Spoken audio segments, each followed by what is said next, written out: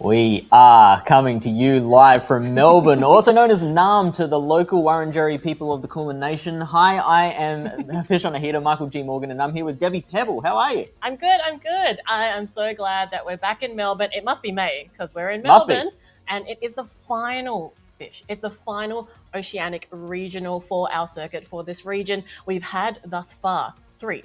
We've had Brisbane, then we had a cheeky one of a special championship in Auckland, Sydney, and now we're finishing it off in Melbourne. And, Melbourne's like, I would say like the historic place for Pokemon Go. I feel like it's where everyone comes together in the oceanic community. So I'm super glad that we're here and to crown another champion. Yeah, absolutely. It's one of the places where we've had a regional or an international every single season that Go has been in the competitive circuit. Mm-hmm. It's historically gotten some of the biggest turnouts, with Sydney being a bit of a competitor, but I think Melbourne is still kind of the spiritual home. It's the only place that we had an international event when we had that as well. So yeah, I'm really excited for this to kick off. Yeah, look, let's put a pin on the international event because I think today had a few surprises along the way because it was a sellout of tickets, so players. So we have max capacity for Pokemon Go today, which is super exciting. It's really good to see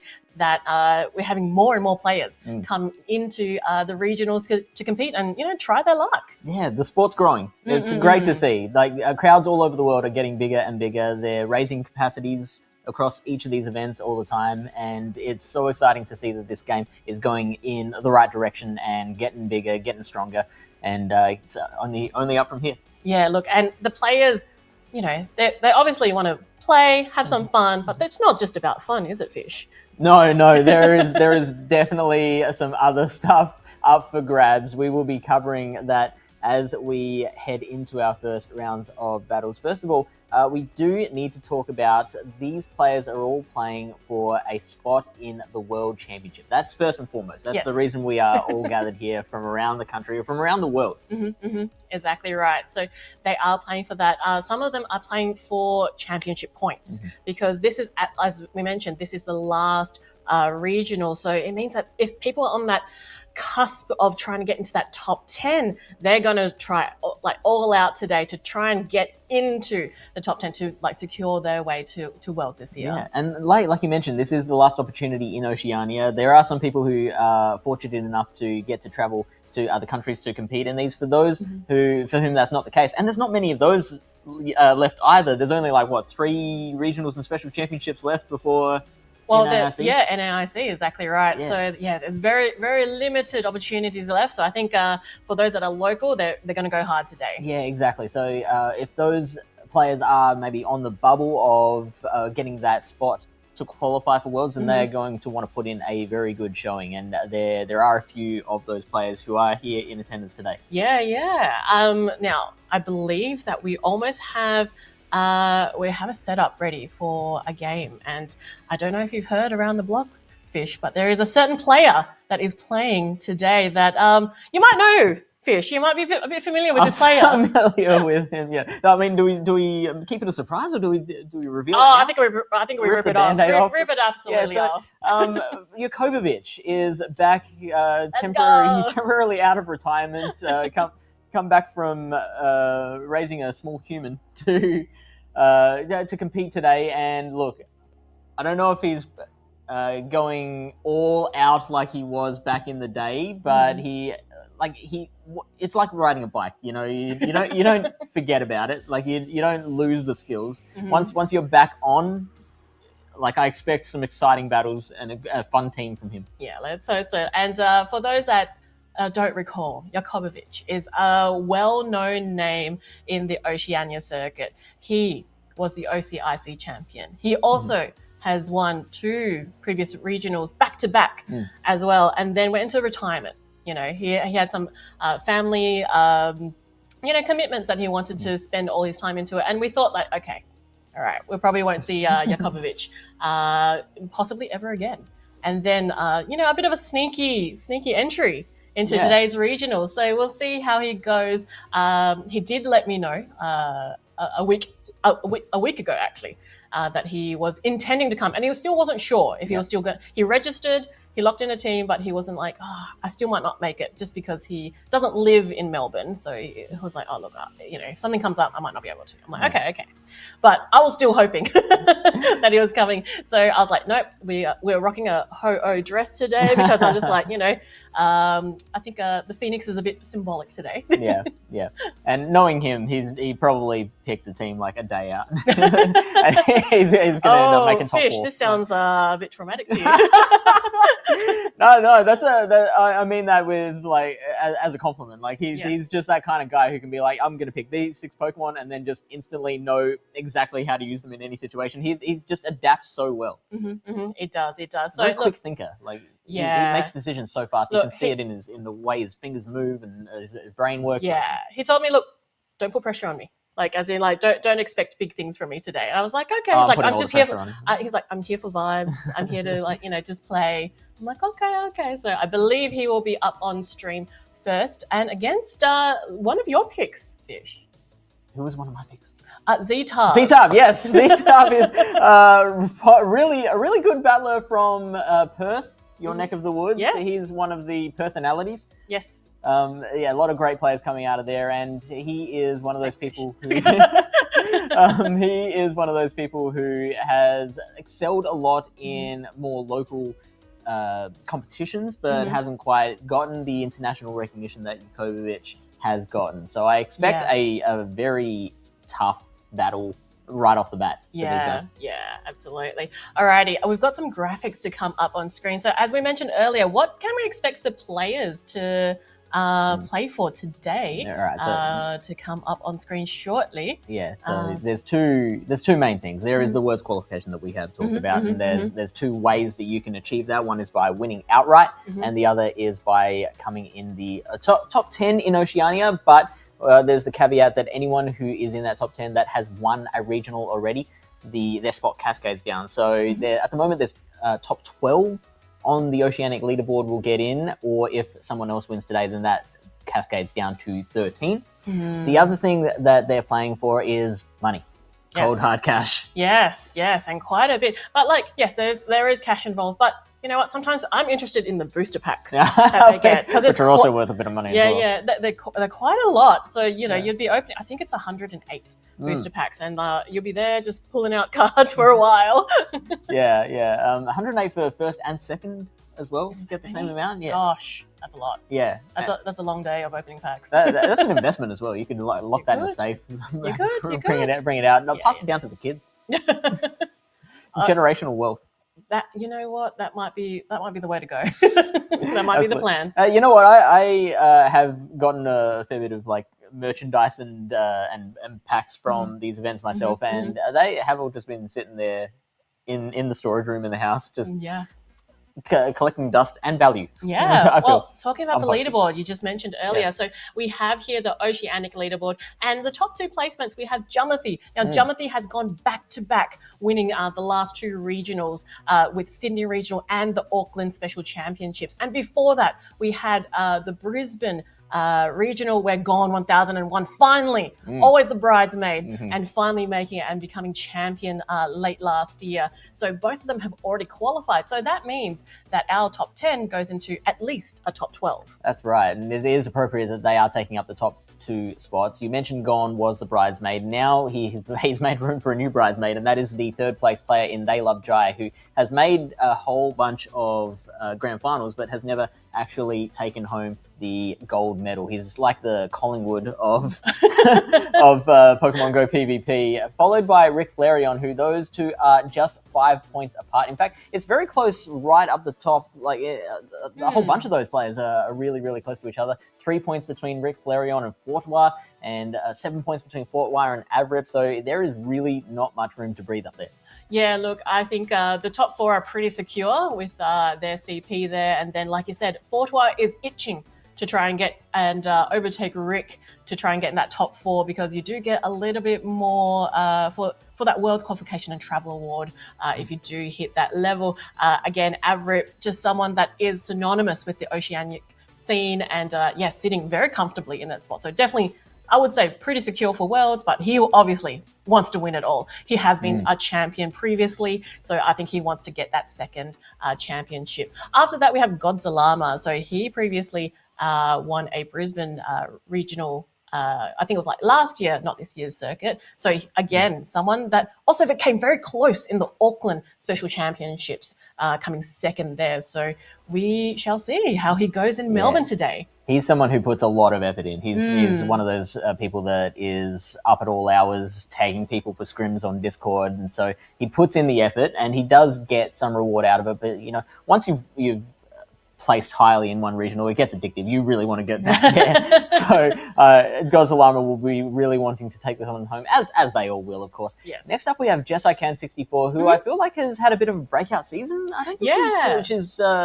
had as much success in previous seasons as what she is now. She is absolutely smashing it in, 8th place at the moment with 640 points, so well entrenched into that top 12. Yeah, look, JessICan, this is her home region as well. She's also a community ambassador for Melbourne, so I think maybe a bit of a home ground advantage for her. So we were hoping for the best, that she can play really well today. And to wrap it out, the top 10, we've got Yusei Farrell, Danger Hawk, 1, 2, 6, 9. Now, I believe from production we can see that the players are about to start, so we're going to go into the battle shortly, or see the teams. Let's go. We're going to go straight into it. Okay, so we have Yukovic versus Z-Tub, and it is the Feraligatr into the Wigglytuff. Now, the regular Feraligatr is not going to have as good of a time into the normal type, because the Hydro Cannons against these bulky normals, they don't quite take you down to 50%. Having said that, I think we did have a bit of an overfarm, so it did take it into the yellow just.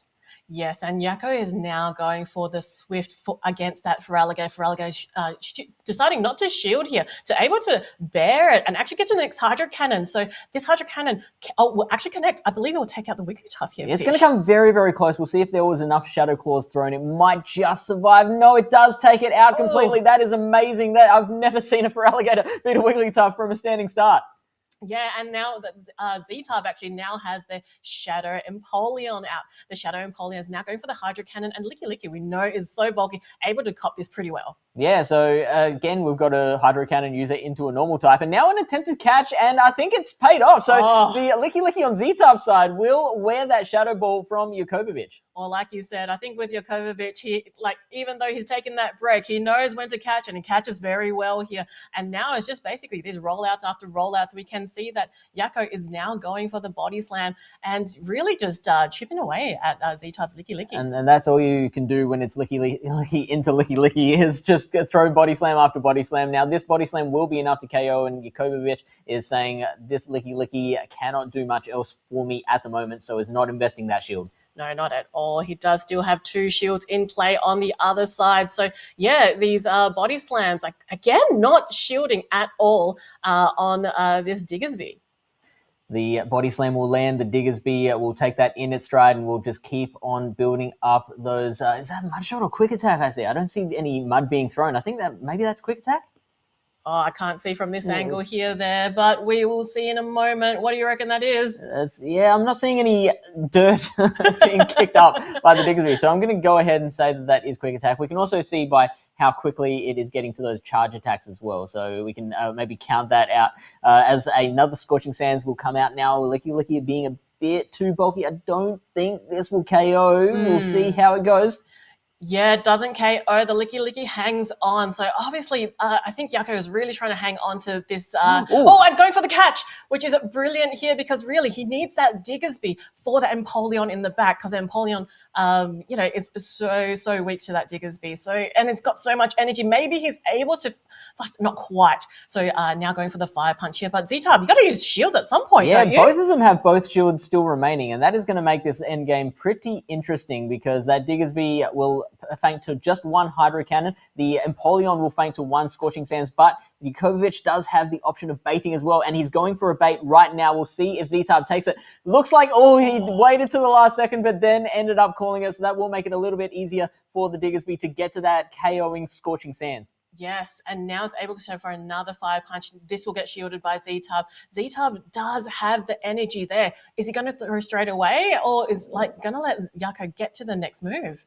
I mean, you got to throw straight away, right? This is the last Pokemon, so okay, that last attack did get the KO on the Diggersby. I didn't even notice how much damage those metal sounds were doing while the Diggersby was getting to all those charge moves. When the second Fire Punch was shielded, I'm like, oh, is that going to be enough? Is the Diggersby going to get to that Scorching Stance? Not to be. It ran out of time, ran out of space to maneuver. Yeah. It's look, some fierce battles already ahead. Right off the bat. And look, I think with Yucko, like, you know, he's down 1, but don't count him out just yet. And like you mentioned, like Z-Tub has been around, and also he hasn't won a regional as of yet. So I think him coming all the way from Perth to Melbourne, he's going to try and buy his chance as well. It's a long flight. Many people don't know. I'm aware. So, I know you're aware. That's we commend you for all of the. It's one of the most isolated cities in the world, Perth. But we're here to talk about Melbourne. It is Z-Tub and Jakobovic giving us an absolute show for round number 1. Yes. So if you are Jakobovic and you were in that position, what do you do now for game 2, Fish? How would you pivot around? Okay, so if you have a graphic of the teams, that would be great. But like, if you can recall from his team, it was the Feraligatr, the Diggersby, and what was the third one for Jakobovic again? There we go. And we've got the graphics up here. And Licky, of course. So it was Feraligatr double normal, and then Z-Tub was running the Empoleon and double normal himself in the back. And so I do like the look of the Feraligatr up energy on Jakobovic's side. So Jakobovic can make good use out of that. I did not think that it had Wigglytuff's number in the 0 shield. So now knowing that, that's something that he can lean on quite heavily. Yes, can. All right, into game 2. I believe the players have locked in, and we've got Licky versus Shadow Empoleon. Yeah, love this matchup. The Empoleon is resisting the rollouts, which, even though rollout is a low damage move, the resistance does actually make a significant difference. So the body slams are resisted too, so Licky has to throw the Shadow Balls. Yeah. The first one will be shielded by the Empoleon. Yeah, going straight for the hard-hitting move here instead of going for the bait. But I think that's the right choice from Jakovovic's side. Z-Tub now going for the Hydro Cannon, and Jakobovic deciding not to shield this Licky and being able to absorb all this damage. The Hydro Cannon will land. It'll take the Licky pretty low, but the Empoleon will have to throw another one to avoid getting hit by that Shadow Ball. Z-Tub wants this Empoleon to have as much HP as possible. Jakobovic is not letting him do that, is going to throw that Shadow Ball, not even going to throw on the optimal timing, is just going to go straight ahead and do that, and Z-Tub is going to trade that shield back. Yeah, you could see Z-Tub there was trying to go for a switch, and he couldn't switch out into his own Licky there, but decided to shield and protect this Shadow Empoleon. Shadow Empoleon now can go for this drill pick.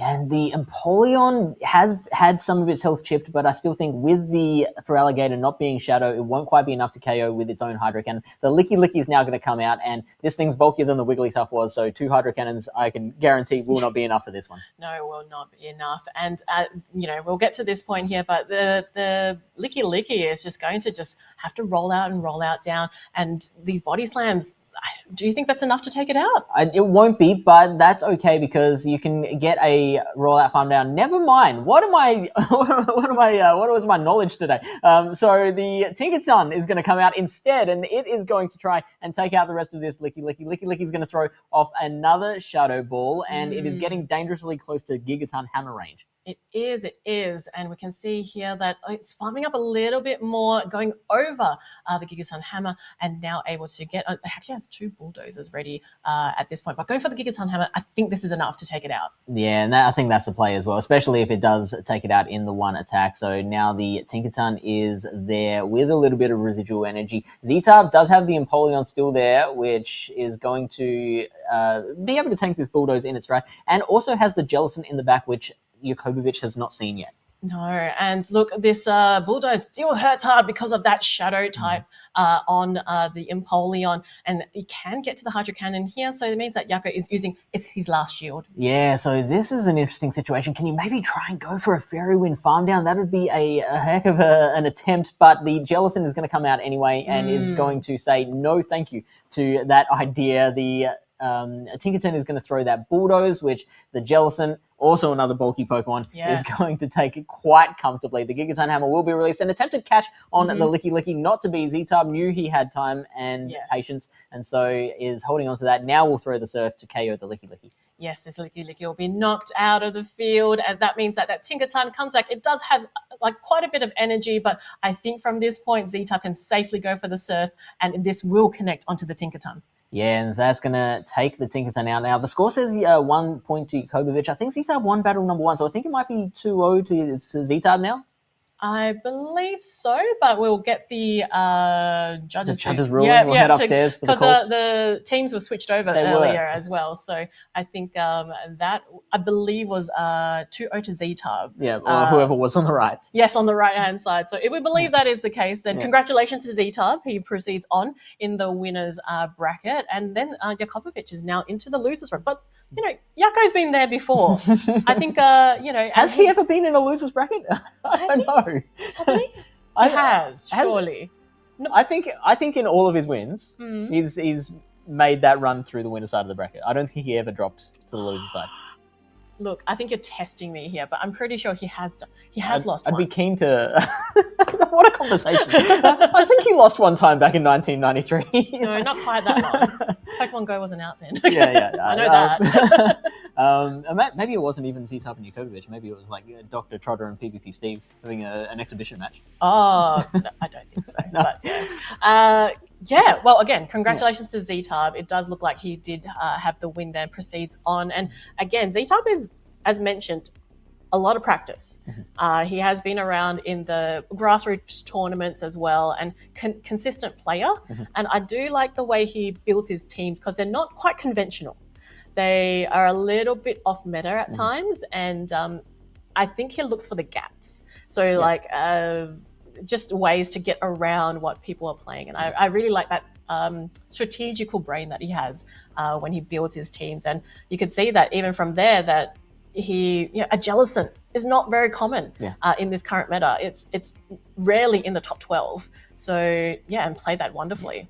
And it's you can go like kind of off meta or really off meta. I think Z-Tub really skirts that line where it's not something that you look at and go, whoa, where did that come from? Yes, it's like Jellicent is something that we have seen before, so it's not something that would make you double take, but it is something that maybe not people aren't quite as prepared for.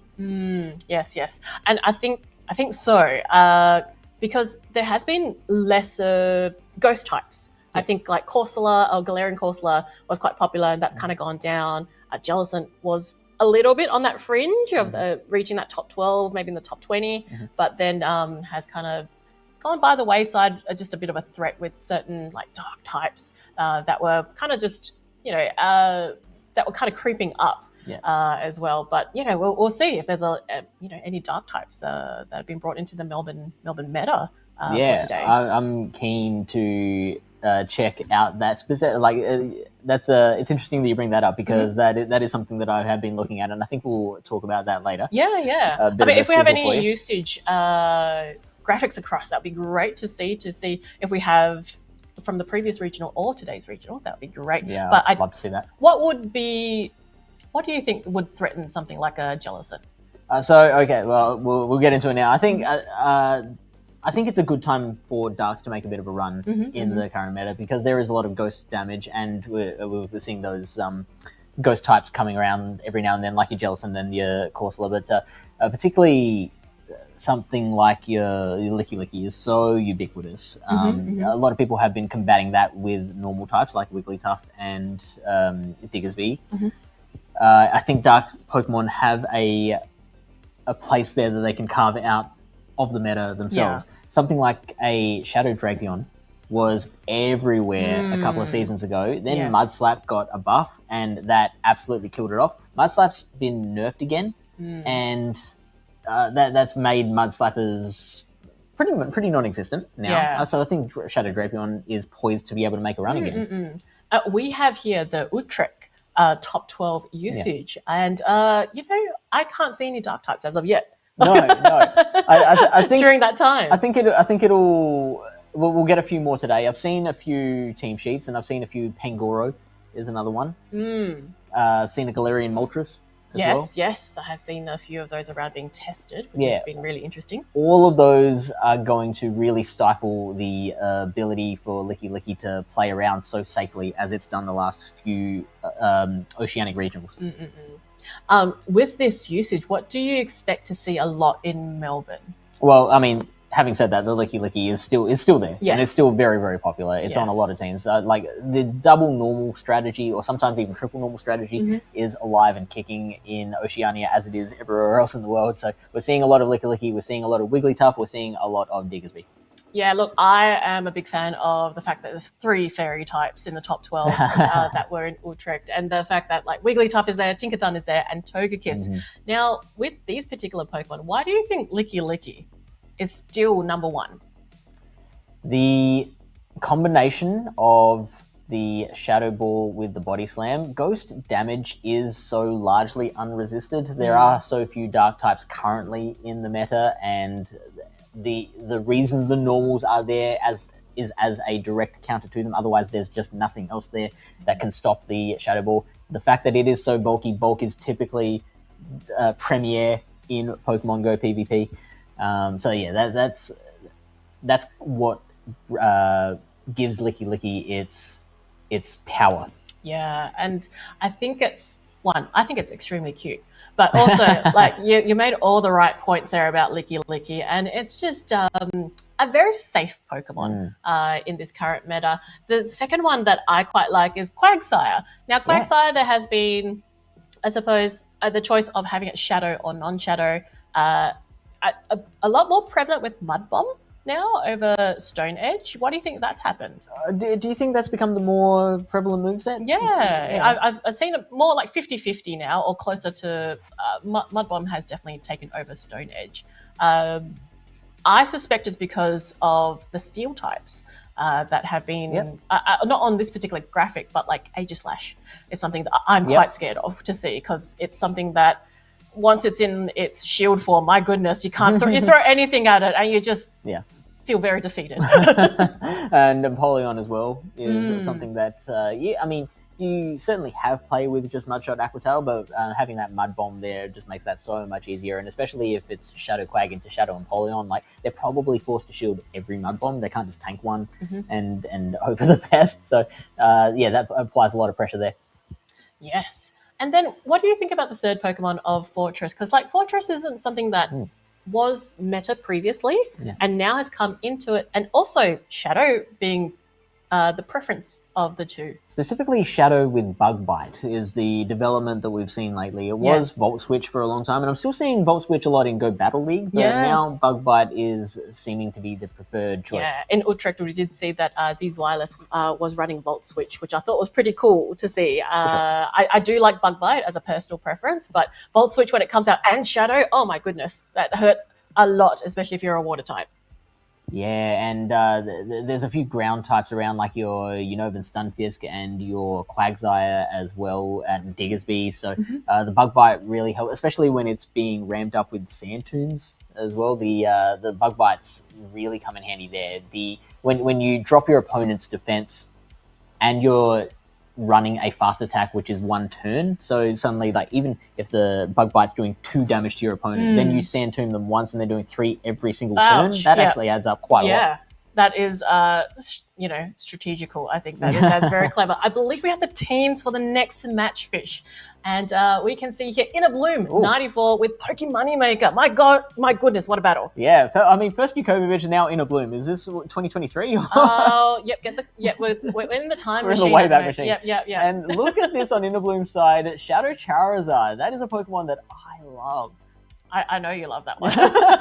But it is Inner Bloom 94, again, well known in the grassroots era, and a great player. And it's great to see him at a regional.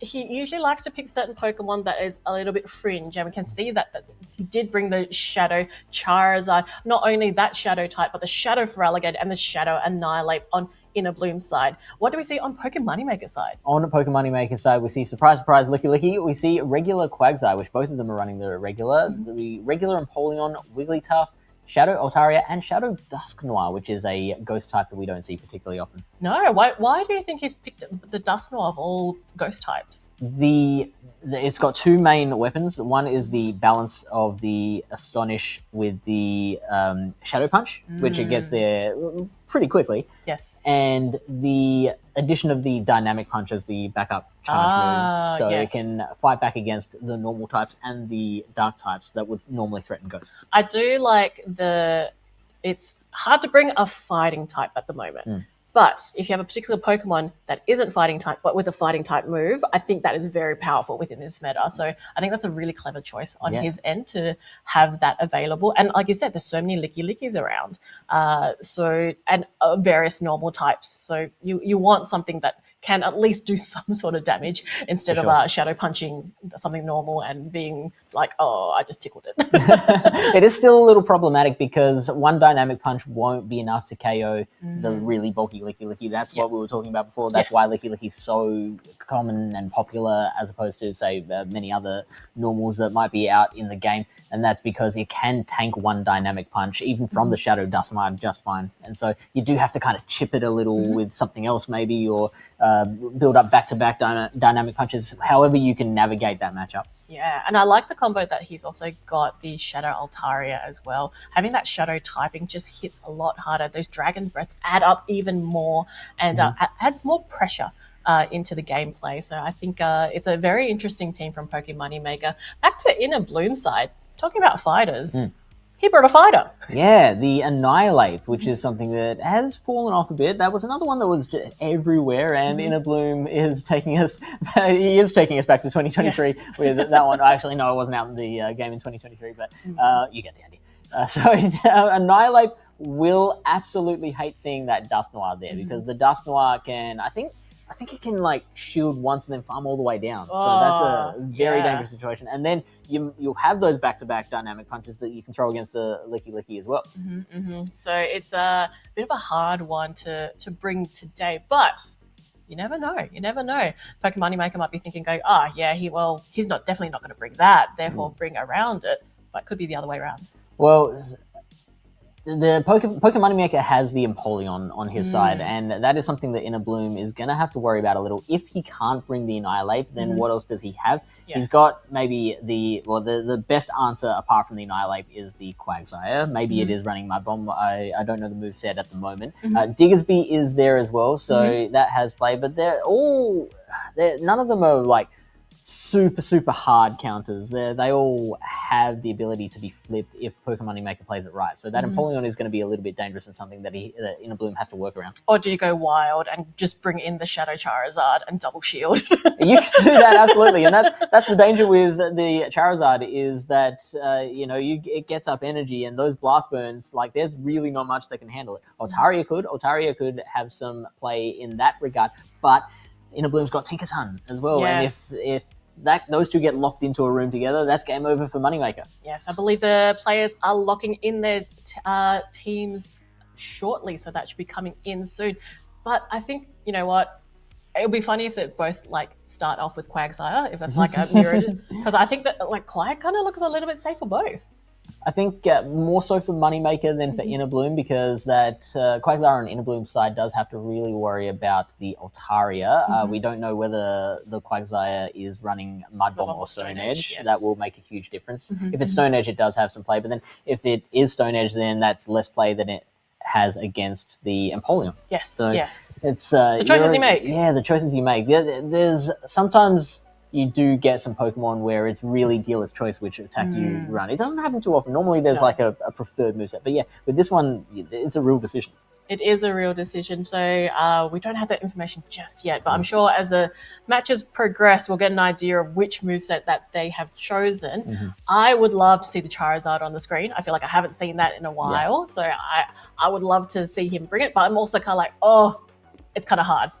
to bring. You've got that Licky with the rollouts. Like you said, you got Altaria as well. So it's going to be walled because of his dragon.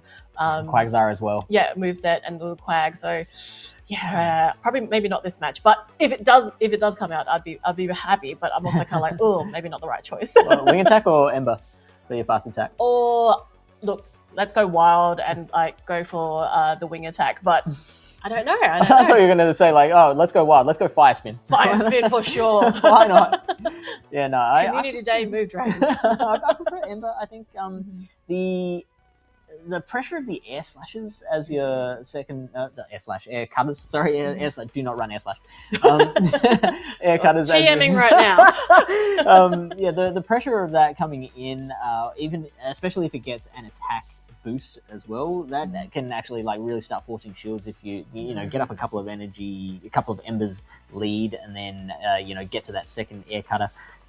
You can start to do a lot of damage that way as well. That's right. Yes, and it's it can really have a bit of a roll-on effect once it does have that extra energy, and then just that pressure to shield and just be like, how do I get out of that situation? So yeah we'll see shortly. Yeah, go on. No, I was going to say, like, do you think Pokemon Maker will bring the Wigglytuff at all? As a Wigglytuff enjoyer, do you think he'll bring it out?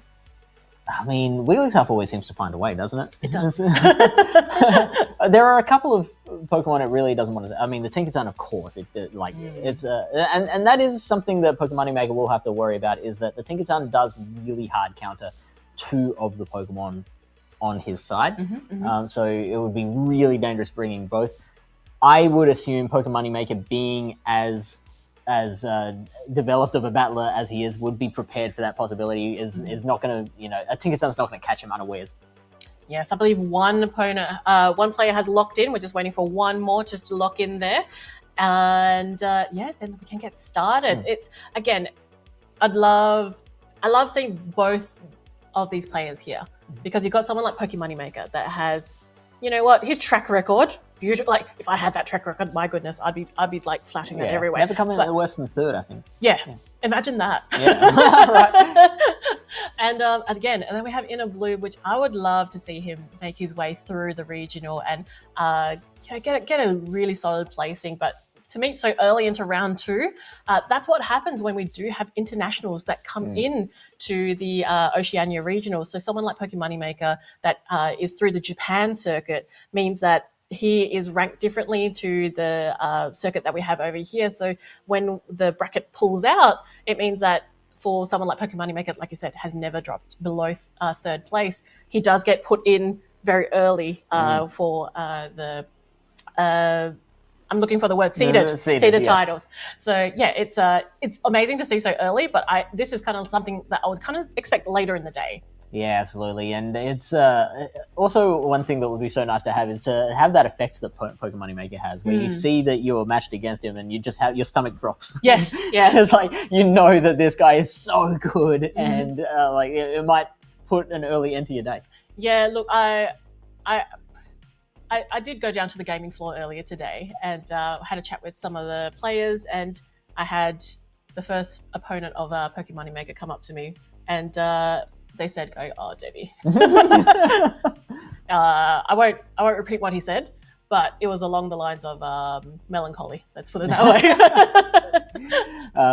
Well, yeah. Look, he deserves it. Like I saw one time, again, me going down on the floor one time in a previous regional, I saw him like having a phone conversation about like his matchups to his friends. Like he's talking about, spending like all of his time between rounds just thinking about the matchups, working them out, discussing it with getting feedback. Getting feedback, and like that's kind of what you have to do to get to the top of anything. LeBron James spent 3 hours before a game practicing his three-point throws. If you put the time in, then you'll get the effort out. Absolutely. And he also is someone that we have seen on the grassroots circuits as well, that's always constantly practicing and perfecting their game.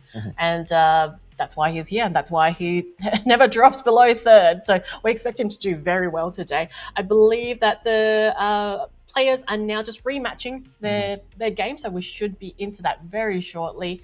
And look, again, like, it is great to see Inner Bloom. It is his home turf over here in Melbourne. I did see him and PvP Steve may have,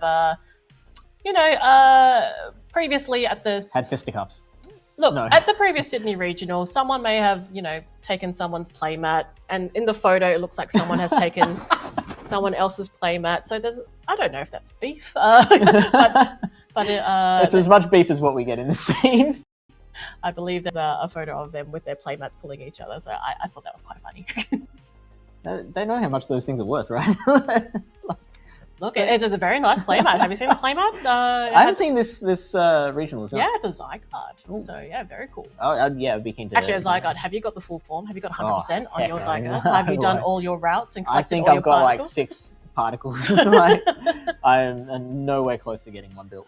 Okay, so you're doing the routes later, is that? I guess, yeah. That's in my hour before my flight. Right. Yeah. So if anyone needs to do a route, just find Fish. He needs to collect.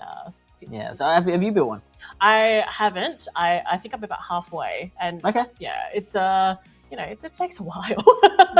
It does. There. Yeah, it's a lot. It's how many is it again? It's a lot. It's exactly one lot. It's more than how many XLs you need to max out a Pokemon? Or is it around the same amount? It's a lot, Fish. It's a lot. In the meantime, you could probably use the 50% form in a few battles. You could. I've seen it here and there. Yes. And I've seen others that play Master League and they've got the full 100%. I was like, that's a lot of effort. And I fully respect that. And also, I haven't got one yet, so... Have you played much Master League? No. Yeah, same here. I don't think I've played a full Master League. I did once play a bit of Master League back in the way before times. Okay. Way before times, back in the grassroots days, like before the competitive circuit was a thing. But it was during Go Battle League, of course. I brought in Bastiodon into Master League. And just tried to see how long it took me to win a battle. And how long? A lot. Are we still waiting for a win? No, I did win one. Oh, you won? Okay. I won one battle. Was this like elo, like getting really low? Like we're talking like 3 digits? It got pretty bad. This was back in a time where I just was not caring about Go Battle League, and so I didn't care how much I lost. Even if you play Go Battle League, and even if you lose, there's still Stardust to gain. So that's right. It's never a loss. Yeah. So I think from memory, when I finally did get the win, they didn't let it play out. There was a rage quit, which I'd feel the same. Like trying to put myself in their shoes, like someone like I'm taking my Master League seriously, and then someone rocks up with a Bastiodon. I see. Yeah, I understand that. Possibly the opponent just saw it and was like, what are you doing? What are you doing? Yeah. I don't remember what I paired it with. I think it was 2 Pokemon that were a little more appropriate for Master League. Okay. It wasn't just like a full Great League team. Perhaps that's a challenge to do. Like bring a Great League team and go into Master League and try your best. Chansey? Anyone? Or are you charged 151? Yeah, so I mean, whenever I do my Go Battle League sets, I always kind of stick with Great League. Even when I used to be a big limited meta guy because of the grassroots scene before the competitive circuit started. But now that it is the competitive circuit, I feel like Great League in Go Battle League is a great way to just get in some reps, get in some practice. Yes. Alrighty. Look, I think with Go Battle League is amazing because now that we have the Thursdays, that you have that extra battles that you can do, so you can actually get a bit of like momentum with a certain team. I find that sometimes when you're testing out a team, you do your 5 sets and you're like, I'm still haven't got quite the rhythm. But then now we have these Thursdays, we can play a bit longer, you can get a bit more reps in and you're kind of like, okay, yeah, this team's pretty good. Or you play all 10 sets and you're like, oh no, this team. It turns out that wasn't great. No, maybe Basti wasn't the source. I haven't used Bastiodon in a very long time now. I've sworn off of it. Okay. For this particular season, or it's forever? It's been years since I've touched the Bastiodon. It's been collecting dust in my Pokemon storage. Basti, just there, just being like, oh, come on. It wants love too. I understand that. It does. You should put it as a buddy, so then it gets a best buddy ribbon. So then at least it can feel like it's still important. It can sit there in the dark. It can go gather some gifts for you and bring some berries back because you probably need them for your other Pokemon that you are using. And what have you been running in your sets at the moment? I have been running very meta Pokemon, but I have seen PvP Steve has his Basti for life and boo. That's alright. You can. I mean, there are two types of people. There are Basti lovers and Basti not so lovers. I see. Look, I think Basti has its play. I think it is a certain Pokemon that if you're starting out, I don't mind people using it because you can get the idea of the mechanics and how Go Battle League or PvP works. And we're back into a different screen. We're straight into the matches here with Inner Bloom and Pokemoneymaker. We do have the battle of the fairies of Tinkaton versus Wigglytuff. And one fairy certainly liking that one a lot better than the other. So now out will come the Dusk Noir safe swap. So it gets up a little Astonish of energy lead, which it can make really good use of. And Feraligatr is going to have to shield that first Shadow Punch. Yes, absolutely. And now it does mean that Inner Bloom is one shield down, but look at all the fast attack damage. It's getting so low on that Dusk Noir side. Just Pokemon decide to shield here.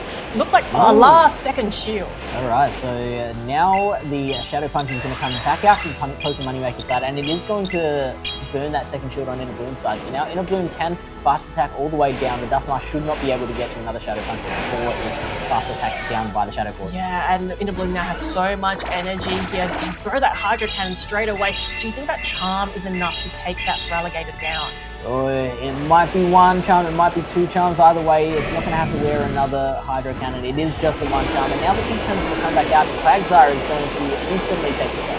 Yes, and Inner Bloom staying here, actually going for the Gigaton Hammer and trying to do as much damage as possible. Pokemoneymaker having a think here and decides again, last second to shield. Okay, so now both players are in the Ultra, so now the other Quagsire is going to come out. So we see one is running the Aqua Tail Mud Bomb, the other is running Aqua Tail Stone Edge. And so Pokemoneymaker with the Mud Bomb variant is going to now throw an Aqua Tail and chip away at the Quag. Yeah, look, we've got the Quag Mirror here. I know Jumothy and M-Tang will be very happy about this matchup, and it would just Aqua Tail after Aqua Tail, but we know that Inner Bloom has the energy lead. Yeah, that was the intention with throwing the Gigaton Hammer first, to try and chip away some of that damage so that it would enable the Quagsire, for Inner Bloom's Quagsire to be able to, shore up that matchup. But using the shield was a smart decision by Pokemoneymaker, and now that energy lead is going to come in real handy for him. Yeah, and Pokemoneymaker's switch clock is up, so I think Inner Bloom's is still ticking away there. Oh no, both of them are up now, so they can switch out at any point. But no, Pokemoneymaker going for that last Aqua Tail. There's no shields remaining on Inner Bloom's side, so it will have to endure this Aqua Tail. Do you think that's enough? It will be enough, and the Quagsire is almost at another Aqua Tail as well, so it will be able to, and a Mud Bomb, so it will be able to get some Mud Bomb damage onto that Tinkaton, and it's almost at 2 now, so maybe could possibly get to a second Mud Bomb, or maybe a Mud Bomb and an Aqua Tail, and that will make a huge difference. Now, the Gigaton Hammer will absolutely KO that Wigglytuff, so if it gets to Gigaton Hammer against the Wigglytuff, it is all over, but this Aqua Tail is going to come out, and this might be enough to KO the Tinkaton on its own. Yeah, it looks like it will. Again, no shields in play. It will connect onto this Tinkaton. We are waiting for the circle to finish circling, and is able to take the Tinkaton out. Pokemoneymaker with the first match. Pokemoneymaker from downtown, a half-court shot, makes it on the buzzer. That was incredible energy management from his Quagsire. Yes, and look, again, when we had that Quag Mirror, it was like, okay, who's going to basically draw the first card, because it was just here and there, and for him to be like, you know what, I'm going to farm up a bit more, pop that Aqua Tail, then have that extra energy for the later game to finish it off quite nicely. Yeah, so it was basically 2v3. Pokemoneymaker's Wigglytuff just did not do a thing. It did that one, it sent that one charm against the Feraligatr to KO that, and was like, guys, all right, you guys take it from here. Oh, look, you know what? Wigglytuff does best. Charm its way down. So. That's right. So Pokemoneymaker really thinking his way through that, gets the point on the board, that Quagsire saving the day, and that shielding the Gigaton Hammer was an absolutely game-saving play. Yeah, and that is not usually, I suppose, the most common play. That most players will go for the Bulldoze first to try and get a bit of a debuff, and then play with the Gigaton Hammer, where Pokemoneymaker was like, no, I don't think so. So, and going and shielding correctly there. So very big call from him, and it paid off. Yeah, absolutely. And so it gave him the opportunity to build up the enough energy to be able to KO that Quagsire, and then get off the final Mud Bomb and Aqua Tail as well. So really, really well calculated, because I think Inner Bloom might have been at that charge attack to KO the Quagsire as well. Yeah, look, we're into game 2 and we can see, oh, the Charizard is out, but it's not what it wants to see. It's against a regular Quagsire here. Now, this is the advantage of the Charizard. It can build up a little bit of energy first, and it actually is going to stay in there long enough for the Quagsire to get off an Aqua Tail. So Innoblum not panicking, going with some wing attacks and using a shield, being not afraid to use that shield, and is now going to either, let's see what he does, throw an Aqua Tail, throw an air cutter, or switch out into the Quagsire, and now Innoblum must find Altara. It is via Altara, but Innoblum has Stone Edge instead of Mud Bomb here. So this is where the situation of being like, oh, do I have Mud Bomb or Stone Edge? Stone Edge is now being able to be thrown, and the Pokemon is safe for shields. So the Dragon Breaths will continue to build up energy. We get almost 2 Sky Attacks ready. One is going to come out at the Quagsire. Innoblum is not going to shield this one. That makes that decision very, very quickly, and it will take the Quagsire into the lead. Yes, but the Quagsire's already at the Stone Edge here, so Pokemon America has to make the decision to double shield this Shadow Altaria or let this go. And does double shield it, so that is the disadvantage with something that is very low damage with its fast attack. We bring out the Charizard, which will now throw an air cutter into that Altaria. Now, will the Altaria switch out before that second air cutter can come through? No, it's going to throw a Sky Attack, and Innoblum only has the 1 shield left. Opts not to use it, so let's see if this Charizard can tank it comfortably. The Charizard also got the boost on the air cutter as well, so now it's actually going to the Blast Bird. So with, look, even though with the Dragon typing, it is shadow on shadow here, Fish. Yeah, and the Blast Bird will do more damage. Even does more damage per energy. It does get the KO! Well done that. So now the Quagsire is going to come back out and is going to mud shot the Charizard down the rest of the way. So Feraligatr is that third Pokemon in the back. There is the Quagsire there with a little bit of HP left, which can act as a third shield. So now as that Feraligatr is out, there's so much energy on this Quagsire though, and Innoblum only has 1 shield in play, decides not to shield, lets this Feraligatr take the Mud Bomb, and now it's up against something it cannot shield. These charms are chipping away at the Shadow Feraligatr. Yeah, the Feraligatr is going to have to get to a second Hydro Cannon. I don't think that's going to happen. Those charms are going to tear its way through that Feraligatr before it can get there. 3, 2, 1, 4 to go. Doesn't quite get there.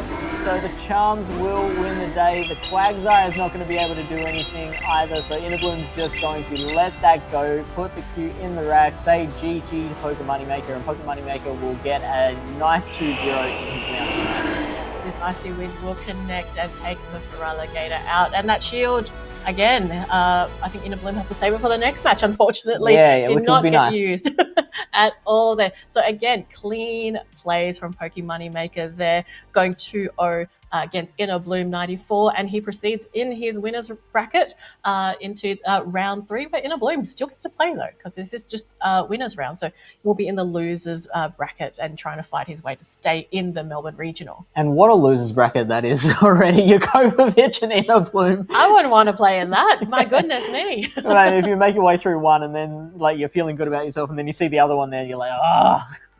Yeah, it is tough, and that's the thing. With these particular matches, it's not an easy run. Like, some people are like, oh, my brackets, like that one bracket's a lot easier. This bracket's a lot easier. No. Not in these oceanic ones, because it's tough every single time. Absolutely. So Pokemon Maker advances. That was. I've often said that it can be pretty easy to win a battle when you've won the lead. The real trick is being able to win one when you've lost the lead, and so he absolutely did that to beautiful effect in the first battle. And the second battle, what was the lead again? It was the Quagsire into so much better for Pokemon Maker in that second battle, and Innoblum wasn't actually able to repeat the feat. Yeah, and look, I think there was really good strategic play from Innoblum there to get to the air cutter, get as much energy as possible for that Charizard in the later game, but it just, unfortunately, Pokemon Maker just managed to maneuver out of that and play incredibly well. So we'll see, it's just heating up over here in Melbourne. I know it's pretty cold in Melbourne at the moment, but the matches are definitely keeping us warm. It does mean, though, that our other co-casters are about to, hit on the stage as well. We have PvP Steve, we have DrTrotter. I believe they're getting ready, and after this video, they'll be back on. So we'll see you guys shortly.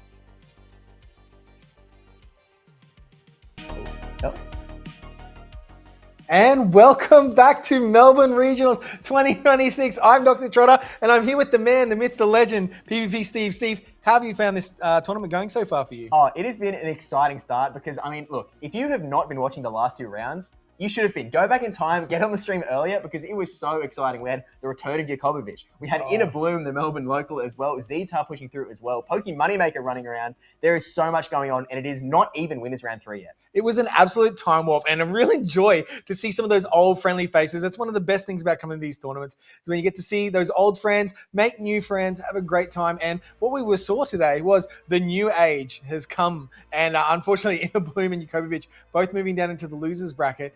But wow, the performance from Z-Tab and Poké Moneymaker, I think maybe putting a little stamp on their performance and maybe trying to shout out to the rest of the competition that they're here to play and here to win. Yeah, it's a very sort of old guard versus new guard sort of performance. It's actually a great point that, yeah, Jakobovic and Inner Bloom were titans of Oceania's past. Whereas nowadays, Z-Tab, he recently came top 6 in, I want to say it was Sydney. Sydney or Brisbane, one of the two. He came top 6 really recently. And then Poké Moneymaker, obviously, he's played like in 4 tournaments here, and he got a medal in all of them. His worst performance in a regional is 3rd, which I just like. I can do that in South Africa. That's about it, So it's pretty impressive nonetheless. Yeah, definitely is one of, I think my best performance has been a 5th.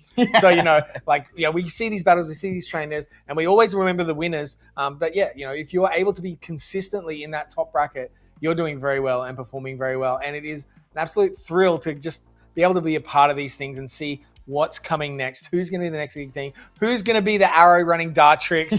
There's just so many fun aspects to these tournaments that, yeah, really looking forward to seeing what our trainers are going to bring to us today. Well, you know what? We're actually going to keep the momentum going into the next match a little bit because we're going to see, it's not necessarily old guard versus new guard per se, but it's sort of fresh up and comer looking to make a name for themselves versus someone who is officially made a name for themselves a million times over. It's Jumothy, our 2-time champion from this season, taking on Yoshi Joshi, who got his first ever top 16 at the last tournament. It actually might have been his first tournament ever at the Sydney Regional Championships, and he came top 16. So very much, could be up and comer. Yeah, up and coming, and the family. It's that family vibe. Jumothy is definitely part of the Australian PvP scene family, and it's going to be really hard. Definitely one of those sort of ones to beat that, when you see you brush up against them, you're like, oh, already? Couldn't we do this a bit later when I'm feeling a bit, But yeah, Yoshi Joshi going to have to put in some big reps here because we know Jumothy is going to be running Quagsire, right? Oh yeah. I mean, look, if he's not running Quagsire, I think it's a riot territory. It's like, get the judge on the phone. This is an instant disqualification because there is one Pokemon we know that he loves to run, and it is that Quagsire. But to be fair, he's always been running some other stuff. I think, well, to be fair, okay, for those that don't know, he won the Auckland Special Championships back-to-back 2 weeks later, winning the Sydney Regional Championships with the exact same team as well. I think he was running Quagsire. He had Wigglytuff on there as well, which I haven't looked at his team yet. He could still be running Wigglytuff. It exists. He is. I believe he's running Wigglytuff. I believe we're going to get an Empoleon. And from memory, I snuck a little peek in there. And I think there is also... No, not Furret. Licky Licky. That's the one. He's definitely running. So it's basically the same team. If you've seen Jumothy in the other battles, it's very, very similar feel. But just because the team feels similar, is he going to play it the same way? You don't just play your team, but you also got to play against your opponent's other 6 Pokemon. So this Show 6 format really brings out a lot of, I guess, advanced gameplay, which you may not be so used to seeing if you're just doing a GBL battles, but it is thoroughly enjoying it. I can't recommend getting along to your locals and giving it a crack, trainers. Yeah, I mean, I go to my locals and I actually have to face Jumothy. So I've been beaten down by that Wigglytuff, that Licky Licky a million times over. In a sense, he was running Licky Licky before it was cool because this was back in like January, February. It's been over 3 months since we have had a regional in the Oceanic region. He was winning tournaments with Licky Licky back then. These days, it is only in this last few weeks that Licky Licky has ascended to be the #1 usage Pokemon all across the board. I did like some quick checks. We don't have the full usage statistics, but Licky Licky is equal first with Quagsire as the #1 used Pokemon in this regional, which I know my brother back home is going to be super excited. Licky Licky is his favorite Pokemon. So, shout out Flynn. Licky Licky is here and it's here to stay apparently. Well, another favorite Pokemon of mine, which I wouldn't have thought would have featured so strongly, but looking at the team list is very prominent, is the Unova Stunfisk, making a bit of a comeback, which seems crazy with how much Quagsire and those other water-type Pokemon, it really puts it in a tricky position. But yeah, that's something that could come out in this tournament. So should be a whole heap of fun. And that was great seeing that Shadow Altaria there from Poké Moneymaker really put in some work. Yeah, actually, I think I did look a little deeper. Poke Moneymaker is the only player in this entire tournament running Dusknoir. Wow, the only one. Only one. What? This is a capped tournament. You know, we had 64 people filling the spots, and there is one single Dusknoir. Now, it's quite a good Pokemon. It recently won a championship only last week, so it's clearly on a bit of a rise. And I think that's just because really, I was talking to Caleb Peng about this, and I sort of said like, look, any Pokemon that has any fighting damage can probably do well because everyone is running Licky Licky. Yeah. And if you have a Pokemon that can hit Licky Licky for any super effective damage, you might actually have a winner on your hands. So obviously, you've got the Dusknoir. You've also got Pokemon like Togekiss that have access to Aura Sphere. You've got Pangoro just won a championship as well over in, I think it was Taiwan. And there are a few Medichamps that are popping up in this tournament. So fantastic to see. But why don't we jump over to the graphic? We can see what these trainers are running and we'll analyze this matchup here.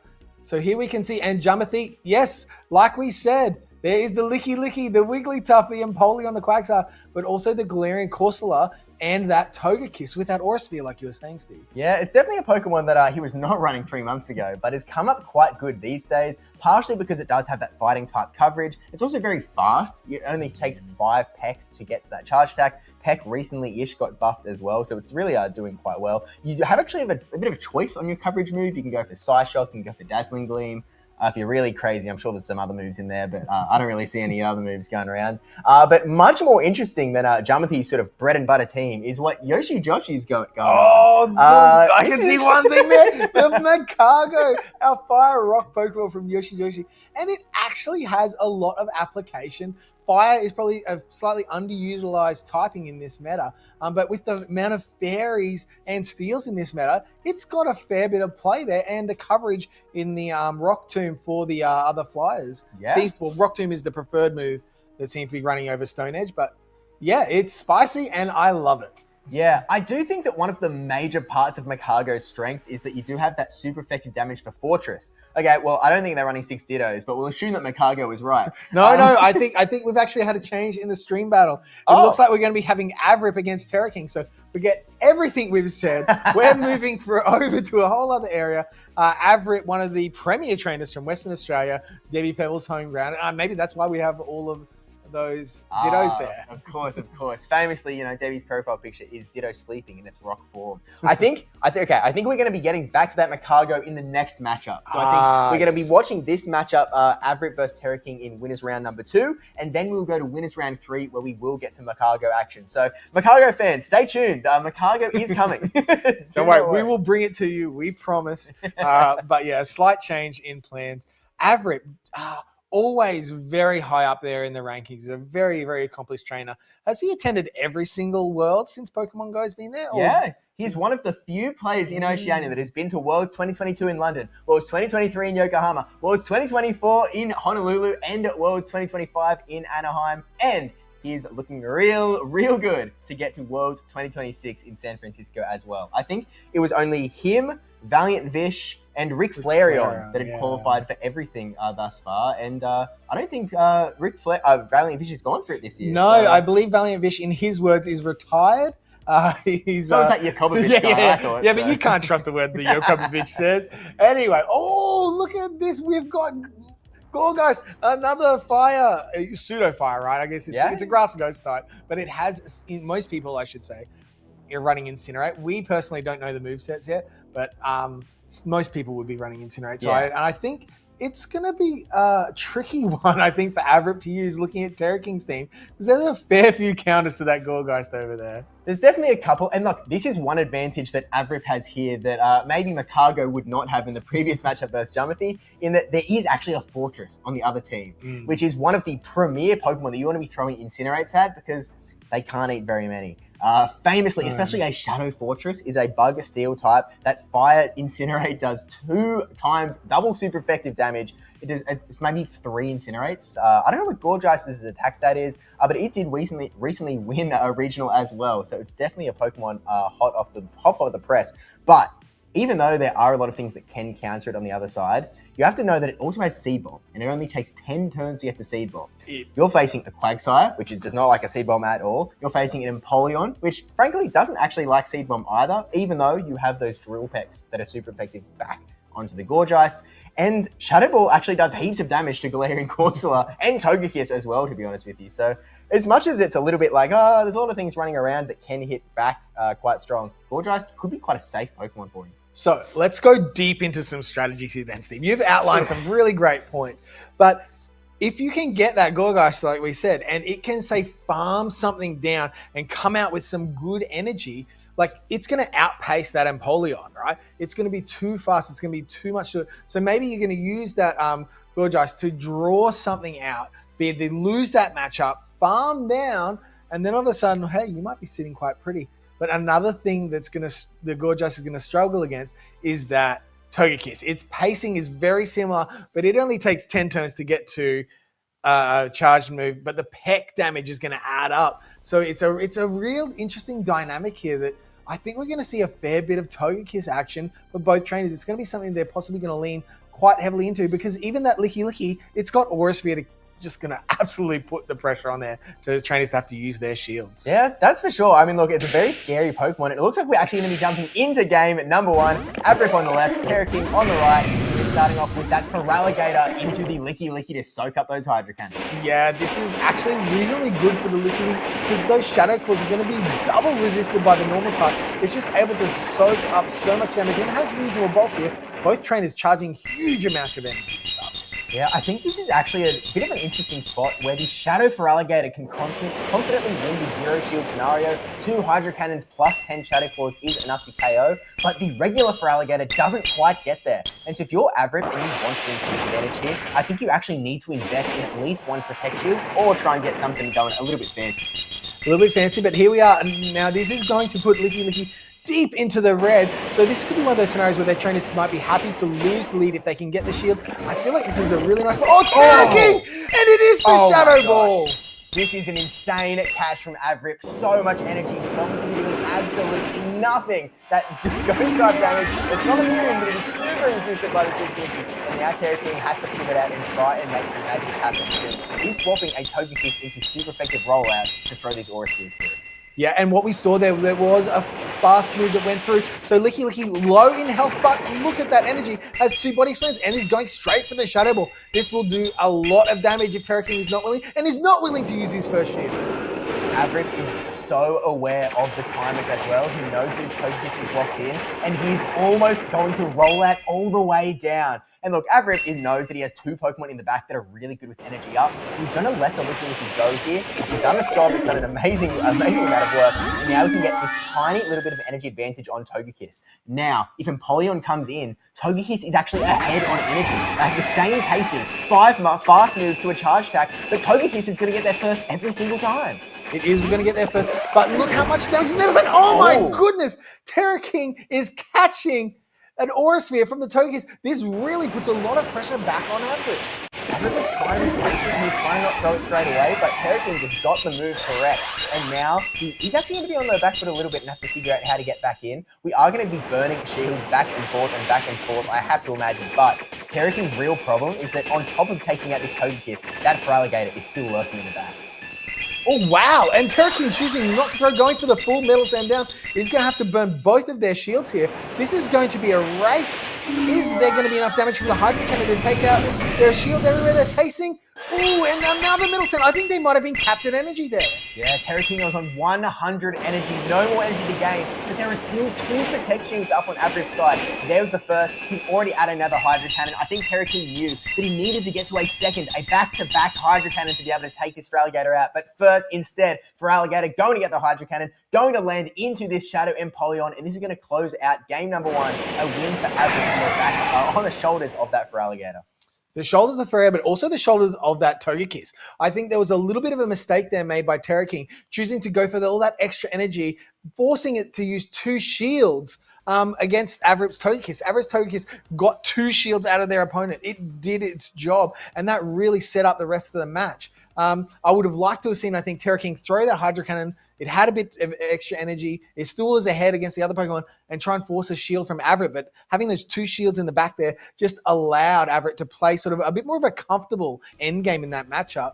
And I think Terra King won't be making that sort of mistake again. I think you might see a little bit of an earlier throwing, trying to get some shields out of Averett, but very well played by both trainers. Yeah, you do make a great point. I really do think that it is very much the case that, he went for a play, right? He went for the look. I will be able to metal sound down. And if he could get the complete metal sound down without a Hydro Cannon burning his second shield, then maybe he could have made something happen there. But unfortunately, just wasn't able to get there in the end. And so now he's really going to have to pivot, just figure out a different strategy. And now, obviously, Terra King got hit with a pretty big disadvantage pretty early on by having that Shadow Ball caught on his own Licky, which such a hard thing to do. Both of these players actually sort of back and forth. They went for a bit of a rogue catch in that it wasn't just on the, they didn't just get to the move, throw straight away and catch it, right? They both are delayed. We're like, no, you're not going to throw straight away. I know when you're going to throw, and just wizarded it out.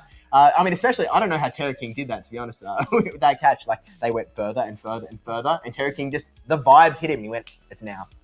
Well, that is the key. So many of these trainers love to overfarm, love to get that little extra bit of energy, to get that little extra advantage. And we've seen that time and time again where an unusual catch at a certain time just can disrupt your opponent by so much.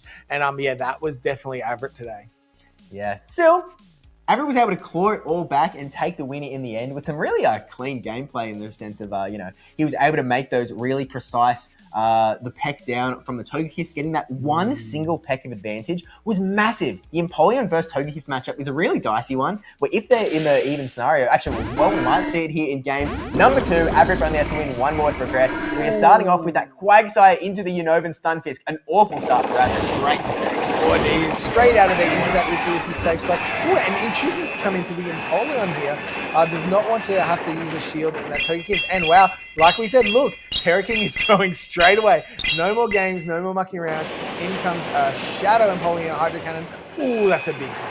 With a lot of damage from the Shadow Empoleon onto that Licky. I think Terra King here wants to keep his Empoleon as far away from that Unova Stunfisk as possible, unless he can get through this Licky with energy in the bank, so that he can potentially throw a Hydro Cannon. But Averett does not want that to happen. He's actually just going to be putting the pressure on. Body Slam, going to try and connect this Empoleon, and it does not hang on. Wow, that Body Slam resisted is able to take out Empoleon. But now Terra King is going to go to absolute town, charging up to almost 2 Aqua Tails. He's going to take out this Licky, but switch advantage has gone to Averett. Licky's done its job. I feel like this might be a mistake from Terra King. He's brought the Quagsire in, now sort of letting his opponent bring in something that accepts that Unova Stunfisk, knowing that his Togekiss is going to have to finish that Stunfisk later on. Now, Quagsire, we're going for a bit of a catch here. Quagsire, a very strong Pokemon that has energy up, and so now he's going to try his best to put Averett in a position where his Quagsire with energy can really push through the rest of the battle. It is a tricky position, especially when your Quagsire does not have Stone Edge against the Togekiss, but he's able to hit with those neutral Aqua Tails. Here comes an Aura Sphere from Terra King into the Stunfisk, that Flappy Fish. This is going to do a little bit more, but those pecks are doing absolutely nothing. Averett feeling in a very, very strong position here, and it wouldn't be surprised me if he's going to farm up a little bit of extra energy. Or are we going to see an attempted catch here from Terra King?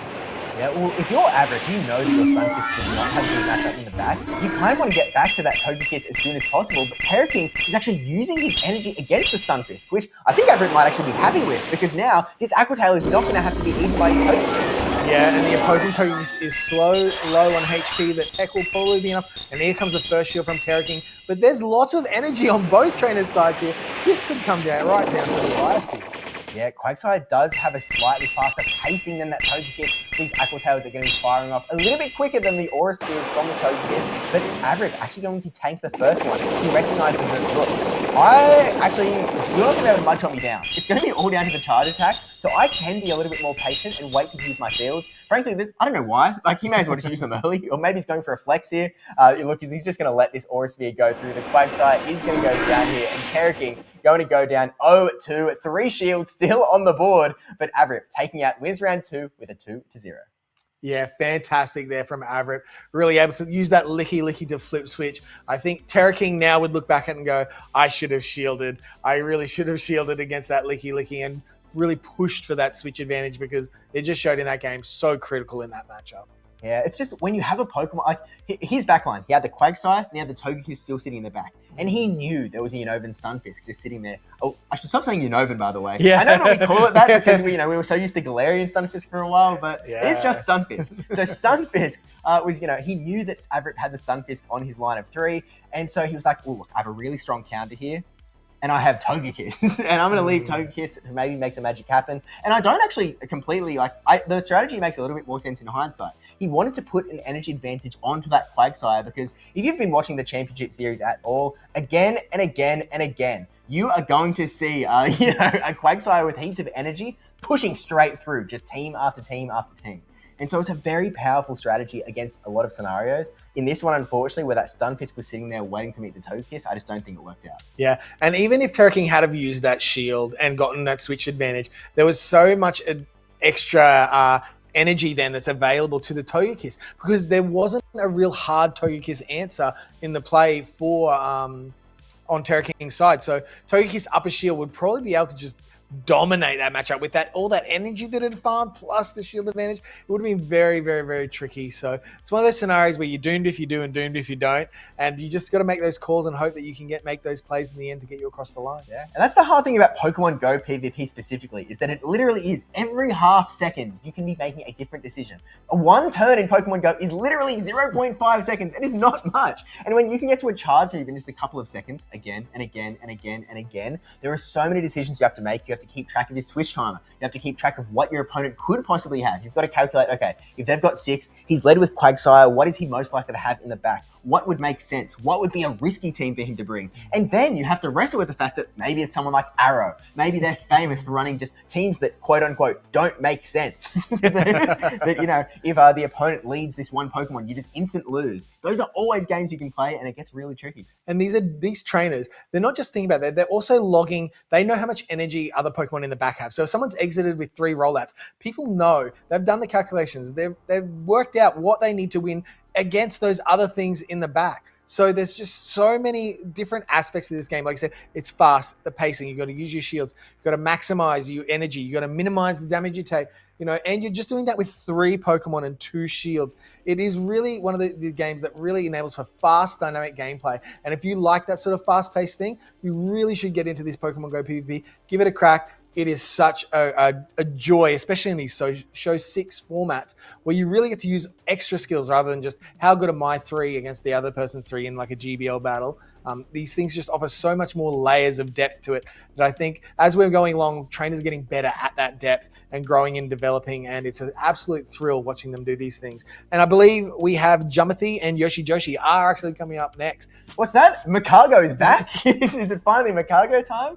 I know that, look, Makago fans, I know you've been waiting. Don't worry, you don't have to wait too much longer. It is going to be in here. Although, again, I don't entirely remember how things worked out, but I don't think it looks great in Jumothy's team, if I'm being honest. I mean, Jumothy's going to be running that Shadow Quagsire. Yeah. He's going to run it a lot, so it is a high-risk, high-reward play. But sometimes that can come off. And when you're battling, would you argue at the moment one of the best player in Australia, in terms of tournament wins? Yeah. If you're battling that sort of person, maybe you need to make a high-risk play to get yourself across the line and keep yourself in that winner's bracket.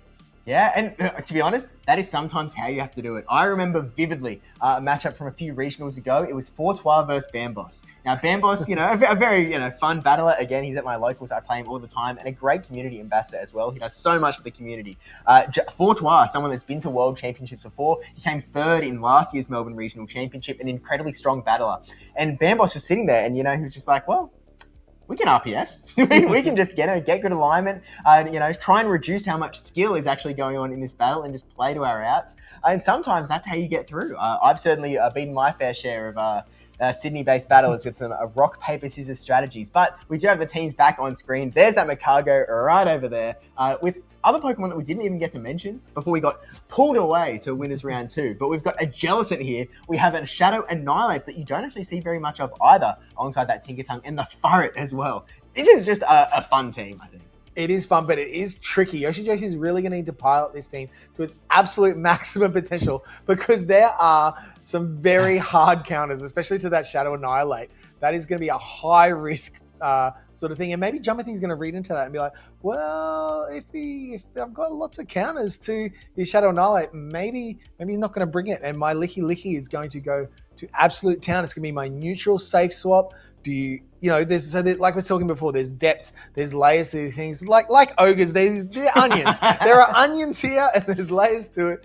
And I'd love to see what Yoshi is going to do, because just looking at the team, I really feel like Jumpathy has quite some strong potential here and a bit more freedom to sort of run around and play however they want. But maybe Yoshi's used to this sort of thing and he's got a plan.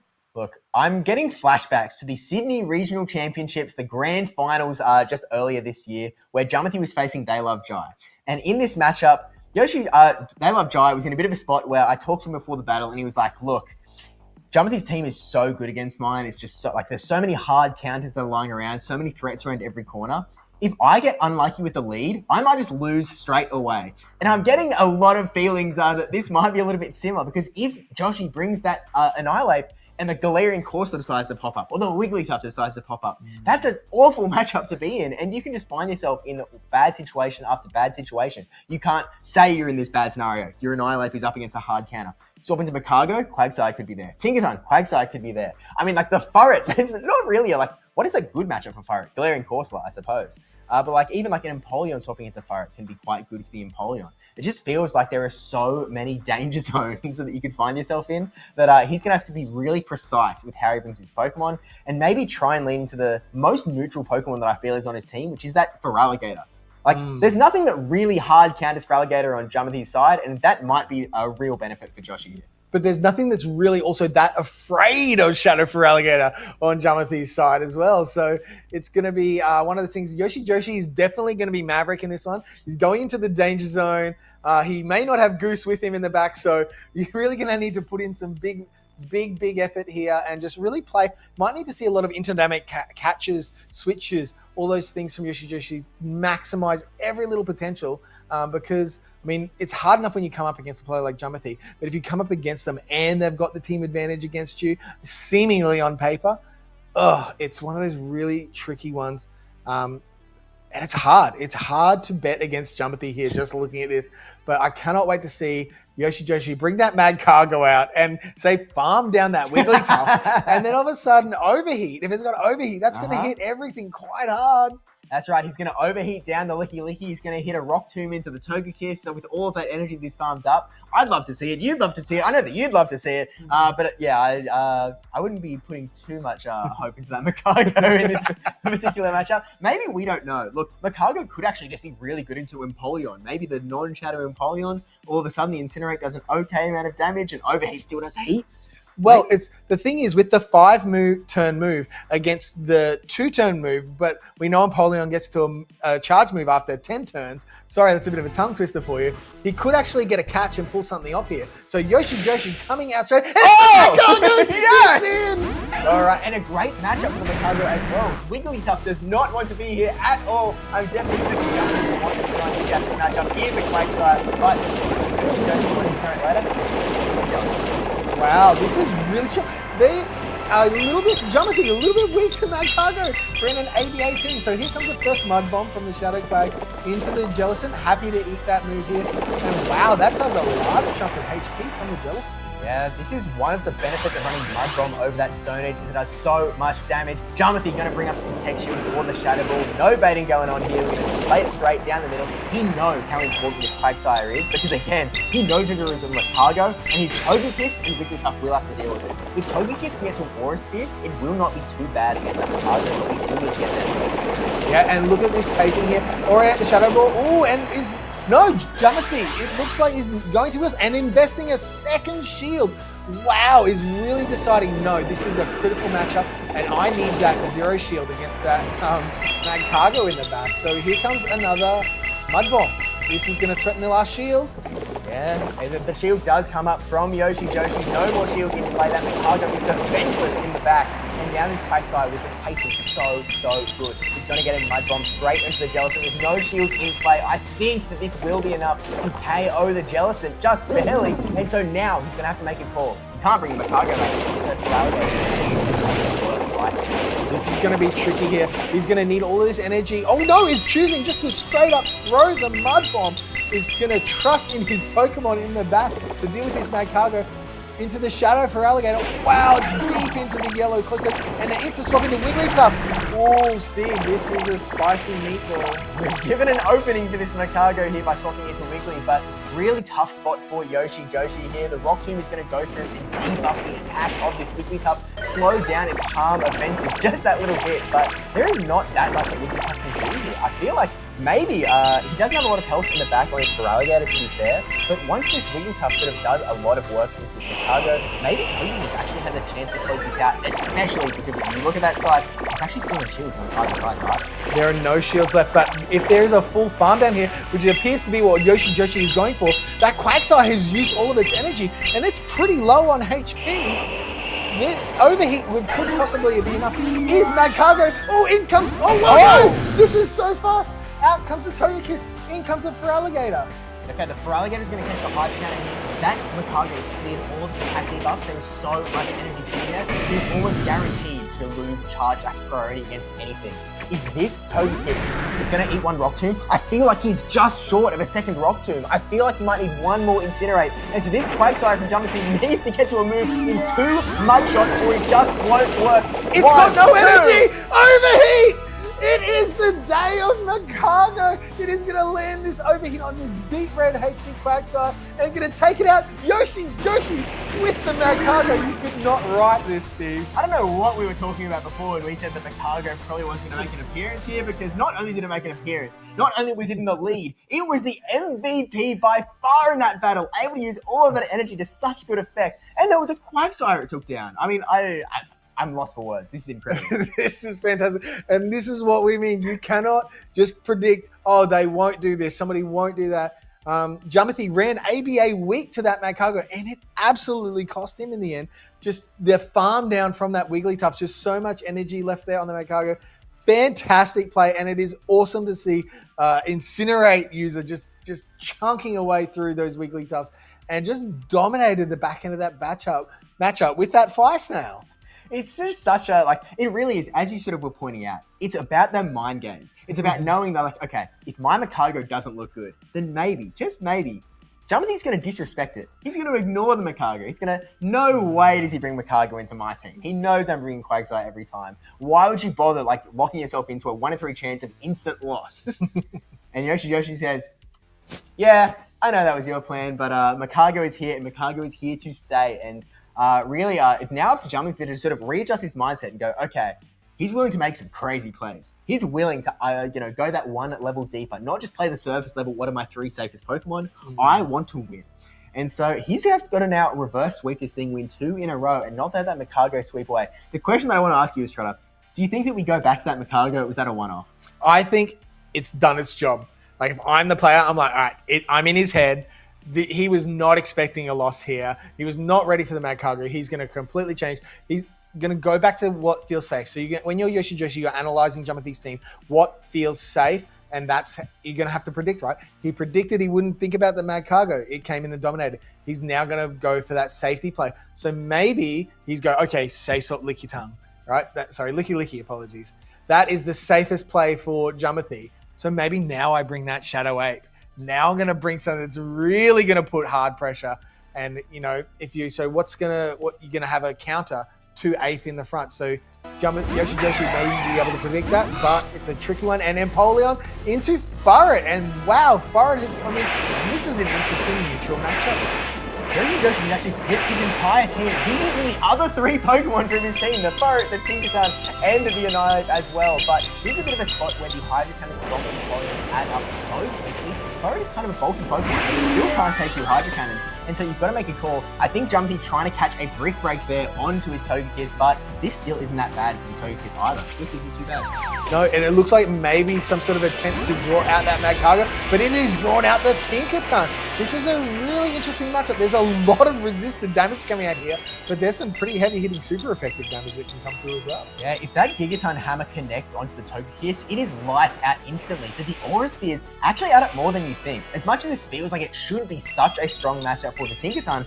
Togekiss, if he's willing to invest shield and makes the correct calls on whether you shield Tinkaton Hammer or not, this is already not looking that bad. I mean, look at this. Tinkaton is already down into the red, and the Tinkaton Hammer is only just being thrown. Jarmathy is going to call it, or maybe just letting the Togekiss go here. I think because he knows that he has two Pokemon that can handle Tinkaton quite well. Yeah, and not only can they handle it, but it is going to be a very nice amount of energy that's going to come onto this Shadow Quagsire, which up energy in this scenario with Mud Bomb. There's nothing that really wants to face this Shadow Quag. Oh, and an instant swap out into the, oh my goodness, Furret. Yeah, this is a spot where you can't let that Quagsire get too much of an energy advantage, or it all falls apart really quickly. And so, shielding up the Quagsire from the Swift, we know that Jarmathy likes to invest his shields in that Quagsire because it can be so incredibly powerful. Throws the Aqua Tail before, there's no moves here, there's no Swish timers up. It is just straight, I know where this is going, and Yoshi Joshi does not want to protect that Furret. Down it goes, and now it is all going to be down to this Annihilate in the back with potential for a catch on Tinkaton. But look how much energy there is in this Quagsire, and he's letting this go through. Plenty of energy, but there's also plenty of shields on his side, and there's not that much fast moving damage that's going to come into the Annihilate. I think we might even be looking at a Rage Fist double shield, just attempting to farm through everything here for Yoshi Joshi. Yeah, you might be right. This Quagsire might not be able to get to another charge attack. Oh, actually, I think he will just barely get there. No! Oh my gosh, what a heads-up play from Jarmathy. He transfers the damage from the counter onto the Empoleon, keeping that Quagsire alive in the back with a move ready to go, I think. And so now, Annihilate, boosted, count, doing so much damage here. And a catch! Oh, wow. Okay, this is a disaster for Jarmathy. Jarmathy knows that now, all of a sudden, that Annihilate is going to come in. He's going to be able to farm down this Empoleon. He's going to be able to throw a single... It has a Rage Fist and a shield. He's going to click Rage Fist. It's going to connect into that Quagsire. There's nothing that Jarmathy can do. Yoshi Joshi has taken down the back-to-back regional champion Jarmathy to progress on to win its round 4 at the Melbourne Regional Championships. This is the upset of the tournament so far, ladies and gentlemen. And wow, Yoshi Joshi with a team we gave no chance. See, we were absolutely awful to Yoshi Joshi, and I apologize from the depths of my heart. You piloted that with the two Pokemon we identified as being weak into Jarmathy's team, and both of those Pokemon were critical and absolutely gave Yoshi Joshi the win in the Magcargo and Shadow Ape. Such an amazing play from his end to also, he used all 6 Pokemon across those 2 battles. He literally used 3, and then he went, now what is Jarmathy going to do? He's going to predict this. He's going to think about my lines. When he sees a Pokemon that he hasn't seen before in the lead, he'll think that one of the other guys is in the back. No. He's going to be wrong on all 3 counts. There is going to be nothing the same from game number 1. And you know what? Fun little fact here. These 2 have played before. In Yoshi Joshi's single top 16 performance at Sydney, when Jarmathy won the regional championships, Jarmathy knocked Yoshi Joshi down from the winner's bracket, and now it is flipped the other way, and Joshi got his revenge, knocking Jarmathy down to the loser's bracket here in Melbourne, and is going to be really writing history here. Wow, that is fantastic. And I'm looking forward to going say hello to Yoshi Joshi when we get a chance and just commending him on some absolutely amazing team calls, some fantastic plays. And I really want to know, were those deliberate, or was this just, I'm going to throw this out there and let the universe decide what happens. Yeah, I just have to believe that it's so intentional. I mean, it's something that is, I think, not talked about very often, in that you can really exploit top players in how they think about the game because they think about it so logically. They think about what is the most logical thing here. You sit here like, us doofuses, and you're like, well, Magcargo is so weak, so he's probably not going to bring in Magcargo. Annihilate's got a lot to be scared of, so I wonder if he decides to leave it at home. You can exploit that because they're going to make what they think are safe calls. But in reality, they're risky calls, especially when you're someone like Jarmathy, who, as much as he has a few neutral picks here, the Quagsire, the Empoleon, Pokemon like Wigglytuff, Pokemon like Galarian Corsola, they are prone to these sort of hard alignment, really good, really bad sort of matchups, which Jarmathy really loves, but I think Yoshi Joshi was able to exploit it. Yeah, I mean, I think that philosophy explains exactly why I've never beaten Ric Flair in a battle, because he's just beyond my level of my logical thinking. He's always one step ahead. So we're looking forward to seeing how the rest of this tournament plays out, and congratulations, Yoshi Joshi, moving on to winners round 4. Yeah, look, I don't have the numbers in my head, but if you work it out, 64 players, then down to 32, then down to 16, I think that he secured himself a spot in the top 16 of this tournament, factoring in the losers bracket as well. So I think he's done it back-to-back. Wow, fantastic. Really well done. Thoroughly enjoyable battles, and I hope you guys are on your edge of your seats, because there will be plenty more to come from as we get into the rest of this battle. But why don't we head over and we'll do a quick caster swap, and we'll be back with you shortly with more battles. Maybe with Magcargo. Welcome back to the Melbourne Regional Fish, and oh my goodness, what epic battles we've had with PvP Steve and Trotter just casted, because my goodness, what an upset. I'm picturing someone who might not have been watching the stream, who might not be there on the day, taking a look at challenge at the bracket and being like, am I holding this phone upside down? Because we've got so many big names now in the loser side of the bracket. Jumothy now joining the list. Yes, and like Yoshi Joshi is a player that is also within the New South Wales local, so it's not like an unfamiliar player. However, very actually close friend with Jumothy. So look, I think it played extremely well with a Pokemon that I don't really see very often, Macargo of all Pokemon, and Macargo Gaming. Maybe that's the source. Yeah, I was really keen to see how that played against the Togekiss, because they've got some really interesting interplay there. Of course, the Rock Tomb being super effective against the Togekiss, but then the Aura Sphere being super effective against the Macargo. Yes. The Macargo, I believe, can tank an Aura Sphere, and the pets are resisted. So you have to get up to a second one, whereas the Rock Tombs with Incinerates, that's not the same thing. So only one Rock Tomb is needed there, but it takes so long to get there. So it's a really intricate dance between those two. Yes, and like, again, just incredible plays from the two. Now we have our next matchup. We've got Gone 1001 versus Taj 151, and it looks like, I believe they're already locked in, and we are straight into the matchup, and we've got a Pangoro against an Azumarill, and Pangoro is staying in, Fish. Not anymore. So the Pangoro just got up as much energy as it could before the Azumarill could get to a charge attack. Now, the Feraligatr is going to like this matchup because the Azumarill is running Ice Beam and Hydro Pump, so both moves are resisted, and Taj, not seeming to care about that, is just going to throw those Ice Beams straight up into that Feraligatr. The Feraligatr is hitting back with Hydro Cannons and Shadow Claws, and those Shadow Claws and Hydro Cannons are doing a little bit more damage back. Yeah, I think he's just trying to stay in, because I look at the backline, and you know, you don't really want your Feraligatr against either a Diggersby or a Skeledirge. Yeah, no, that is totally fair. The Hydro Pump is going to do a lot more damage than what the Ice Beam did, but still not going to be enough to KO that Feraligatr, so that Feraligatr is going to throw another Hydro Cannon. Maybe the Azumarill could bubble down, but it might be a bit close there. It might allow the... Oh yeah, no, definitely it will allow the Feraligatr to get to another Hydro Cannon, which it banks and then switches out for the Licky. Yes, and this Licky can take all of the damage here, but now actually going straight for a catch. This Body Slam will actually be on this Diggersby. Now, Taj has to make a choice to shield, decides not to shield unless his Body Slam connect. Yeah, and there's no reason to shield the Body Slam there. You saw how little damage it did. The Diggersby resisting the rollouts and, of course, double resisting Shadow Ball, so you've just got to rely on that Body Slam, which isn't going to get you too far. So this Diggersby is in a commanding position at the moment. It is, and Taj still has two shields in play, so in a very, very good spot.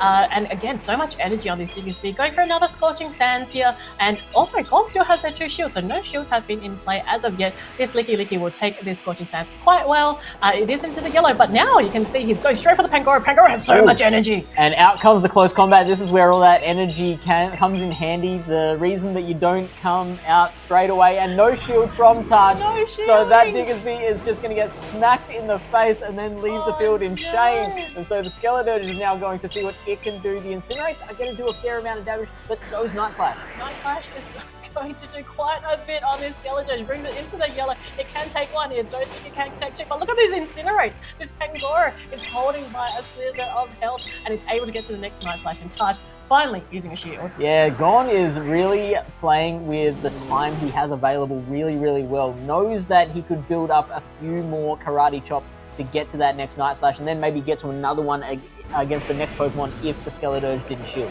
Yes, now it's able to... Oh, actually going for the Feraligatr, switching into... And then... Oh, okay, interesting catch there. Yeah, so the Azumarill was going to take this Body Slam, and it was interesting that it was going to be a Body Slam against the Skeledirge, so really trying to burn at least one of those shields from Taj. Yes, and yeah, that peekaboo play here, we can see that Taj is now going for the hard-hitting move of Torch Song, but it will not connect because finally Gone has used one of their shields. There's one shield apiece. Yeah, so the Torch Song does get the boost on the next Incinerate, but those rollouts are just adding up, and that Skeledirge doesn't have much life left in it, so it's got to really try and hold on. It will be another Torch Song, but there is another shield on Gone's side, sorry. and Gon will be able to protect that one and get off the last body slam that should KO that Skeledoge. Yes, it will take it out in play there, and I believe that is the last Pokemon that Taj 151 has on their line today. So it means that Gon is on 1 and Taj is on 0 for this first game. Gon 1001 is on 1-0. Yes, 1-0, but we don't want it to be 0-1. But yes, Too confusing, yeah. 1 + 1 = 2. Yeah, so again, just like we saw in the, I think it was the Pokemon Moneymaker matchup, really bad lead, didn't panic, No. built up a bunch of energy, Yes. then swapped out. Okay. The Azumarill had to stay in because, like you pointed out, the back two Pokemon were a lot worse against that Feraligatr. So Gon using that Feraligatr as a pivot to great effect as well. And so just using a lot of the tools at your disposal beyond what we typically just look at, which is, you know, do you have a good alignment? Do you build up extra energy, whatever? Yes. Like using a lot more of those techniques that really high-level battlers can utilize. Yeah, and now we've got a little bit of time. We can actually discuss the teams. And with Gon 1001, not only did we see this, Pangoro being showcased, we saw the Feraligatr, but the other Pokemon that he has is Tinkaton, Stunfisk, Licky, and Aegislash. So I believe it's maybe the first Aegislash we've seen on stream. I think so for today, it's a Pokemon that I can't stand, Debbie. Why is that, Fish? Tell me more. It's the biggest reason that I can't stand it is that I don't have one. But it's. Do you need the candy? Do you need some Honages? What's the deal? Yeah, all of the above. But it's basically like, how would you like a Pokemon with the bulk of Bastiodon, but with the attack of Sharpedo? Yeah. Like it can do all of those things. Now there is a little bit of messing around that you have to do, like a little bit of a degree of difficulty when running the Pokemon, in that like you have to have shields available to bring it back to the defense form, shield form, so that you're not just fainting to a single Shadow Claw after you throw a charge attack. There's skill in being able to build up enough energy to be able to maybe get to back-to-back attacks against an opposing Pokemon. But like if you get it into the right spot where maybe your opponent's burned a shield and you've built up 100 energy, then your opponent's got to make a decision, because they are going to lose a Pokemon at that point. Either way, you're going to lose something with all the energy that's built up. Now we're into game 2. We can see Pangoro versus an Azumarill. Yeah, it's the same as what we had in game number 1, and we saw how Gon played this out, just keeping calm, building up that energy. Pangoro can do so much work with its energy, and so is getting it up to as much as it can, and correctly predicting that the Hydro Pump would be the attack that Taj went for there. Well, there is no play rough on Taj's Azumarill, so the Hydro Pump seems to be the play to especially get that same attack type bonus as well. So Taj is one to not bait, or if he does bait, he does it terribly, as in he'll acid spray you many times. So I feel like Gon knows how Taj plays. This is a New South Wales local at the moment, so he definitely knows how, probably when to shield and when not to. Taj now going for this Ice Beam, but Gon protecting this Feraligatr. Yeah, we saw how much work the Feraligatr did in round number 1, in battle number 1. It is so safe into the whole line of Taj, who is running the same line as before. So now this Licky is going to come back out, and the Azumarill, I believe, is within Shadow Ball range. That will not be happening. It will be another body slam into a Diggersby. Are we just seeing a repeat of game number 1, Debbie? This is a little bit of deja vu, but we can see that this body slam doesn't do too much to this Diggersby. So we'll be in of these, these very, I suppose, like Pokemon that can take a lot. So it means that we're going to be back and forth with these particular charge moves. Body Slam will connect again on Taj's side, but Taj again building a lot of energy and now able to go for the Scorching Sands, and Gon not shielding. Gon built up a lot of energy as well, so expects this energy to go places after this Diggersby is gone. Now the Feraligatr is going to come back out. It had 2 Hydro Cannons built up and is going to throw one into the Diggersby. The Diggersby is not going to benefit from the shield there, and that Hydro Cannon will take it into the red, so Taj will then switch that back out, and now this Skeledoge is going to have to face another Hydro Cannon. This is going to be really tough for the Skeledoge because we can see how quickly those Hydro Cannons come out from the Feraligatr. It's going to be 3 more Shadow Claws to get there. And will it get there? It will get there, even throwing an extra Shadow Claw for good measure. Oh, look, that is impeccable timing by Gone 1001, knowing that he can get that Shadow Claw and then throw the Hydro Cannon means that shields are down on Taj's side. It does have the Torch Song that can be launched here on this Licky, but we still have that Pangoro in the back. Yeah, and the Pangoro has all the energy in the world. The Azumarill is low on HP. The Azumarill is what would threaten that Pangoro the most, but with all the energy the Pangoro has, a couple of Night Slashes or maybe a Night Slash of close combat should get the job done. Look at that damage. Yeah, and now I think Taj is just having a hard think going, well, what do I do in this situation? The Azumarill now comes back into play and now trying to go for a catch here. Actually landing, the close combat will land on this Diggersby. Come on, you've already got the win. Stop it, he's already dead. He's bringing that close combat out into a 1 HP Diggersby and then he's going to throw the next close combat into the Azumarill. Now, this on its own probably won't KO completely, but maybe a few karate chops after that. No, it will get the job done. So that Pangoro is just going to sweep up the remains of what is left of Taj's run through the winner side of the bracket. It just shows that with Gone, who cares that there's 3 fairies in the meta in the top 12 at the moment. I'm bringing my Pangoro and this is what it can do. And again, I think it's a bit unfortunate on Taj's side that his Azumarill did not have Play Rough. I think it would be more threatening to Gone's team if it did have that. But again, Hydro Pump is just one of those moves that I think it's a particular niche, but when it's done well, it is done very well. Yeah, for sure. And it's so hard because there are, like you mentioned at the start of the stream, there are a lot of steals around that are very threatening. Like you need Hydro Pump to be able to threaten a Tinkerton. You need Hydro Pump to be able to threaten an Aegislash. Yes.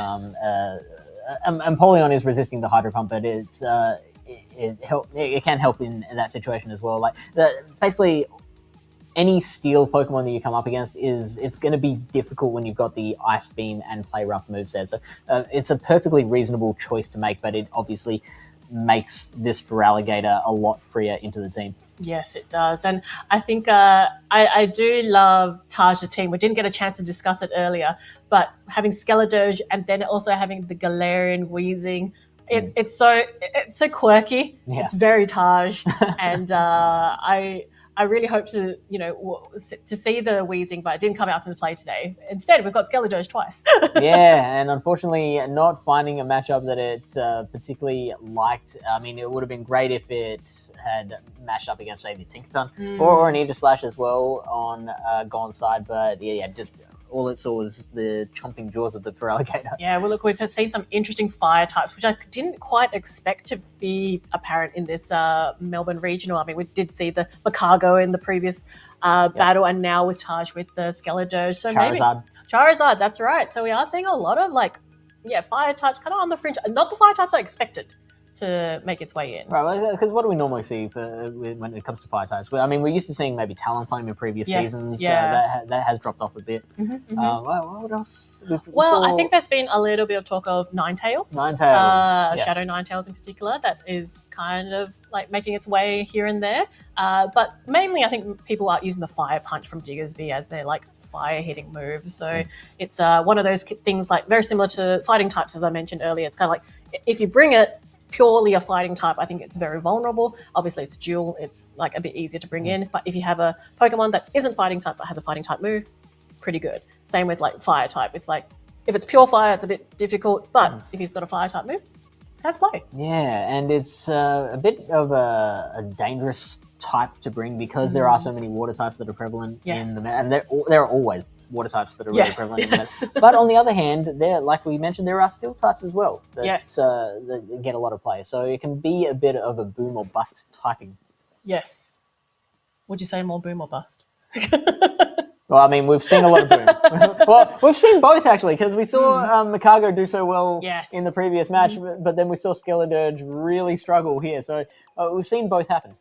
I think the Skeledirge was an interesting choice. I think it actually did threaten quite a bit in those matches, but Gone just a clinic with Pangoro. I think he knows that Pangoro back to front and played that so well to, like you said, at the end, close combated a couple of times just to show off its prowess of how good Pangoro can be.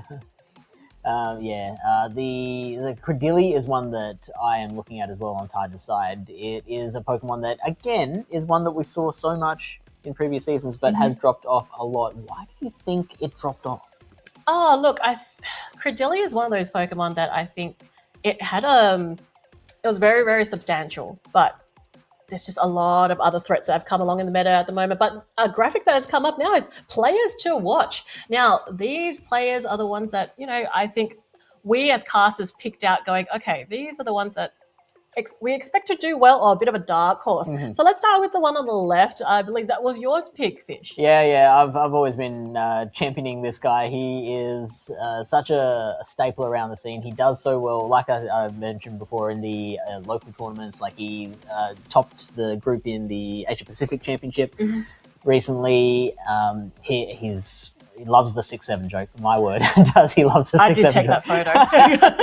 But yeah, he is absolutely one to watch, and we've seen him on stream already beating your pick. Yes, with Yakovovich right in the middle there. Again, our previous OCIC champion, and previously also a regional champion back-to-back during his peak years. Well, look, he might be coming back. I could take that. I could eat my words later. But he is making a run in the losers bracket at the moment. And then thirdly, we have Dangerhawk 1269. Now, what do you know about Dangerhawk? Actually, not that much. I haven't met Dangerhawk personally. Like I think we've passed each other in previous regionals, but we haven't had a full conversation before. I don't think I've played him in any grassroots, so yeah, I don't actually know too much about Dangerhawk. Yeah, so Dangerhawk is a local of mine in Perth, and he did extremely well in Auckland, taking down some hard hitters during his bracket, and did extremely well all the way to top 4 with his trusty, believe it or not, Guzzlord.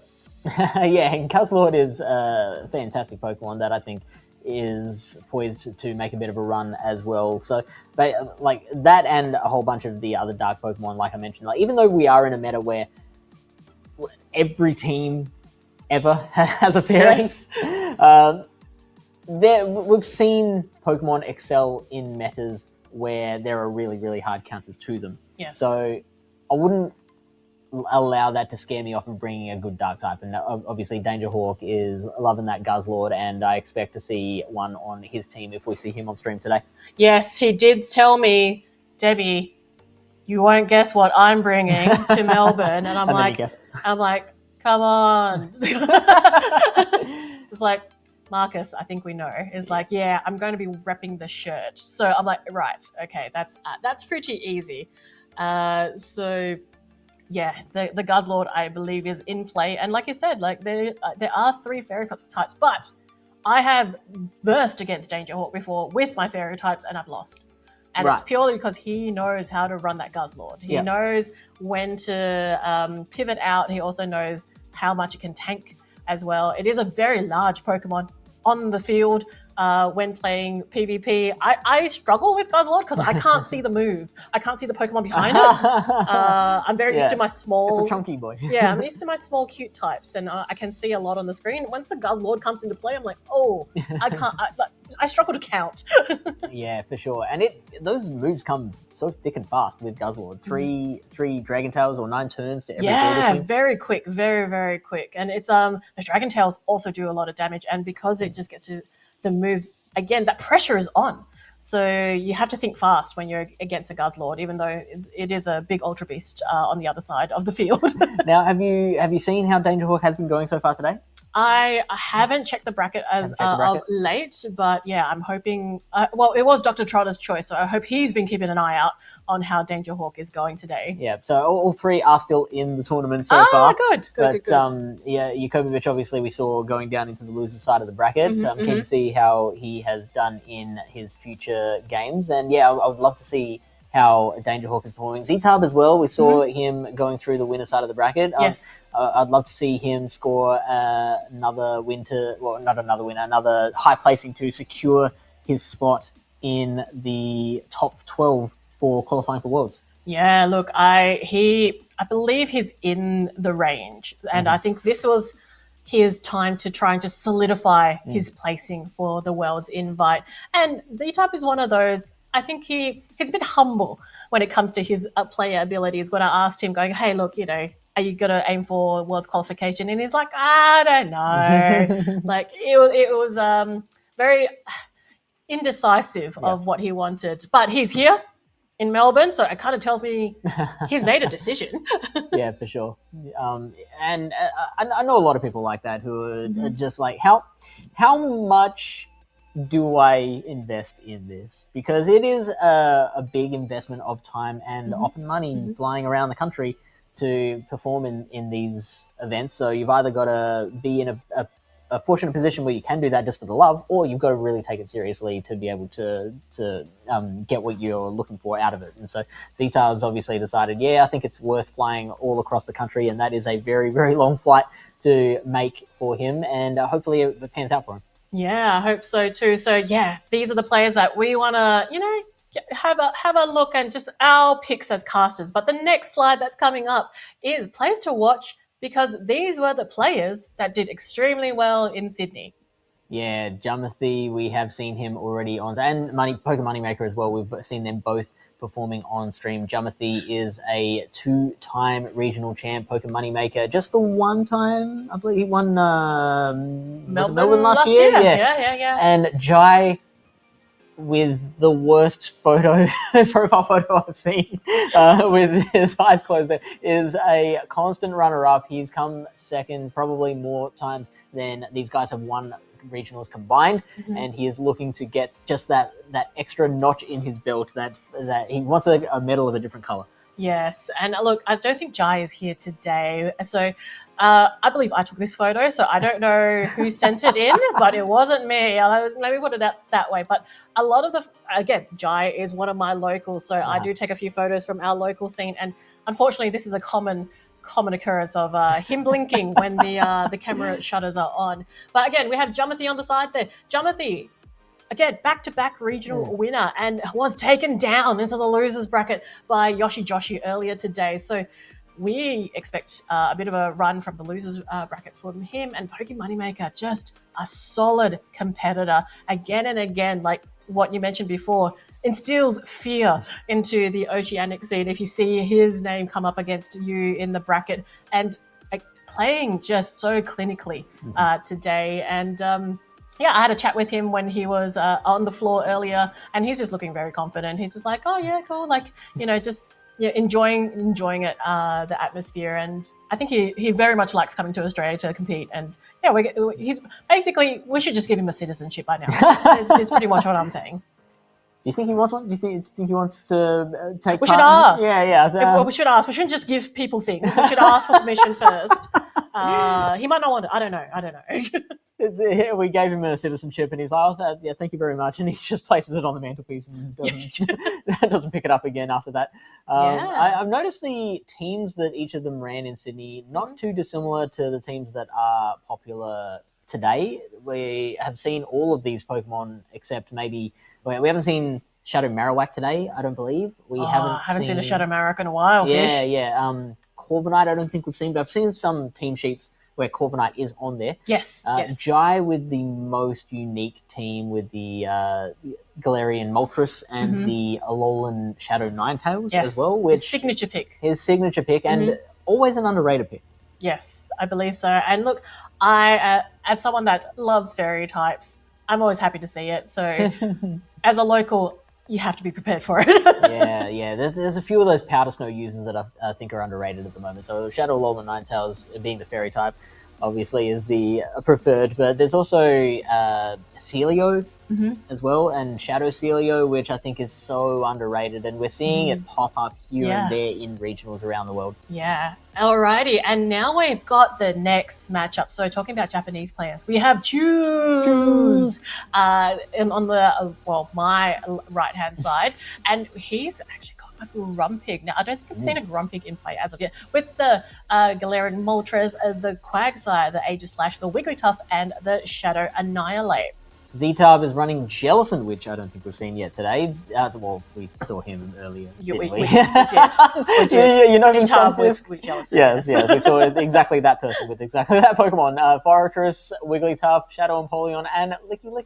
Yeah, we do. So again, this is still the winners bracket. So Z-Tub still making their way and doing quite well. And now against Choose, which has been, again, synonymous with our oceanic scene as well. So we expect a really good match out of these two. Yeah, absolutely. So I want to take a look at that Grumpig because that is a really interesting Pokemon. Like on paper, it's a little bit hard to run. It's not as bulky as what you would hope for it to be, but then it has the really good combination of Dynamic Punch and Shadow Ball with Psy Wave as well. And so those three moves in combination make it really dangerous. And so what I see a lot of players do is kind of constantly building up a little bit extra energy than what they need, throwing attacks, and then switching it out, saving it for later, bringing it back in, getting to those moves really quickly. And then it can just really throw people off guard. Yeah, I just like it bounces. It bounces too. It does bounce. Look, I think Grumpig is just one of those Pokemon that I never thought would ever be meta. It was one of those, and that's a beauty of PvP. Just one little moveset change, one little update, and suddenly Grumpig is doing really well and in a lot of teams. And it's a current pig of choice. I thought Oinkologne might have made his way in after the Community Day move of Mudslap, but not quite in this meta. Instead, we have the other pig of choice, which is Grumpig. And again, it's doing extremely well, and it does have that versatile moveset that you mentioned. Yeah. And although it's not the bulkiest of Pokemon, it still can take quite a bit. Yeah, absolutely. It can take a move or two, which is great. It's super helpful with any Pokemon in Great League. And so Grumpig is definitely one to watch out for. We've got the Sucker Punch on the Galarian Moltres, which can do a lot of work into a lot of different Pokemon. And then like the Brave Bird and Fly combination, it doesn't have typing coverage going for it, but Brave Bird is such a hard-hitting attack that often even resisted, it doesn't matter. It'll get the job done. I think having something like Galarian Moltres is really good to peel off shields because you are going to threaten the Brave Bird. So whether the opponent's like, do I just risk it or not? Most times people will shield because that Brave Bird will be launched and then you're just dipping out and just saving the rest of that energy for later for, like the end game. But Quag on one side, Z-Tub, as you mentioned, the Jellicent. Yeah, and so that's going to be Advantage Jellicent in that one, but Quagsire does have a coverage move, whether it is Stone Edge or Mud Bomb, that can hit back at the Jellicent. The Jellicent is looking reasonable into Choose's side, but it really has to worry about the Galarian Moltres. So the maybe Choose will be relying on it. Then again, we've got possibilities like the Wigglytuff can do well into it with shields up. Its charge attacks aren't doing anything to the Jellicent, but the charm damage over time, as we know, charm does charm things. Yes. So with shields up, the Wigglytuff will have the upper hand on that one. But other than the Moltres, that's the only thing the Jellicent's truly terrified of. It is. I mean, how about the Stunfisk though? Does a Stunfisk threaten enough of against the Galarian Moltres? Stunfisk can do quite well into it, particularly because the Moltres is running the all-flying moveset. I don't believe there are people who can run Payback as a second attack, so that is an option as well. But we're assuming for now that it is the double flying moveset, in which case, Stunt is very, very good. But then Choose can also protect that Galarian Moltres with the Quagsire, and I really don't think there's... I think that core together will pretty much handle anything on Z-Tub's side. I believe. Only really I can think of the Jellicent that would do on advantageous level be the highest thing that can help out against that Quagsire. Yeah, for sure. Do you think that Aegislash is going to come out today?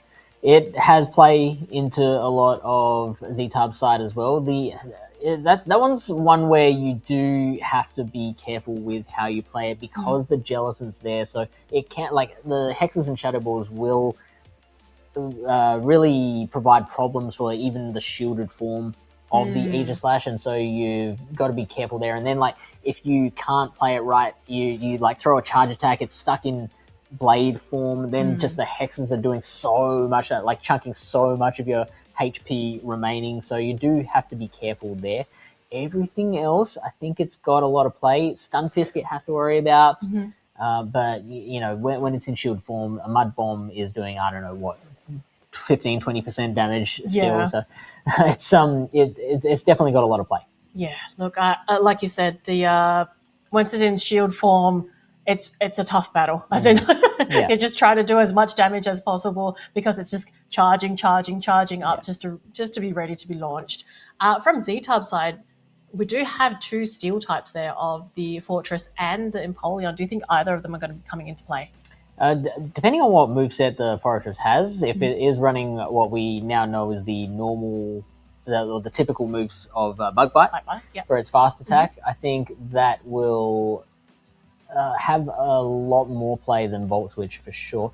The trouble is you've got a lot of really troublesome Pokemon fighting against the Bug Bite of the Fortress. So that Aegis Slash is double resisting the Bug Bite. The Annihilate is double resisting the Bug Bite. The Wigglytuff is resisting it as well. Yeah. The Grumpig is super effective. It's super effective against the Grumpig, sorry. And it's neutral against the Galarian Moltres and the Quagsire. So it's really like leaning a lot more towards this is maybe in the too hard basket. Yeah. I would, out of the two, I would think that the Empoleon would be a preferred choice. Yeah, for sure. I was kind of thinking, is it safe to bring a steel type? I suppose, like, obviously there is that Wigglytuff that is a bit of a threat, but it's also Z-Type's team has enough like wiggle room, gosh, the puns, to kind of mitigate around it. Yeah, I think the Empoleon could see a lot of play here. We'll see what both players choose to bring out. We are seeing a Wigglytuff on one side and a Wigglytuff on the other side. One with costume, one without. It's a Wigglytuff mirror. And so both of them will choose to stay in at the moment. The Bowtie does give the Wigglytuff an extra 20% damage, right? Oh, is that right? Oh, I didn't know. I was not aware of its capabilities in costume. But we can see on Z-Tub's side is going for the first Swift here and Choose just farming over. So it didn't go for the move there. Actually going for the Icy Wind instead of the Swift here. Interesting how this plays out. I personally don't know what the difference is between throwing the Icy Wind or the Swift in terms of the mirror match here. So we'll see how much of a difference this makes. We can see Z-Tub is going to get to that second charge attack first, and it is going to make the difference. The Swift is going to take out the opposing Wigglytuff on Tuesday. Yeah, I really like this from Z-Tub. This is how I would play this matchup as you go for the double Swift, because you can get to 2 charge moves, but usually, most times, Wigglytuff cannot do that. Yeah, but now this is probably what Choose was wanting, because it can now bring in the Galarian Moltres against something that it normally doesn't want to see ever. Now with such low HP, it can just sucker punch the Wigglytuff down, and it has all that energy that it can now throw into the Licky. Now the Licky, it is can absorb a lot, but this Brave Bird will now connect into it, and it's into the yellow there, Fish. Yeah, and then it gets straight out. The Quagsire will come out, and it gets a couple of mud shots out before the Jellicent comes out to counteract it. You see the Quagsire is running the Mud Bomb as its secondary charge attack, and it's going to throw one into the Jellicent right now. And this Jellicent will endure this Mud Bomb quite comfortably, and I believe Z-Type is in there it is. He's already on it and going for the Shadow Ball, and Choose deciding to shield and preserve their Quagsire. Yeah, the Shadow Ball and a Surf is going to do quite a lot of damage. It's going to be enough to KO the Quagsire. The Mud Bombs are going to come back out, and it's going to take 2 more Mud Bombs from here to take out the Jellicent. One is going to be shielded, so it's going to take another 2 to get rid of this thing, and the battle will continue. The dance goes on.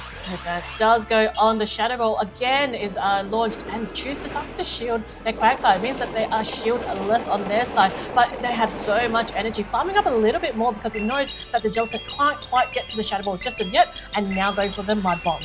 So this, shield is thrown up again, and so Z-Tub is investing in this thing. Obviously, the Licky is in the back with not much HP left, so now the Moltres is going to come back out, and Z-Tub, not being fooled, is already on it, is throwing a Surf instead of that resistant Shadow Ball. Yeah, he read that really well, and going for that switch now and bringing out its Licky, and is able to get to that Body Slam because this Galarian Moltres was energy dry, bringing it in after that Brave Bird, and it's able to connect this Body Slam to be able to take this Moltres out of the field.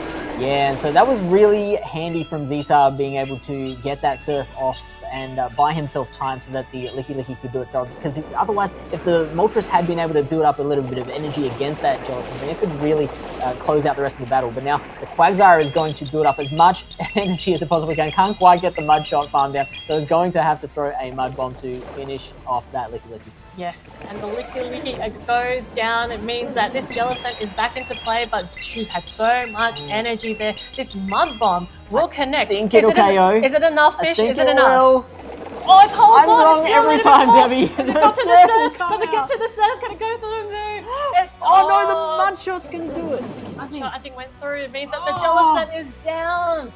It means that Choose did win that match. Oh, so close, Fish. Wow, and so that's actually fascinating to me because have you played the Preview Cup in Go Battle League? A little, yes. A little bit. So one of the things that is in place with the Preview Cup is that in a situation like that, where you want to throw your charge attack at the same time as the last turn of the opponent's fast attack comes through, then the charge attack will be given priority. Yes. Not the case in this particular situation. Like, we're not using the Preview Cup rules in these ones. So that, in another world, in a parallel universe, would have been a win for Zeta, but unfortunately, Choose was chosen. And he will get that win. He will come away with that point. Yeah. Oh, look, that was such a.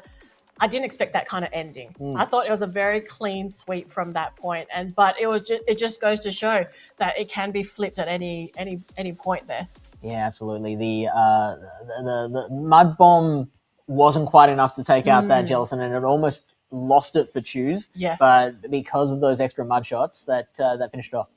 Yeah. So it just goes to show maybe like it's that Quag is just really, really versatile. Quag is versatile. It has a lot of play into pretty much everything in Z-Type's team. Even we saw the Jellicent is probably the thing that it fears the most, and it seemed to handle that one in its stride. Yeah, it's very safe. I think, as you mentioned earlier when we were briefing on teams, that you're like, yeah, Quag's pretty solid. I guess if you were Z-Type in this situation, now going into game 2, how do you combat that combo that we just had? It is a tough one.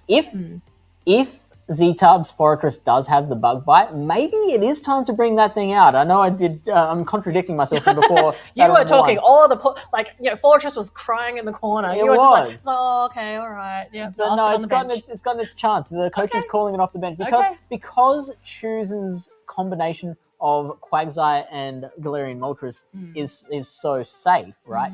It means there's only one more spot on your bench that you can bring into the battle. So there's less chance that the Annihilate or the Aegislash will come out.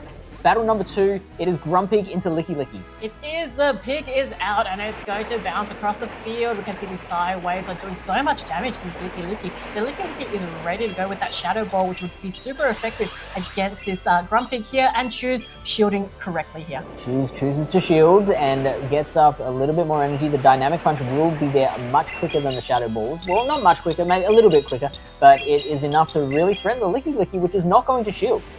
Not shield here. It means that it will take it down into the red, but Licky Licky again has so much HP. It is able to get to the next Shadow Ball, but Choose actually getting to the Dynamic Punch first. Yeah, and that was a bit of a tough decision. Do you burn all that energy getting rid of just a sliver of HP on the Licky Licky, or do you try and catch the Shadow Ball onto something that, like the Galarian Moltres, that doesn't care about it? No, not at all. And we can see now that Z-Tub is like, oh, well, it brings out the Jellicent, which also doesn't want to see these Shadow Balls from the Grumpig. The Grumpig is in such a good position right now.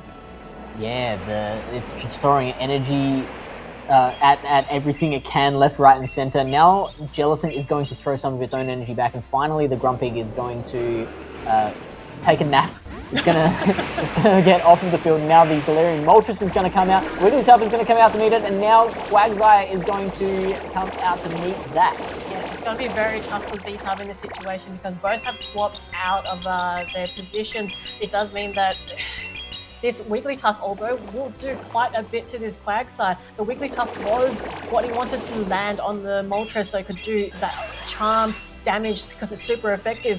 But that Jellicent, again, when it lands onto the Moltres later, it's going to be really tough to try and whittle it down. I think Z-Tub's best play here is trying to get those shields off and trying to get some energy ahead. Yeah, and that's what we were saying before. That Galarian Moltres and Quagsire core is just so tough for Z-Tub to try and battle against. These Mud Bombs are going to come out, and it is interesting because the Aqua Tails are the higher damage per energy move than the Mud Bomb, but I think maybe Choose might know a little more about the exact amount of damage that it does. Maybe because the Mud Bomb does just like a little bit extra damage, then maybe that will make a difference in how many Mud Bombs you have to throw. Yes, look, Choose can make his choices, let's put it that way. But this Surf will connect onto this Quagsire. The Quagsire will be out of play. That means that Galarian Moltres is back into it. These Sucker Punches are doing so much damage to this Jellicent, and the Switch Clock isn't up for Z-Type, so he has to throw the Surf. Yeah, and it's going to be tough for Z-Type from here because that Galarian Moltres can just Sucker Punch that Jellicent all the way down. It can take this Surf just fine, and it can come out of this with an attack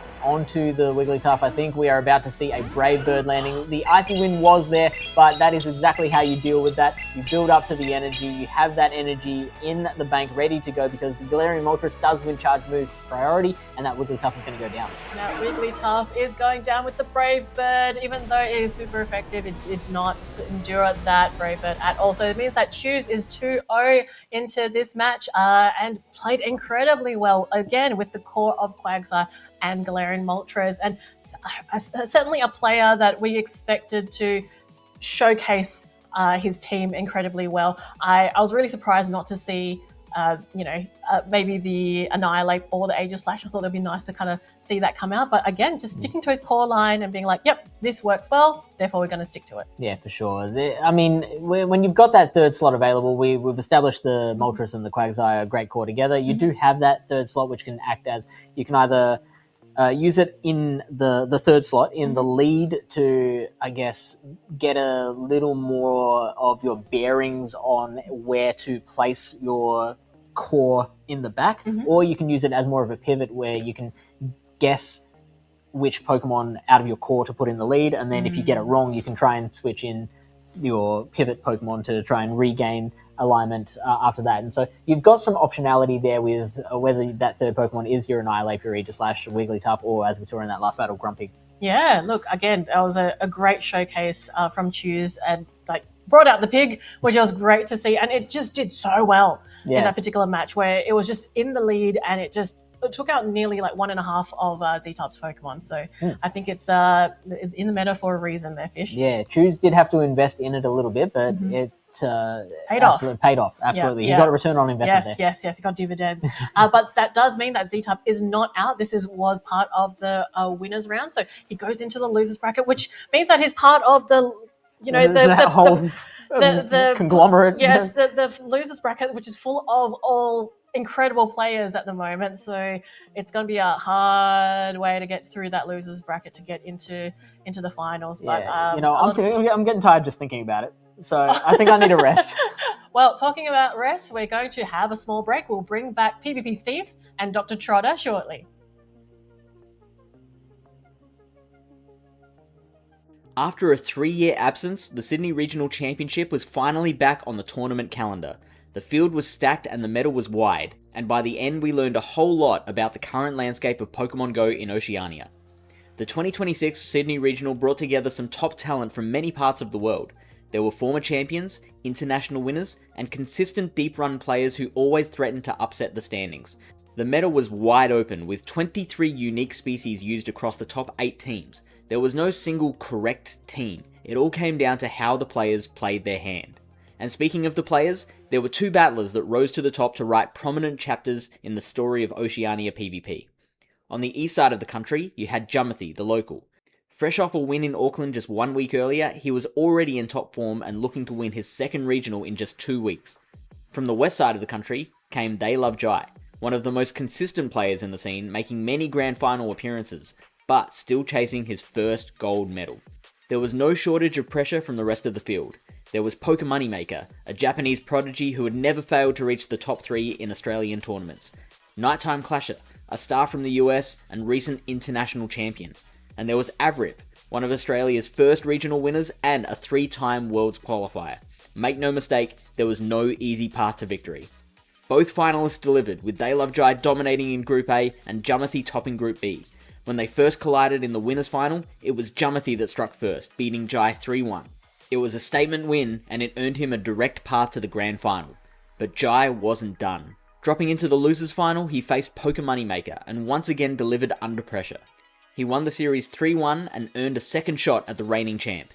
It was the battle of Sydney versus Perth. East versus West. Game on. Taking new confidence from his win over Poker Moneymaker and showing his ability to adapt, They Love Jai managed a confident 3-1 win over Jumothy to force a bracket reset. So for the first time that day, it was Jumothy on the back foot. Could he recover to claim his second title in 2 weeks, or would Jai close it out to finally claim his first crown? What followed was actually kinda strange. In a meta that was being celebrated for its diversity and flexibility, the final battle seemed to throw that all away. Jumothy made some inspired adjustments to stifle Jai by using the oldest trick in the book, alignment. In battle after battle, Jai was left staring down Pokemon that hard countered his own, and no amount of energy or shield management could help him turn the tables. Jumothy sealed the deal with a decisive 3-0 win to make sure the Sydney crown stayed in Sydney. Jumothy becomes the first back-to-back regional champion in Oceania since Jakobovich, and he'll be a force to reckon with at Worlds in August. Jai, he'll dust himself off and come back even stronger in his next tournament. His experience shows us that skill and knowledge will take you far, but sometimes, if you don't have the cards, you just can't win the hand.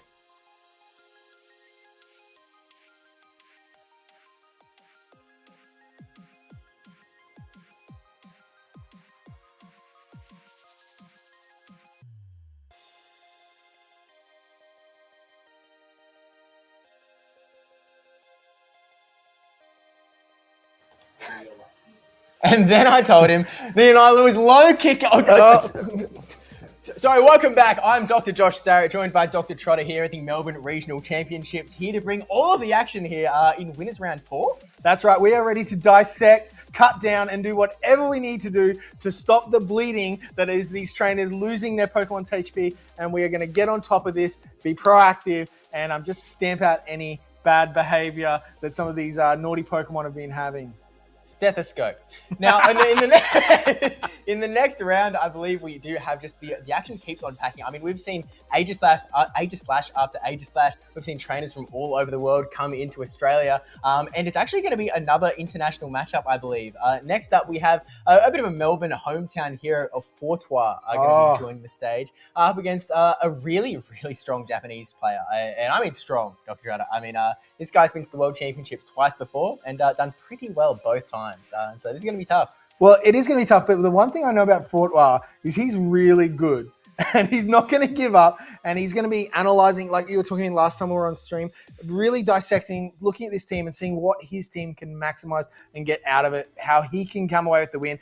And I mean, I'm currently staying in Fortois' spare bedroom, so I'm 100% pro Fortois in this matchup, and I'm sure he's going to pull everything out. And he actually has a little bit of an interesting team, a little bit off kilter from the sort of mainstream of what we've seen here so far today. Interesting. I mean, I was talking to him on the floor just before. I'm not staying with him for one. But I heard that he's a famed Talonflame hater. He does not enjoy Talonflame at all. But yet, he's brought it here today, and apparently it pretty much won in the last match. So clearly, maybe friends, enemies turned friends, enemies to friends pipeline with Fortois. Maybe he's got a Furret coming up soon as well. If you know, you know. But regardless, I know that we've got a really, really fun matchup coming up next. And I've peeked at the bracket a little bit. There is a lot going on in this regional Trotter. I mean, there is so much. Rick Flair just lost to Valkyrie just before I watched. We also saw, we saw on stream, Taj running a Skeleturge up against that Pangoro. M. Tangy, I watched her get her first win in the winners bracket as well. I'm just watching so much happen, but the losers bracket is becoming a bit of a nightmare. I don't know if you've noticed. Ooh. There's a few things happening. So Godzilla, I think, is currently up against Poker Moneymaker. And so that match might even be coming to a conclusion now. So there's lots happening. Inner Bloom match should also be over.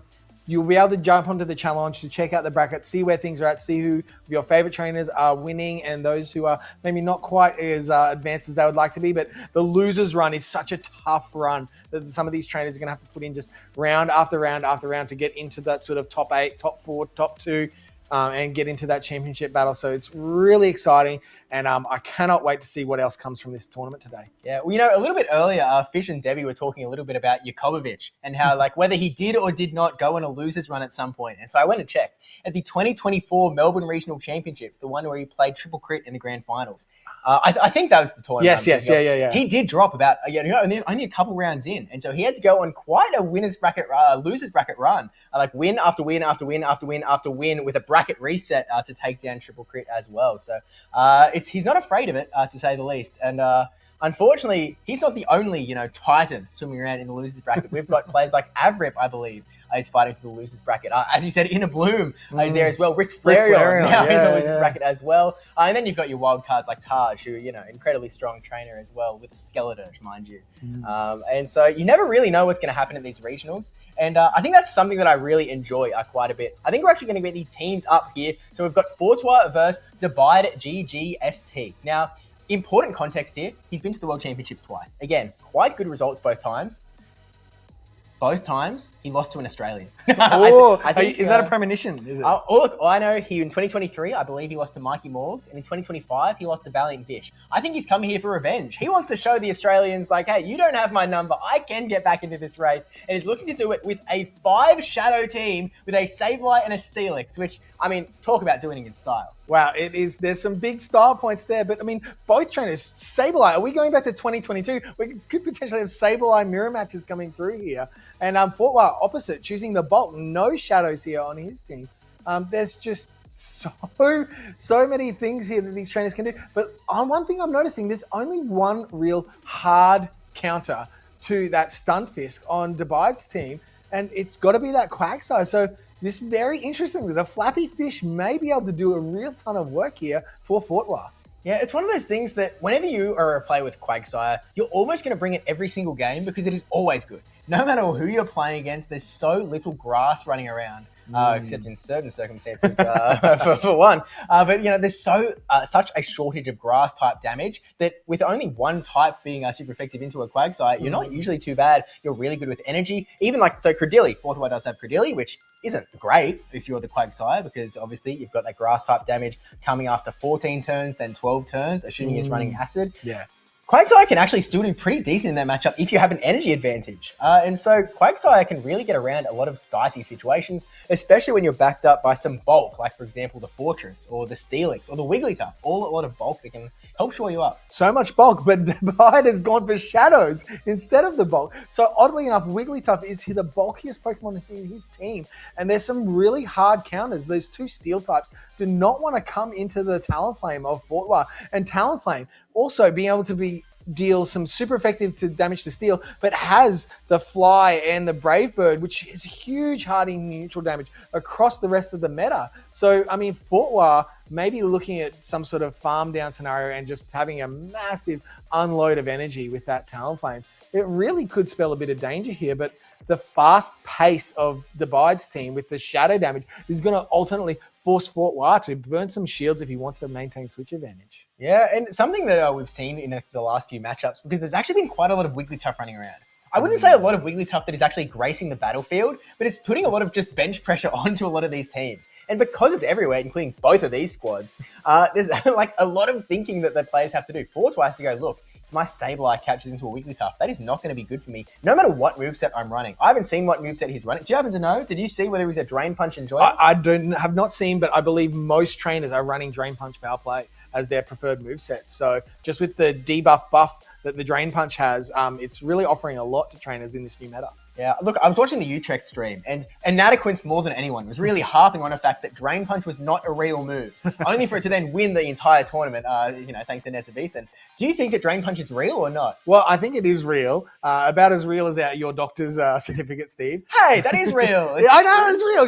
You're more of a doctor than I am. Oh. But what I like about this is the acid on Credilli really puts a lot of pressure onto that Togekiss and onto the Wigglytuff. So it doesn't need the charge moves. And everywhere else, those charge moves are going to hit neutrally or quite hard. So I think we could see a lot of Credilli coming in for Fortwire here. It's just got so much usage, but can he get it into the right spots? And I feel there's just so much opportunity for those farm downs really to pressure Divide with those shadow. It's going to need to be very, very measured with the shields on that side of the battle. Yeah, we've just got a correction here. I think it's Debide. Debide GGST they're coming in here. But what you also have to consider from Fortwire's side is that he's running that Meta Champ. Now, at the very start of the season, Psycho Cut, I believe, got a buff. Yeah. And so there was like, okay, maybe Meta Champ is sort of getting a new coat of skin. No longer is that counter user, just countering down every single Pokemon on planet Earth. It's a Psycho Cut guy now. It's all about that energy generation. It's getting to the ice punches, getting to the dynamic punches. And I feel like if you look at Debide's team, there's so much room for it to play. and at the same time, so much risk. If you land against the Sableye, you land up against a Wigglytuff, you're not going to have the greatest time, but there is so much opportunity elsewhere. Even the Togekiss, a matchup that feels like it should be bad. You're a fighting type up against the Fairy Togekiss, and yet you've got Ice Punch. That's quite fast pacing as well. I want to say, is it 5-4, 5-4 even? To get to those Ice Punches, if not 5-5-5. And so you get to it really, really fast. If you have the slightest bit of energy advantage, you can hit it for really good damage. Plus, Togekiss isn't actually running any super effective moves for the Medicham. It's Fairy and Flying, which should be double bad for Medicham, but it's only got Peck as super effective damage, which it's not doing that much to the bulky Medicham. No, it isn't. But the Shadow variant in the 2 shield will add up. And if Medicham isn't at full HP, maybe if it's only sort of seeing a half HP from a previous matchup, and you're willing to invest 1 shield into your Togekiss, maybe you can get a farm down, and all of a sudden, all of that energy on Togekiss actually lands somewhere else against the rest of Fort Wild's team. So it is a little bit of a dangerous scenario. You can't always count out the Togekiss just with how fast and how heavy hitting sort of the damage that it is able to output. Look, the other thing that is important here is whether this Fortress is running Volt Switch or it's running Bug Bite. Now, if you ask anyone 4 weeks ago, it was Volt Switch, baby. It was like just Volt Switching all over the place. But at some point along the way, people realized that, well, there's a lot of Pokemon that Bug Bite actually might be superior into. Now, one Pokemon we personally haven't got to cast today, Grumpig is running around quite a bit. Now, Grumpig is a Pokemon that all of a sudden Bug Bite does quite a lot of extra too. But if you go towards that the Bug Bite, you start to lose out on a few matchups. For example, Togekiss becomes a lot worse for your Fortress. Yes. And so I guess if I can get a doctor's opinion, like what do you think about like this sort of Volt Switch versus Bug Bite dichotomy? I mean, I think it depends. It really does depend on the team and the meta. So obviously here, and your team selection. So Debite is going to have that Quagsire, and I'm assuming Thunderfang Steelix. That's a reasonable amount of coverage for those flying types and sort of also for the water types. So maybe you are going to look at the Bug Bite to really pressure those psychic types and the dark types, as we can see Fort Wild's has that Sableye. But there is also a bunch of breakpoints that can come through with your Shadow Fortress, with the Bug Bites, into things like Medicham, other neutral matchups, that even bad matchups that you didn't think looked so good. So I think Lundberger recently on X had posted a whole bunch of matchups for some of the Community Day Pokemon and the IV spreads, and they've been really huge, and I know a lot of players have been out hunting down those IVs to really knuckle down some of those matchups. And it's those little things, those little 1%ers that are the things you can bring into these tournaments that when you know you've got those breakpoints and you can do things, other trainers may not prepare for it, and then you're in the advantage. I think that's something that a lot of players don't do enough. They don't really look into these breakpoints and bulk points. It's something that I'm guilty of doing a little bit too much. I should probably focus more on getting better at the game than looking at these stat lines. But it's something that can just unlock so much potential, especially when you have a one-turn move like Bug Bite. And it looks like we're actually getting into game number 1. We'll see if that Bug Bite Fortress does start to do some damage. Game number 1, we've got Debite with that Fortress into the Wigglytuff, which is pretty good for the Fortress. It is pretty good. So if it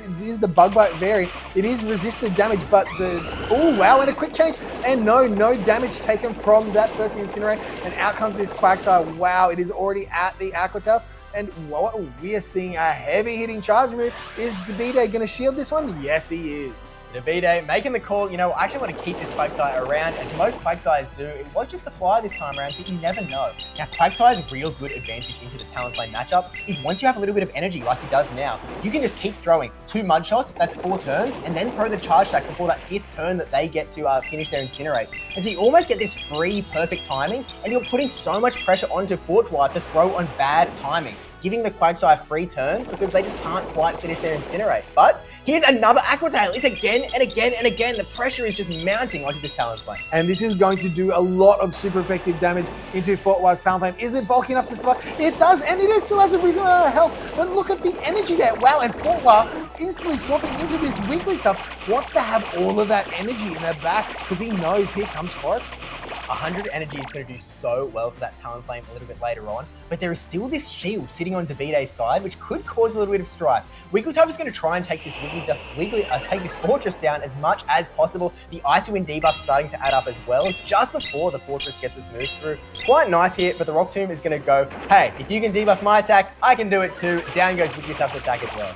But what we can see here is Bug Bites are not going to add up enough.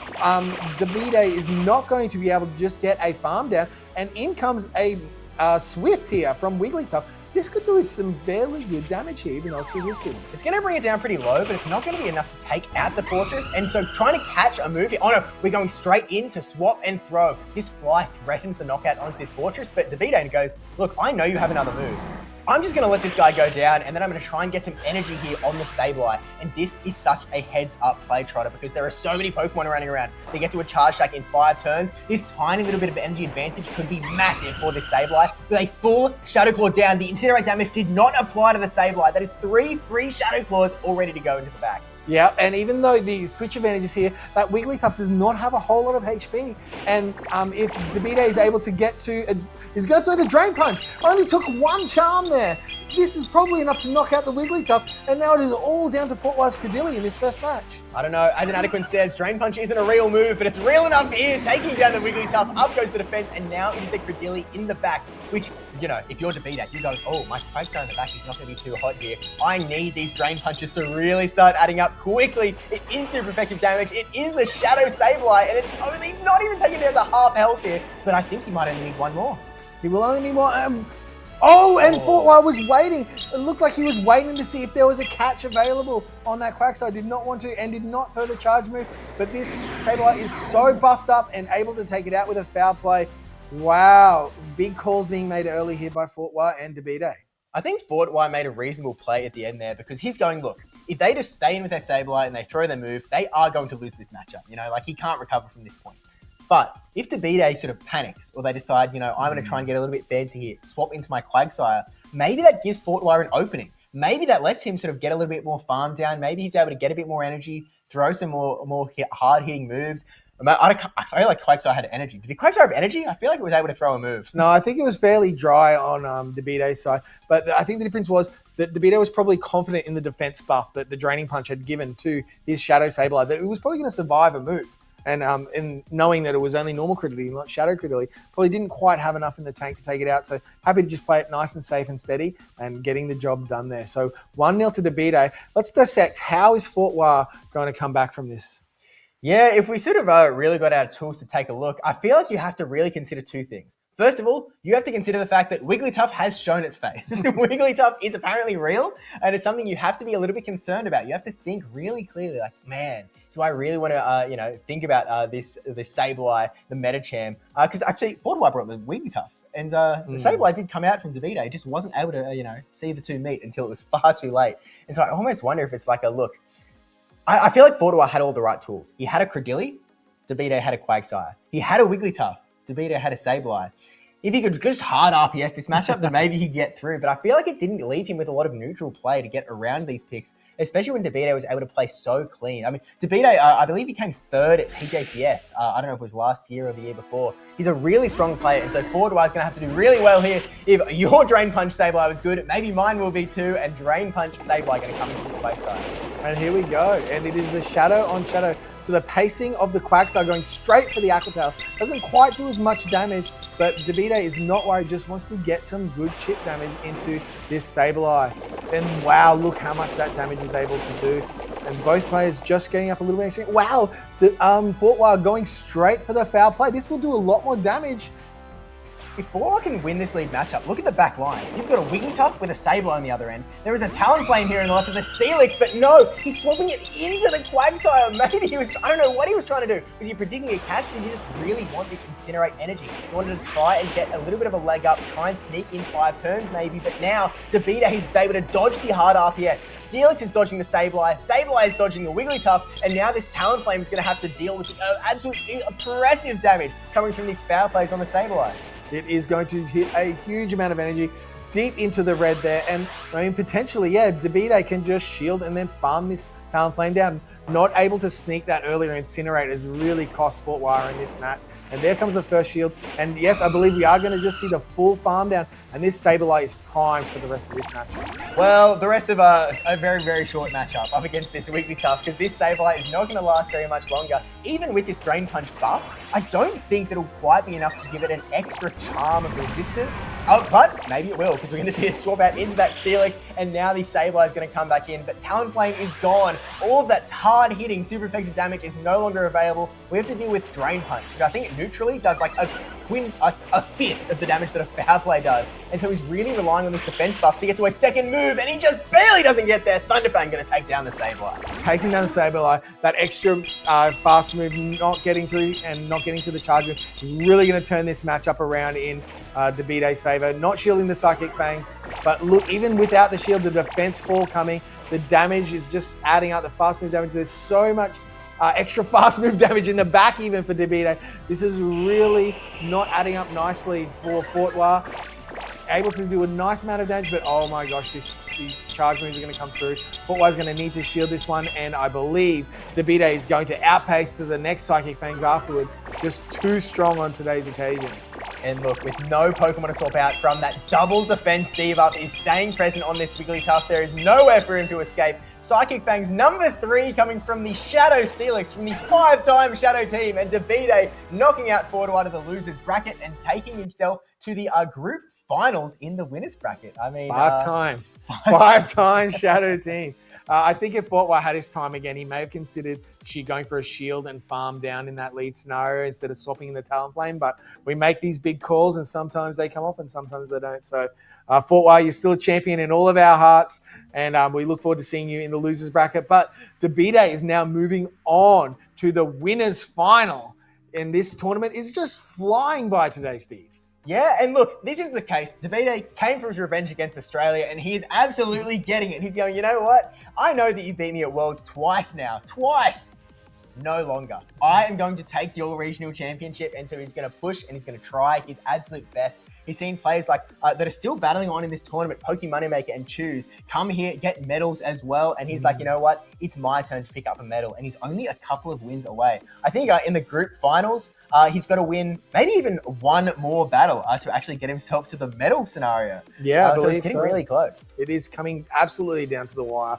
So, and no one who is in the winners bracket is out. Remember, you still is a double elimination tournament, so you have plenty of time to get back in there, refocus, recenter yourself, and come back in and fight hard to get back into that losers final and still make your way to the end. So, Fortois, we look forward to seeing you in the end, right up there in the grand final, and all the best as the tournament continues, mate. Yeah. Now, I'd love to take a look at the Oceanic leaderboard as it stands at the moment, because I think there's a lot of discussion that can come around here, including with Fortois, about sort of who is actually going to be able to qualify for the World Championships, especially based on the results from this tournament. So as we take a look here, we've got 10 names on the left-hand side, 10 names on the right-hand side. On that, Oceania gets 10 people that qualify for the World Championships, but there is a slight little caveat, because Jumothy and Gone 1001 have both won a regional championship so far this season, meaning that their sort of top 10 status irrelevant. They're getting a Worlds invite from another path, which means that it sort of kicks down the leaderboard a little bit to Zetab and Taj. Both of them securing themselves,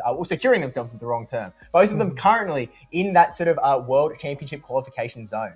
And if you sort of look at these names on the left-hand side and the right-hand side, there are a lot of players that are currently battling on through this tournament. Fortois, you can see him over there on the left-hand side. He's in a pretty safe scenario. You know, he's at 779 championship points, which is quite a lot. But pretty much all of those battlers underneath him are battling here today. Maybe they could jump over him. There's players on the right-hand side also looking to gather points. It's a real race in this sort of final tournament in Oceania to try and get there. There's also battlers that are just outside. For example, I mean, look, on the right-hand side, Zetab is here battling. Taj is still battling through the losers bracket after losing to Gon's Pangoro before. Cola 4, I believe he just got knocked out. I'm not sure if he got to the point where he's got points, but we know of, there's no Clunk here. I'm here. Fish is like somewhere back there with a microphone as well. He's not playing. I think Mikey Morgs actually wasn't able to make it either. And so Yoshi Joshi, also a player that we've seen do incredibly well so far with that Macargo, also looking to potentially break through and find their way into this World Championship qualification zone. No, there's plenty of change that will come from the end of this tournament in the Oceania leaderboard. Like you said, I mean, there's still options. There's still plenty of opportunities for points, even though it's the Oceania leaderboard. There are plenty of people who they might go for a holiday somewhere, like to South Africa or something, you know. Who knows? Stranger things have been known to happen for people to make their position in the world. So, but I think the majority of the swapping and changing will be as a result of today's tournament. So incredibly critical for those who are looking to travel over to Worlds in the US. 100%. Now, there are actually a few players that are planning to go to the North America International Championships as well. I know Tony of Pride is one battler who I think he's just short of this top 20 placing. I believe he's able to get points at the Sydney Regional Championship. And so now he's sort of looking to get points here again today, try and push through, and then maybe get some points at NAIC as well. And that could be enough. But the other thing to remember is you could show up to this tournament, have 0 points at all. If you win it all, you still get to go straight to the World Championships, no matter where you're from, which is also important for the trainers from the TPC region, which probably deserves some explaining because I feel like it doesn't come up as much in these other regions. Yeah, it's not really spoken about on the announcement. So those regions, they have their qualifying tournaments, which is sort of a one-off. And is it the winner or the top 2 that get their spot in the world, depending on which tournament, I believe? It has actually expanded this season. So a lot of these tournaments have top 4, top 8 qualifying straight to the World Championship. We're seeing a lot of battlers sort of get those qualifications, especially this month. Yakai, our 2024 World Champion, he just secured his place in the World Championships, I believe. He actually lost in the losers finals to a Dondozo, which unfortunately, I was really hoping for some Dondozo in today's tournament. I wore the pin and everything, but no, literally 0 people registered it. So I'm pretty disappointed by that. So there we go. So here we can see on screen the number of points that are available, or championship points, I should say, for people in the region and what's on offer. So you can see there, 3rd to 4th gets 300 points. You get those 300 points, you're in the top 20. Yeah. Like that's how far you're jumping here today. So there's a lot of points on offer, and those who want to be gunning for those travel awards, they're going to be really needing to get those sort of in that top 16 especially, because there's going to be other people who are going to be going for them as well, who will be in that top 16. So the further up you push, the better your chances are of those travel awards going to you. Exactly right, which is a really important factor as well. Even if you actually aren't sort of going for the World Championships and you are just looking towards, maybe I want to make a push in the 2027 season, you can still try and get as many points as possible in the travel award period. So I believe that's from EUIC in February to NAIC next month. If you are the number 1 points earner in that time period, you will probably get a travel award for LAIC for 2027 and really kickstart your next season. And so there's a lot of these opportunities, and also still a weekend of locals to go. There's going to be some cups and challenges through the weekend here in Melbourne. There's going to be a few other locals around the country as well for those that aren't sort of able to be here competing in the regional championship. And so we'll see what happens between now and next weekend. Maybe someone gets so close to that world championship title and they're like, you know what? I want to really just go for it. I'm going to go to Indianapolis. I'm going to go to NAIC. I'm going to go to Turin, which is, I believe, the weekend after Indianapolis into June for the first time. It's rare that we have tournaments going into June, but here we do. And so you can really just try and get those spots alongside everyone else in the world, attempting to qualify for that prestigious World Championships. Now, Steve, are you going to be stamping your mark in some of these cups and challenges over today and tomorrow if you get the opportunity? Look, I'm a guy. I'm not going for the World Championships this year, but what I love is to say, hey, I got second in this challenge with a Tatsuguri and Dondozo. Real, by the way. I love those sorts of lines, So let's see some of this Steve Tatsuzuri and Dondozo. But here we have Gorm 1001 against JHJJ92. And now we get to see some Grumpig action here, Steve. Yeah, I'm really excited. But you know what? If I'm being totally honest with you, it's not Grumpig that excites me the most. It's the Aegislash. I love Aegislash. And I know that if you've been watching the regional championships over the last couple of weeks, you've seen Aegislash win championship after championship after championship. It is just so strong. How do you feel about Aegislash? Look, I'm not the biggest fan. The game mechanic, Don't talk to me. So it probably took me about 2 months to actually understand how the game mechanic works of the Aegislash. And it's just, if you're new to the game, you really need to pick up on it because you're going to start seeing it more and more and more, especially as you go into these play Pokemon battles. If you're doing GBL battles, you'll see it pop up every now and then. So it has 2 forms where it has a sword form and a shield form. Now, as you expect, the shield form is going to have a much higher defense stat. Sword form has a much higher attack stat. But Steve, how do they switch between the two? Yeah, so they start off in the blade form, which is just a little bit less bulky than Bastiodon. And then you're using this different fast move. It's called charging. It says it has Psycho Cut. It does not have Psycho Cut. It just does this completely different made up move that generates less energy and does basically no damage. It is 1 damage every 2 turns. Once you finally throw a charge attack, that is when you swap over into blade form, as we've seen earlier on, doing massive amount of damage. I mean, I think the attack stat that it often gets compared to, it's sort of like a Haunter for people that remember when Haunter was running around in the Great League. You cannot take a fast move to save your life, but my gosh, you can do a lot of damage. And so it's this sort of glass cannon status that you just catapult yourself into, doing mad amount of damage as soon as you click that charge attack button. As soon as you shield another move though, go back to that shield form, you can take much more damage and you generate energy a lot less fast. And so I was talking to a lot of competitors here today, and as you've watched these battlers win these regional championships, like Arrow, like Tonton Batus, he's really good at doing these incredibly technical plays where he's able to stay in his shield form for the perfect amount of time swap to the sword form so that he starts to generate energy faster, knowing that he can take this many attacks so that he can perfectly get to a second charge attack just in the nick of time. It is such a complicated Pokemon to use. I truly believe it is one of the most difficult Pokemon to master that have ever been available in Pokemon Go in the Championship Series or beyond. It is really, really difficult, but if you can, my gosh, is it effective. Yeah, and also when you swap out the Aegislash, when it comes back in, it will always be in that shield form. Yeah. So that you are able. It's not just the timing of your throwing moves, using your shields, but your swapping out becomes a key critical component of this meta. And we will see how Gone 1001 wants to, I guess, pilot that, or if he's just going to go, look, I've got other options here. That Pangoro looks like a very, very solid option in this matchup too. Only really fearing that Togekiss. Yeah, I know that Gon is a famed Pangoro user. He won the Brisbane Regional Championships with it just some months ago. And so he was able to beat a Skeledirge a little bit earlier from Taj as well. But it's such an interesting Pokemon because fighting type Pokemon, or fighting in general, is so underutilized, I feel, in the current metagame. Annihilate, we've actually been seeing a little bit of an uptick today. That seems irregular. Like, I've been watching Utrecht, I've been watching Los Angeles, apologies, and watching a lot of these APAC tournaments as well. There is not that much Annihilate. I don't know what's going on here. I don't know if we're just picking them on stream or what. But the fighters really are underutilized. And I feel like here, Pangoro could really be carving itself out a bit of a niche, with the one caveat of Fortress isn't as clean as maybe the other fighters. Yeah, no, definitely. But I think that the fighting rise in this tournament is 100% due to the rise of the Licky Glicky. It's just everywhere, and now we are seeing Gone versus DH coming in, and we have that Pangoro straight away into the Fortress. If this is Bug Bite Fortress, this is not where Gone 1001 wants to be, and it is that Bug Bite variant, and look at how much damage it is able to deal here. Yeah, the one benefit of Gone is he can pace so quickly. He goes for the bait here, but DHJ calls it. He knows it's a Night Slash. He knows that this Fortress is going to be fine. Night Slash is going to take it down to below half health, though. That is a crazy amount of damage. It is, and here going straight again, no, not getting to the Night Slash. Oh, and it is a Sand Tomb bait. So this will take Gone 1001's defense stat down even further, and it is all in favor for DH. Is he going to burnish it? Wow, happy to let it go in this matchup.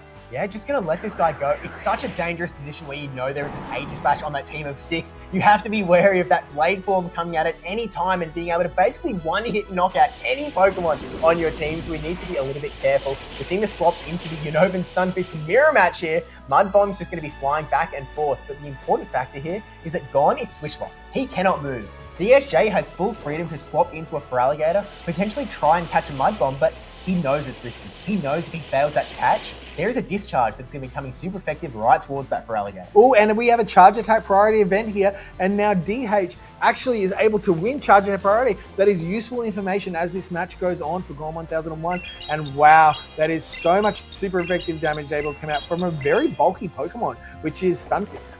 Yeah, but as we sort of whittle ourselves down further and further into this matchup, we are heading towards a Feraligatr and an Aegislash.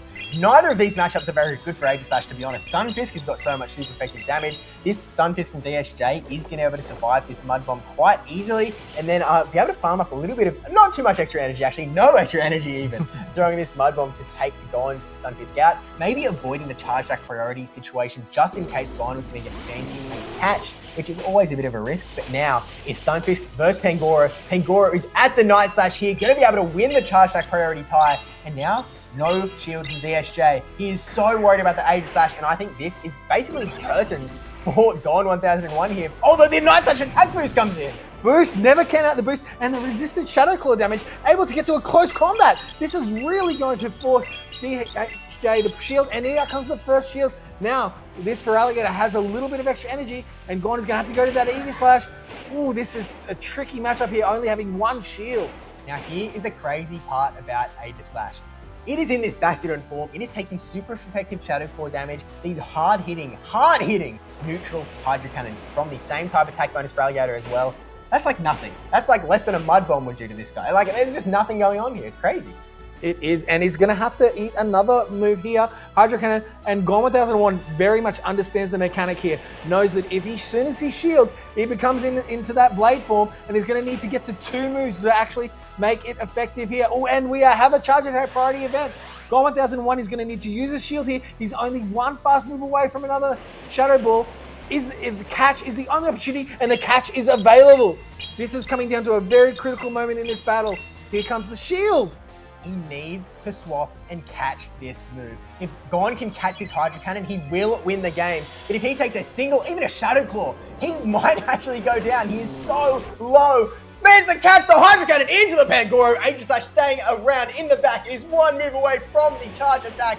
Feraligator's energy all going down. Pangoro on that 1 HP. And Aegislash comes on in, throws the Shadow Ball. Is this enough? Is this enough? Because it is not in that blade form. It is in the shield form. This will not do as much damage as you think. But now it's going to be a swap. And it's going to be down to all the fast moves here. How much does this move do?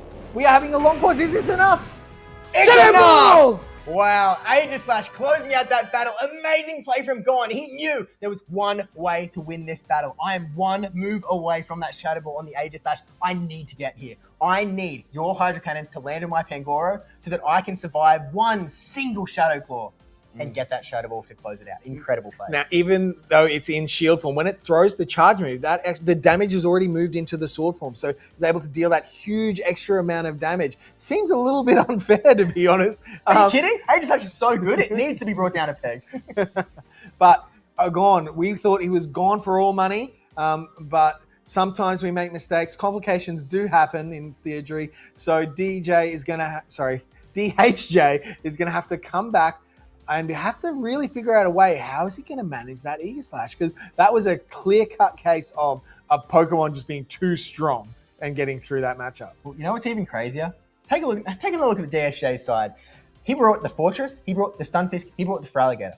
All three of these Pokemon are allegedly good into Aegislash. Like, all three of them. Not only do you have Fortress throwing those super effective Sand Tombs that also reduce the defense of that Aegislash. You have the Feraligatr throwing those super effective Shadow Claws. The Hydro Cannons adding up so much damage as well. The Stunfisk, so bulky, might even be able to tank a charge move from Aegislash, pending, we'll find out. But the Mud Bomb's adding up really fast as well. It is such a, he was trying to put all of the pieces in play. DSJ was also, not using his Protect Shields until the end, because he knew there are so many scenarios. You watch Tonton Batusas win, you watch Arrows win, you watch any of these Aegislash actually get the victory. You just sit there and you're like, man, if only they didn't use their shield at the start of that battle, because all of a sudden this blade form is just getting up to 2 moves and then 2 KOs in a row. Just throwing it into Pokemon for free. It's a really difficult Pokemon to actually manage on the other end as well. Yeah, and I think that's what we see the difference in Gon now as to with Brisbane. Brisbane, he actually relied on a 2-shield Sizzle, different steel type, and 2 shielded through, and that was what won him that Brisbane matchup. And now he's doing a very similar team, very similar things, but instead he's going for that Aegislash and using the mechanic just absolutely to perfection in that match. So really looking forward to these trainers looking at picking their next teams and locking in. Is DHJ able to turn this one around? Well, it's really scary because you want to go for a glue Pokemon like Licky, but with Aegislash coming in the lead here into the Togekiss, not a good start for this Togekiss, but this is a really awkward spot because if you're the Aegislash, if you're Gone 1001, you kind of just want to farm up heaps, but actually DSJ just going to swap straight into that Licky. He knows that energy would be scary from Aegislash later, and he's like, you know what, I'm just going to get some energy going, and instead, Aegislash banking a move, and now it's Pangoro versus the Licky. Pangoro, this is very interesting. Does not have to worry about Shadow Ball. It can eat plenty of body slams. It's going to put Gone 1001 really into a solid position. And wow, so much energy here for this Licky for DHJ. Gone has kind of won alignment quite strongly here because this Body Slam, Pangoro is very squishy, so that Body Slam does do a lot of damage, but really threatening so much charge attack coming from Gone here. If he can win this lead matchup with no shield from Licky, I don't know if this is enough. I don't know my Pangoro tells DrTrotter. It is though, down it goes. All of a sudden, he has switch advantage. He has an Aegislash that can meet the Togekiss. He has a Stunfisk that has the potential to meet that Feraligatr as well. But that is a really dangerous spot because you know that Feraligatr can do a lot of work as well. Yeah, and there it is. It's coming straight in here, the Feraligatr, and out comes the Shadow Ball. So what we're going to see if you're Gone 1001, I think we're going to see a Shadow Ball, maybe a little bit of extra energy, and then just dip, or maybe go straight into that Stunfisk. With upper shield now, that Stunfisk is going to be sitting really nicely into this Feraligatr. Yeah, Gone recognized that this Feraligatr has a couple of Shadow Claws. You want to go straight to that Stunfisk, take advantage of this shield advantage that you have, and knowing that if DSG doesn't sort of get out of this matchup, your Stunfisk will actually outpace to the discharges that you require to take out the Feraligatr and push yourself back into that Aegislash versus Togekiss matchup without shields. Yeah, I mean, but Stunfisk is happy anywhere in this matchup. Gon could have chosen to play this completely differently. The Stunfisk is just absolutely decimating here and dealing huge damage into that for Alligator. And goes a swap into this Togekiss, but here comes the discharge. This is even a great place for this Stunfisk to be. Gon's feeling fairly comfortable. It wouldn't be surprised me if he was happy to stay in this matchup. Yeah, I mean, look at how much health this Stunfisk still has. I feel like Stunfisk has been in this battlefield forever, and yet it's lost almost no HP at all. Aura Sphere going to come and connect into the Stunfisk, but it's going to take that thing absolutely fine. Throw another discharge potentially. No, swapping into the Aegislash, and now time is a desynced. But even if we get to the Feraligatr swap here, even if Gon does nothing, he just lets Togekiss farm and throw Aura Spheres and swap out, Aegislash will then be able to get the KO on Feraligatr with Shadow Ball.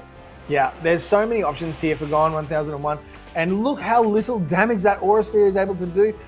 And whoa, and goes for the combo play. So throwing a Hydro Cannon here, but again, Gon 1001 is not worried. He's happy to let this one go. He's got like a million shields built into this single Pokemon. Shadow Ball now ready to fire. He wants to get rid of this Feraligatr before any more Charge Attack damage comes out because he wants to survive another Charge Attack from that Togekiss later on. He's also displacing the Switch Timer here because of the animation of Aegislash swapping over to Blade Form. He's hoping that he can swap back to the Stunfisk. Oh wait, he's going for a... Oh my gosh, did he get to the move? He did, he sniped in. DHJ, even though he had the Hydro Cannon, did not throw it and has taken all of that energy away from Feraligatr with some amazing play here. And this Stunfisk, even though Togekiss has so much energy, it's just in a spot. We have a Charge Attack priority. Gon, shielding up, Charge Attack priority. There are no shields left for DHJ. And wow, what a play. This is going to absolutely decimate this Red Health. Togekiss is going to faint it and win 2-0 for Gon 1001. Stamping his authority back into these regional championships. You know, we've already had one two-time regional champion this season. Maybe Gon is trying to make that 2 for 2. Really showing a dominant performance there with that Aegislash gameplay just absolutely on point of the blade, I suppose you could say. But just like so clinical. Yeah, absolutely. Using it like a scalpel there. I think I'm going to need a little bit of a pad down on my brow. It's a bit warm here in the theater, surgical theater that we're in, Steve. And fantastic from Gon 1001. Absolute champion battler, lovely player, and well done. DHJ, still plenty of time left to battle, get in those losers round, and do your best you can and come back. And may need to actually think a little bit more about how am I going to take out that Aegislash. I'm probably going to change my team tomorrow now because I'm going to need to be doing a little bit of thinking on that mark too.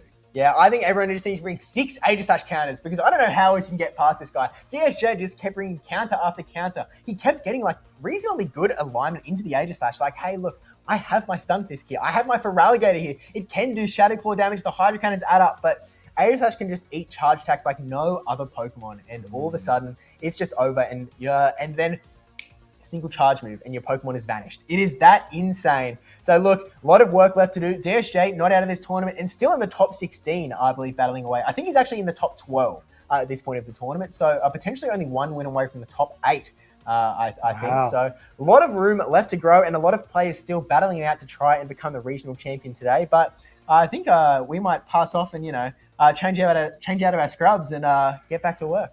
Yep, let's get back to work. So we'll welcome in Debbie and FishOnAHeater very shortly. Take care. Also, can you prescribe me a counter for Aegislash? Because I just really need something. I can't do that to a family member because we're brothers now, so it's a little bit awkward. I can get Tony to help us. Okay. Look, I just need guy. 6 Incinerate users. I'll get Skeleturge, I'll get Talonflame, I'll get Gorgeist. Magcargo. Anyway, we'll take care. I will let you take Fish and Debbie. New Zealand, a country known for its breathtaking landscapes, rolling hills, and magical film sets. And in Pokemon Go, it's home to a very special regional Pokemon, the longevity fish itself, Relican. But this weekend, right here in Auckland, something else special was happening. For the very first time, the Pokemon Go Special Championships were taking place, and you'll find me, debbiepebble, right in the middle of it. 27 players from across the globe, local legends and international competitors alike, all battling it out for one thing, the chance to punch their ticket to Worlds and earn some seriously important championship points.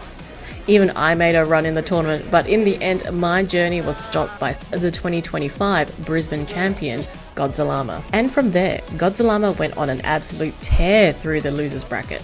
One by one, opponents fell Mikey Morgs, Yusei Farao, Dangerhawk 1269, and even the 2026 Brisbane Regional Champion Gone 1001, as Godzillama powered their way through into the losers final, earning a spot in the grand finals against Jumothy. The finals was everything you could hope for. Both players traded games early, each taking a win before Game 3 went to Godzillama, threatening a full bracket reset. But Jumothy held strong, fighting back to bring the score to 2-2, and it came down to Game 5. In a clutch final performance, Jumothy closed it out, becoming the very first Auckland Pokemon Go Special Champion. Here's a few words from Jumothy. I needed to be confident even if I didn't feel that confident, because I know that's held me back before. I knew that I needed to get, as good rest as I possibly could have. Previously as well, I've also been fixated on doubting my own team building skills. So I would doubt my own team building, copy someone else's team. Doesn't work as well, I think, for me. So this time I kind of stuck to my own team that I made, and I think it worked out, yeah. I remember in my final match, it was 2-2 grand finals against Godzillama. I had a line in mind that was like a bit different to how I've been playing at that point, which I've never led my Empoleon into Azu because that's my strongest answer. So I was basically calling out he was going to lead Azu, and I was doubting myself, or is he really going to bring Azu again lead? He's done it, 3 or 4 games out of 3 games out of the 4 that was played. But then I just said, I have to be confident in my gut, and then I just locked it in, and then I think it paid off. And then it was very reassuring that I guess like a lot of the work that I put in, like whether it just be team building or even just like the mental preparation, it paid off. Knowing, and it kind of showed that, I could go all the way, finally. I think my advice at the end of the day is, first of all, is probably just to have fun. It's a game at the end of the day, and it shouldn't feel like stress or work. So I feel like whenever you feel like you don't want to, I have to go to the locals to like keep up with everyone. I feel like that's not a great sign. Maybe probably take a break. But, if you're open to it, I think it's like keeping an open mind, like a growth mindset. Whenever you lose, a good thing I like to tell myself is like, what could I have done better during that match? And those like small things add up over time. Even if you like only learn like tiny bit, like maybe if you get 1% better, for example, after each match, even just 1% over like a few months, that really adds up.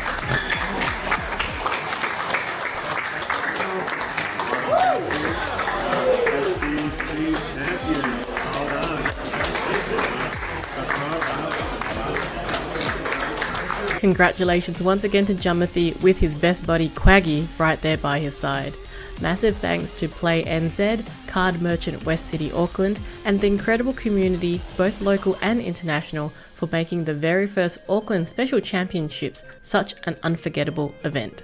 And you can't ask for a better souvenir than a stunning New Zealand regional Relicanth card slab to take home.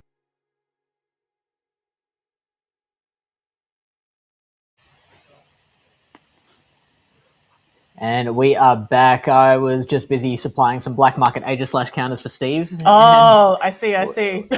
He's now suitably kitted up and ready to go, ready to take on the cup that's going to be happening tomorrow morning.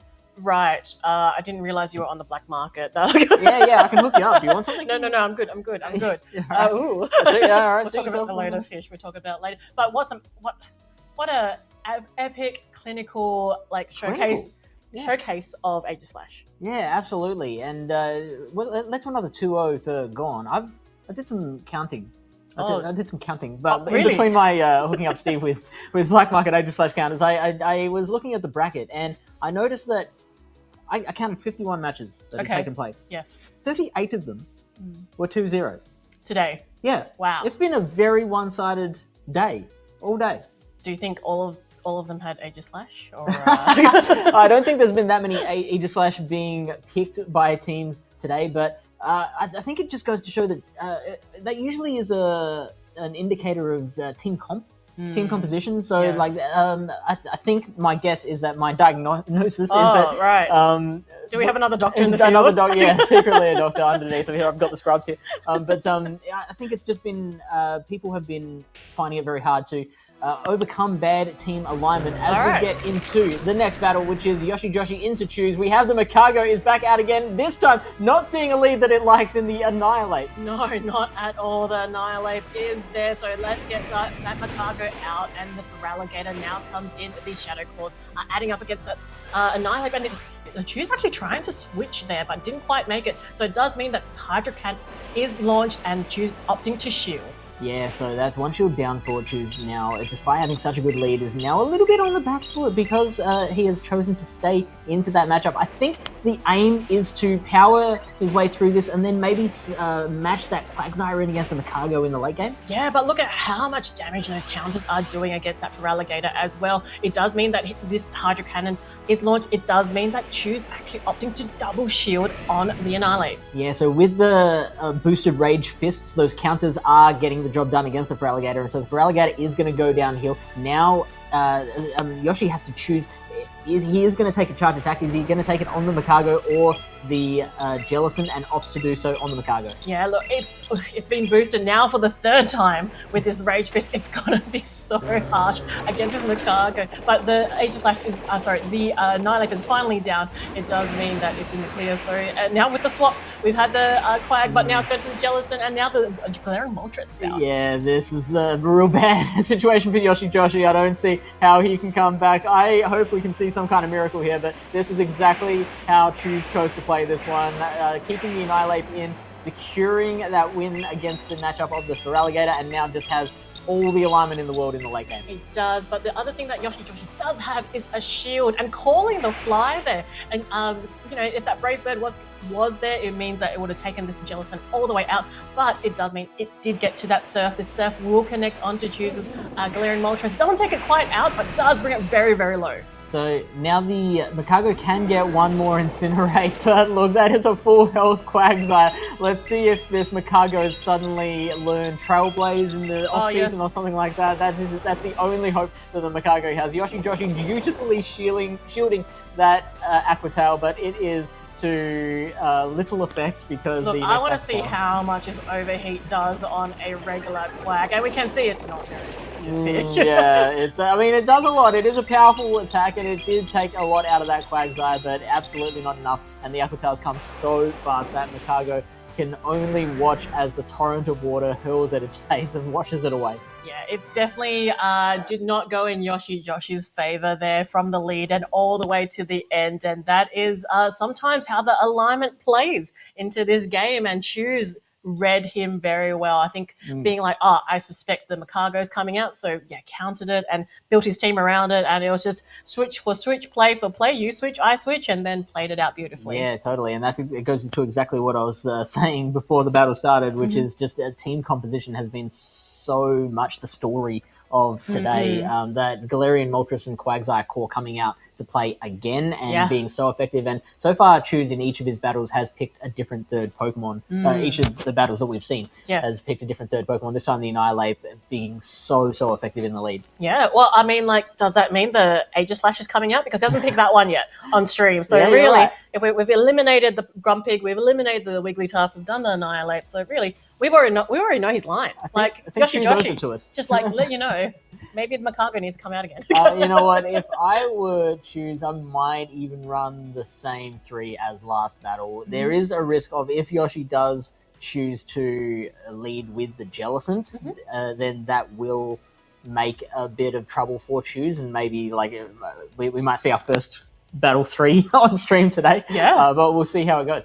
We will see how it goes. And look, I think bringing out the Annihilate was such a bold choice, and it just does actually quite well against Yoshi Joshi's team. Yeah, the Annihilate has a lot of play into both teams. There is the Fairy on both sides, which is the one thing, obviously, that Annihilate fears. But yeah, the Tinkerton is only dealing super effective damage with its fairy winds. Yes. Otherwise, everything else is neutral. The Wigglytuff is a lot more dangerous into the Annihilate than the Tinkerton is in reverse. In reverse, yes. So I think for Choose, it's quite a good choice. I tried to play that. I don't know if that came off well. If we say it enough times, it'll get funnier every time, I think. Will it? Yeah, Okay, we'll keep the that's bit how it going. I see. I believe one of the players has locked in, so we're just waiting for the other player to lock in thereafter. But we did get quite a chance because the last PvP Steve and DrTrotter managed to go through Joshi's teams. But yeah, the Makago, very interesting choice. Yeah, love it. It's fun to see. It's all right. Now, we see the Annihilate in the lead again, and it is the same team as before. So the Annihilate with the Galarian Moltres and the Quagsire backline. This time, though, the Annihilate seeing something that it doesn't want to see in the Tinkerton. Yeah, it's seeing a fairy type, but it is fairy steel. So I suppose these Rage Fists are quite neutral. It won't do too much, but it still will chip away because the attack will rise over time. Now we're going for the Bulldoze instead of the Gigaton Hammer, which obviously will do more damage, but does shield. Yeah, that's big. So now the Gigaton Hammer will come a little bit faster. It will be able to get there at about the same time as the Rage Fist. The Rage Fist will come out first, and Choose is forced to throw because otherwise that Gigaton Hammer is going to come out and force that second shield. Wow, okay, Yoshi is deciding, no, I need this Gigaton Hammer out, so is shielding and now going to throw the Gigaton Hammer back, and Choose is opting to let that one go. Yeah, letting it go there. So it just means that will connect, it will take the Annihilate out, and now the Galarian Moltres has just chipped away that Tinkerton. So now it's really up to Joshi's choice of what he wants to bring here, and brings the Furret. Yeah, that's not an easy choice. That was it's a tough backline to throw into the Galarian Moltres there. The Galarian Moltres, Choose recognizing that the Galarian Moltres has so much more room to play now that the Tinkerton is out of the way. This Furret actually has Brick Break of all moves, so it will drop the defense of the Galarian Moltres. So it's a bit of an interesting one to use. Yeah, and it certainly makes this a lot more palatable for the Furret, but that Brave Bird is going to make that a moot point,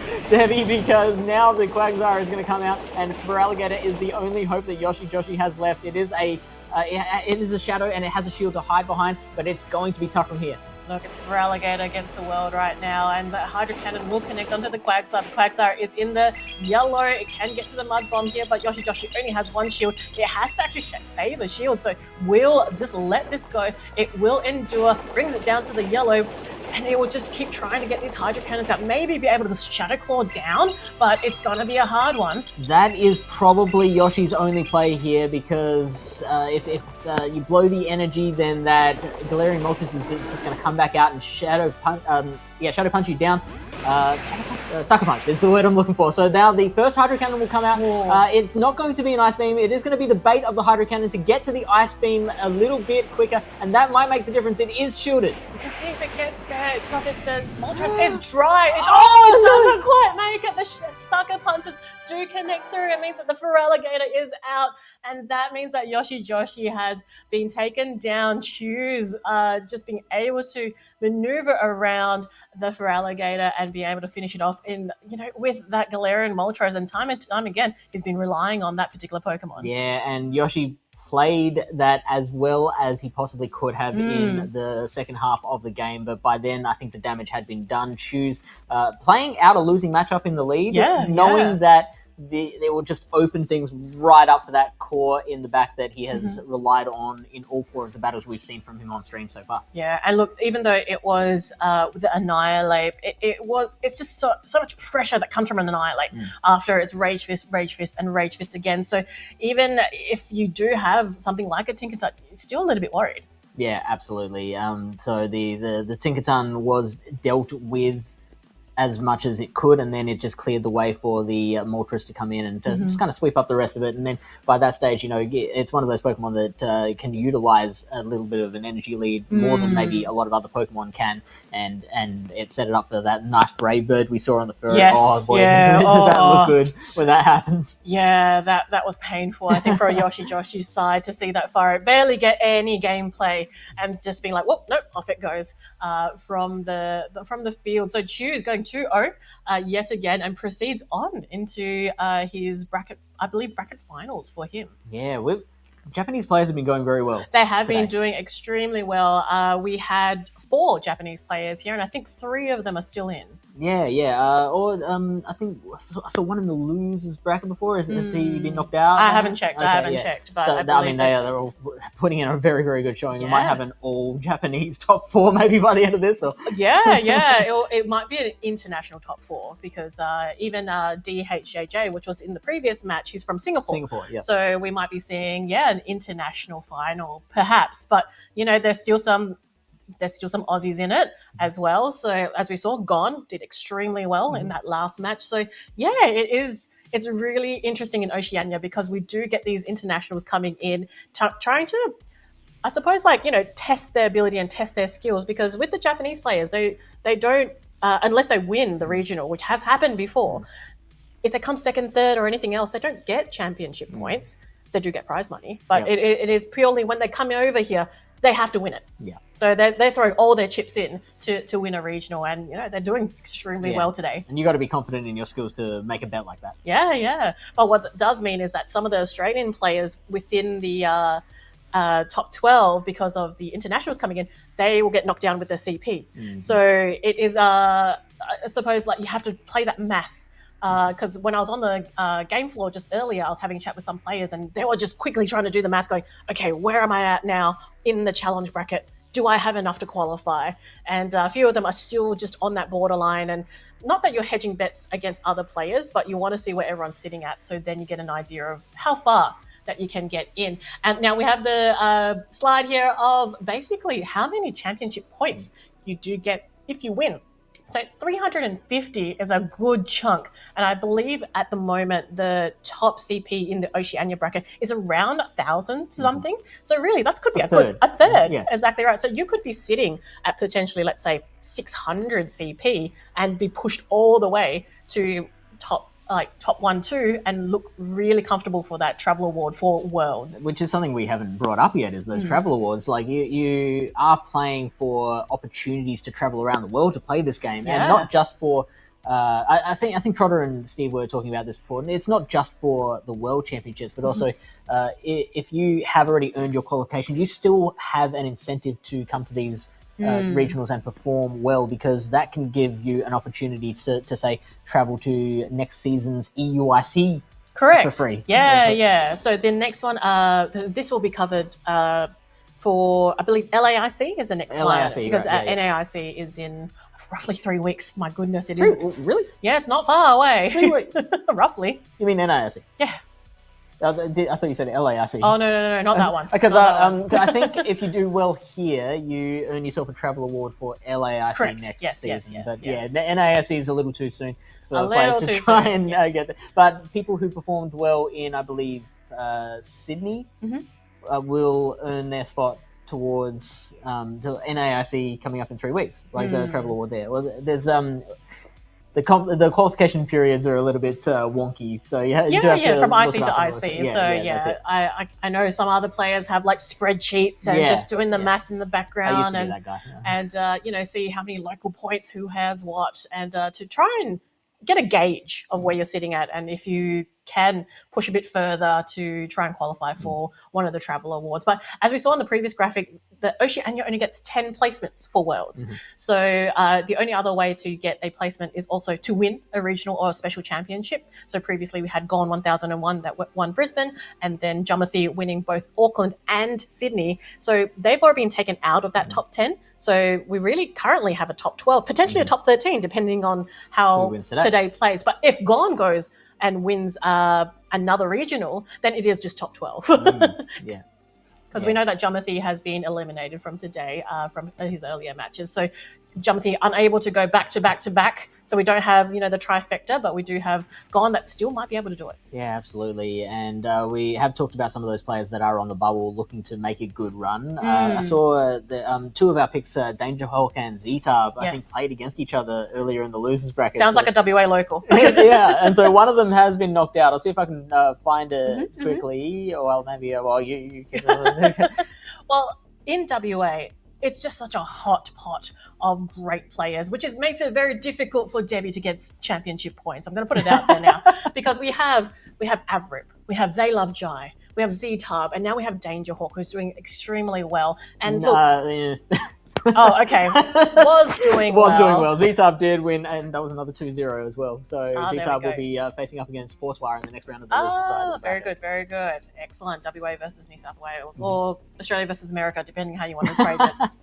Yeah. But that doesn't discredit what you were saying, that Danger Hawk is very much someone who is on the cusp of greatness. Yeah, look, and it's really great to see from my end as someone that seen from the grassroots level of locals, and when they first start playing, and then when they start beating you, and then they do extremely well, and to come to regionals and still progress in the bracket, you know, a fair chunk of the way. Because when I had a chat with Danger Hawk, he's like, I think I've done it.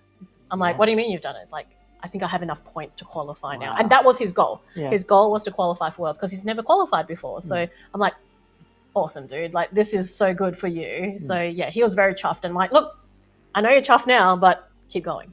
Don't. This is not the end of the line. You got to keep going. Like, you know, we want you to win it. Yeah. So yeah, he can always get better. Yes. When you first met Danger Hawk, was that like right at the beginning of his PvP journey, or has he already? I think he was dabbling with a few things, but once came to locals, meeting the others, and then getting an idea of how to build a team or what Pokemon that he enjoys using, and from there, just the foundation up. Then he started exploring different options and various, tournament styles, and just did extremely well. And I think the thing about Danger Hawk, he knows his team. Yep. So he knows his team back to front. So, and I think a lot of people will concentrate on the meta and be like, oh, how do I counteract these 12 Pokemon? But let's just bring it down to 6. Yeah. And if you know how that 6 works, I think you can do well. In a good spot, yeah. And it can be so daunting for newer players, less experienced players coming up against all these people who have been doing it for many, many years now. It can cause a lot of people to get disheartened. So it is always heartwarming to me seeing someone start green and then just get better, understand that if I put the time in, I'll get the results back, and get to the stage of someone like where Danger Hawk is now. Yeah, and I think that's if people are interested and haven't explored these options, is definitely go to Pokemon.com and check out events, because it will have it listed all the locals that are available in your area. But we do have the next semi-finals where we have LV Happy Eevee versus Pokemoneymaker. And talking about people that are breaking through, we have LV Happy Eevee, and she's got her Umbreon on that side. So we know that she loves her Eevees, and I'm happy to see the Umbreon on their side. Yeah, I wish there were more viable evolutions, because I do like the evolutions as well. But Umbreon is the absolute star.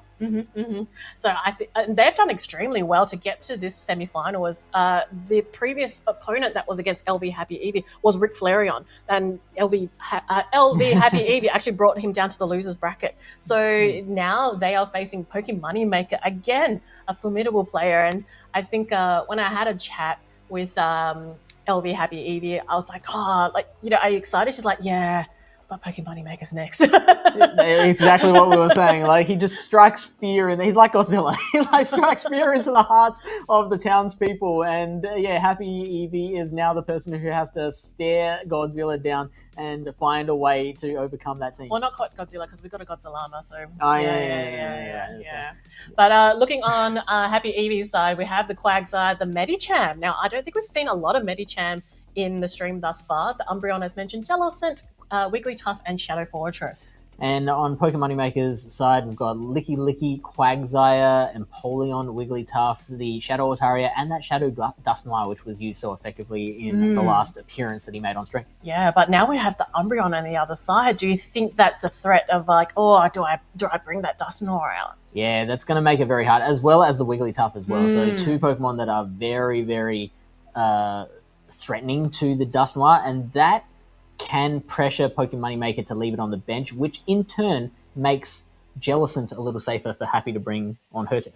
Yes, and like as we saw, like other players, Jellicent seems to just be such a good neutral pick. And with the ghost typing and the water typing, it does cover a lot of this meta range at the moment. I believe the trainers are scanning for their matches, so it will start shortly. Now, we haven't really talked about Medicham. Tell me, Fish, why is this back?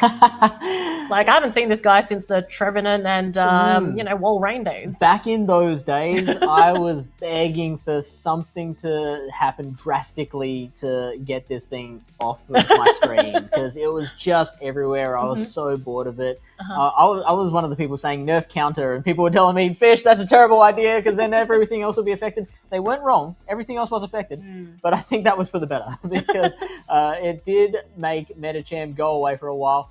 It's been gone long enough that I'm not sad to see it back. I'm happy to see it again. You've made peace with it? Yeah, absence makes the heart grow fonder sometimes. Is that right? Yeah, okay. So the main thing that is going for it is the buff to Dynamic Punch that happened fairly recently. And so Psycho Cut, Dynamic Punch, and Ice Punch is the moveset that it goes with. It does play very, very differently to what it did back in the heyday, where it was so balanced with the counter damage and then the other charge attacks that it ran. Like Power Up Punch sometimes. Oh, it depends how spicy you were. What was the other move again? It was a Psychic. Yes. It was a long time ago. It was. I'm glad you pulled it out because I wouldn't have. Now it is all in the charge attacks. The Psycho Cards aren't doing anything, but it gets to those charge attacks very, very fast. Yes. Well, we don't quite know the moveset, so Happy Eevee might be running Power Up Punch for all we know. With Psycho Card, that is a choice. That'd be cool. That'd be bold. Very bold. Yeah, but there is also a case to maybe run counter and Power Up Punches as well. Like, it's still doing just as much damage as it was previously. It's just not generating as much energy. No, and you do want that energy generation because, like you said, the Dynamic Punch has been buffed for this particular season, and you want to have that fighting move because if you're using Psycho Cut instead of like counter, where is your fighting move now? So unless you're running Power Up Punch, which Debbie's kind of hoping for, but I think it's not happening. And Metacham, I feel like, has a reasonable amount of play. Now, we've established that the Umbreon and the Wigglytuff does apply pressure to, we call it reverse bench pressure, where it's pressuring someone to keep something on the bench rather than bring it out, right? Yeah. So the Dusknoir might be pressured to stay put in its Pokeball, and that makes it safer for both the Jellicent and the Metacham. And if the Metacham can avoid the Dusknoir, it does have a lot of play into everything else. It doesn't particularly, is not on good terms with Wigglytuff. Yes. But a couple of Dynamic Punches there can help to flip that. Yes. The Licky certainly doesn't want to see it. The Empoleon ain't going to want to take a Dynamic Punch any day of the week, and a couple of Ice Punches are going to take out the Altaria. Yeah. On the flip side, from Pokemon Moneymaker side, I feel like the Wigglytuff looks, like, besides the Fortress, looks pretty good. Yeah, you're right. So I think the Wigglytuff is probably going to be seen in all three battles. I agree. That realization can help Happy Eevee quite a lot because that can help her to pick her line, knowing that there'll be a Wigglytuff there, but just having to make the guess of will it be in the lead, will it be in the back, will it be a closer? Yes. So it's that's what the games you have to play, right? Beforehand, you've got that 3 minutes to lock in, and you got to think, okay, what do I bring? What's best against their team? What do they think that I'm going to bring? And then try and come up with a nice line that will hopefully cover both ends. And for me, I don't know if this is just the way my mind works personally, or whether this is like people in general. But for me, when I'm analyzing my team against someone else's, I'm looking at, okay, this is my plan of attack. These are the weakest points in their team. I'm much less accomplished at being able to look at my own line and see this is the weak points in my defenses, and this is what they're likely to bring to come in against me. Yeah, I know some people that will actually build their team purely because they're like, if I bring this and this, they're not going to bring those particular Pokemon, so I will bring the other four or a mix of the other four. And it's just a different thought process because I'm very similar to yourself, going, okay, I know how my team works. I know what's good. I don't know how they're going to look at it my way, but I'm hoping mine will work. Alrighty, we're into game 1 of Pokemon Moneymaker versus LV Happy Eevee. We've got an Umbreon versus a Quagsire. This is a matchup that Umbreon likes. We see the Wigglytuff in the back on both sides. The Umbreon managing to avoid that Wigglytuff, which is great for Happy Eevee. And so the Umbreon is just going to start building up that energy, getting to the foul plays very, very quickly since the energy was reduced from 45 to 40 energy. There we go. And this is not being shielded by Pokemon Moneymaker. It will take it very, very well. It's just been a while since I've seen an Umbreon, so it just took me by surprise. the Quagsire will return serve with the Mud Bombs. These are two Pokemon that are just not doing too much damage to each other, so we do have a little bit of breathing space while the Pokemon ramp up. We see the Quagsire building up a lot more energy than it needs to, whereas Happy Eevee is choosing to just let that energy go as soon as it's there. Yes, and look, it's so bulky, this Umbreon, so it can take quite a bit. But we can see Pokemon Maker actually just building up, like he's on like, I think it was 2 Aqua Tails, but going for the Mud Bomb here, which will connect onto the Umbreon. The Umbreon now only into the yellow. The Umbreon will now get to another foul play and throwing an extra snarl and then a catch into the Licky Licky. So the Licky Licky is now going to absorb this foul play. That is the disadvantage with the Umbreon. Yes, it can take a lot, but it can't dish out much punishment. Yeah, I'm quite surprised it didn't actually opt for the Wigglytuff there to absorb the dark type damage. But now the Wigglytuff has been brought out from Happy Eevee's side and doing all that charm damage. Now this Body Slam is ready to go, and you know what? Wigglytuff can take it pretty well. Yeah. It is pretty tough. The normal typing will make the Shadow Ball ineffective, which makes Licky Licky much less effective itself. And so the Body Slams are all it has to try and counteract this Wigglytuff, and it's not going to do a particularly good job as the Wigglytuff fires back with a Swift and is now going to be taken by a Body Slam in return. Yes, and I believe the switch clocks aren't quite... Oh, no, they are up now and going straight for the switch out. Now it's able to bring the Wigglytuff in, because otherwise the Wigglytuff would have been able to farm down that Licky Licky. So Pokemon Maker making that decision here. LV Happy Eevee actually going for the Icy Wind instead of the Swift, knowing that the Wigglytuff is going to go down and debuffing it as much as it can. Yeah, I like this because not only does it chip a lot of health away for that Jellicent to be able to take out, but it will also reduce the damage of the Charms, which over time do overcome the Jellicent in this matchup. So I do definitely like that play.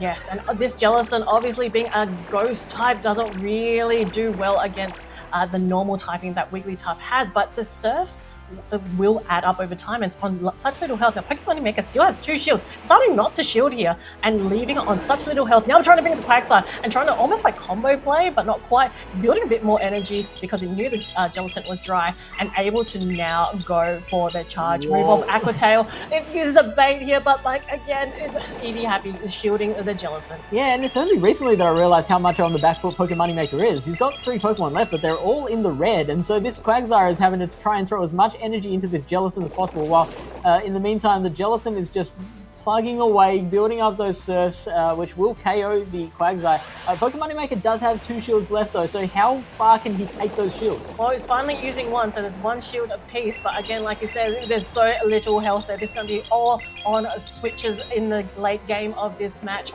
and now we can see Happy Eevee going for that last shield, protecting that Jellicent. A switch out into the Wigglytuff here, and now Eevee Happy has to go for a move, otherwise it is going to get taken down by Charms. Yeah, so now the Wigglytuff is going to have to try and charm this thing down. The Umbreon is still there, and the Wigglytuff has so little HP left that it's within resisted foul play range. The Icy Wind is not even going to change that, so 1 foul play will take it out. How close is it to the foul play? It does have the foul play ready, so it's going to take out the Wigglytuff, not take any more charm damage.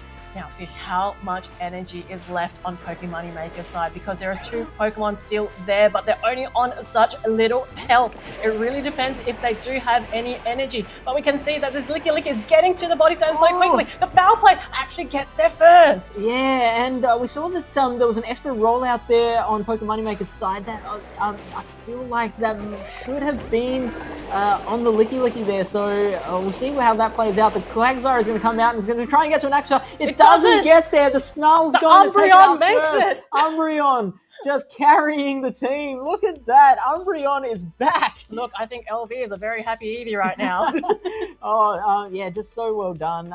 Just didn't do anything spectacular. Just did the right things. Yes.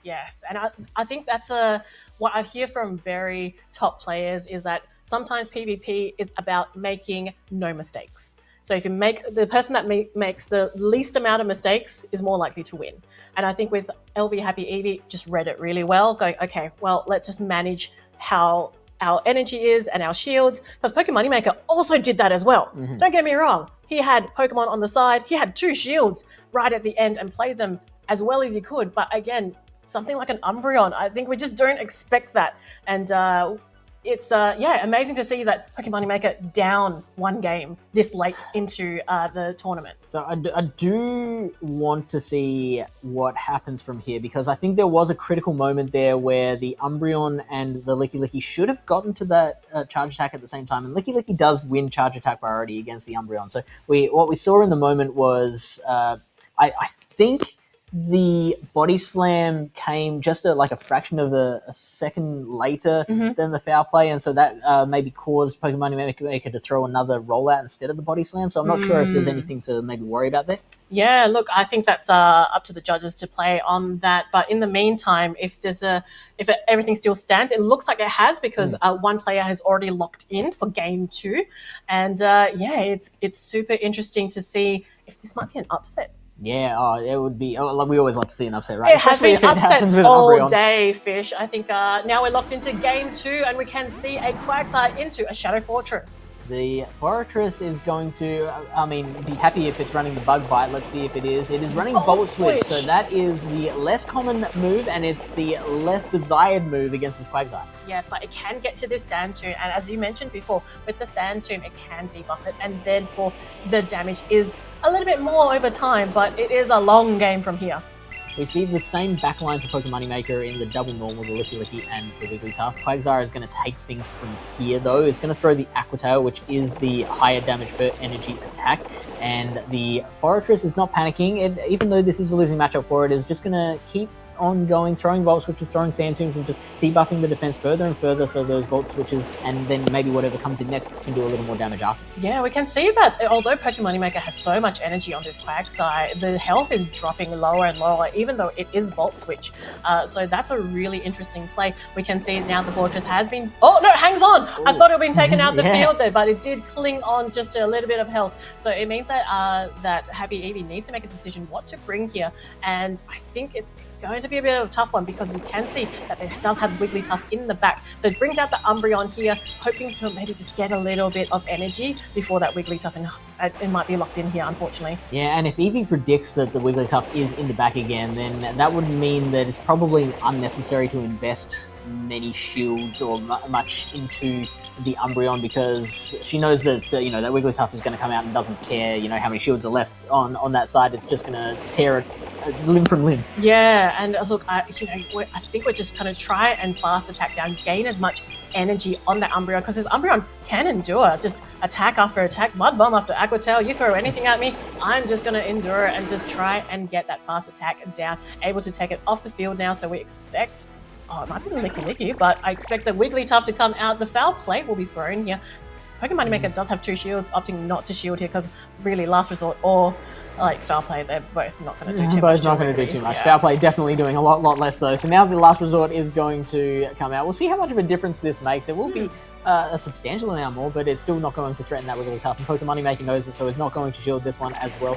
It's going to be all down to Happy's Wigglytuff in the back. Yeah, with 2 shields both on either side. Now we're just going for a real charm off here with Pokemon Maker going for the Icy Wind, which is a great play, because LV Happy Eevee only has 1 Pokemon left, can't switch out of this debuff. Yeah, that's something that you have to be very aware of in Pokemon battles in this day and age, is that there are so many debuffing moves flying around that you really are benefiting a lot from keeping a Pokemon with just the bare minimum HP in the back, so that you can switch out and reset those debuffs. Because now, as hard as the job that Happy's Wigglytuff is, it's going to be made even harder by now being debuffed twice by this Wigglytuff. Yeah, the second Icy Wind being launched by Pokemon Maker now, and has a full health Licky Licky. My goodness, Fish, it is like this Wigglytuff is struggling.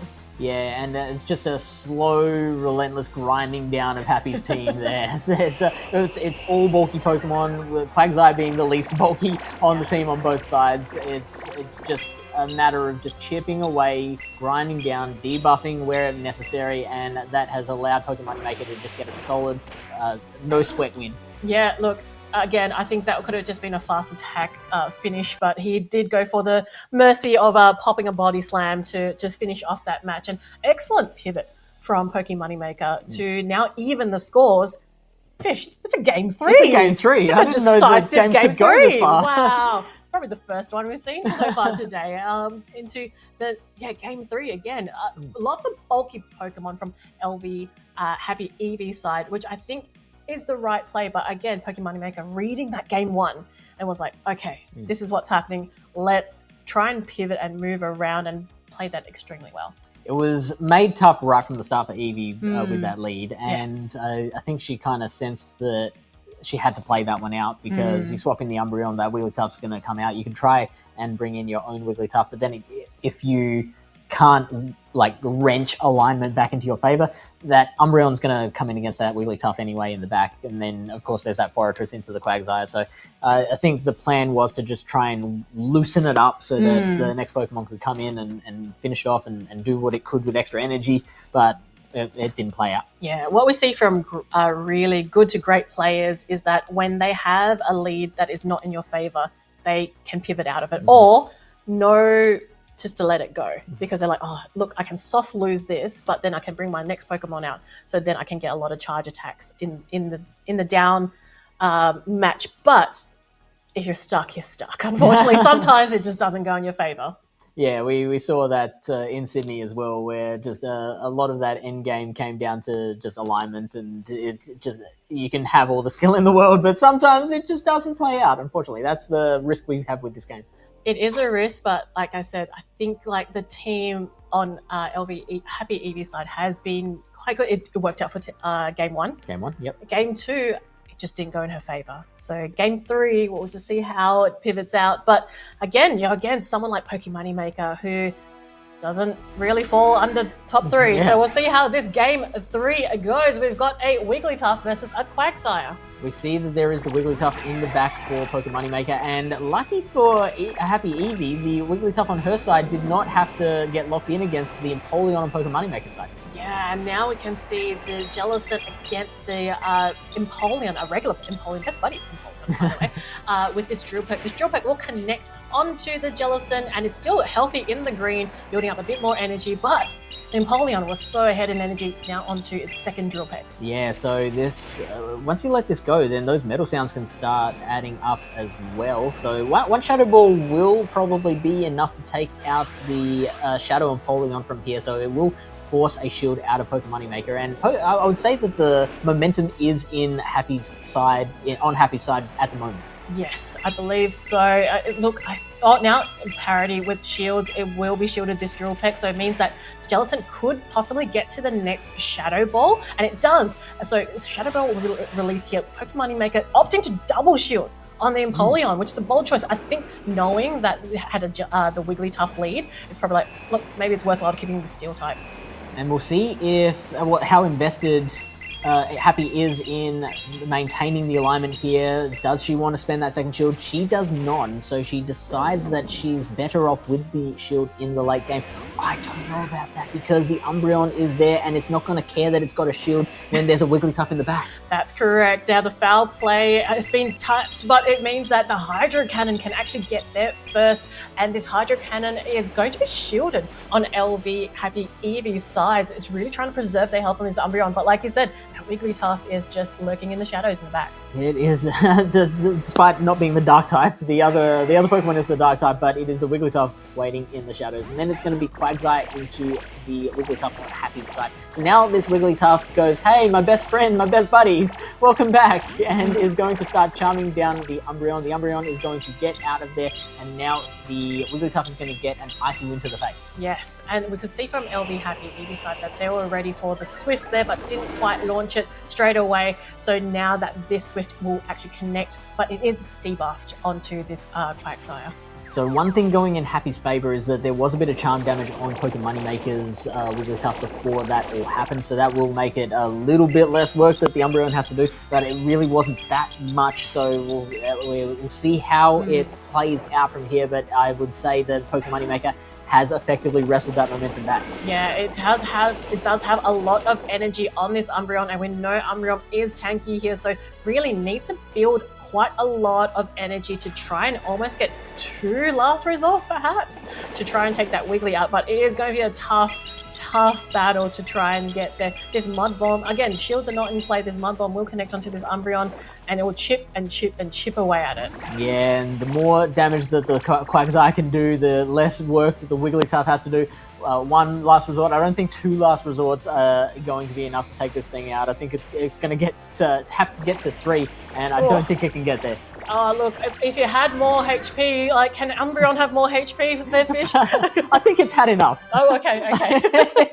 If it can't work with what it's got, then I think that's it. I think Happy Eevee is going to have to just be happy with the one win that she got. Pokemon Maker, being the absolute veteran that he is, was able to adjust perfectly in battles 2 and 3 and take the series away. But again, incredible from both of them. But again, for LV Happy Eevee to even take a match off Pokemon Maker, that is a huge achievement on its own. And this is still winners as well. So it does not mean LV Happy Eevee is out of the tournament. It just means that she's in the losers bracket now and will have to make their way out of there. But again, Pokemon Maker, we know that this guy doesn't go under top 3. That's right. Sounds right that he's proceeding on. Yeah. Played incredibly well as well. Keeping it up. We might see another Pokemon Maker final. Keen to see if that happens. He does have a few more fighters to come up against first to try and make his way through. And I'm also very keen to see how much further Happy Eevee can get. Yeah, really exciting to see. And it's, again, I really love it when I see players that haven't been really quite showcased, and to get this far, semi-finals is incredible for the regional that you do really well in to get this far. And again, with I think a very cute team. So and she gets bonus points from me, a couple of gold stars. Medicham, is that in the cute? Look, it can be cute. It can be cute. We can make it cute. Eye of the beholder kind of thing. Yeah, very much so. Yoga pants, does that kind of make the cute list, the hot or not list? Oh, well, talking about hot or not, I think we're close to a caster swap, so maybe that's coming up soon. I mean, Steve and Trotter in those surgical outfits. Yeah, they probably have to get them back on or not, depending. I'm not rating that. Let's go to a swap. Yeah, we're heading into a swap. We'll get PvP Steve and DrTrotter back on shortly. Steve says hot. Okay. New Zealand, a country known for its breathtaking landscapes, rolling hills, and magical film sets. And in Pokemon Go, it's home to a very special regional Pokemon, the longevity fish itself, Relican. But this weekend, right here in Auckland, something else special was happening. For the very first time, the Pokemon Go Special Championships were taking place, and you'll find me, debbiepebble, right in the middle of it. 27 players from across the globe, local legends and international competitors alike, all battling it out for one thing: the chance to punch their ticket to Worlds and earn some seriously important championship points. Even I made a run in the tournament, but in the end my journey was stopped by the 2025 Brisbane champion, Godzilla. And from there, Godzilla went on an absolute tear through the losers bracket. One by one, opponents fell Mikey Morgs, Yusei Farao, Dangerhawk 1269, and even the 2026 Brisbane regional champion, Gone 1001, as Godzilla powered their way through into the losers final, earning a spot in the grand finals against Jumothy. The finals was everything you could hope for. Both players traded games early, each taking a win before Game 3 went to Godzilla, threatening a full bracket reset. But Jumothy held strong, fighting back to bring the score to 2-2, and it came down to Game 5. In a clutch final performance, Jumothy closed it out, becoming the very first Auckland Pokemon Go Special Champion. Here's a few words from Jumothy. I needed to be confident even if I didn't feel that confident, because I know that's held me back before. I knew that I needed to get, as good rest as I possibly could have. Previously as well, I've also been fixated on doubting my own team building skills. So I would doubt my own team building, copy someone else's team. Doesn't work as well, I think, for me. So this time I kind of stuck to my own team that I made, and I think it worked out, yeah. I remember in my final match, it was the 2-2 grand finals against Godzilla. I had a line in mind that was like a bit different to how I've been playing at that point, which I've never led my Empoleon into Azu because that's my strongest answer. So I was basically calling out he was going to lead Azu, and I was doubting myself, well, or is he really gonna bring Azu again lead? He's done it 3 or 4 games out of 3. I think 3 games out of the 4 that was played. But then I just said, I have to be confident in my gut, and then I just locked it in, and then I think it paid off. And then it was very reassuring that I guess like a lot of the work that I put in, like whether it just be team building or even just like the mental preparation, like it paid off. Knowing, and it kind of showed that I could go all the way. Finally, I think my advice at the end of the day is, first of all, is probably just to have fun. It's a game at the end of the day, and it shouldn't feel like stress or work. So I feel like whenever you feel like you don't want to, you're like, oh, I have to go to the locals to like keep up with everyone, I feel like that's not a great sign. Maybe probably take a break. But if you're open to it, I think it's like keeping an open mind, like a growth mindset. Whenever you lose, a good thing I like to tell myself is like, oh, what could I have done better during that match? And those like small things add up over time. Even if you like only learn like tiny bit, like maybe if you get 1% better, for example, after each match, even just 1% over like a few months, that really adds up.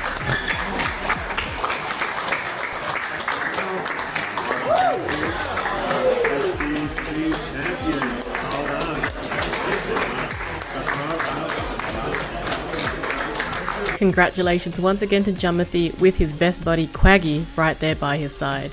Massive thanks to Play NZ, Card Merchant West City Auckland, and the incredible community, both local and international, for making the very first Auckland Special Championships such an unforgettable event. And you can't ask for a better souvenir than a stunning New Zealand regional Relicanth card slab to take home.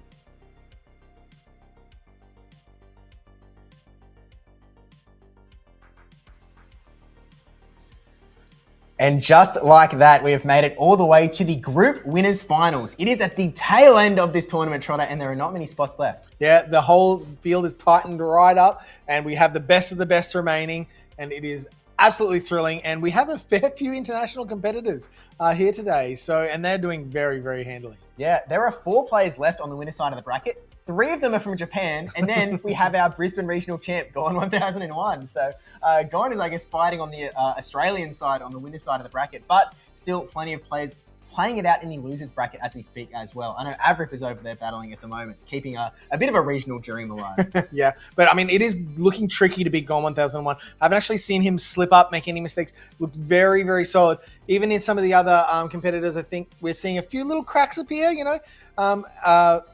LV, Evie, Happy Evie, Valkyrie. Yeah, Happy Evie. Anyways, apologies, Valkyrie. Showed in that game one, especially, there are cracks in Pokemon Maker's game and things can be exploited. So I think there'll be a lot of people who get a lot of confidence from that. Yeah, and look, Pokemon Maker specifically, he's in a spot where he has literally never not won a medal in an Oceanic tournament. He's been here multiple times over the last few seasons. Every single time he does 3rd place or better, which is ridiculous, by the way. Like 1st, 2nd, and 3rd, he's got the full suite of medals as well. And so he's sort of like on the precipice of getting there once more. He just needs one more win. Whether it's either he wins his next match in the winners final, in the winners bracket, which will then secure him a place in the winners finals, the top 3, or even if he loses his next one, if he wins the next, he's still in top 4. He gets a medal for that as well, and I guess expands his trophy case. Although that does bring down his average, so maybe he doesn't want that. It's like in golf, you want that handicap to be as high as possible. So Pokemon Maker will be aiming for that gold medal position, as will all the trainers here today. But it is really getting down to the wire, and I cannot wait to see what we have in store for the rest of the tournament. Yeah, I believe we are going to stick in the winners bracket for now, which I guess also brings up an interesting point where it's sort of like these 3 Japanese players, it's sort of like all or nothing for them. Now, they do take prize money home, but because they're on a different circuit, the championship points actually don't accumulate towards a Worlds qualification. Instead, if they win this tournament, they will instantly qualify for the World Championships, regardless of what happens at the PJCS next month. But if they don't, if they come as close as 2nd, they don't actually clinch that Worlds qualification, that Worlds invitation, and they need to do well at PJCS if they want to get that World spot. Yeah, so a lot on the line for these Japanese trainers. A lot on the line for everyone, though, because there are those little bits of those champion points that are going to add up to that travel award. So you want to be keeping yourself in the running for that from these trainers. And I think we'd like to see Valkyrie push her way up and through into the losers bracket and keep going on in this tournament. But let's delve into the team matchup now as we get into this match in the winners bracket. And do we have Gone 1001 on this side of the bracket, or is this our international competitors? I think we're starting with the Japan off. So we actually have a guaranteed Japanese trainer going through into the winners finals, into the top 3. It's a question of whether it's going to be Choose, who has been to the grand finals before in the Oceanic region. I want to say it was Brisbane, where he's up against Godzilla in 2025, where he was able to get that second place medal. He then played in Auckland earlier this season. Didn't do as well there. I think he got knocked back by Sammy P in the end. So not as good a result as he was hoping in Auckland, but now he's here to get that redemption, running that Aegislash and the Grumpig as well. But Debbiepebble is also here, and actually I think this is their first appearance in Oceania, competing in a regional championship. So sort of looking to make a name for themselves after doing really well abroad. Yeah, and we do have some fairly interesting teams here. They do slightly have some similar aspects with the Quagsire and the Wigglytuff, but everything else is different. We've got flying types, but I think that Shadow Sableye really offers a unique point of view that makes that Grumpig and even the Aegislash a little bit trickier to play with. Yeah, I think that in so many scenarios, as soon as that sword shows up on someone's team, that is almost what the entire story has to be built around. It's a question of, 1, are they going to bring it? 2, if they bring it, where do I need to employ my shields? 3, do I have enough bulk that I can survive all these other charge attacks while I'm waiting for Aegislash to potentially arrive later in the battle? It's such a massive mind game from the get-go. It really sort of moves how your opponents actually select their teams, and Choose is really going to be looking to exploit that today. And so he sort of gives that, by having a Sableye in your team, I feel like that's one of the strongest Pokemon that you can have to actually fight against that, because not only are you doing super effective damage with your Shadow Claws, not only are you getting to the super effective foul plays in only 5 Shadow Claws, you're also a Shadow Sableye, which means that on top of your same type attack bonus, you are doing so much raw damage onto that Ghost and Steel type Pokemon. Yeah, and if you are able to come out with a Drain Punch from, say, a previous matchup, you're going to have that defense buff on yourself, which is going to help so much, especially because you know how hard those sword moves really do hit from the Aegislash. But it is really tricky to get away from that. This is like when Morpeko first came out. It was had this mechanic, this moveset, which changed the whole landscape of the battles. And I think Aegislash has gone to the next level with that, and it's really changed the dynamic of Pokemon Go.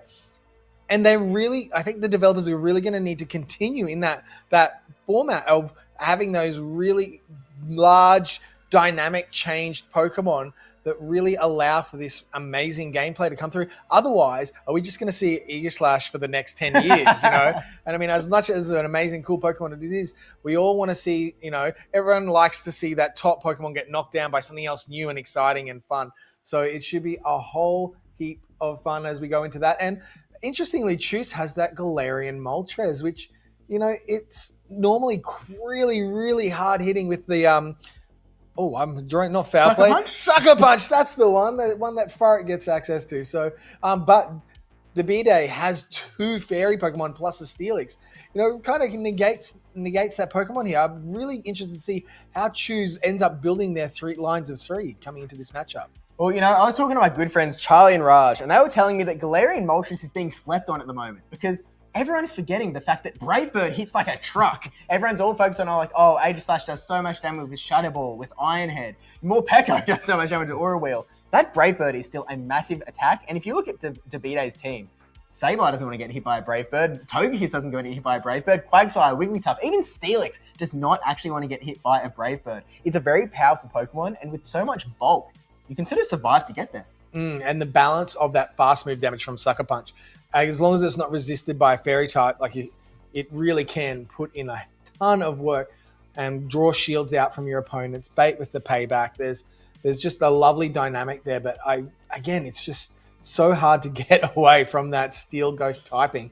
It's very unique in this current meta, and I mean, I guess that's partially why the reason everyone's so dependent on their Quagsire and also Shadow Quagsire to really sort of shore up that matchup. And previously we'd seen that all of those trainers had been running a Stone Edge Quagsire, but there's been a large shift now into the Mud Bomb to really counter that Steel typing. Yeah, I do think that Aegislash is probably a big part of why we are moving in that Mud Bomb direction. I think the other important factor that you have to consider is that Aegislash as a Pokemon also demands that you build your team in a certain way. It sort of demands that, by having a Galarian Moltres, for example, because you can threaten that Brave Bird, if you're in the lead scenario, you've got a Galarian Moltres. you go straight for that Brave Bird and you click it, your opponent has to sit there and really think, can I afford to use my shield now, or am I just going to get Aegis-Slashed? Am I just going to get completely demolished later? Same thing with the Shadow Annihilate that they have. Am I going to get completely just bricked through by this just Rage Fist after Rage Fist after Rage Fist? Do I need to burn my shields now? Or can I afford to, save themselves for now? Do I have a Pokemon that can take these hits enough that Aegis-Slash I can protect against it later? It just truly manipulates the fabric of space and time in such a way that no other Pokemon does. Maybe Giratina, but only one man. Giratina's going to be pretty upset about those sorts of comments, Steve, and hopefully it doesn't visit you in your dreams tonight. Well, Martine is the only person that knows how to use that Pokemon. No one else has really proven it. Actually, to be fair, Goji did win the 2025 Korean playoffs, I think, with a Origin. Giratina Origin, so one other person has done it, to be fair. But otherwise, it's a 3-sweep Martine. Steve, your Giratina knowledge astounds me constantly, so I'll believe everything you say from here on in, my friend. But look like we are getting the trainers are getting in there, grading their battles. Teams had a little bit of trouble logging in, so that's all been sorted out now, and they're looking at locking in and going. But Debide, I think Debide is going to have to run Quagsire, and choose not to. Everything's so centralizing around the Aegis-Slash. But it being such a central Pokemon, if you don't see it, so if Choose doesn't use Aegis-Slash in the first matchup, you're almost guaranteed it's going to be coming in the second one. Yeah. So, are you going to be like, no, I'm going to use it in the first one, and then I can bench it? Because it is that sort of quite such a polarizing, domineering meta Pokemon that, I guess how you come into the mental game of it is really going to play into this matchup, and I'm looking forward to seeing how they do it. And I mean, I don't want to say anything out of place here, but I'm really looking forward to the trainer who can beat it and can dominate against the Aegis-Slash without using their own. How can we teach everybody how to beat this Pokemon? Steve, what's your go-to? Well, Fish was helping me out with some Aegis-Slash counters a little bit earlier. Yeah. And Sableye is one of them. Sableye is a way that you can try and push through, but what you really have to worry about, and it makes it so much scarier when you're facing an Aegis-Slash. Choose his team. He's got the Aegis-Slash, and you might be going okay, I need to save my shield to the back just in case, I don't want to protect myself from that Gyro Ball later. I think I said Iron Head earlier, apologies, Gyro Ball, and the Shadow Ball. And then they might just have a Wigglytuff in the back instead. And all of a sudden, you're sitting on 2 shields. You're facing a Charmed out from a Wigglytuff. Maybe you've kept your Sableye around just in case that Aegis-Slash is there. And all of a sudden, Wigglytuff, charm, and no Drain Punch is going to save you there. It's a really risky situation to be in, unfortunately. Yeah, it almost polarizes matchups in RPS, but here we go, and it's the Galarian Moltres from Choose into the Shadow Steelix. Is this a Thunderfang Steelix? This is a great matchup for Debide. Yeah, this is Galarian Moltres has so many positive matchups in this against this team of 6, but Steelix is not really one of them. But I'm watching him go straight for that Brave Bird. So much energy. Actually, he's going to go for the Fly Bait, really hoping that he can peel shields off here so that Aegis-Slash can sweep away in the back. But instead, no shield coming up from Debide. Very good call, and you can see how much damage even that Fly does. And there we go, Debide is going to throw a Crunch, which will threaten the knockout against the Moltres. And we're going to see a shield, and there is a late no shield. So down goes Moltres, straight into Quagsire for Choose. Now Debide brings in the Quagsire of his own to respond. Knowing there is that Aegis-Slash in the back, Choose is really going to lean more into his own Quagsire. Importantly, this is a regular Quagsire versus the Shadow. When they're in a matchup against each other, that doesn't really impact too much because one does 20% more damage, but it also takes 20% more damage, so it doesn't change things too much. What you've really got to look at here is Debide's brought so many Aegis-Slash counters. He's got a Sableye and a Quagsire ready to go, and that Aegis-Slash is almost looking a little scared. It may be, and Debide might have made a great call here, switching into his own Quagsire, and it is really bumping up because Choose cannot really just switch into their Aegis-Slash, so it is going to be an Aqua Tail Mirror as it comes in. And are we going to see a first shield from Debide? Does he want to keep this Quagsire around just in case there's the Aegis-Slash? No. Look, this Quagsire can eat this Aqua Tail, and it's getting, actually Charge Attack priority goes to Debide. This is really key information for this matchup. These Quagsires are both going to be used quite a lot, and so it's important to know whether you can actually afford to throw that Charge Attack on priority. Choose going to use that Protect Shield to make sure that you can get this Aqua Tail, because truth be told, he really wants to get rid of this Quagsire so Aegislash doesn't have to see it, because Aegislash can't farm down a Pokemon. He needs to take it out with another method, and here comes Sableye going for the Shadow Claw down, but Aqua Tail coming out just in the nick of time. And has 2 shields here. This is absolutely huge moment. Is going to use the shield because he has put everything into the fact that, yes, and there it is. The Aegislash is here. If that was a Wigglytuff, it would have been an absolutely totally different matchup. But DeBita has made the call, keeping that shield. And look how much damage. This is in shield form, ladies and gentlemen. That is absolutely ripping into this Aegislash from the Shadow Sableye. Shadow Sableye, same type attack bonus, plus that 20% Shadow bonus. These foul plays are doing so much damage. Aegislash has to use the Protect Shield there, or it would have gone down. It absolutely would have. And just the pacing, this is the key here. Sableye is so much quicker to the pacing compared to the Aegislash. In comes the Shadow Ball, easily shielded here by DeBita, and is going to outpace the move. Out comes that Blade form, but now Choose has no shields left. And oh, it goes for the catch on. Quagsire does not come off. And DeBita holds their nerve. In comes the foul play. And this is absolutely going to take out round 1. Now we have seen definitively how you need to beat Aegislash. And luckily we've used 3 super effective charge attacks in battle as well. So I'm glad that DeBita is getting their type effectiveness really down with that foul play into the Aegislash. But yeah, look, you wanted it, you got it. Aegislash taken down, and it only took bringing 3 counters to Aegislash. Steelix, Quagsire, and Sableye, which are 2 of the hardest counters you can find. So that's the key. Run the hardest counter team. Now, we're going to see a switch. Are we going to see a change from Choose? Because they brought the Moltres for the Sableye, but Moltres did not even come close to landing on that Sableye. There was no Wigglytuff to counter that Sableye. They went for the neutral Quagsire counter. Choose is going to be forced to make some big changes here in game number 2. Yeah, it's back to this, like, will they, won't they, of are they going to go the Aegislash strategy? Or, as you pointed out during that match, if it was a Wigglytuff in the back, that might have been an absolute disaster for DeBita on that one decision alone. But because it was the Aegislash, it all worked out real nice for DeBita. But, now Choose has to think, and it's that, am I thinking 1 step ahead of my opponent, 2 steps ahead, 3 steps ahead? Where are they going to be at? Are they going to know that I'm going to bring Wigglytuff? Maybe I leave my Sableye at home. Maybe they're just going to run it back. Something that a lot of top trainers love to do is, I lost that so hard, I'm going to do it again. You're going to change for sure. You're going to be so confident that I'm going to feel so lost, defeated. I'm going to have to change my strategy. I know I can win with this thing, and I know you are going to budge before I do. It's a game of chicken.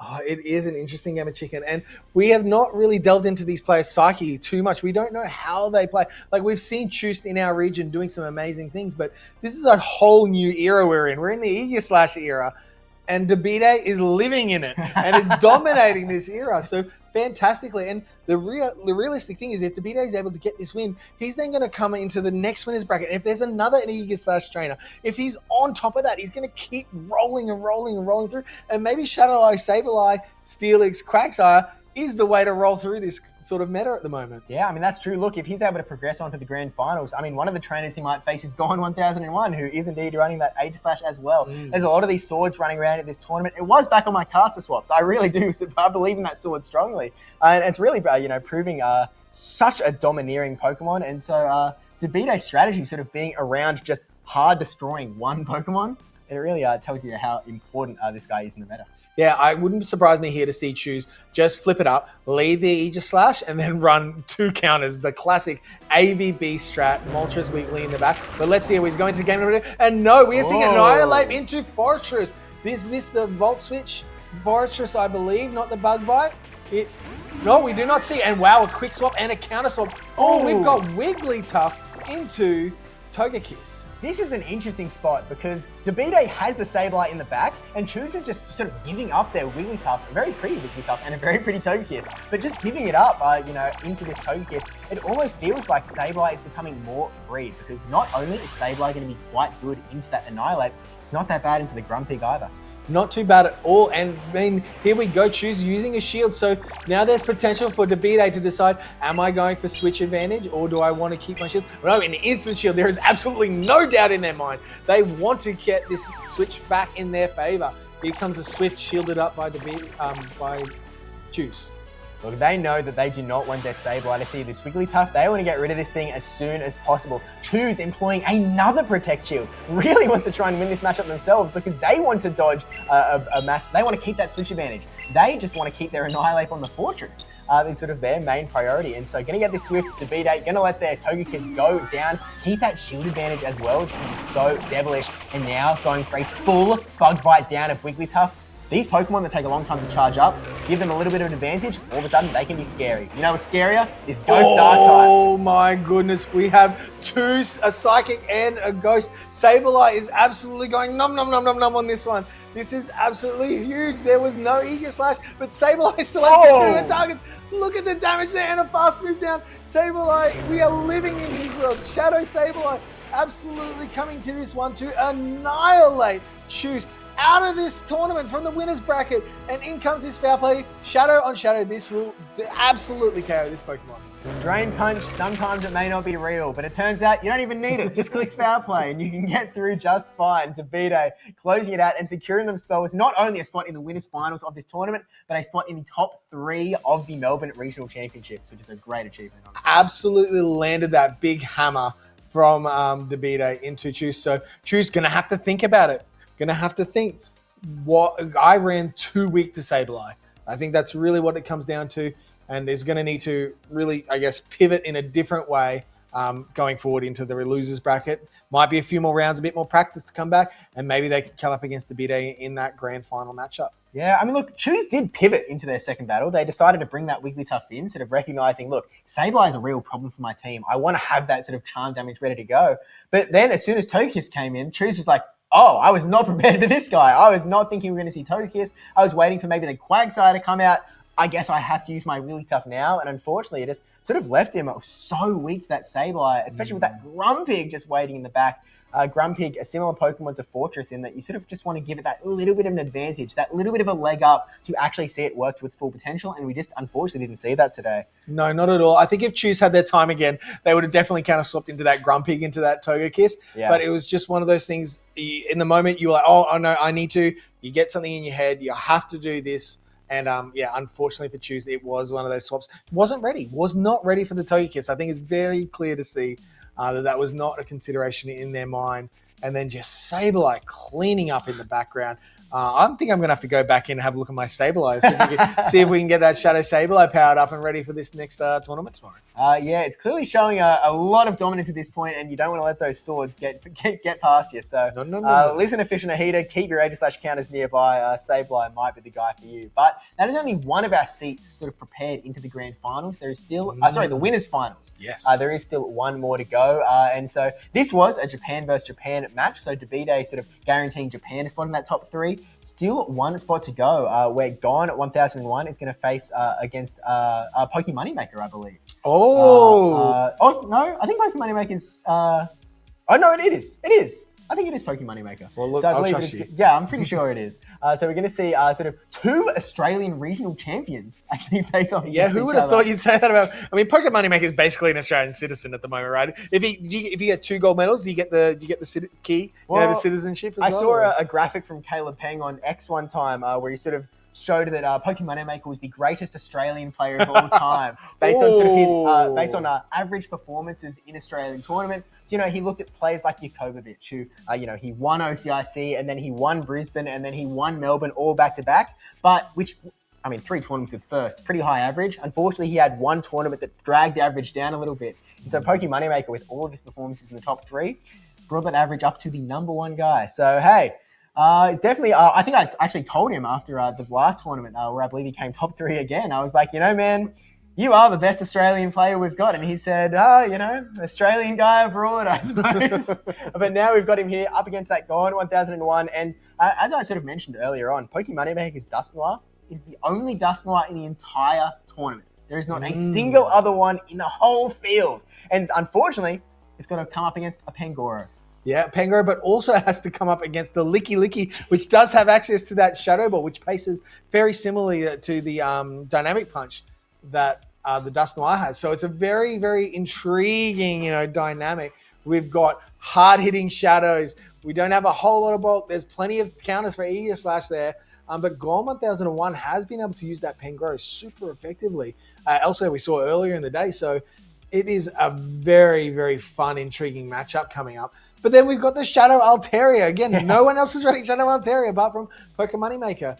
Is he able to land it there? But then you've got on the flip side, you've got access to rollout with the Licky Licky. You've got the Tinkaton with the Fairy Wind and the huge Giga Hammer, right? That thing is just absolutely smashing the competition. I mean, it's pretty cool having a big hammer, right? It's pretty cool having a big hammer. And, I was watching the Utrecht broadcast, and Martine, really, more than anything in this whole broadcast, if you took anything away from Utrecht, it was the fact that Martine believes that the greatest thing about Tinkaton is that they changed the charge attack animation. So now it actually hits the hammer like this. I think it used to do a side swing, but now it's like, hey, He said that that's actually the secret to why Tinkaton is now having a lot of success. I mean, you can't disagree with that, right? I mean, everyone loves a big hammer. Yeah, I mean, look, and don't we all? Now, what might not love a big hammer is Wigglytuff, who really would not like to see that Gigaton hammer at all. Frankly, most Pokemon would not like to see a Gigaton hammer coming their way. Their only saving grace is that Tinkaton, it can be a little bit slow to get there. I think it's 7 Fairy Winds to get to that Gigaton hammer, which you asked me 2 years ago, 7 fast moves to a charge attack, is that slow? I would have said no chance, but we live in a new age, man, where most of these Pokemon are throwing things in either 8 turns or 10 turns. I mean, Stunfisk is on 5, then 4 pacing. Pangora's throwing Night Slashes every 8 turns. Can you believe that? That's insane. Yeah, I think the pacing and the style has really changed to these fast, and just pressure, fast and pressure. But then on the flip side, there's other players who are still using like 5-turn Incinerates and things. But one thing we have seen change, we lost those Confusion users. Confusion has really slowed. No, those 4-turn moves just don't balance with those against those 2-turn moves quite so well. So we have seen a reduction in that. But there's still, the pacing has been incredible. And I think that's what's really led Togekiss to really rise up with the increase of Peck. It's just made its pacing so fast. The Aura Sphere, then countering any steel types that it has, it's just that pacing has changed the dynamics so much. But then we've got people who are running Shadow Steelix, which is like pace is super slow with Thunderfang, and it's still found its place in the meta. Well, look, one Pokemon slower than that, Aegislash, still kicking here over in Gohan's side of the field. Super slow Pokemon, especially when it is charging up in that charging instead of in that Psycho Cut action. You can actually run, it's got another fast attack. It's 3 turns. All of a sudden, if you run that, charging is just becoming a 3-turn move instead of a 2-turn move. Oh my God. It actually just makes it so bad. But I don't know why it is like that, but that is how it is. Aegislash are very, very skillful Pokemon, and Gone 1001 has demonstrated just dominantly how much skill he has. Unfortunately for Pokémon Moneymaker, he doesn't have that Sableye that we saw before as that ultimate Aegislash counter, but Dusknoir does a really good job at it as well. Quite fast pacing to that Shadow Punch. The Astonisher's doing a lot of damage. Again, you've got that same type attack bonus that increases your damage. You've got that Shadow form in place with Dusknoir as well to really add up a lot of damage. And it's going to be quite similar to Sableye in the sense that, Sableye got to 2 foul plays and Aegislash was gone. 2 Shadow Punches, Aegislash is going to be gone as well. Even that Empoleon there with Metal Sound is going to pace very quickly. And if you can get a little bit of an energy or a shield event, it's going to be a little bit of trouble for Gone 1001's team. Even though he's got answers for it and there's things there, it's just sort of like a bit of a generalist that can really chip and chunk away and just set up whatever else Pokemon Moneymaker wants to do. Who is your favorite for this matchup, do you think, Steve? Let's call it early. My favorite is Licky Licky. I have no favorites. Licky Licky is the greatest Pokemon of all time, and I feel like we haven't actually seen that many Licky Lickies hit the battlefield. No, not too many. Again, I think it's a pacing thing, and it does just struggle a little bit. It does very well against the things it does well, but just the way that the tournament and everything's progressed, a lot of people are sort of keeping it on the bench or just using it as a bit of a soak and a bit of a time. Like, I'll just recenter myself, get my team set up, and go again from there. So both players have it, and a lot of people have it, but you're right, we haven't seen a whole lot of it today. If I'm being real, though, I think that a Pokemon that is going to show itself is really strong in this particular matchup. I've got one on each side. You ready? First, on Pokemon Moneymaker's side, is the Quagsire. Quagsire looks so poised to be strong. Not only is it really strong into the Tinkaton, it's really strong into the Stunfisk. You've got positive matchups sort of into Licky Licky for Alligator's neutral and sort of not that bad. He's also running that Mud Bomb as well, I believe. Pangoro isn't great for you, but if you can shield up the close combat, all of a sudden you're at an advantage. You're doing so much damage back to the Pangoro as well. And Aegislash, you've got a decent time into that matchup as well. It sort of feels like there is nothing that Gon can do to completely stop a Quagsire that has an energy advantage. No, there's not a whole lot, but there's always a Night Slash boost, which you can get going 1001 right ahead of the game. So it'll be absolutely thrilling as these trainers are looking at sort of where they need to go with this matchup, what they're going to do. We're getting down to that trickier where it seems like those decisions are becoming more and more critical as the day moves on. And it's not going to be about, just making that right call at the start. It's about making every single right call. We saw that there were a few trainers who maybe didn't quite switch out as quickly as they needed to and wanted to stay into the match to get them. Sometimes you have to get yourself right. Maybe they wanted a little bit of more energy, and it ended up costing them a little bit. So I don't think we're going to see much of that from now on. I think the trainers are going to be primed. They're going to be in the zone. They're going to be ready to go.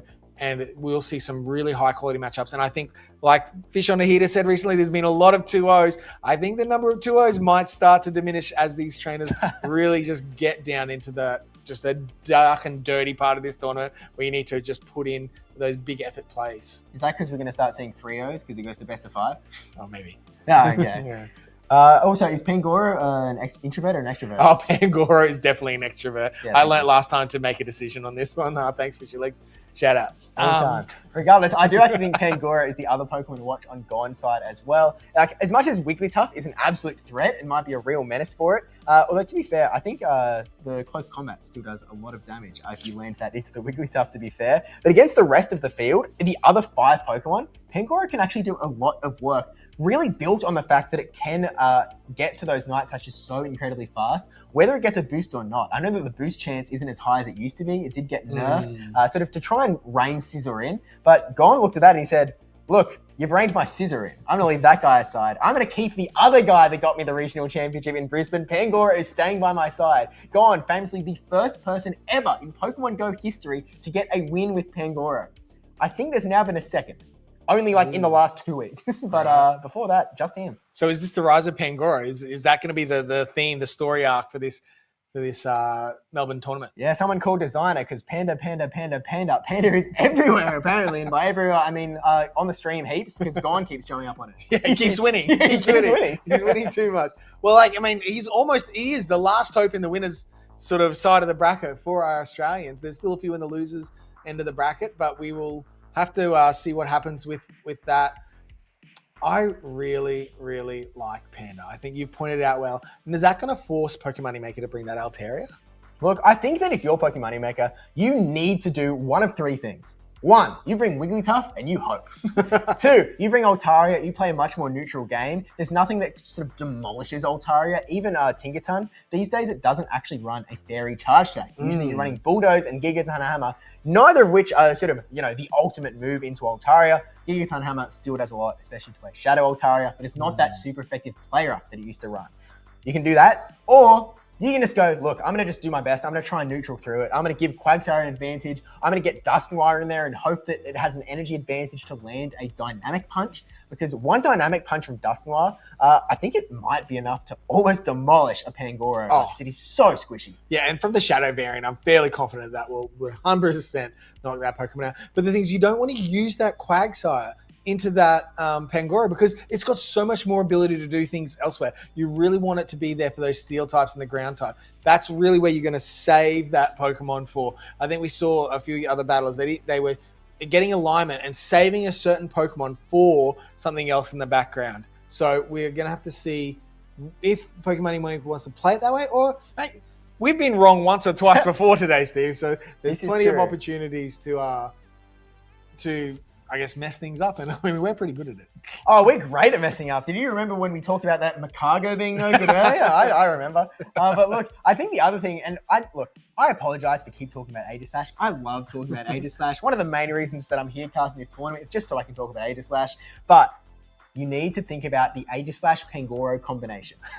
Because Pangoro, again, is threatening shields with such might. The fact that, 10 turns later, it is threatening you with a close combat. And no matter what you've got, unless it's that Dusknoir, you'll see, actually, if it's Dusknoir, then you're worried about Night Slash. Yeah. So literally any Pokemon on Moneymaker's side, he sees Pangoro throwing a move, he's like, oh, do I really have to shield? Is Aegislash going to destroy me again at the end of this matchup? It's just this constant, ever-present thought that has to go through your head every single time. Yeah, it's really going to affect how you shield. And I think Pangoro is a great pair with it because, that close combat's there. It's forcing you to shield. If you don't, and it takes you out, then all of a sudden, oh great, I've got my Wigglytuff aligned with that Eager Slash. I've got the wrong thing aligned in the wrong place, and it's just can be absolutely devastating. So something like that Pangoro, which has that hard-hitting charge move, which can hit so much of the meta of, it's really got to give you pause for consideration. Yeah, and like that's what we're seeing all of the Aegis Slash winners do as well. When Tonton Batus won, he was running the Shadow Hydreigon as that sort of, shield peeler with Fly. Like, I don't think anyone is really paying attention to the fact that Shadow Hydreigon has Fly. It is doing so much damage. It was an absolute menace. Arrow was running the Dartrix. It was also doing a lot of damage. Was it Brave Bird? Yeah, Brave Bird. Doing a ton of damage out of that Dartrix. He's also had the Kanto Ninetales as well, which had the access to Overheat. There was also just like, if you didn't shield the Overheat, all of a sudden it's Jova. Meanwhile, if you do shield the Overheat, then Aegis Slash can just get you at the end. It is just this perfect combination of one of the bulkiest Pokemon in the entire game when it's in its shield form, not needing to use your shields, and then a Pokemon that you can give all of your shields, and both of them somehow are both pressuring you for shields. I mean, in the olden days, it was like one or the other, right? It was like, look, you can either pressure my shields, but you're going to be pressured for shields as well, or you're going to be really bulky, but I'm not going to need to burn any shields. Aegis Slash, somehow, both. It is the best of both worlds. So it's a Haunter and a Bastiodon. If they loved each other very much and they came together, that's essentially what we've got. But you can switch between the two. It is a very interesting dynamic. And we cannot wait. And it looks like we are getting players logging in. Thank goodness. Yeah, we are again. As a reminder for those that are just tuning in, this is the Group Winners Finals. They are playing for a spot in the Winners Finals. So we already have one battle that's progressed on. One of these two is going to join them in that top 3 as the final battle is left in the Winners Bracket. And I believe after this match, we're then going to go check in on the Losers Bracket and see how that progresses as we sort of find out our last remaining player to join them in that top 3.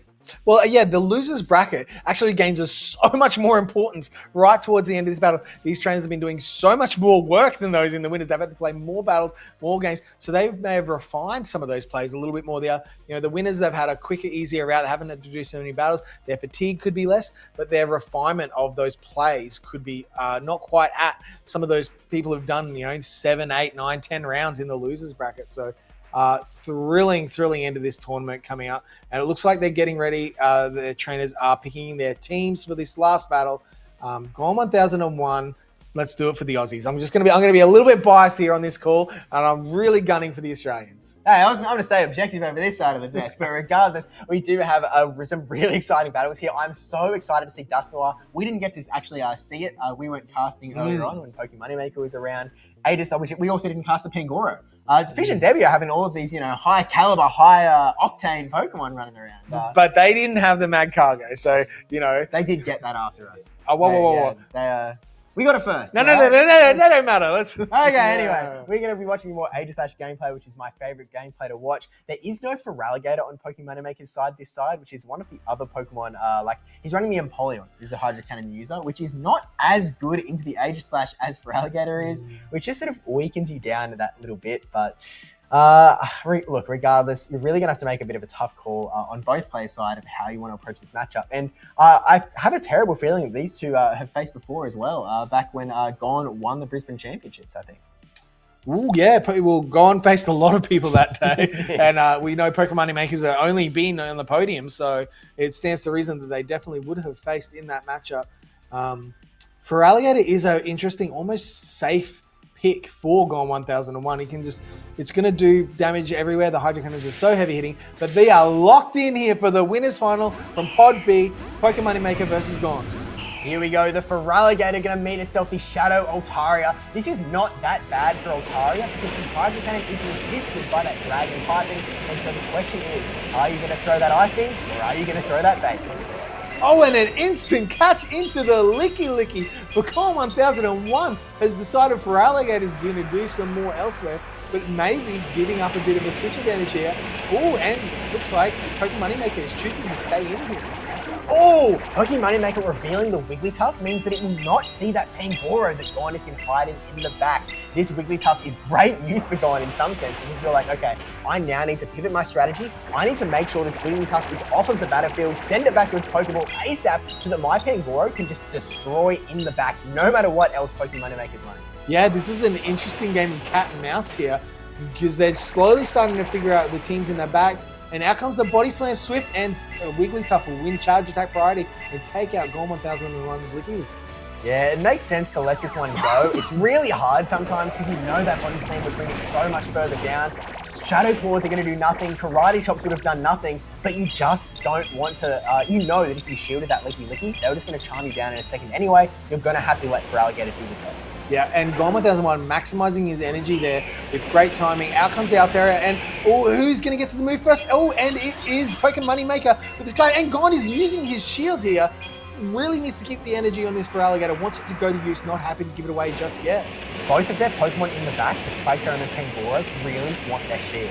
And so Pokemon Moneymaker is probably stoked. But Gon wants that shield back, and he's going to throw the Hydro Cannon bait to try and get it. But Pokemon Moneymaker does burn the shield. He is now at shield parity 1-1. And here comes Ice Caught on Quagsire. This is a huge play from Pokemon Moneymaker. This will still deal a lot of damage, but this is going to be a lot harder for that Pangoro to take out the Altaria back. And here it comes. This is an interesting matchup. These Pokemon pace so quickly. Who's going to throw first here? Yeah, they both know that they have a shield. They need to get to at least 2 charge attacks to make sure they can win this thing.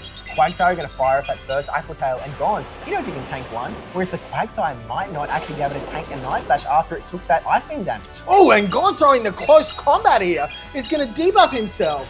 This is a really huge play, and he's going to get shielded. This is massive, Steve. This is really dangerous for Gon because now his defense is lowered. He must burn that Protect Shield. There is no win con without it. The Aqua Tail going to be reduced to 1 damage. The Altari's going to come back in. He's at the Sky Attack, and he can't swap out the Charge Attack priority. Not Charge Attack priority. He's 1 turn early because of that swap. The Sky Attack going to come in now and secure the win against his Pangoro. And now it's just that Feraligatr who has no more energy anymore. No more energy, no more health. The combo play able to take out game number 1 for Pokemon Moneymaker. I feel like Gon sort of missed an opportunity there to throw that energy. Yeah, look, it's really hard because that Altaria with a 1-turn fast attack, they're just able to perfectly manipulate themselves to be swapped on 1 turn, finish the Karate Chop. 1 Dragon Breath, and then taps the Charge Attack, which then 1 turn, the Karate Chop wasn't done yet and was able to sort of get the Charge Attack through. Really just nicely sort of slotted in there just before Gon is able to throw the move. I think you're right. If Gon is able to fire the Charge Attack there, I think he's actually able to get the victory. And so we're talking about the most razor-thin margins to actually get that Game 1 win here. Yeah, and I think it was the choosing not to throw, the choice to throw close combat. Gon would probably have a very good understanding of the HP range and damage of his Pangoro. He is the premier Pangoro player in Australia, after all. In the world, maybe. Quite likely. So maybe he thought Night Slash was not enough to KO that Quagsire there, so he ended up choosing the close combat, but put him in a very difficult position to sort of, I guess, take the game out from that point. Yeah, it really is tough. And look, both of them, and this is one of those things where, like, when we're sitting here on the desk, we can see all of the Pokemon. You in chat, you can see all 3 Pokemon, and you can be like, well, the most logical thing to do here is this. But you need to remember that these players don't have perfect information. They don't know what Pokemon the opponent is running in the back. Pokemon Moneymaker, again, has to be like, there could be Aegislash in the back. Maybe I need to, maybe I need to be ready for that outcome. Maybe I need to keep my Altaria to throw a flamethrower or something into that guy. Like, you just never know what is going through their head as they're calculating through their battle. And I know Gon personally, I play him in locals all the time. He's a very calculated player. It is all about the very specific mechanical gameplay. How can I optimize all of my Pokemon to their best degree? And I know that always goes through his head. And so, game 1 down, he still is in it. It's a best of 3 here in the group winners finals. And I don't think that Pangoro was bad at all. No, Pangoro was great. And Gon piloted the battle earlier very good. He used the Licky. It drew out the Wigglytuff. It set up the Pangoro very nicely. Just wasn't quite able to close it out exactly how he wanted with the energy. And that just comes down to playing a quality trainer like Pokemon Moneymaker. Yeah, look, it sort of just does happen. And especially as you get to this sort of tippity top of this regional championship, it's just going to be great player after great player. And here we are, great game after great game. Game number 2 in the winners group finals. Quagsire into that Tinkerton, which is a great start for Pokemon Moneymaker. Oh, Pokemon Moneymaker has absolutely landed. And no Aegislash. Gon has put it on the bench. And wow, an instant swap into the Feraligatr. choosing to get in there and get some energy, and out comes a Mud Bomb. Now, these are non-shadow variants, so there's probably not going to be some shields used just yet in this point of the matchup. Yeah, you can survive a little bit longer here, and I feel like Gon was maybe hoping to try and draw out another Pokemon, maybe draw out that Wigglytuff so his Pangoro in the back would have a better time. Maybe his Tinkaton could finish it off and then just go for a big Pangoro sweep. And instead, Hydro Cannon going to connect into that Quagsire, and now has to actually really respect the threat of this Mud Bomb KOing. Yeah, very respectful.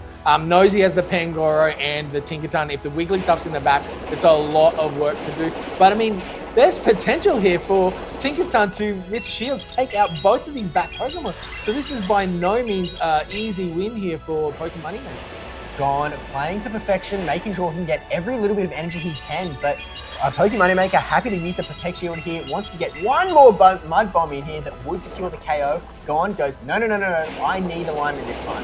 My Tinkaton is going to see that Wigglytuff, not my Pangoro. And gets a full farm down. That is absolutely huge for Gon 1001. And in comes the Wigglytuff, one charm, and here comes the first Hydro Cannon. You have to think he's going to fire off his second Hydro Cannon straight away into the other opponent's Wigglytuff.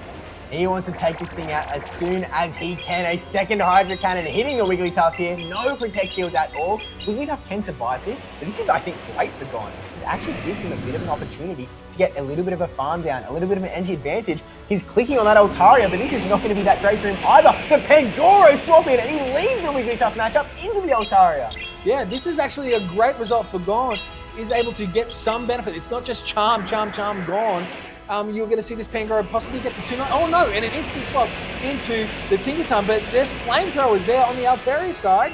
Look, even with the Shadow Altaria, one Flamethrower is not enough to one-hit KO the Tinkaton, so it will be able to hang on and throw some damage with that massive hammer. Quite a bulky Pokemon, which I think some people don't respect enough. Almost at another Charge Shack, but just before the Sky Attack can come through, one Gigaton hammer coming to do a gigaton of damage, but not this time with Protect Shield coming up on Altaria. Now this is June. There's still a lot of HP left on this Pangoro. Even a Bulldoze here is going to be absolutely huge. That's critical damage that's going to come through. This is potentially just going to be a fast move down for Pangoro because Altaria has to get to 2 charge moves to carry this Pokemon, and it doesn't have that much HP left. Sky Attack is there, but oh my goodness, is this even going to be enough to KO?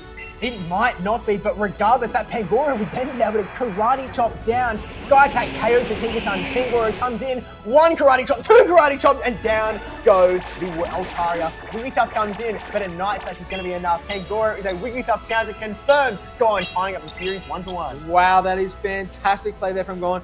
And the difference in this matchup was the double weak to Tinkaton in the back, and Gon's team selection, even though the Pangoro, it won the game, but it did not really land. The Tinkaton did all of the work there, ate the flamethrower from the Shadow Altaria, and just bullied its way through and got him the win. But that was an up and down match, and we have leveled up here 1-1 in this winners final. You know, when Tinkaton first came out, it didn't really make a splash. It had relatively decent usage rate in day number 1, and then as day number 2, it just went down and down and down. And I don't think it was in the top 4 that the first regional was eligible for. Here now, it is starting to pick up more and more and more. And Gon 1001 sort of showing that if you can put Tinkaton in a good spot, it can do good damage into anything. Getting that Bulldoze onto the Altaria was absolutely key because I'm guilty of this myself. Many a time you're sort of like, look, my only gameplay is if they make a real goofball move and I am able to get to my Gigaton Hammer and then maybe I'll win because that's what I need to KO. Yeah. But it's all about these high level plays. You go like, look,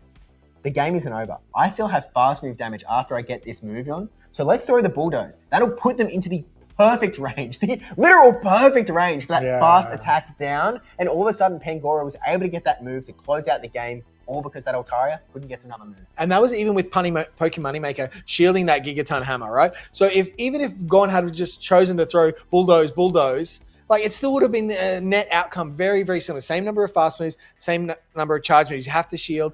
Yeah. So even though the Pokemon Moneymaker using his shields to perfection in that matchup, just the output of damage that Gon was able to get through into that game with that Tinkaton was just absolutely too much for Pokemon Moneymaker to overcome.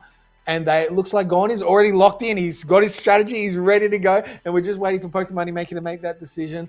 And are we going to see a big change? Are we going to see that Shadow Dusknoir, Steve? I'd love to see the Shadow Dusknoir, but at the same time, Gone is sort of keeping that Aegislash away. But this is classic sort of bring 6, show 6, bring 3 sort of mindset where, look, I haven't showed this Pokemon once. I'm keeping it in the back line. Maybe you forgot it was there. Maybe you're not worried about it. Maybe you go for something completely different. Let's see what happens in this decisive Game 3. The Feraligatr going to lead straight into that Wigglytuff. Oh, this is a tricky one because this is just so much damage output from the Wigglytuff resisting these Shadow Claws. But the pacing of the Hydro Cannon, if you're willing to invest a shield or two, it's really good for your Feraligatr. Oh, and again, catching again. Gone is catching everything on his Licky Licky.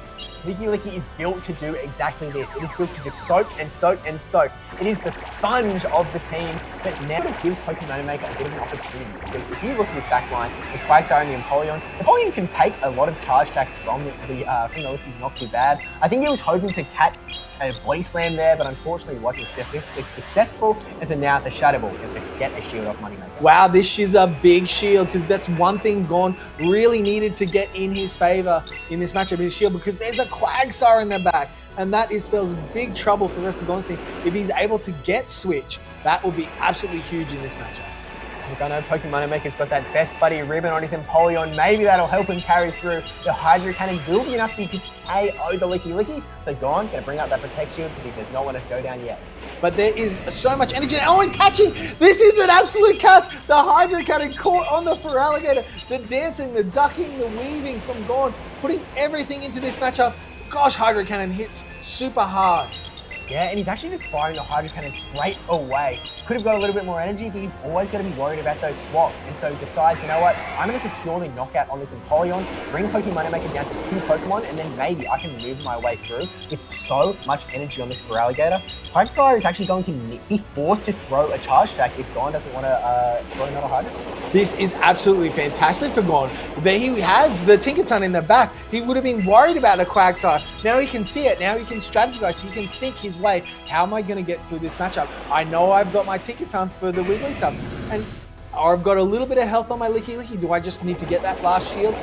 Out it comes, and oh, it actually has energy. It's a Shadow Ball, but no, the pacing was just faster from the Quagsire. In comes an Aqua Tail and gets that last shield. You need to shield here. Knowing there is that Tinkaton versus Wiggly matchup in the back, you just know that this is where I make my stand. Throwing the Shadow Ball to try and get the win against that Quagsire. Not this time, the shield comes up, but there is still time, there is still energy. We are still one more rollout away from the move, but the Aqua Tail is going to come out first. It is going to be all down to that Tinkaton, but the Quagsire is going to get a move before it does. It is going to get a move, but Tinkaton has a reasonable amount of bulk. Are we going to see a mistake here from Pokemon Moneymaker? Is he going to stay? No, choosing to stay in. That is huge. The Tinkaton is going to need to... I don't even think a Bulldozer is going to be up. It's a Gigaton Hammer. Looks like they're going for a catch. Oh! Get the catch! The catch is not there.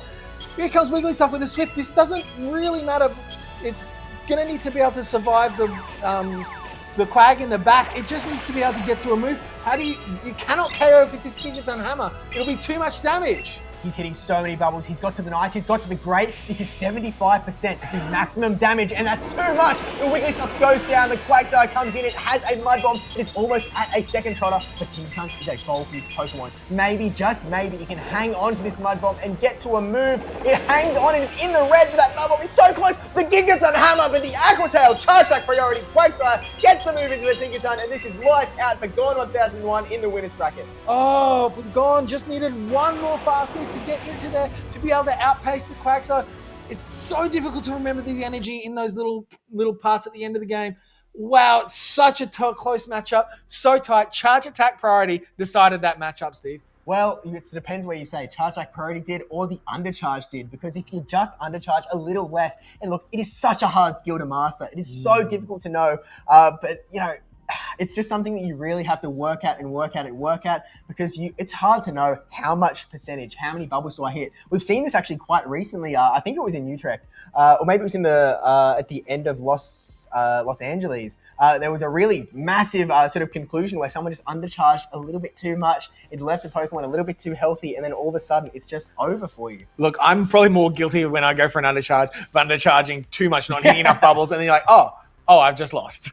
you know, as opposed to the overcharging, but yeah, throwing a little bit more damage than you originally intend. But that was such a close matchup. One fast move. That was all the difference was in that matchup. So incredibly well played by both trainers. It was super tight, super close. Gon coming back. It looked for all money he was out of that matchup, and then just was able to just miss out. So unfortunately, Gon will be moving down into the losers bracket. I don't see anyone saying anything about a review, so it looks like that is going to be the match standing as is. Trainers are happy. And now we're going to be delving into the losers bracket in this tournament and seeing what those trainers are going to be doing. Yeah, we've sort of locked in 2 of our top 3, and I guess from here on out is now the fight to be the third person in that top 3. We saw our Debide knockout choose, we saw Pokemoneymaker knockout gone, and so it is going to be Debide versus Pokemoneymaker in the winners finals here in Melbourne. It's just a question of who's going to see one of them in the losers. Yeah, I mean, both trainers are really playing very good, very solid matchups. It's anyone's guess at this point, but we still have a ton of trainers in the losers bracket. We have 2 in the winners, but there's still a fairly large group of trainers who are down there. There's plenty of matches still to come, so hope you guys are gearing up, have a drink, have a break, and get ready to come back for the end of this tournament. We'll see you soon. The Pokemon World Championships were held in Anaheim, California in 2025, and for the Oceania region, only the top 10 players on the Play Pokemon leaderboard were invited. Another way to qualify is also by winning a regional championship. With that in mind, Oceania had 12 players who qualified and 11 who attended. The team of 11 comprised of Rick Flareon, Geomethy, Fortois, They Love Jai, Valiant Vish, Avrip, PvP Steve, Jins 8810, Godzalama, Z-Tub, and Gon 1001. Notably, 89 CGY Flames fan, the Perth regional champion, qualified but was unfortunately unable to attend. So, how did the Aussies fare on the world stage? They Love Jai, PvP Steve, and Godzalama had early exits, going 0-2 against some tough opponents. Sometimes the match spread or the team read just doesn't go your way, and that's the reality at Worlds. It's cutthroat from round 1. Next up, we had Fortois and Rick Flareon, both putting up strong fights but ultimately falling short. Each finished with a 1-2 record, showing they could absolutely hold their own at this level, even taking games off some very established international names. Moving up, Geomethy and Zeta both managed to secure wins and stay in the running a little longer. Finishing 2-2 at Worlds is an incredible feat, especially for Geomethy, whose only losses came from 2 fellow Oceania players, Jins 8810 and Valiant Vish. Avrip also had a fantastic run, finishing 3-2 at Worlds. After going down to Arrow in round 1, he made an impressive losers bracket push before being stopped just short of day 2 by Master Mahia 295. Now, one of the standout stories from Team Oceania was Gon 1001, a player who's often hovered right on the edge of top cut throughout the season. Gon looked incredibly solid in day 1 and even got his first featured match on stream. He started hot, going 3-0 to begin the day, and for a while it looked like he might seem to be pushing into day 2. Unfortunately, a tough final matchup ended his run short. Then we had Jins 8810, a name you may recognize from the Oceania leaderboard. Jin sat at the top of his group for most of day 1 and managed to push to day 2, bringing a unique, wacky team featuring Bastiodon and Shadow Dusknoir. He was also featured on stream and finished his world run at 4-2, an incredible showing at the global stage. And finally, we had the ever inevitable Valiant Vish. Vish, now a 4-time world competitor, once again proved why he's one of the most consistent players in the region. He fought through his bracket with precision and confidence, earning his place into day 2 and finishing with a record of 6-2. That's an outstanding achievement and easily one of the best performances by an Australian player at the Worlds to date. While we didn't bring home the World Championship title this year, the performances in Anaheim just showed how close we were. Every year, Oceania gets stronger, and with the new season already underway and the next batch of regionals kicking off soon, the future is looking incredibly bright for the region.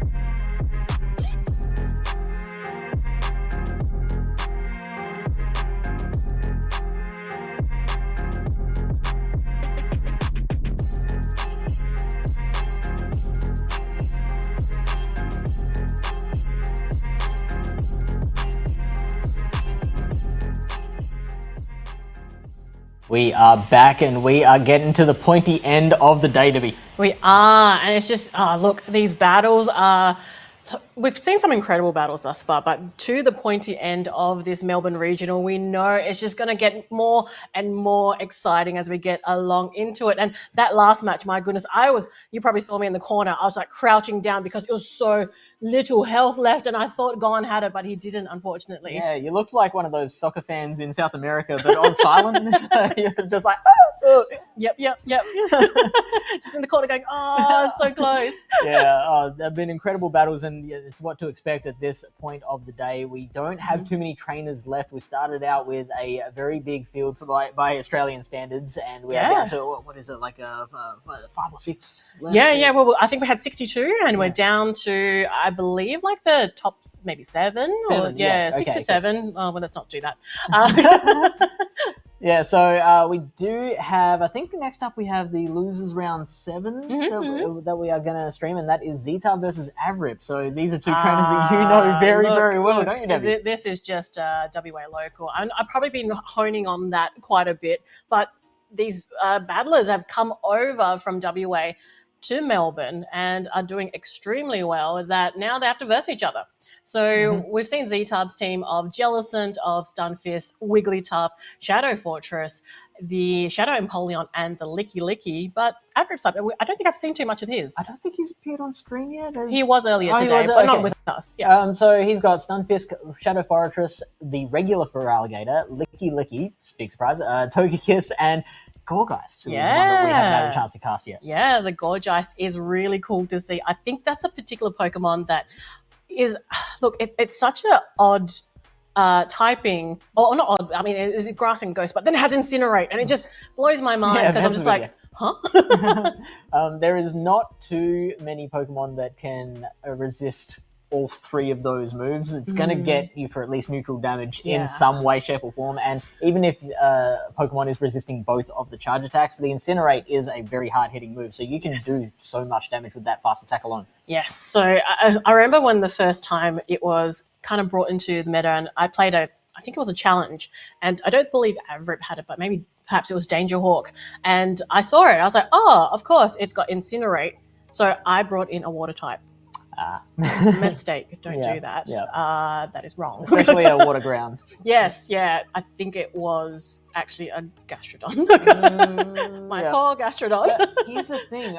Both of Zetab's water types on his team, the Empoleon, the Seed Bombs are neutral against it because of the Steel typing. Yes. The Jellicent, while it is still super effective, it is bulky enough that it can take a Seed Bomb, and the Incinerates aren't doing enough that it can just, hit it with a Seed Bomb and then farm down from there. It's got to hit it with another attack. So that makes you could bait with a Seed Bomb, though. You can bait with a Seed Bomb because the Shadow Ball is threatening enough that you do have to shield against that. So that can make it a little bit of a tricky matchup to play. I'm keen to see if that one does eventuate. Yeah, look, and these players know each other pretty well. The WA local circuit is pretty prolific, as in there's usually a couple challenge on each week. So, and both of these players do turn up most times. So they have played it out. They know their game style pretty well. And I think both teams look really good against each other. I think it's definitely like not one-sided at all. Yeah, absolutely. We haven't seen Togekiss much yet in our battles that we have casted. What do you think about Togekiss? Oh, look, I love Togekiss, but it's also something that you have to just be a little bit careful of as well. Not only it is very flying. We've noticed that there's not a lot of flying type Pokemon that's been brought into the meta. We haven't seen a lot of even though some people have brought it, the like Mandabuzzers, the Corviknights, haven't really seen a lot of flyers out there. But I feel like flyers of choice have been Togekiss just because of that very typing. And obviously I want to avoid anything that it's super weak to. So rollouts, it will be weak to. However, it does have Aura Sphere, and Aura Sphere is like such an incredible community day move that it's pretty much equivalent to a Hydro Cannon. So even when it is, unless it's like, really not effective, but most times you'd just be going Aura Sphere after Aura Sphere. The Psyshock is really not, well, it's rarely used, let's put it that way. Backup, just in case. Yeah, absolutely. And so it is probably the move you would go into against all of those Pokemon on Z-Type side except for the Jellicent. And so the Jellicent is the matchup that it's most scared of. Sorry, no, I shouldn't say that. Sorry, the Unova Stunfisk is absolutely the most scary matchup Togekiss, but it has play against everything else. Have we seen what a fast attack the Fortress has on Z-Type side? I don't think we've seen. I don't know if Z-Type's brought it out yet. Yeah, right. So we don't know that yet because Volt Switch will be very scary. Bug Bite double resistant. So if it is Bug Bite, it would have to be relying on the Rock Tomb to get any sort of damage. But it is heavy damage. Yes, and look, I think most typically people are running Bug Bite. He could be running Volt Switch, but I think I know with Z-Type he likes to have something a little bit, as mentioned before, not quite fringy, but just outside the meta.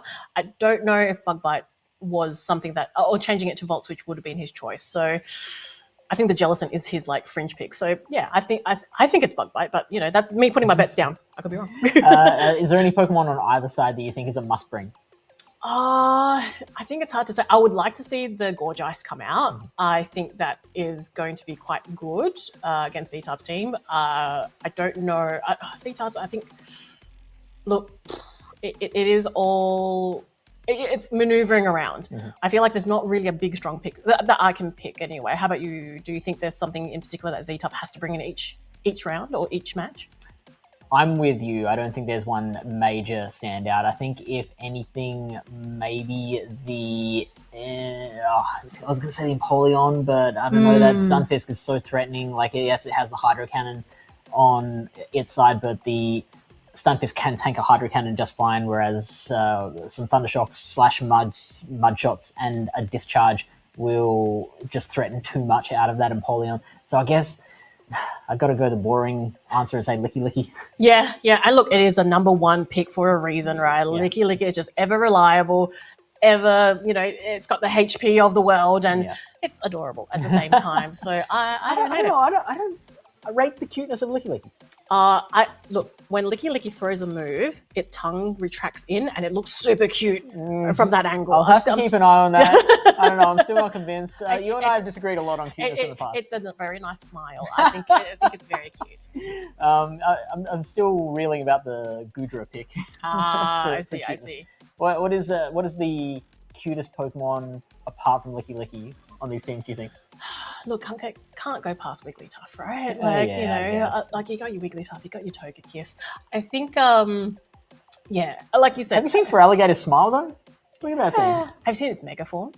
No. It's very cool. It's a big claw. It's just a claw. It comes around. It's very check it out later. Nightmare fuel. Check it out. We're talking about cuteness. I out of all things around Pokemon, I do really like Mega Pokemon. So I wish it was more in the Go Battle League of bring Mega types out. But yeah, I think Mega forms are cool, and it's when Feraligator got a Mega form, I was like, oh, that's pretty cool. Yeah. So maybe more cool factor than actual cuteness factor. I mean, we're talking cuteness though. We've got to We'll stick. Okay, focus. Stick to a lane. Yeah. Focus. Cutest non-fairy? On the screen at the moment. In Pokemon Go.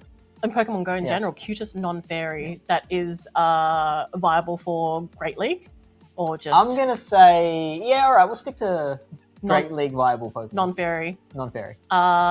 Emolga. Oh, okay. Yep. Pulling it out of there. I rate Umbreon. Yes. I mean, we did have that on just before, and Umbreon is a very solid Pokemon for Great League. We saw how bulky it was, and I know that some people have been testing it, as we talked about before, testing out some dark types. And Umbreon was one that I saw, but not to great success. But again, Happy Eevee managed to get it all the way to, that previous match was, I believe, a semi-finals. So it goes to show, what do I know? I mean, not a lot of people have tried it since maybe the days of the Trevenant Noctowl Lantern meta, but it's still got some chops purely due to the bulk, and so there are people who have decided, no, I think this fits well into my team, and they've used it as a nice neutral pick, like a generalist. Yes. And look, what other dark types? I know we talked a little bit about Pangoro of choice being like, oh, maybe that's a dark type of choice, but would you venture out of like Umbreon and Pangoro? Have we looked at the Customers Pokemon picks yet? today? I don't think so. I believe, have we? Yeah, if not, we can try and we can get try and find the that. graphic up for the Pokemon choices. Look at that, straight onto it. These guys are experts in the background. You guys, production team. So, look at Debbie's picks there. We have Licky Licky, Togekiss, Galarian Corsola, and Wigglytuff. Look, again, super cute. Licky Licky again. Corsola cute, do you reckon? Or look, is it too sad? It's a little sad. Yeah. I'm not gonna lie, but I couldn't have regular Corsola, so I'll take Galarian Corsola. It's not a Cursula. It is just a Galarian Corsola. So I'll if it's a black or white, one or the other, I will put it on the side of cute, I think. Okay. I'll take it. I'll take it, Fish. On DrTrotter's side, we can see the Shadow Quag, the Corviknight, the Fortress, and the Gorgeist there. Now, out of those picks, which one did you like the most that DrTrotter had? I think, is it... I've always called it Gorgeist. Is it Gorgeist or Gorgeist? Because both could work thematically. Both could be a thing. Because you've got like Poltergeist or Gorgeous. Look, someone can correct me in chat, but I just think it's like, I think like Geist as in, I could be wrong. Yeah, you're not the only one to say Gorgeist. You're right. So I'd be keen to find out what the real pronunciation of that is. But that is my pick of those four that DrTrotter has chosen. It's like, for the reasons we said before, the versatility with the typing of its moves and the relative bulk, which really most Pokemon that succeed in Great League need some level of bulk. The typing as well, I think it all works for it. It all works in its favor. It does. And then for PvP Steve's side, we see the Grumpig, the Aegislash. And look, he was raving about the Aegislash. He is like, he is team Aegislash. And then he actually had the Umbreon there, which I thought was like quite an interesting pick when he nominated that as a Pokemon. Because I'm like, really, Umbreon? I'm not sure. Because someone else took all the dark types, as we can see at the bottom line, but he did finish it off with the Feraligatr. Yeah, I think Steve's my favorite out of these four, because with the exception of the Aegislash, because I'm sure I'd like that a lot more if I had one, but I don't, so I despise it. And look, this is the time to trade for one, Fish, because during these regionals we can do a lot of trades, a lot of special trades, and there's a lot of people here that probably would like to trade with you. So get out there and ask for some trades. See if I can hit someone up in the couple of hours before my flight has to leave tonight. But also, and I've always really liked Feraligatr as well. I've talked about how fun Grumpig is, and Umbreon is something that I really enjoy just as a Pokemon in general. All right, let's talk about your picks here, Fish, because they're all pretty interesting. They all have one particular type. Yeah. So I tend to take this assignment differently. Like when everyone else is going like, these are the Pokemon that I think will do well, I kind of use it as an opportunity of like, what's the meta missing right now that I think like if you bring in one of these Pokemon, I think you can really upset some plans. And so I've gone, like I said earlier in the stream, I think this dark types are poised to do really well. And so I've gone with the Drapion. I think the fact that there are so many Quagsire around, I'm kind of pulling back a little on how right the meta is for Drapion to come back. But the other three, I'm still very high on. Greninja, which I believe we just saw either win or place really highly in a regional in the last week or two. And then we've got the Pangoro, which Gon has been piloting so well today, and the Galarian Moltres that spoke Moneymaker or Choose. Yeah, look, I think it's I didn't think Galarian Moltres would be a top pick, but again, it just goes to show that these incredible players have found the gap and have brought it back, because I haven't really seen the Moltres being used as much in other regionals, but Oceania is always a little bit different. It's always a little bit quirky. There's always home picks in the region. And like you said, Greninja, I actually really like that choice from your four, because it just gets to the move so quickly, applies so much pressure, and does so much damage with those water shurikens as well. So you kind of have to really decide to shield or not to shield when you're up against a Greninja. It actually beats Togekiss in the two shields, which is really fun for a dark type to beat a fairy. In the two shields, okay, all right. Look, and if it gets a boost on Night Slash, my goodness. Never mind. Like, it's game over. Well, not against a fairy type. It still won't threaten the fairy type with a boosted Night Slash, but against so many other things, like that is super dangerous. Like suddenly, like you think you can take a Night Slash initially, but then you get the boost, and suddenly now you're getting to each of those Night Slashes in 9 turns for the first one, and then 6 for the second one. Oh, that's super quick. And that is yeah, disgustingly you're quick, unfortunately. having to make decisions. Am I going to lose this Pokemon, or am I going to use the shield now, or am I going to switch out and try and force this Pokemon to retreat? So it can be so dangerous, especially when you give it an energy lead. Yes, and look, I think it was a really interesting choice with the Drapion. Do you prefer regular or the Shadow one? I prefer Shadow. I actually think that was my fault for not specifying Shadow for the graphic. Yeah. But I think Shadow is absolutely the way to go. It's one of those Pokemon that's with I think the majority of Pokemon, you can really either take or leave whether it is Shadow or not. Like it's dealer's choice which matchups you go for that the Shadow can get versus the regular. Yeah. Drapion's one of those few Pokemon that the Shadow is just so far and away better that I think you've just got to go for it. Yeah. Look, I remember when I first came up against a Shadow Drapion, and I was like, why does one, it gets to move so quickly, and two, how's it doing so much damage? And it's just such a versatile Pokemon. But now we're heading into just a brief over the bracket that has been the Melbourne Regional here. So let's have a look-see at where we're at, Fish. Yeah, this is some kind of binary code that I've never seen before. 0s and 2s all over the place. So we see Pokemon Moneymaker and Gone in the round 3 of the upper bracket, as well as Choose and Davide. Davide and Choose have played out, so Davide will be progressing on to round 4 of the winner side, Pokemon Moneymaker and Gone. We have seen them play out, and I guess that hasn't just been updated yet. So Pokemon Moneymaker is progressing as well to beat Davide's next opponent. Yes, I believe the Pokemon Moneymaker and Gone match is currently under review. So that hasn't been updated until the review is going through the judging panel. And in round 3, we did have Choose against Dubai, and they are both countrymen for themselves. They're both Japanese players, so one of them had to knock one down into the losers bracket. So, which is really, I suppose, when you come all the way from Japan to Australia and you verse another fellow countrymen, it's a little bit hard sometimes. But again, one person has to progress and one person gets into at least it's the winners bracket, right? Yeah, for sure. And they've gone quite far into that bracket as well. So I'm sure they'd take some solace from the fact that they've avoided each other up until this point. Yes, and it is quite late into the tournament. Let's have a look at the lower side as well and see where we're progressing with the losers round. And we can have a look at who is still trying to fight their way back into the tournament, because really the good thing about double elimination is that once you lose once, you're still in it.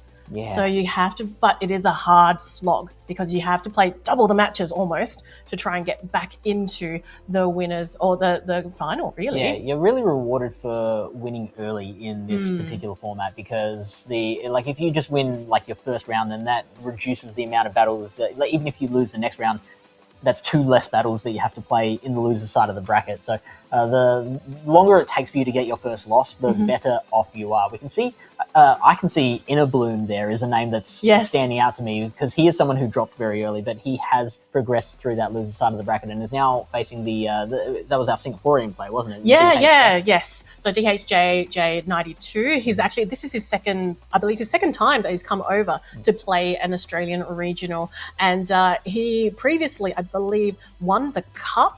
That was the day after the last regional. And he is an extremely talented player. But like you mentioned, Inner Bloom 94, this is actually the furthest he has, not quite the furthest, but the first time he actually didn't tell me. He was sitting next to Jakobovic, and Jakobovic said, Debbie, make sure to say on the stream that this is the first time Inner Bloom has got prize money.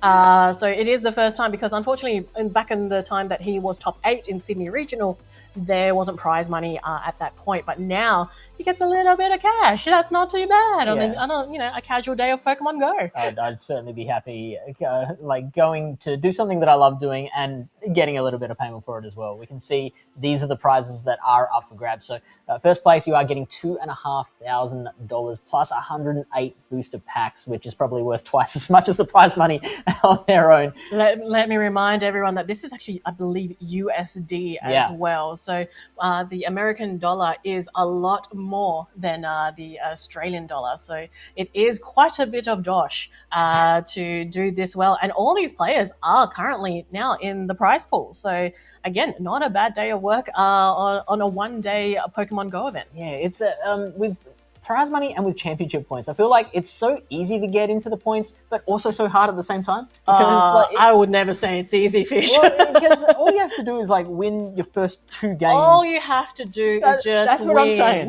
That's what I'm saying, is that it's easy and hard at the same time. Like, it's not a particularly hard task when you frame it like that, just win your first 2 games. But then, like, if you fail to do that, then suddenly the mountain gets like way taller than you can see, stretches up into the horizon. You can't see the top anymore.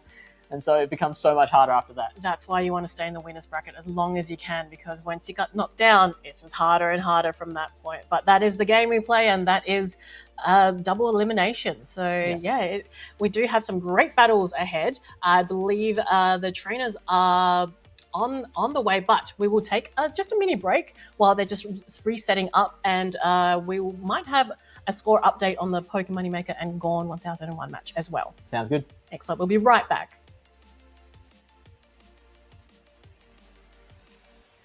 The Pokemon World Championships were held in Anaheim, California in 2025, and for the Oceania region, only the top 10 players on the Play Pokemon leaderboard were invited. Another way to qualify is also by winning a regional championship. With that in mind, Oceania had 12 players who qualified and 11 who attended. The team of 11 comprised of Rick Flareon, Geomethy, Fortois, They Love Jai, Valiant Vish, Avrip, PvP Steve, Jins 8810, Godzalama, Z-Tub, and Gone 1001. Notably, 89 CGY Flames fan, the Perth regional champion, qualified but was unfortunately unable to attend. So, how did the Aussies fare on the world stage? They Love Jai, PvP Steve, and Godzalama had early exits, going 0-2 against some tough opponents. Sometimes the match spread or the team read just doesn't go your way, and that's the reality at Worlds. It's cutthroat from round 1. Next up, we had Fortois and Rick Flareon, both putting up strong fights but ultimately falling short. Each finished with a 1-2 record, showing they could absolutely hold their own at this level, even taking games off some very established international names. Moving up, Geomethy and Zeta both managed to secure wins and stay in the running a little longer. Finishing 2-2 at Worlds is an incredible feat, especially for Geomethy, whose only losses came from 2 fellow Oceania players, Jins 8810 and Valiant Vish. Avrip also had a fantastic run, finishing 3-2 at Worlds. After going down to Arrow in round 1, he made an impressive losers bracket push before being stopped just short of day 2 by Master Mahia 295. Now, one of the standout stories from Team Oceania was Gone 1001, a player who's often hovered right on the edge of top cut throughout the season. Gone looked incredibly solid in day 1 and even got his first featured match on stream. He started hot, going 3-0 to begin the day, and for a while it looked like he might seem to be pushing into day 2. Unfortunately, a tough final matchup ended his run short. Then we had Jins 8810, a name you may recognize from the Oceania leaderboard. Jin sat at the top of his group for most of day 1 and managed to push to day 2, bringing a unique, wacky team featuring Bastiodon and Shadow Dusknoir. He was also featured on stream and finished his world run at 4-2, an incredible showing at the global stage. And finally, we had the ever inevitable Valiant Vish. Vish, now a 4-time world competitor, once again proved why he's one of the most consistent players in the region. He fought through his bracket with precision and confidence, earning his place into day 2 and finishing with a record of 6-2. That's an outstanding achievement and easily one of the best performances by an Australian player at the Worlds to date. While we didn't bring home the World Championship title this year, the performances in Anaheim just showed how close we were. Every year, Oceania gets stronger, and with the new season already underway and the next batch of regionals kicking off soon, the future is looking incredibly bright for the region.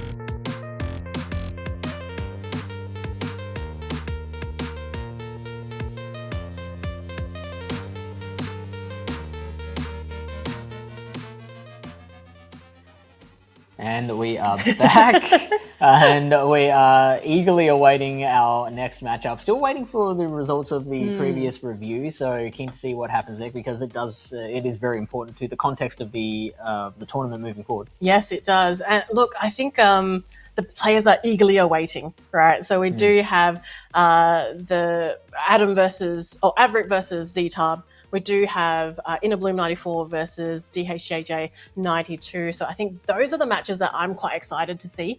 Because really keen to see both. Because they're just hanging on one line left. So one will get eliminated, one will proceed on. But it is one of those where, it is on the line. Whereas the others, it will be excellent matches, don't get me wrong, but they're a bit more comfortable. Yeah, absolutely. And we were talking about the cutest Pokemon before. I think these are 4 of the cutest trainers. Is that? All 4 of those are just so cuddly, you want to pinch their cheeks. Oh, okay. Look, I'm sure they will appreciate that. I would have so different reactions, all 4 of them, to a comment like that. But yes, for now, we are waiting to see what happens with the previous match that was casted by DrTrotter and PvP Steve. Once we have those results, then we'll be able to move on and get to the next battle. I believe so. And look, again, the Melbourne Regional is a one-day tournament, so everything will be casted from this point onwards. So we should have nearly all the matches be live here, and it's really just I think it's also a good time for the players to have a little bit of a break, especially if you're in the losers bracket, because you're just playing match after match after match. It is very difficult to have a long break in between. So I'm hoping that they're having their electrolytes or protein bars and hydrating themselves very well. It's a very long day of play. I am so torn about that, actually. Just from my own personal experience, I am so undecided on whether I prefer just going match after match after match, just back to back, or taking a bit of a rest. Because on the one hand, going match after match, you stay in the zone, you stay focused. Whereas, the longer you go, maybe the harder it is to maintain that focus. If you do take a break, sometimes it can be like waking up after a nap. Like you're a little groggy, it's hard to get back into focus, into game mode. So yeah, I'm really undecided on what is better for me as a competitor. I do understand of the concept of strike while the iron's hot. So if you're on a roll and you're just you got the momentum, you want to just keep going. But I think with these tournaments, it's such a long day. Yes, you can keep going, but I think at some point you're going to fatigued. But in saying that, these incredible players, they're just built different. They're not like me. Debbie needs a nap every now and then. But with these players, they are just, they're incredible because this is a marathon of an event.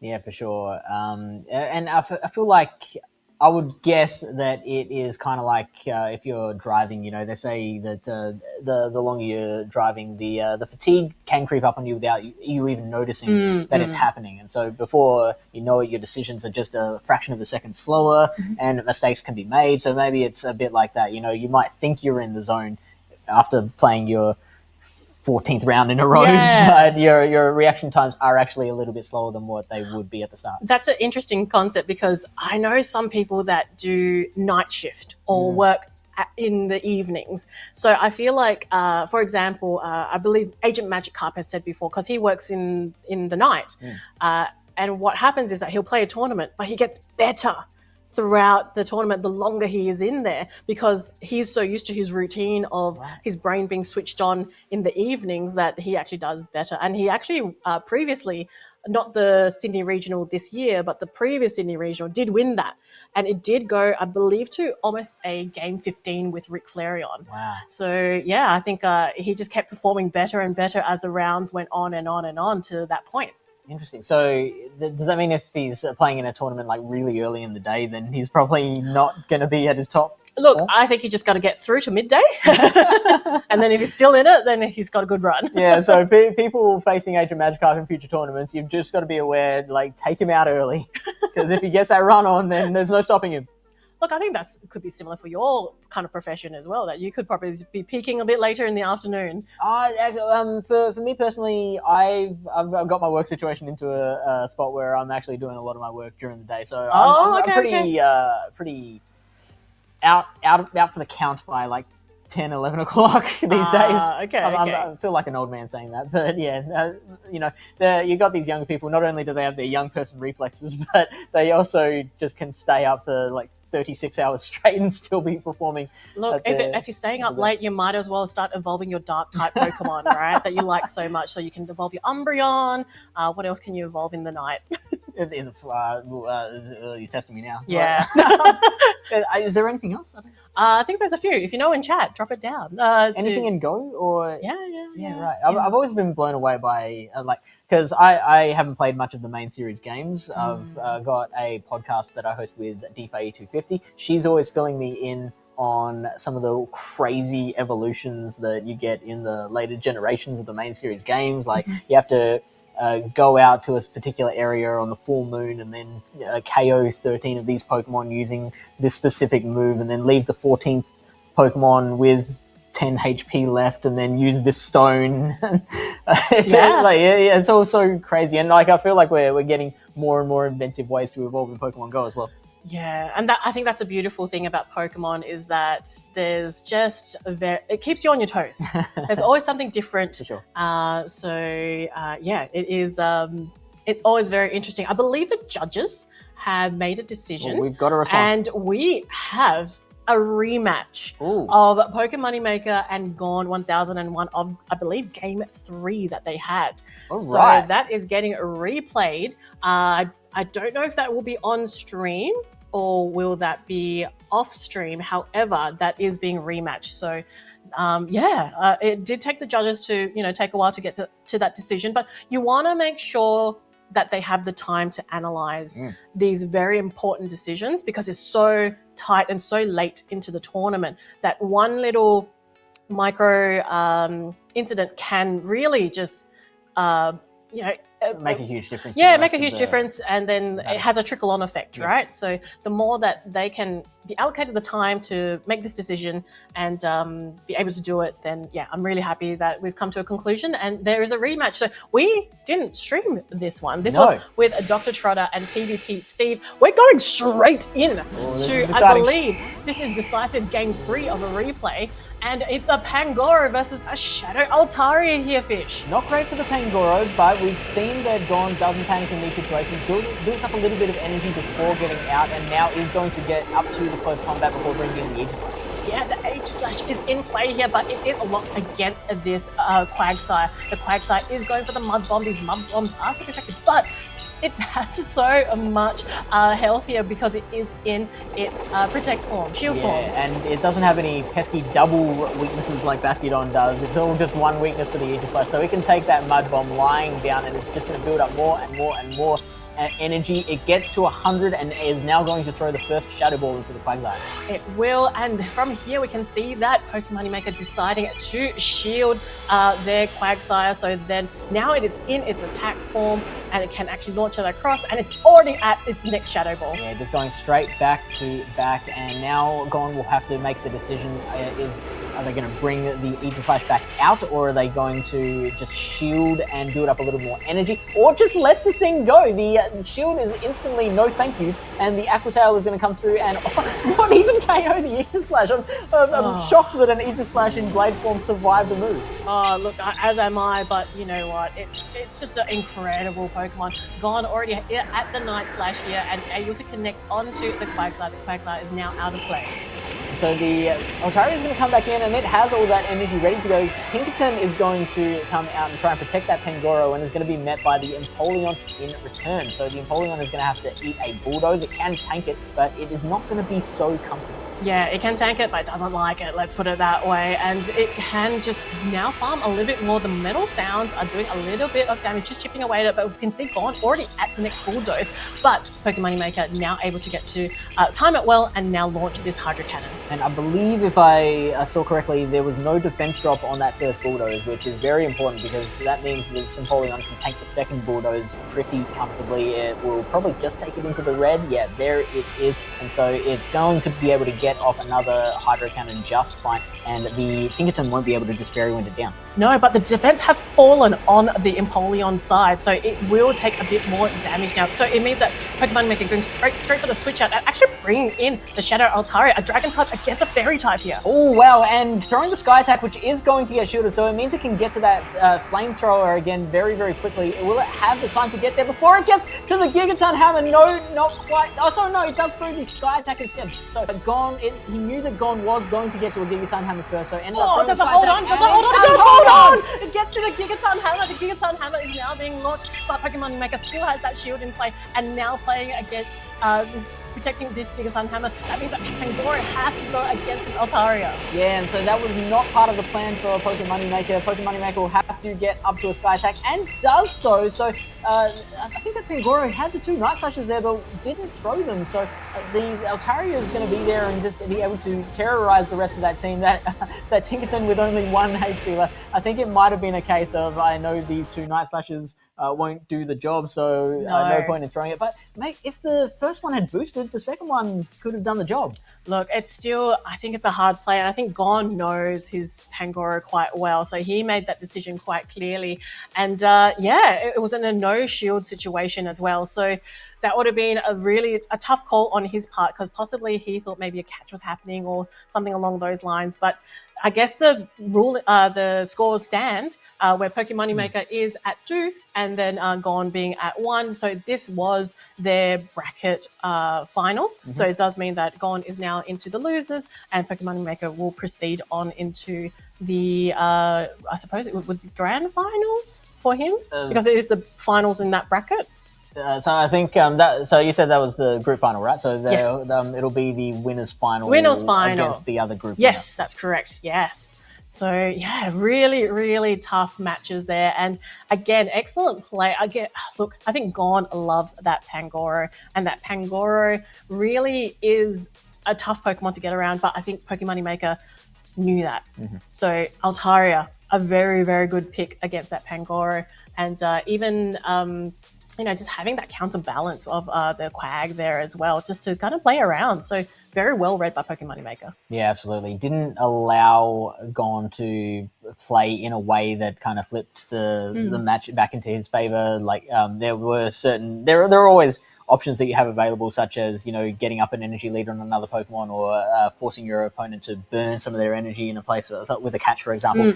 But Pokemon Maker was onto all of those tricks and didn't allow any of them to happen. Yes. And again, look, it doesn't stop Pokemon Maker from his average of being top 3, so he still proceeds on. So the tournament will progress, and then we'll probably be able to see the next matchup, which will, I hope, happen shortly, with Avrit versus Z-Tarb on the next one. Again, a Perth battle that is hopefully coming up soon. A shootout in the Old West. Yes. But if we could pull up the bracket and see where we're sitting at now and how the game has progressed, to see who's still in it. Yeah, let's do it. I'm keen to see how the rest of this tournament is going to play out. We can see this is the B side of the bracket, and so we see Dabby did beat Choose 2-0 to progress to that part of the bracket, and Pokemon Maker, so this was the winner side of the bracket, sorry. Pokemon Maker has now officially beaten Gon to be Dabby's opponent in that winners final. Yeah, so the winners final in this particular bracket is also another Japanese final as well, with Pokemon Maker, and I believe, I'm not too sure on the pronunciation, but we're going with Debide. We're going Debide now. And I believe, they're both incredible players. I was slightly briefed on the Japanese players that are coming in. Again, Choose, we already know how good this player is. Pokemon Maker, we also know how incredibly good he is. And Debide is probably someone that we haven't been very familiar with. And I've heard a lot of amazing things, and has a bit of family history with Pokemon. I believe he is a twin, and that his twin plays the VG side of things and has done incredibly well in the Japanese tournaments. So yeah, just a good family history of Pokemon. So expect him to do very well. I had some players in the floor that said like he's actually the one to watch. I think he will actually win the tournament. So Wow, okay. very interesting to see. Now we're having a look at the losers bracket here, and we can see we're still waiting on the losers round 3 of Z-Type versus Avrip and DHJJ 92 versus Innerbloom 94. There's a lot of 90s in there, but you know we have those the 90s kids, which is nice. I would like to see Bloom progress. He is someone that has been around for so long. He was like an absolute star of the grassroots era of competitive PvP. He was the last ever number 1 in Australia for Sylph when in the last season of that. I know that because he beat me at number 2. But I see. Not bitter at all, Fish. No, I mean I definitely remember my losses. And my wins too. I'm fair to myself. But Innerbloom, very kind. Innerbloom has just always been one of the top tier players, but also hasn't put the energy into the official competitive circuit that some of the others like your Z-Type and your Avrip have. So he just kind of turns up when it's convenient for it. I don't think he's ever travelled for one. He only ever turns up for the Melbourne regionals. Yeah, and that's another factor as well. I think not everyone has the capacity to travel for regionals. So if it is in your hometown, I think it's like try your best to come down and do your best in it, because maybe that's your one chance to qualify for something. It is difficult, I think, if you don't have that capacity to try and make your way to Worlds and try and qualify. So I'm really happy to see at least someone in their own regional go so far and do so well. Yeah, absolutely. But he does have a huge opponent to face off against in DHJJ92. And then the winner of that matchup will have to come up against the loser of the winners round bracket coming up next. Yeah, absolutely. And with DHJJ92, I believe he was a world qualifier last year. Those that don't know, he is from Singapore. I did have a quick chat with Daryl earlier today, and I was just like, oh, did you fly down for this? He's like, yep. So, again, all these players coming internationally to play the tournament is really cool to see. And they're really testing their abilities on the Australian scene, and maybe even just using this as warm-up reps for Worlds, which is actually not that far away. Yeah, no, it's very, very close. It feels kind of gross to be called a warm-up, but it's I guess you can everything's a warm-up leading up to Worlds, isn't it, Fish? Of course. And so any practice that you can get in is always worthwhile. Any sort of reps you can get in practice tournaments online, join a Discord server, find a community, and find people who will practice with you, give you feedback, and that will help you get better at the game. Yeah, look, I think, again, as previously mentioned, if you are looking for locals, jump onto playpokemon.com and look at under events and look at your location, because it should let you know what's available around you, and just turn up to a local. You'll meet some great people and great friends, and maybe some people to trade, Fish, because, you need some honages. Yes, I do need. I mean, if someone's willing to just trade me an Aegis / straight up, that would be amazing. I mean, I hope you got some good good Pokemon to trade for a full Aegis Slash. No. Okay. No. Unless someone's happy for an extra small Rattata, or is it an extra large Rattata? Okay, yeah. Some people are collectors of that. Yeah, they still want that badge. It's like extra large Pikachu and extra small Rattata, or is it? I believe it's extra small Rattata, and it's extra large Magikarp. Oh, Magikarp is the other one. Okay, yeah, cool. I'll check to see if I've got any of those. My storage is pretty lean. I tend to just delete anything that's not directly relevant from my PvP.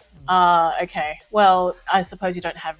Oh, I'm sure you'll find some tradable items, especially this weekend, because we do have exclusive Pokemon that are available during the regionals, and they're usually PvP orientated Pokemon. So if you do happen to be not even participating, but or come down as a spectator, you can still collect these Pokemon at the regionals. I also spin some of the stops that have the Melbourne regional tag and also the Melbourne background in them. So they're very nice gifts to give out. I've been collecting them and sending them to my friends on my friends list. Yeah, and the gifts that you get from the Pokestops as well with the regional logo. Yeah, it's very cool. They're very sought after. And then I had to choose my favorite sticker out of all of them. which the current one is the Esper sticker really? of the season. Yes. Okay, yeah, it goes in the cute list. It does go on the cute list. It looks like it's relaxing. Let's put it that way. You have to remind me when we get off camera that to turn on my Pokeball Plus Plus, because I have neglected to do that, and so that's a lot of spawns that have just been going to waste.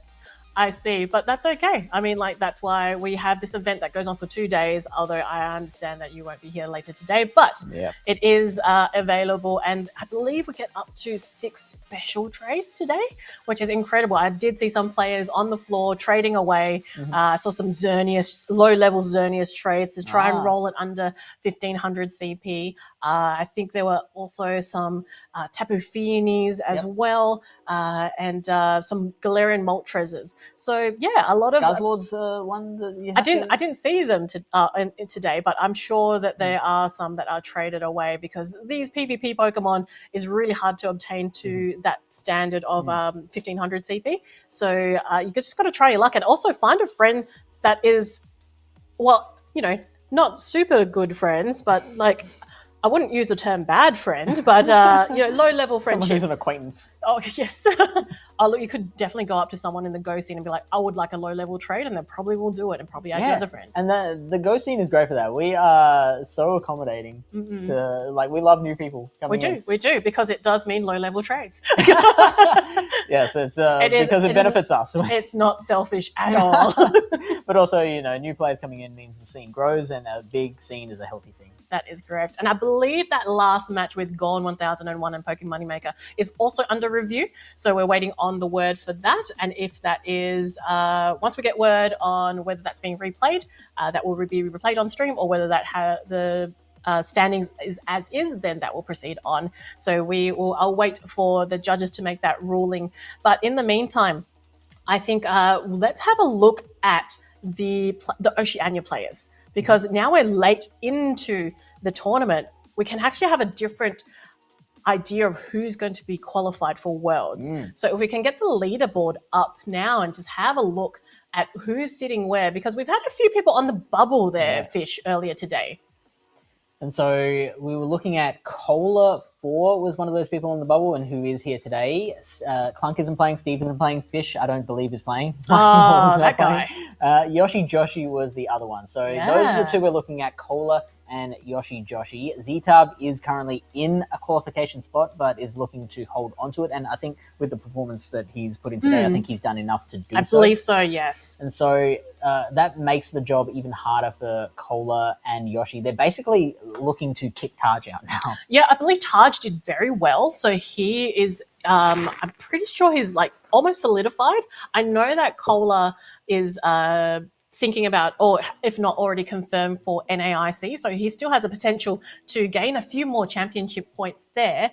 And but it's looking like Z-Tub and Taj are very, very solid in their Worlds placement. The other placement that we want to look at is also in that top 4, because the top 4 also get a bit of travel stipend, travel award in the Worlds bracket. And I think Avrip may have done enough to overtake Rick Flareon of his performance today. Yeah, which is huge. Gon also has done enough to maintain that spot, and so the next person that they'll be looking to bump out of the top 4 will be They Love Dry, and it's very close between Rick Flareon and They Love Dry. So maybe if Z-Tub continues his good run, maybe he could jump up to it was 350 points. So okay, no. Yeah, I don't think that math's out there, Fish. I know it's late into the day, but I don't think doesn't math. No, math does not math. But he would get pretty close. Godzilla is just needs to win it at the moment. It just needs to win it. Then it's like, that's it. That's it. Right? That's all he's asked. Yeah, just a cheeky 350, so right? It looks like They Love Dry is safe,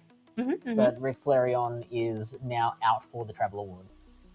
Yeah. Oh, look, I think we'll see how it all pans out and how it shuffles, but I believe that Avrip he's still competing. That's the thing. Avrip is still in it. Yeah. So let's not count our chickens before they hatch. He could just be like straight qualifier. He might win it, and then everything still shuffles in. Right. Well, I don't think whether you win or lose affects whether you get a travel award, right? Oh, that's true. Yes, because it needs to be in that top 4. Yeah. And is it? I believe it's top 2 get the award, and 3 and 4 get the stipend. I believe so. Yes. Yeah. So and the difference just being few thousand. I don't know. Just a Just a cheeky. few thousand. Like it's I never knew what the actual terminology difference meant, but like just looking at what it means from a practical sense, it's the travel award is worth a lot more than what the stipend Of course, yes. And I think that's why people, especially in that top echelon of players, really try and aim to sit in that top four, try and stay in that top four, because then it's subsidized basically for your travel to Worlds.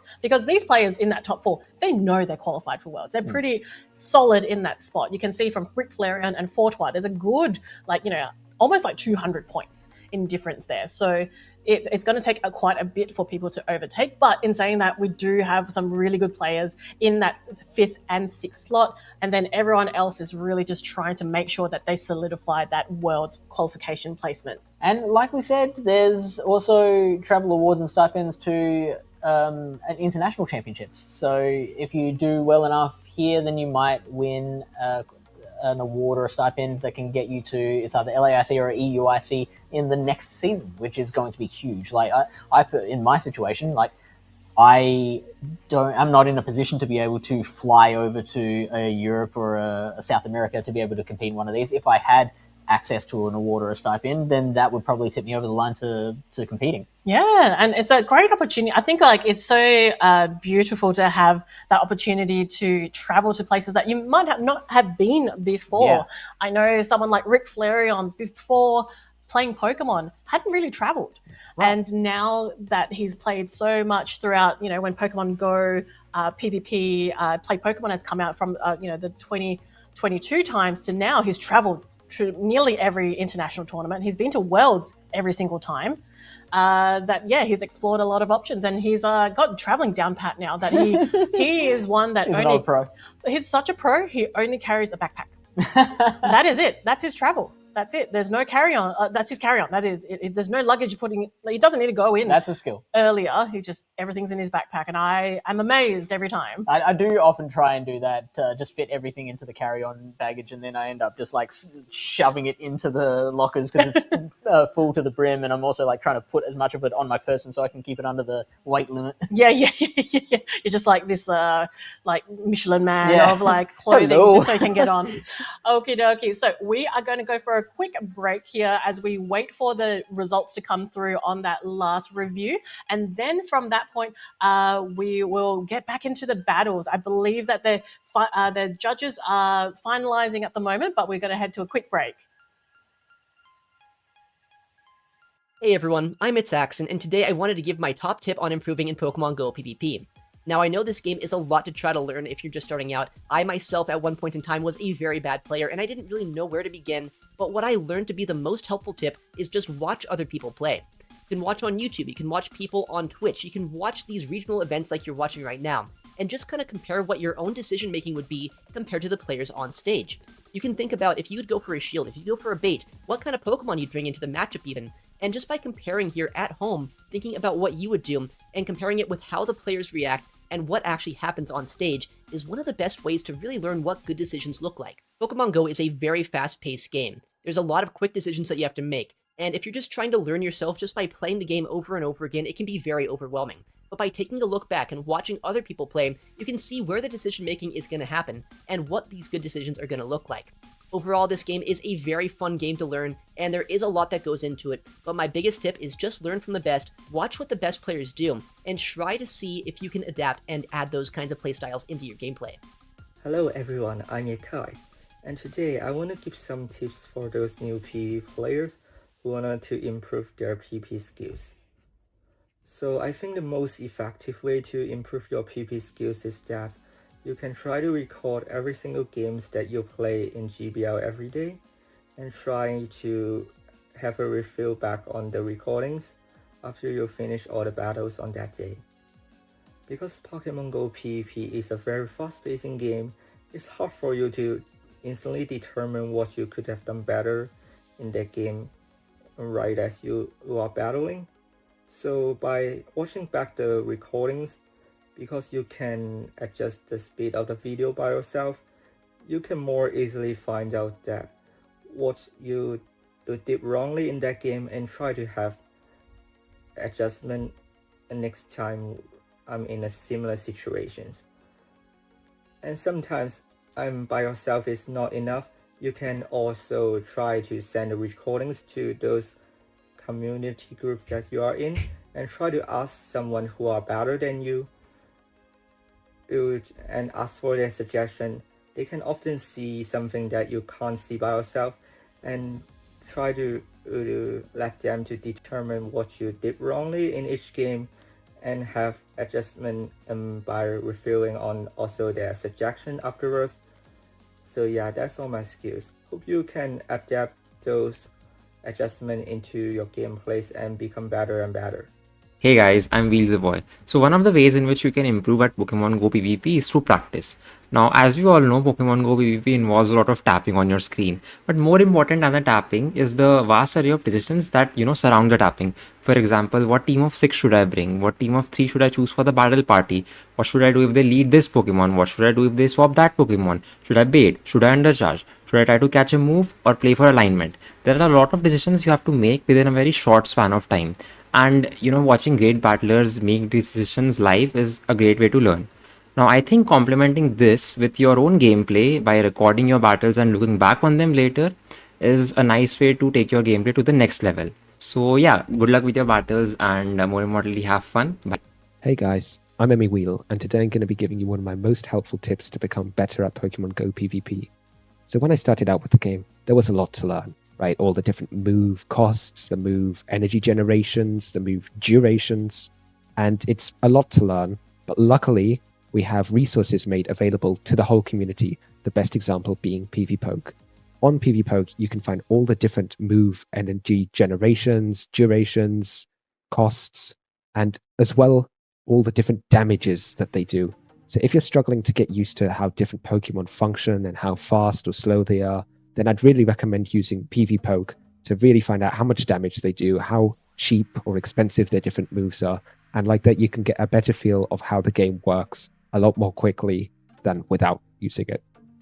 If I had to give newer players one piece of advice, this would be connect with your friends and your community. Improving in Pokemon Go PvP doesn't happen from one day to another.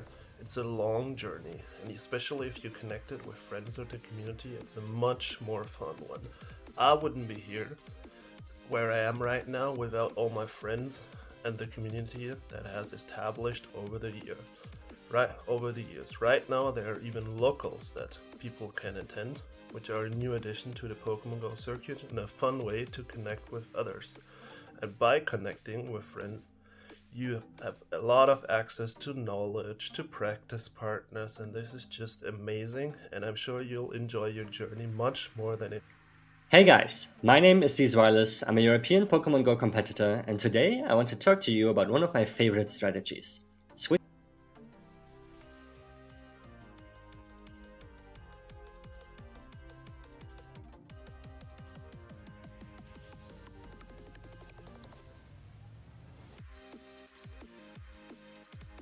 And welcome back, trainers, and you are ready here for the losers round battle of the West. This is for the best Western Australian PvPer in Australia currently, which is a bit of an odd intro, but we have Z-Tarb versus Avrip. Now, these are two trainers who are probably, they're really at the top of their game. They've both been to Worlds. They're both highly decorated competitors, and they both live in Perth, where our good friend debbiepebble hails from. Yeah, also Z-Tarb were in Bastion at Worlds, so that's something to keep in mind as well. I don't think Avrip's ever done that, but he did have to beat Rob Drogo with a Bastion a couple times to win his regional championship, so they're both Bastion affiliated. Does that mean we like one more than the other, or is that for everyone else to personally decide out there? Yeah, make your call. Are you a Bastion fan or not? We really don't see them these days. So, thank goodness. Let's move. We've moved on from that era, and we're into a different era, which has been, very interesting to see in these last sets of battles. Yeah, I mean, look, there've been a lot of battles going on through the day today. It's been whittling further down and down and down, and at the end of the rainbow, there seems to be a lot of Aegislash and a lot of Quagsire. Lots and lots. But we saw the mind game start with the Aegislash users choosing not to bring them. But here we are, and we can see the teams. We've seen both of these battlers before, and these are some very, very similar teams here, Steve.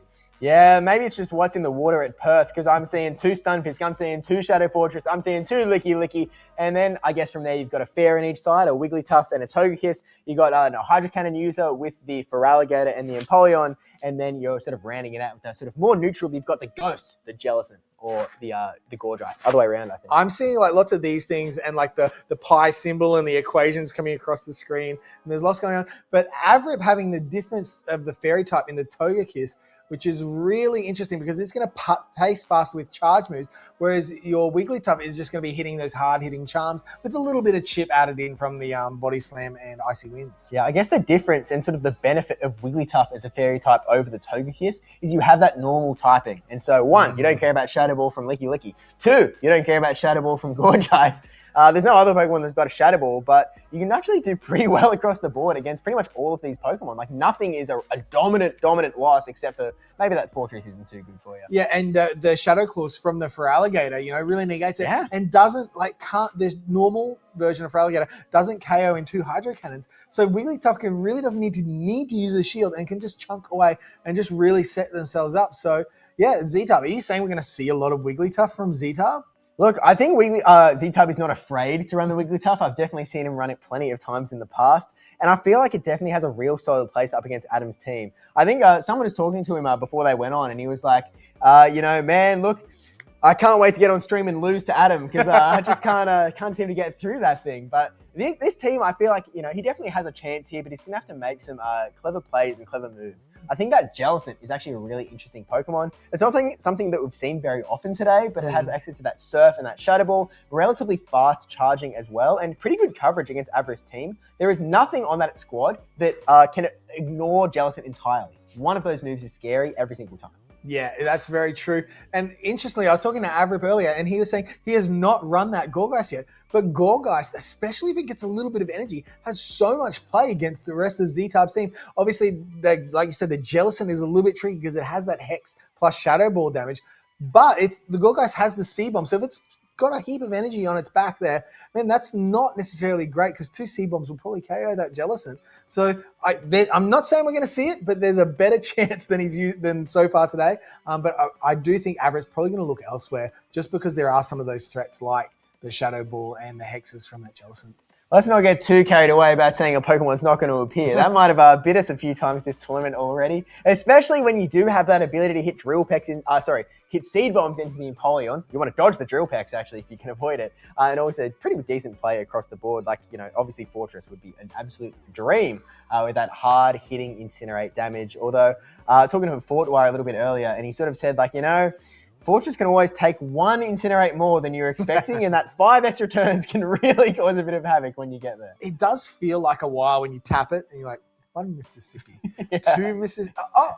Oh yeah, now we're doing something. But it's a timing thing, and if you get a trainer who's a little bit stressed or under a bit of pressure, if you can sneak a 5-turn move where you say you've done your 10 turns, they've done 10 turns and thrown a charge move, expecting you to throw a charge move, and you get almost like a free 5 turns of energy and damage, the 5-time WCW champion in Gorgeist.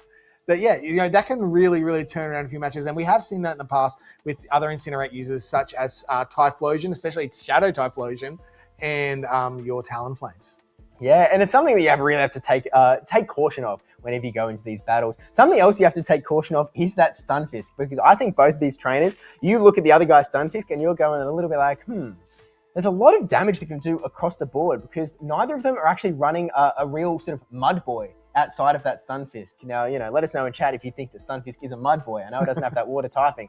Debate away, but there's no sort of Quagsire or anything to really just punish that even Stunfisk. Something like an Empoleon or Feraligatr, both of them taking super effective damage from those discharges, and so if they get a single Thundershock advantage, all of a sudden they're going to be outpacing to the discharges against your Hydro Cannon users. That might not be too hot. Jellicent as well, the discharges might really add up, but we're jumping into game number 1 down here in losers round 7. I believe they are fighting to get into the top 6.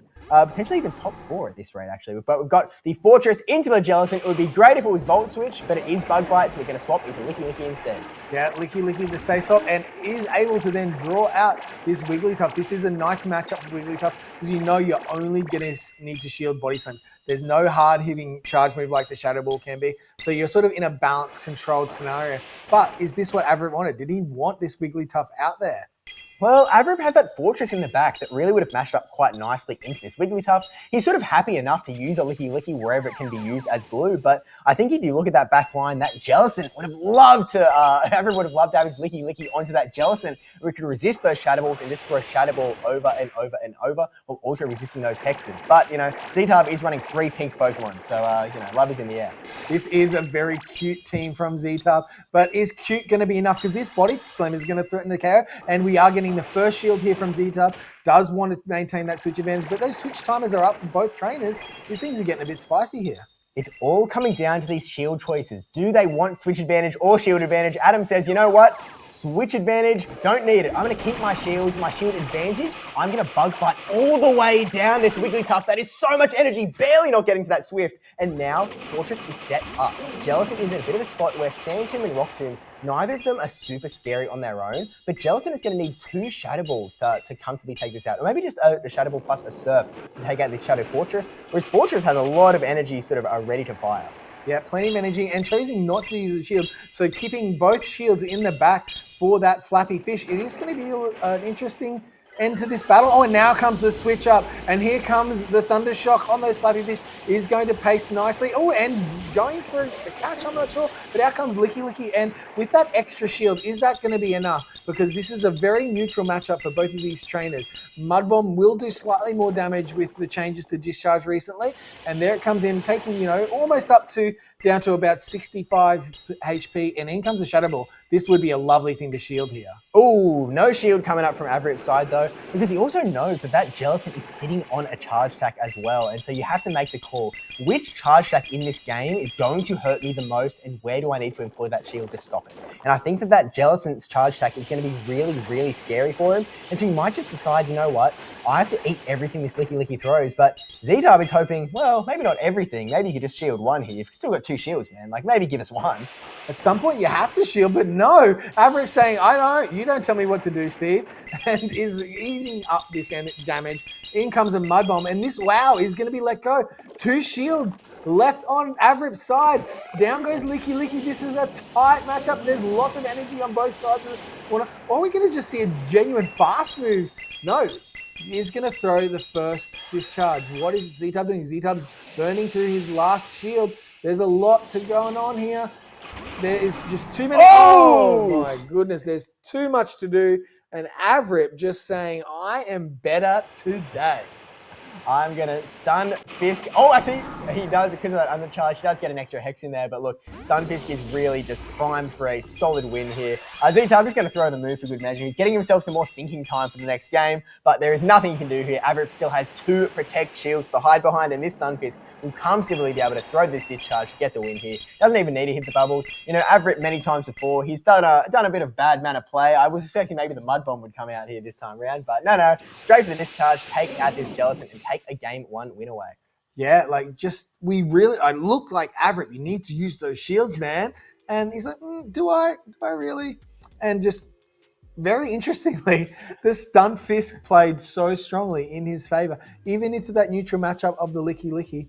Just really well. A nice controlled, comfortable play from Avrip there. Well, the good identification in some sense is that both Jellicent and Licky Licky, neither of them can actually do that much fast attack damage to the Stun Fisk. They're really relying on that charge attack damage. And so Rollout's not doing very much, Hex is not doing very much. So as much as we were sort of standing there looking at Adam just not using his Protect shields again with his Stun Fisk, it's a very bulky Pokemon and it was never that concerned. Until it got to the very end of the match when, you know, maybe Z-Tub could have thrown a few more moves if he really wanted. You know, it was like, I don't actually need to use these shields. I'm safe. I'm comfortable. This will be okay. And you know what? It was. Yeah, it was. And what we're seeing here is with the lack of grass Pokemon in the meta at the moment, it's really allowing the ground types and the water types very much free reign to do their thing, even in neutral matchups. Like, you don't have to worry. You can say so because as long as you're neutral enough in these matchups, it's going to be able to just do so much more damage, be so much more effective. Grass typing really, really taking a backseat here. And I mean, Avrip's got one there, but I don't think he needs to use it. Yeah, I mean, look, he clearly didn't need to in that matchup. Apparently, Stunfisk was enough of a goat there, taking out not only the Jellicent, but also the Licky, which, a very bulky Pokemon, but not a Pokemon that can output a whole lot of damage. No. It just chips away, and that's what it does. It does its role, it does its thing. It's just getting those rollouts out. But here we go. We're getting into match number 2. Z-Dub and in the Shadow Fortress again. Oh, but Stunfisk led by Z-Dub. This is a great little lead. Although still surprisingly neutral with the bug bite from the Shadow Fortress. Look how much damage it is doing. Wow, that is so much damage before a charge move is even thrown, let alone the fact that this Fortress has access to Sand Tomb that will not only decrease the defense of that Stunfisk, but also do that super effective ground type damage as well. Yeah, it was, and we will see how much actually it does here. The Shadow typing, this may end up being able to take out the zeros for Shadow Fortress. Wow, look at that damage coming through. And obviously we are pacing much faster. Oh, and changing up, throwing a discharge here from Z-Tub.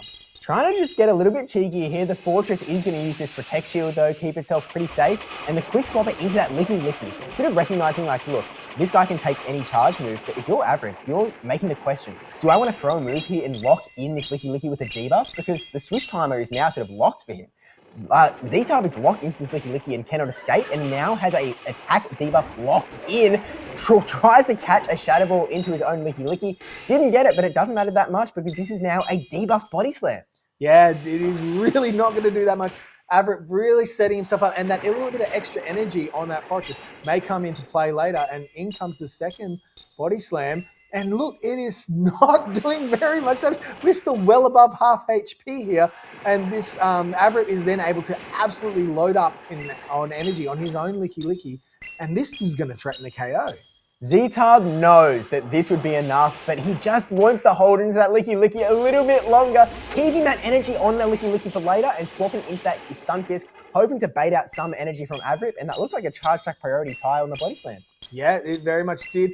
Unfortunately, for Z-Tub, Avrip is able to take this one out, and down goes the Stunfisk. He's going to need to assess, take his time, wait out this time. But this is a very tricky spot for Z-Tub. Avrip looking very dominant in this matchup today. Z-Tub still doesn't know what is in the back. He doesn't know that Stunfisk is hiding back there. So Wigglytuff's going to come in, eat this Body Slam from the Licky. He still has that energy waiting on his Licky, ready to go at a moment's notice. But at this point, he has to go like, oh, there's a lot of energy coming in from Avrip's Licky, and I've still got a shield to burn at some point. Yeah, but you don't want to burn it on something that's not going to feel like it does that much damage. But you can see just how much all of this is going to add up. And wow, here comes Z-Tub getting able to get the energy out of this Wigglytuff. This is going to KO the Shadow Fortress, but maybe that was its job. Well, you know what, Z-Tub, if he let that Fortress stay around, get a little bit more energy, those bug bites really would have started to add up, and a Body Slam from Licky would have been a guaranteed knockout. As it stands, he's now able to get a little bit of energy on Wigglytuff, swap into his own Licky, gets a Shadow Ball into the Stunfisk. It would have been a nightmare if Avrip's Licky came in to catch it, but instead, we're going to bring it to about half health before a discharge comes in, which is not going to look good for this Licky. No, the writing is a little bit on the wall here, but the energy has been burnt on the Stunfisk side. It has a little bit, but look how much energy this Wigglytuff has too. This is not over by any means. Yeah, look, I may not be over, but this Wigglytuff is getting real low. Sun is really getting down here, and now the last Protect Shield from Z-Tub comes out on that discharge, getting so much energy on this Wigglytuff, but there it is. There's another charge jack from Avrip. This is going to secure the knockout onto Z-Tub, and this will secure a 2-0 victory. Avrip progressing on in this tournament here at the Melbourne Regional Championships. Yeah, a really very dominant matchup here for Avrip. I think the bit of a break they had while there was some previous disputes going on, it's much harder. Those trainers had a lot of nervous energy. I was standing there, I was standing beside both of them, and they were just like, oh, we just want to get this match going. I'm starting to feel tired, starting to feel fatigue. And I think that showed a little bit for Z-Tub. Fatigue, a bit of a factor as this day wears on in these tournaments, especially as you've struggled in that losers brackets. But the longer you spend in there, the more battles you have to do, the more fatigued you'll be by the end of the day. Look, both of these guys also flew in from Perth, so there's an extra time zone difference. You know, they're from all the way on the other side of the country. Maybe they aren't, quite. I think Adam only landed yesterday. I'm not sure when Z-Tub got in, but You've got a lot to focus on when you sort of move around these time zones. Yeah, well, I actually do know. Z-Tab actually said to me he had 1 hour of sleep last night. He was really struggling. I don't know what exactly caused that, but yeah, he said he's been very tired. He's been having a hard time. So I think Z-Tab, you well earned your rest today, mate. It was great seeing you out on the battlefield, and we look forward to seeing you next year when we come back for the Australian regionals. Or in Worlds, if he should have qualified for Worlds with those points now. So. Yeah, I think that sort of locks him in for a top 8 finish. And so I believe that he has enough points to pretty comfortably be in the World Championship. So congratulations. So I think both Z-Tub and Adam, they're both in quite a strong position for that World qualification spot. Obviously, Adam, if he goes ahead to win this entire tournament, it's more than locked in, to say the least. Double locked. Double locked in is all you need. I mean, Jumothy is the one that's really double locked at this point. But I guess that's actually not a bad time to update this as well. There's a few other battlers that have performed quite well in this tournament that have set themselves up for a pretty decent position going into the World Championships. Taj, 151, the people's champ, as some people call him. I believe that he did well enough by getting to top 16 in this tournament that he is in a really, really comfortable position to get a World Championship qualification as well. I believe he entered this tournament in 12th on the leaderboard, which is the cutoff because we had 2 Australian champions already. And so that sort of just pushes him a little bit further up and I think puts him in a very comfortable spot. So congratulations to Taj. Yeah, congratulations, Taj. This is going to help his growth and development as he goes through as a better battler and competitor. Push him to the next level of going to Worlds, getting all that preparation.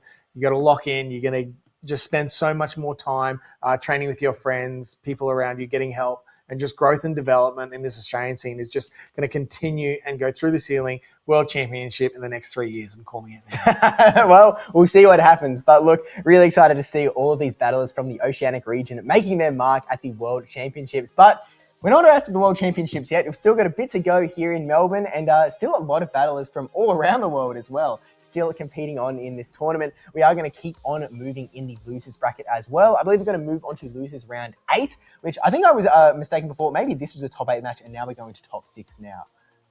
Someone needs to fact check for me. We do need some fact checks on us. Somebody call us out and let us know where the things are. And here we go. Here we go. Bracket coming up. Okay, we can figure it out, Trotter. Let's watch this thing. Okay, losers round 3, losers round 4, losers round 5. There's our losers final. When you're in the losers final, you're in the top 3. Losers round 5 on this particular bracket, that's the top 4. One before that, where Choose is sitting, is that top 6. And so, yeah, we can see Averett has just progressed on to meet Choose into the top 6. So Z-Tub is sort of locking in that top 8 finish alongside DHJ and Inner Bloom, who are, I believe, currently battling at the tables right now. Yeah, they are. Because of the little bit of delay, we've moved on, so we're not going to get to see that battle, unfortunately. Inner Bloom, an OG from way back in the grassroots days, I think he actually finished one of the years as Australia's #1 battler in the Sylph grassroots scene. So awesome to see him still playing the game, still competing, and competing at quite a high level, as we can see here. Lovely to see our Australian battlers doing well. Oh, we've had an update. Oh, there we go. We've got DHJJ knocking out the Melbourne Inner Bloom from the tournament. Again, Inner Bloom instead of securing a top 8 finish. Many years ago, he did steal a play mat from me. And so, maybe I'll get his top 8 mat as retribution. But regardless, we're going to see Golden 1001 also dropping it down here from that winner's side bracket. We saw that match a little bit earlier on. And so we're going to have DHJJ versus Golden 1001. And then we're going to have Choose versus Averett as we go into the next losers round. I'm not sure which one we're going to be seeing first here, Trotter, but look, chat, we're going to be here with you. We're going to wait and find out which battle we're going to see. Either way we cut it, it is going to be an Australian up against a battler from abroad. Yeah, we have one of our boys in it, and that's who we're going to be backing today. There's objective side of the table, all right? Hey, you can be objective. I'm going to be 100% biased here. No, look, lovely trainers. All the trainers who are here at the tournament today are absolutely delightful human beings, helping each other out. They're all sitting down. We're all chatting. It's just been a really enjoyable day out on the floor watching all these battles happen. But the enjoyment needs to keep going, but the competitive nature is going to be really kicking in and going on. So we've got Gone and Averett. You might even be able to say they've been for a very long time. In the top, I would put them both in the top 3 to 5 consistently on the Play Pokemon circuit in Australia. And they're proving it here today in Melbourne. But they now need to push on through.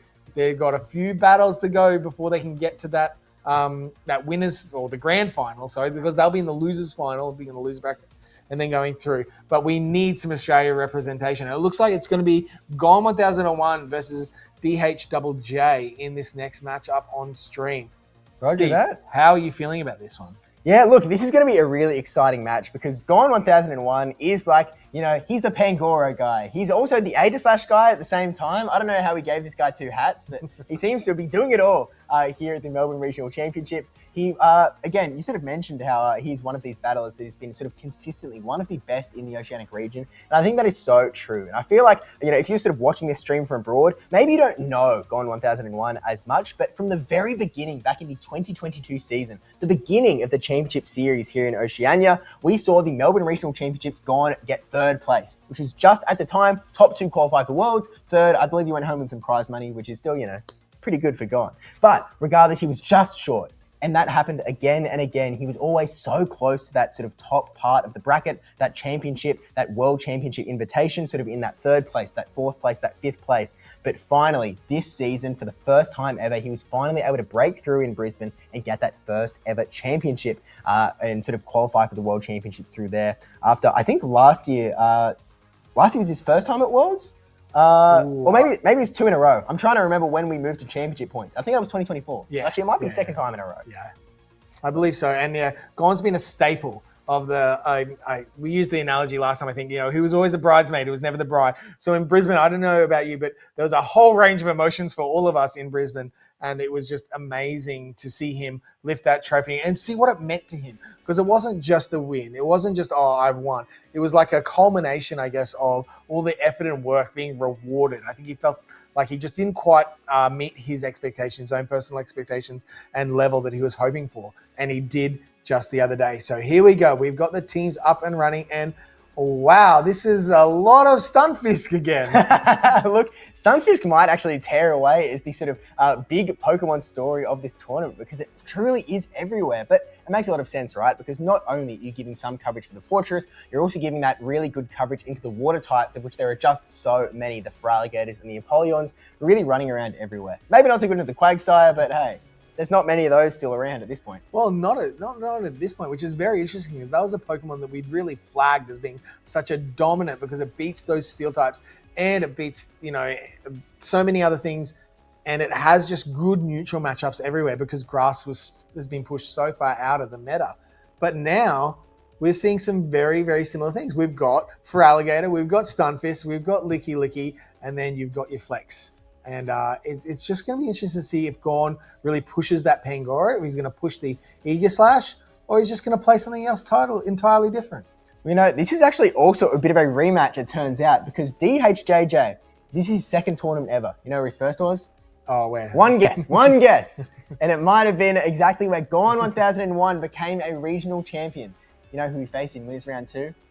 Gone in Brisbane, I'm guessing. Ding, ding, ding! Hey. And Gone was able to knock DHJJ out into the winners bracket, but it didn't end there. Because DHJJ sort of took that fire, took that spirit, and then won round after round after round after round, getting all the way to top 8 in his first ever regional championship. And so DHJJ, you know, he's outperformed his previous tournament. He's already into the top 6, and now he has an opportunity to face up against the guy that knocked him down to the losers bracket in the first place, Gone 1001. Steve, I feel like you're writing a very good narrative here, that this is a redemption arc for DHJJ, and I'm quite happy to shut it down. Let's go on 1001. Let's get him out of here. Let's get DJ going home, and let's get our Australian boy Gone in here. It looks like we're getting trainers on their phones. One is locked in. But does that Tinkaton have a play in this meta?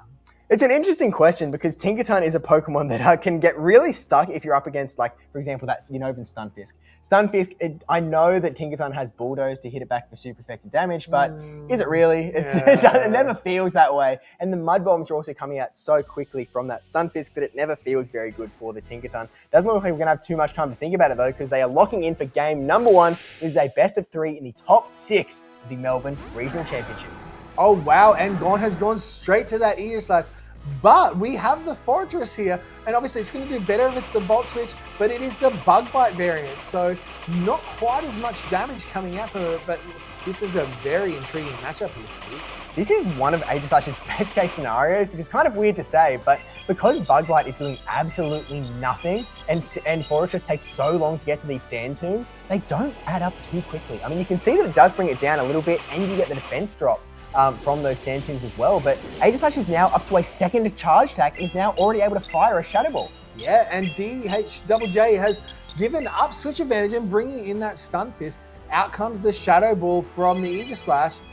This is going to do a lot of damage if it goes unshielded. I think a lot of damage is an understatement. That guy is already down at very, very low yellow health, and the second Shadow Ball is already on its way.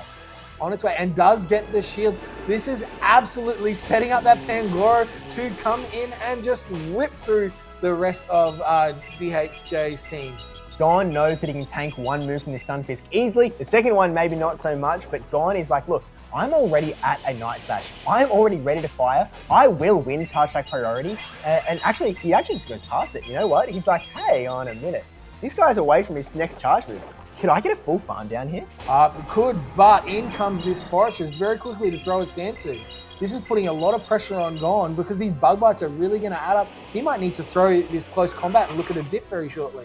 I love the combo play from DSJJ, really putting that pressure right onto Gon, but this close combat with no shield is going to do so much damage to this Shadow Fortress, right down to the red and the quick swap into that Aegislash. Again, this perfect position where it can comfortably farm so much energy, knowing that this Sand Tomb is not going to be enough, and he's still about 8 turns away from the next one. Now the question is Aegislash able to farm down the Shadow Fortress from here? Because that is going to be a very critical part of this matchup. If it is able to farm down before it gets to the Sand Tomb, no, it is absolutely not. But let's not get crazy. I was getting crazy, Steve.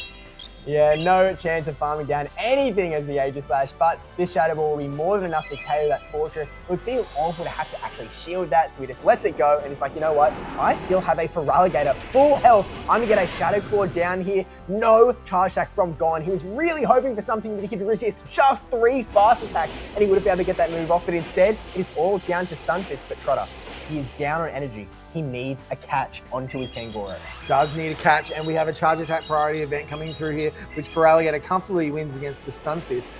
Gon is immediately using his last shield, and here comes the discharge. Do you shield this as the Feraligatr? This is a very tricky play, and yes, DH does choose the shield, and now we are in the scenario where a catch could turn this match. Oh, but he clicks the move straight away, and this is going to do a fair amount of damage to Gon. It is not enough for a KO. There is still a chance to get a catch onto Pangoro, which again, Gon desperately needs to get this matchup through. Tries to get a catch on the other end, DHJJ, but it does not work. Gon comfortably, calmly, able to throw Mud Bomb to kill this knockout, and now it is all just a question of can Gon land 2 charge attacks onto this Feraligatr.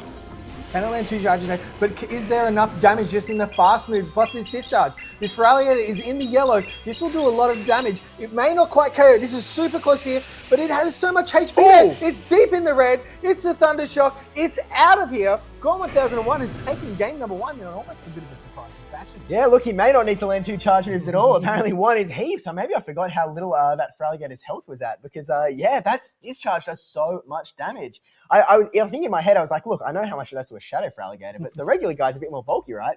Not bulky enough, turns out. Yeah, I mean, even with the recent sort of damage reduction that Discharge got, it's still proving here against something is sort of, squishy. I don't want to say squishy, but doesn't have a huge amount of defense or HP stat in the Feraligatr. Able to do, almost 50% of its health with 1 Discharge, plus 1 extra Thunder Shock. That was enough. Stun Fist. What a surprise little package that fella is. Yeah, I mean, look, it's so, it feels like a low-key Pokemon, because if you look at the usage data for every tournament for the last couple of weeks, Stunfisk is always really high up. But it feels like it never really gets the spotlight. No one really gives it that much attention. It feels like no one is calling it their MVP, right? But it's so ubiquitous. Look that up. That is, it feels like it's just getting so much done against the entire meta. Like nothing really hardballs it, except for maybe Quagsire. But again, we've quickly been losing our Quagsires. Yeah, Quagsire's dropped right off here. And Stunfisk, just able to chip away, even against the Fortress. The Bug Bites did so much, but it was just able to comfortably, I'm going to keep away, and got the shield. Getting the shield was a key there for giving Gon that just little bit of breathing room, that little bit on top that he needed to get through this matchup. Now, DHJ is going to need to turn this around a little bit, but it's really hard to turn around into that Stunfisk.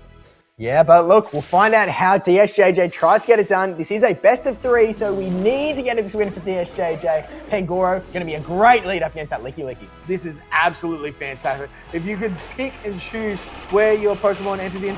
Oh, and look at this. This is a setup. It's a close combat and dip scenario. Pangoro is just absolutely living its dream here and does command the shield.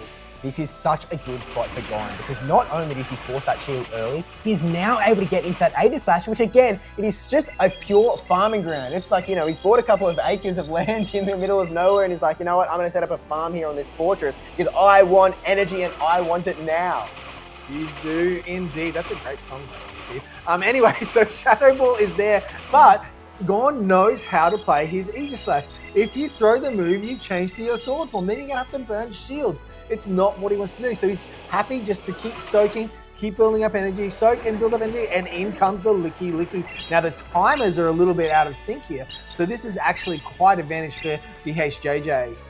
Look, it is and it isn't because this Gyro Ball is still going to do so much damage onto this Licky Licky. I mean, in about 3, 2, 1, boom shakalaka, right down into that yellow, and the Pangoro coming in to soak the Body Slam as well. Soak the Body Slam, but also start building up some more energy because there is nothing on DHJJ's backline that really wants to eat these moves that Pangoro can output. And are we going to see us? Oh, we have a Charge Attack priority event, and it is going to be the Night Slash, which will be enough to knock out this Licky Licky. And what is it, a 20% chance for a boost coming off of every single Night Slash as well? No this time, but the Fortress or the Feraligatr, I think if you bring the Feraligatr, the Shadow Claws just don't do enough. It almost feels like you need to bring in that Bug Bite Fortress. It has to be the Bug Bite, and you have to hope you get this thing out of the way. Wow, that was a lot of Bug Bite damage there. And now you've got that Stunfisk in the back who just has an absolute free reign. And are we going to see the Shadow Ball? No, because he wants more energy and just wants to soak this Sandtooth. Now, the question is, are we going to get a quick swap into the Feraligatr, or are we just sitting here? This is absolutely Gon's world, and we are just living in it. This Shadow Ball is going to do so much damage onto this Fortress, and this is what Aegislash does. It puts so much pressure onto you every single time. Anytime it wants to throw a move, it goes straight to that Blade Form, and look at that damage. Down goes the Fortress in a single hit, but now this is where it gets dominant, Trotter, because we have a Stunfisk up against Feraligatr. And you might be going, look, Feraligatr, it got like 1 Shadow Claw advantage. It's going to outpace those Hydro Cannons, but no. There is a shield advantage on Gon's side, which means that he's going to be able to put just that little bit of extra pressure onto that Feraligatr, and I think that this is doors for DHJJ. Yeah, this is a large mountain to climb up here, and we saw how much damage. Ooh. There you go. It's come through here, and I would wonder if these trainers, no, they are going to keep playing it out. DHJJ, he is not giving up. He's not willing to concede. They will be throwing every move they can, but this is just too much damage output for Gon 1001, and takes out a very decisive 2-0 game to go into the losers grand final. I think we're one short of that. We'll lose a semi-final. Semi-final? I think he's only getting to the top 4 here. There's still another losers round 8 to go. There's 2 there, yeah. Let's not get double elimination. That's right. We've still got a little bit to go. But securing himself a spot into that top 4, which is a medal for Gon. And look, I think that both trainers have to come away from this set going like, 1, that was a great set. But second of all, both of them really have to be proud of their performances so far, because Double J, I love that way more than saying JJ. Double J sounds cool. But he's getting not only a back-to-back top 8, but he's actually improving. He's gone from top 8 to top 6 in his only 2 regional championships ever, which is a level of consistency that so many people would dream of in these regional championships, especially knowing that how tough some of these opponents are. Yeah, especially with that in mind, those opponents, it is tough. There's nothing easy about making any tournament run this far. So very well done to DHJJ. Absolutely beautifully played, and thank you for putting Stunfisk on the map a little bit more in coming into this Melbourne regional, and can't wait to see. Gon really went back to that Aegislash though, even when it was taking those super effective damage from the Fortress, just showed how much it can do, and that Pangoro set it up so well with that close combat, getting shielded, but it was just, it was like perfect. It's like if you could write a script for Gon, that was exactly how he wanted the match to go. And he just kept it going his way the entire time. So very well played. And we need to really stress how important that Pangoro was in the very beginning, because it really is this scenario. We just pair Aegislash with something that can peel off shields. Pangoro able to get that close combat in to get a shield straight away. And what happened at the very end? Stunfisk was able to beat Feraligatr because it had a 1 shield advantage. If he didn't have that shield advantage, Feraligatr would be able to get those Hydro Cannons just slightly faster, just that one little fast attack ahead. And all of a sudden, it might not be as good of a spot for that Stunfisk. But with that in mind, we were able to see Gon 1001 using Aegislash to that win. And DSJJ, he might not have got his rematch up against Gon this time around, but maybe we'll see him at the next Oceanic Regional to finally get that revenge. Yeah, and we're looking forward to the next matchup. We've got our other Australian battler, Avrit, coming up into the hot seat, and we'll see if he can get the job done. Yeah, 2 medalists coming up, but look, let's actually throw it over to 2 other medalists first up with FishOnAHeater and debbiepebble. Well, to be fair, I guess Fish got a trophy, not a medal. So maybe it's actually one step He ain't got no medals, come on. True, he's not a medalist at all. Only a trophy guy. Sure. Ridiculous. OCIC second place? Anyway, Yeah, I we'll think, throw it over to them. I think trophies are really nicer personally. They're a little bit nicer. We're a little bit jealous, but yeah, we'll throw it over to them. Switch timer manipulation. Because in Pokemon Go, both you and your opponent get to switch out once every 45 seconds. After that, you are then considered switch locked, potentially stuck in a matchup that you do not want to be in. However, one way of overcoming tough alignment is to move your Pokemon in and out of matchups in ways that lead your opponent's switch clock to become out of sync with your own. Let's take a look.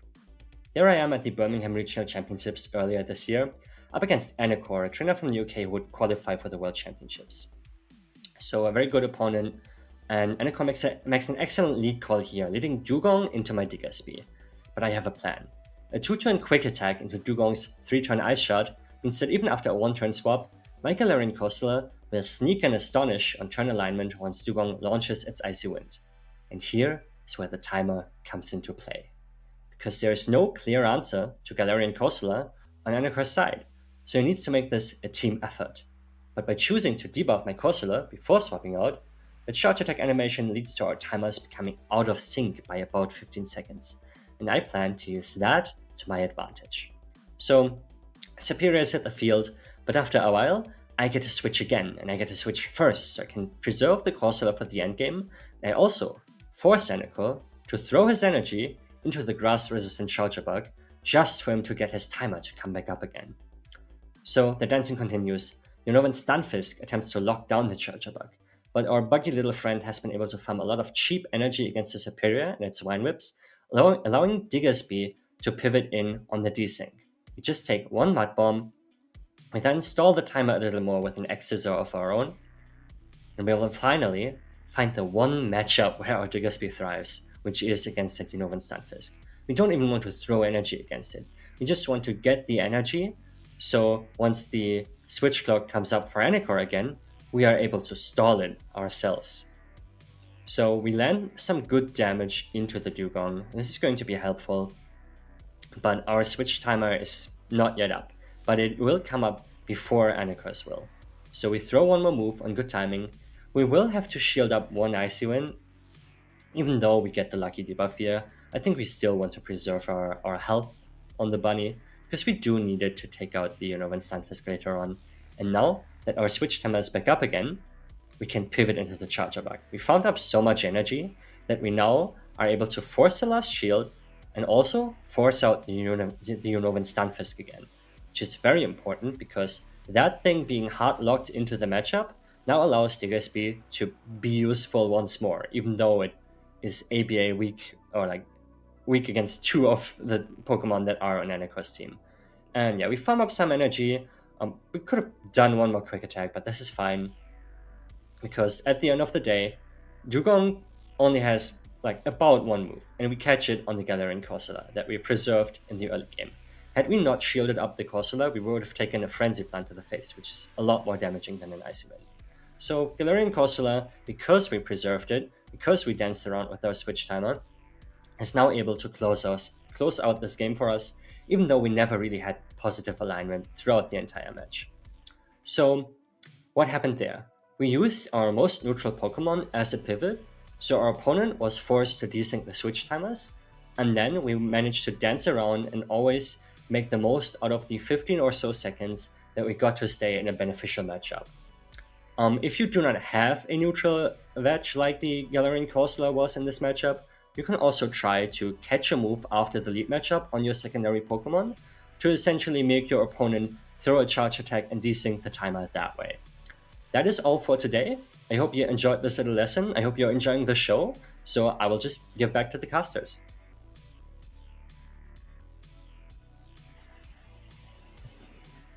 Debbie, we have been seeing so many top level battles, and we've just got one more left of the group stage before we get into the top cut. I know it's been a long day. Don't get me wrong, Fish. It's been Yeah. a long day. However, the battles just keep getting better and better. So very close in all the battles. And now, again, like you said, we're down to, I think, the last losers round 8. Yes.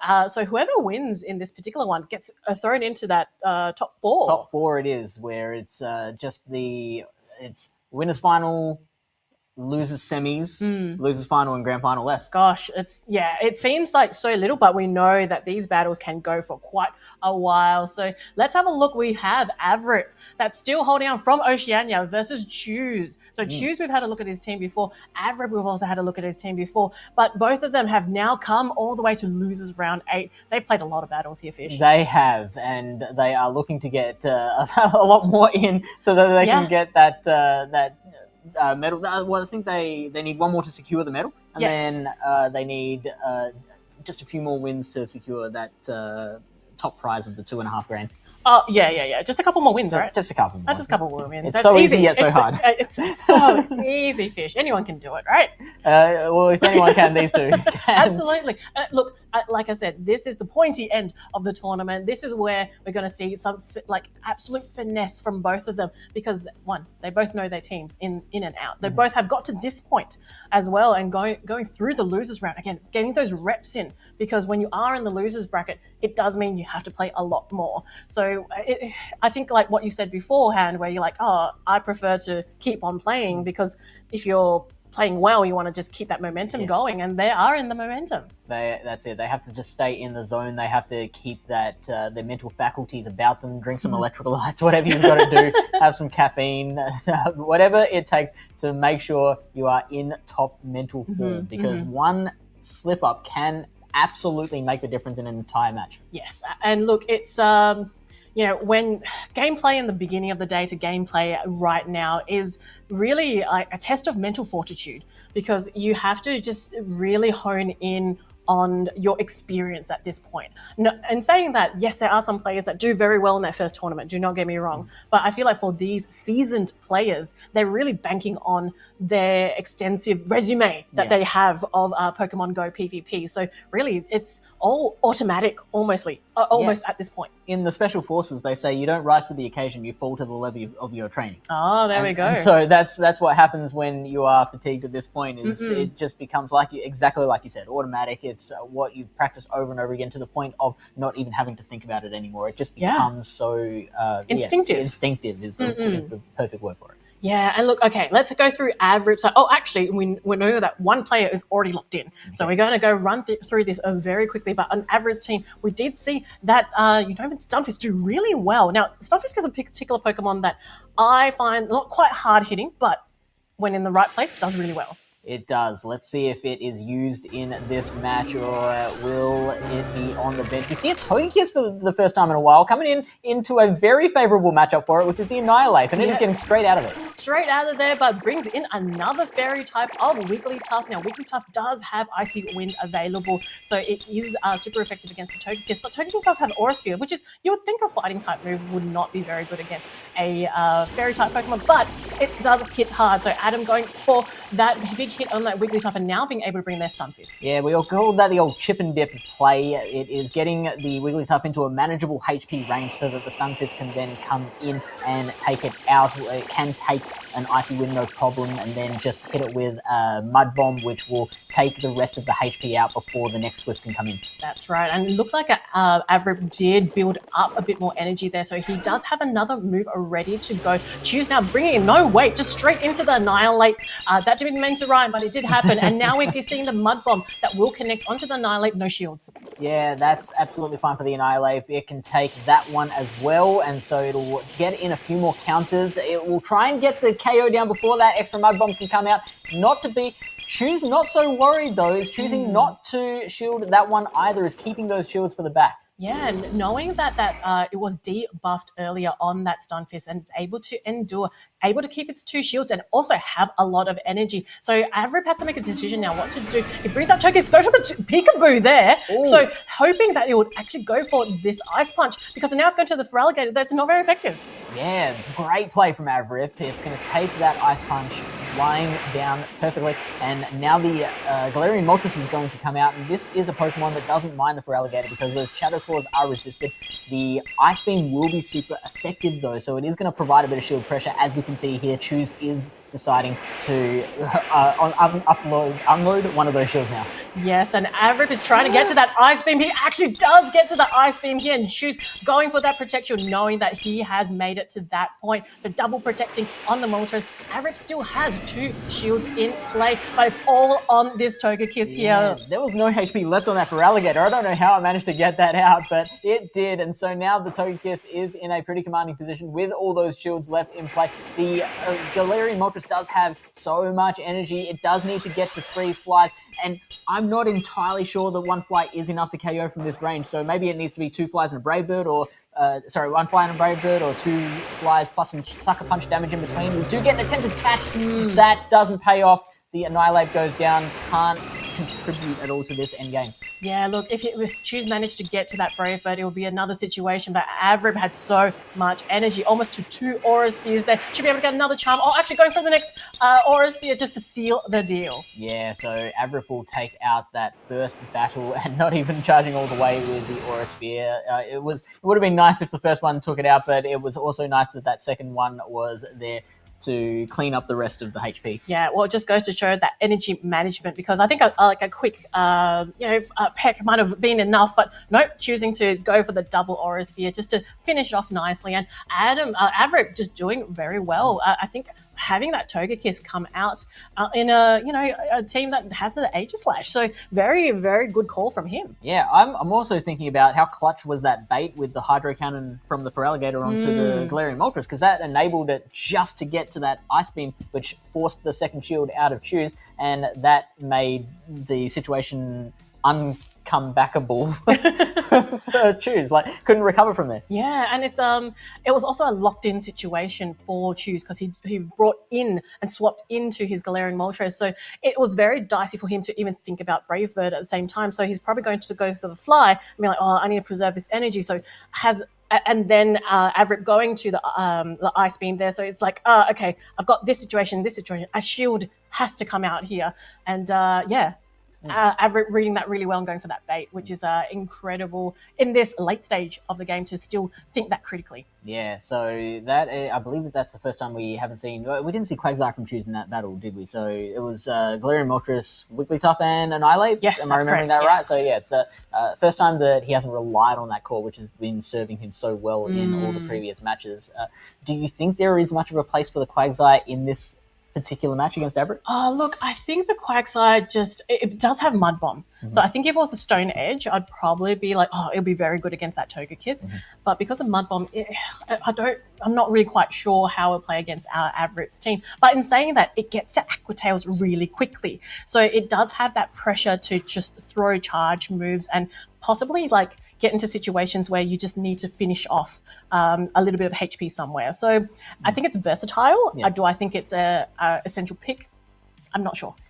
There does need to be something there to protect the Galarian Moltres. Let's see what Choose decides to go with. We're going into the game. We have a Stunfisk versus an Annihilate. And so this is a much better matchup for the Annihilate. Not that seemed to worry Choose too much in the first battle. Annihilate is going to start punching. It's going to throw a right hook and then another right hook and then another right hook. Use your left fist, mate. Look, I think he has a preference for sure. But it looks like the teams are very similar to game 1. So locking in game 2 with similar matchup. So, but it might play out differently this time, as we can see that the discharge did connect onto the Annihilate. The Annihilate actually going for the Ice Punch here, not the Rage Fist to boost its own attack, and it will connect. It is super effective and brings that Stun Fist into the red. Yeah, so I'm not sure if it makes a difference either way, whether you do go the Ice Punch or the Rage Fist there, because either way, a second attack is going to come out, and so it is going to force that shield out of Choose. Now, Choose can choose to block that and farm all the way down, or the Togekiss can come out, and the Rage Fist can come. So now this might have made it a little nicer to throw a Rage Fist initially, so that this second one does a little more damage. Yeah, if it was the Ice Punch, that would have been super effective, but went for the Rage Fist and then swapped out. So the boost is gone on that Annihilate, but it does mean that Choose went for the Wigglytuff because he didn't want it to be farmed down, and that the Togekiss gets more energy. Again, the Aura Sphere is the best choice to use against the Wigglytuff, and Choose all shields down at this point. All shields down, so defenseless from this point. If the win is going to come, it's going to come just through the merits of the Pokemon alone. One Aura Sphere is not going to be enough to take out that Wigglytuff. An Icy Wind might be, though, because there is no debuffing moves on the Togekiss's side, so there was no opportunity to lower the damage that Icy Wind will do, and it will take the Togekiss out. It will take it out. So Avrip now has a very low Unova Stunfisk and a full health Feraligatr here, and is now got the Feraligatr out to try and do, but like the Shadow Claw does almost next to nothing against his Wigglytuff. He has to throw at some point, and the Wigglytuff is already out of Swift. Yeah, and it's a tough decision, and Avrip is deciding to use that shield on the Swift, and how much more energy do you dare to farm up, because those charms are tearing its way through you, and you can't let another Swift come off. Avrip timing it perfectly, throwing just as the Wigglytuff gets to that next Swift, and now the Wigglytuff will go back in its Pokeball. It will, and look, I think at this point we can see that the Galarian Moltres is full health, but Avrip does have that Ice Beam ready. Going for the Choose, trying to go for a catch. It was not successful. Avrip was patient, absolutely patient in that, and waited and made sure that it was taken out of the field. It does mean that this Ice Beam will connect, but it doesn't take it quite out. It is into the yellow. It has got to the next Hydro Cannon already. Made the difference again, and that is twice now that Feraligatr play has been clutch. An Ice Beam and a Hydro Cannon has been enough to do the job. That Galarian Moltres can't quite get the job done, and Avrip will move through to the top cut with a 2-0 over Choose. That means that Avrip goes into the top 4 of this tournament, which is incredible play. Like I said, it's been a long day. He has battled again and again and again. He's been in that losers bracket for a while now, and now is making it back into the finals, which is absolutely amazing. Again, great plays from Choose, and I think he had shown such like a great play with that Galarian Moltres and showing how powerful it is. But we could see from Avrip's side that he could read it really well, and that Togekiss looked so strong. Yeah, so really well played. I'm calling Feraligatr the MVP of that that match, because it just did so many so many great plays that flipped the battle for Avrip in the end. Yeah, and again, Avrip has been one of those players that has really been wanting to knock on the door to win his next championship. He won. It's been a while.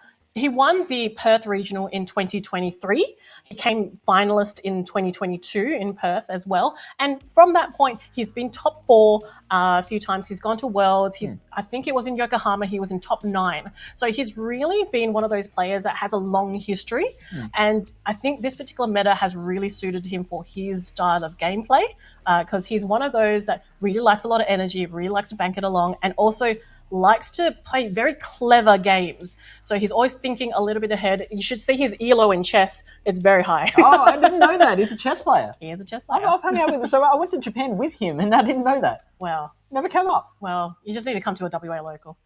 Or is he trying to break out the chessboard there? Is he like, no, taking everyone out in PvP and then like, Chess.com, come on. We're all digital people now these days. Yeah, of course. It's all happening online, isn't it? It is. But it's I see that a lot where there are people who are so in depth with intellectual pursuits who also happen to be very fascinated with chess as well. I used to spend a lot of time, I still spend a lot of time in the poker scene, and so that's a very intellectual game. There's a lot of math involved, a lot of strategy there. a lot of those people have chess elos as well. So yeah, there seems to be just something about it that just draws people in. Yeah. Again, it's I think it's one of those things where it teaches you to strategize. And I think with Pokemon Go PvP, for those that are starting, it just looks like you're just tapping on a screen. Yeah. But when you get into the really nitty-gritty of the game, you realize going, oh, you really have to think about all scenarios of how to play your particular Pokemon and how to finish the game, which is something that I never realized how in-depth it actually went into it. I thought it was like, oh, win, lead, win game, right? Like just rock, paper, scissors, this. But no. A couple of years ago, maybe. Yeah, a couple of years ago. It worked one time. But nowadays it's just it does not work like that. There's so much that you can do to gain like 1%ers. Very much so. Yeah, throughout the course of the battle, like one extra Shadow Claw here, Yes. a catch here, resetting a debuff, getting a little bit of extra damage from boosted move before switching out. It's knowing how much an attack's going to do, whether you can tank something or where the best place to deploy your shields is. All these things can all make a huge difference. Yeah. Now let's go on to the top 4 that we're heading into. So we have I believe the winners final. Is that correct? Winners semi. Winners semi of Divide versus Pokemon Maker. So that is two Japanese players that are playing and versing each other. So one will definitely go into the final. Grand final. Yep. And then whoever is in that placement will go down into losers.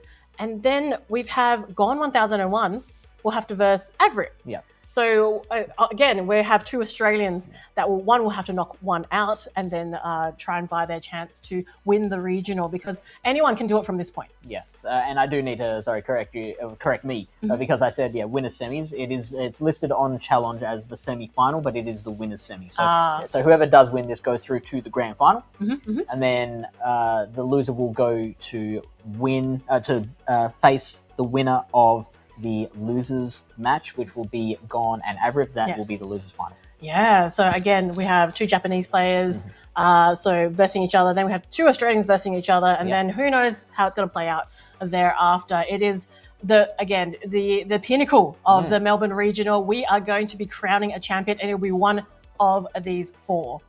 Yeah, so keen to see what we don't know what we're going to be streaming next, whether we'll go the winners final or the losers semi, and both of them will be really, really hype battles, and so I don't mind either way. Like beggars can't be choosers. I just want some of them battles. I think what I've been hearing from the floor is almost like the crowd was expecting an international final or international top 4, just given how strong the internationals have been in this tournament. So it's interesting to see that now the top 4 is a 50-50 of international and of homegrown. So it's with the advantage on the international side though, because they're on the winner side of the bracket. Yes, that's correct. But it is a top 4 regardless. So it's pretty cool to see that how the story is never completed. I think people have their assumptions of what they might see, but to this point, I think it's incredible, and these players should be commended as well to get to so late in the game and still playing incredibly well. I believe we have the team preview for the next match. Let's find out who we will be casting. It is going to be Divide versus Pokemon Maker. So it is the winner's side of the bracket. So Divide is running that Shadow Sableye, which I really, really enjoy, and which is running the new hotness of the Drain Punch now. And I believe that's an error with the Shadow Togekiss on there. But, if there happens to be a Shadow Togekiss, I don't have one. So maybe I missed out at some point. But I believe that is incorrect on Divide's side. Pokemon Maker, we've seen his team before. We've got the Licky Licky, we've got the Quagsire, the regular Quagsire, the Empoleon, also regular, Wigglytuff, Shadow Altari, and the Shadow Dusknoir. Yeah, I'm keen to see more Shadow Dusknoir play. Unfortunately, I don't think with the Wigglytuff there, and especially the Sableye there, that it's really got a lot of room to maneuver. So maybe that was planned. Like, I know that it's not hard to guess that there will be a lot of normals out there. So maybe the plan was just to include that as a bit of bench pressure. You better bring your normals or I'm going to run through you with the Dusknoir. I don't know. But it's a shame that it is forcing the Dusknoir to kind of stay in the background. Yeah, look, I would love to see it come out because I think it's just a cool Pokemon to bring out. It's not something that we see in the, I suppose, everyday kind of play of current, and it's just a little bit spicy. So I do like to see things a little bit differently. On Dubide's side, we do have that Shadow Steelix. So it's his choice of, I mean, he is running 2 steel types off the Fortress, but the second being the Steelix. Why do you think he's brought a Steelix into his team? It's a very good question. Well, I think it's something that it does apply a lot of pressure. This having the fast attack Thunder Fang, isn't it? So again, electric typing by itself, I think, is quite weak into this meta. But if it's a fast attack like Volt Switch on Fortress, I think in certain areas it plays really well. Yeah, it certainly can. So something like an Empoleon. I mean, we're seeing a lot for Alligator now, which does super effective damage into that. You've got your flyers like your Togekiss, which don't like it. The trouble is that it's also taking a lot of super effective damage back from all of those Pokemon. Your Empoleon, your Feraligatr, and your Togekiss are all dealing super effective back to the Steelix. Steelix is very, very bulky. It's got around the same amount of bulk as what your Galarian Stunfisk did back in the day. So it can tank a Hydro Cannon. It can tank an Aura Sphere. But like, how much of that do you want? Like, both of those Pokemon, or all 3 of those Pokemon, are getting to those moves very, very quickly. So, you know, they get a bit of an energy lead going, and you know, it makes things really hard for the Steelix. It does, and I think it's just such an interesting Pokemon. I think I've talked to previous players where they think that, you know, Steelix is the source. Maybe Steelix is the way to go, and then I get a message like 2 hours later, Steelix was not the source. So I think Debide has really honed in on that, being like, okay, there's something there. And obviously, it's worked really well to get to this point of the Melbourne regional. So he's so close to you know, getting to that champion title. And looking at Pokemon Money Maker's team, it might have some play here. Like, it's only really terrified of the Quagsire, but everything else has got a lot of play into. Like the Licky, it's one of those things that it's a kind of an out of the box counter to Licky because the rollouts and the body slams are resisted, so you've got to land a Shadow Ball or you don't worry about it, you know. And 2 Shadow Balls won't be enough to KO, so you've got to get to 3 against this thing. So while it's slowly ramping up its Thunder Fang damage with the Psychic Fangs, that I don't know the exact PB Poke matchups of them, but I imagine that would favour the Steelix quite a lot. Yeah, so it's really interesting to see how they will go. But I believe we're having a little bit of a shuffle around, that possibly that we're actually having the Averitt versus Gone match to come up. So it means that, you know, either way, we're both happy. I'll take, We're both happy with either choice. And look, we just did see Averitt just play as well. And, you know, like we said, strike while the iron's hot. He's doing really well in the losers round. And Gone, let's not discredit him either. He's been doing incredibly well and taking down big titans on the way. And again, both of these players well-deserved in this top 4 placement. I think this is another pretty good environment for the Aegislash to thrive in. I feel like any environment is an environment that Aegislash can thrive in, but it's got some really solid targets like the Togekiss, like the Licky, and the Fortress doesn't particularly like it either. So it can do a lot of great work there. Feraligatr is a bit 50-50, a bit even, that one. And we saw plenty of Aegislash into Stunfisk play, even though the Stunfisk is throwing a lot of mud bombs that are super effective and throwing them very fast. Still has to shield against a back-to-back Shadow Ball. Yeah. So it's not going to be easy, Fish, is it? Like, these 2 players are both incredible players, both regional champions at some point, and now meeting for the losers semi-final. And like I said, Averitt just came like fresh hot from his last match. Gone it wasn't too long ago that he did his match as well. So they're both like on a roll, and I'm excited to see the battles. I think that this might be one that can go like quite a while. I'm hoping it's not just a 2-0. That's just a personal preference because I think that, they're both, again, incredible players, have been to Worlds multiple times, are very, iconic of the Oceanic scene. Like, if you think about a top 4 in Oceania, sans the internationals, then you are definitely thinking about Averitt, you're definitely thinking about Gone 1001.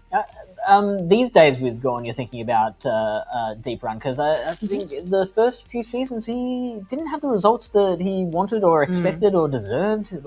He had a few shorter days in the early seasons. It's only been in the last season or so that he's really stepped it up a notch. And yes. in a world where, like, a lot of people who have been around for as long as these guys have, they can often take their foot off the pedal over time. Other priorities take over. This guy has found a new gear and has found is entering a renaissance period. So I'm really impressed with how Gon's doing at the moment. Yeah, and that's a great point, Fish, because when you see players that have been around from the first, like 2022 to where they are now, and both of these players have been in the Play Pokemon series since then, like you said, some people will take the foot off the pedal or have different things happen.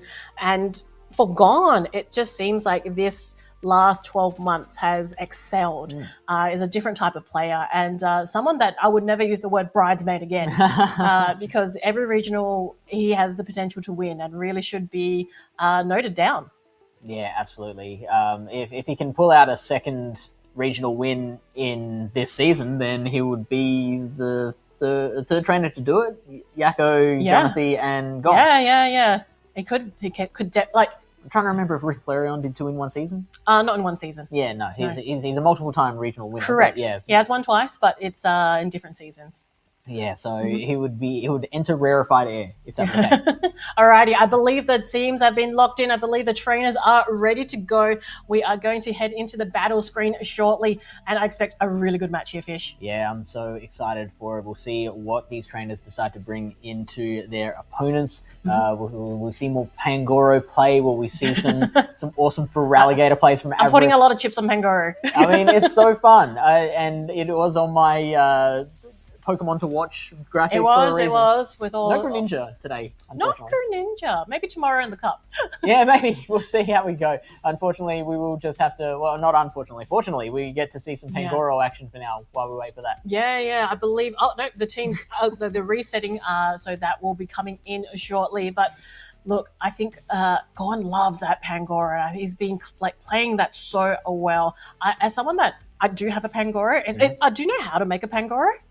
It's you have to defeat X number of fighting and dark types. Yeah, you have to. I believe you have to have your Pancham as a buddy, and then you need to catch, I think, 32 dark types. Okay. So it takes a while. It's great if you have it as a buddy for, let's say, a raid day that was something dark type, so you can evolve it. But to get a Pancham down on a certain level to be PvPable, because Pancham is usually through strange eggs. Yeah. So the 12-kilometer eggs that you get from the Team Rocket battles, and that, again, will have a certain IV floor. So you have to do a bit of trading to try and get them to quite low, unless there's been a special event, and then you can try to get to them in the wild. The players are locked in. We are ready to go for this losers final. We see a Feraligatr versus a Licky Licky. This is advantage Licky Licky. Dawn strikes first blood.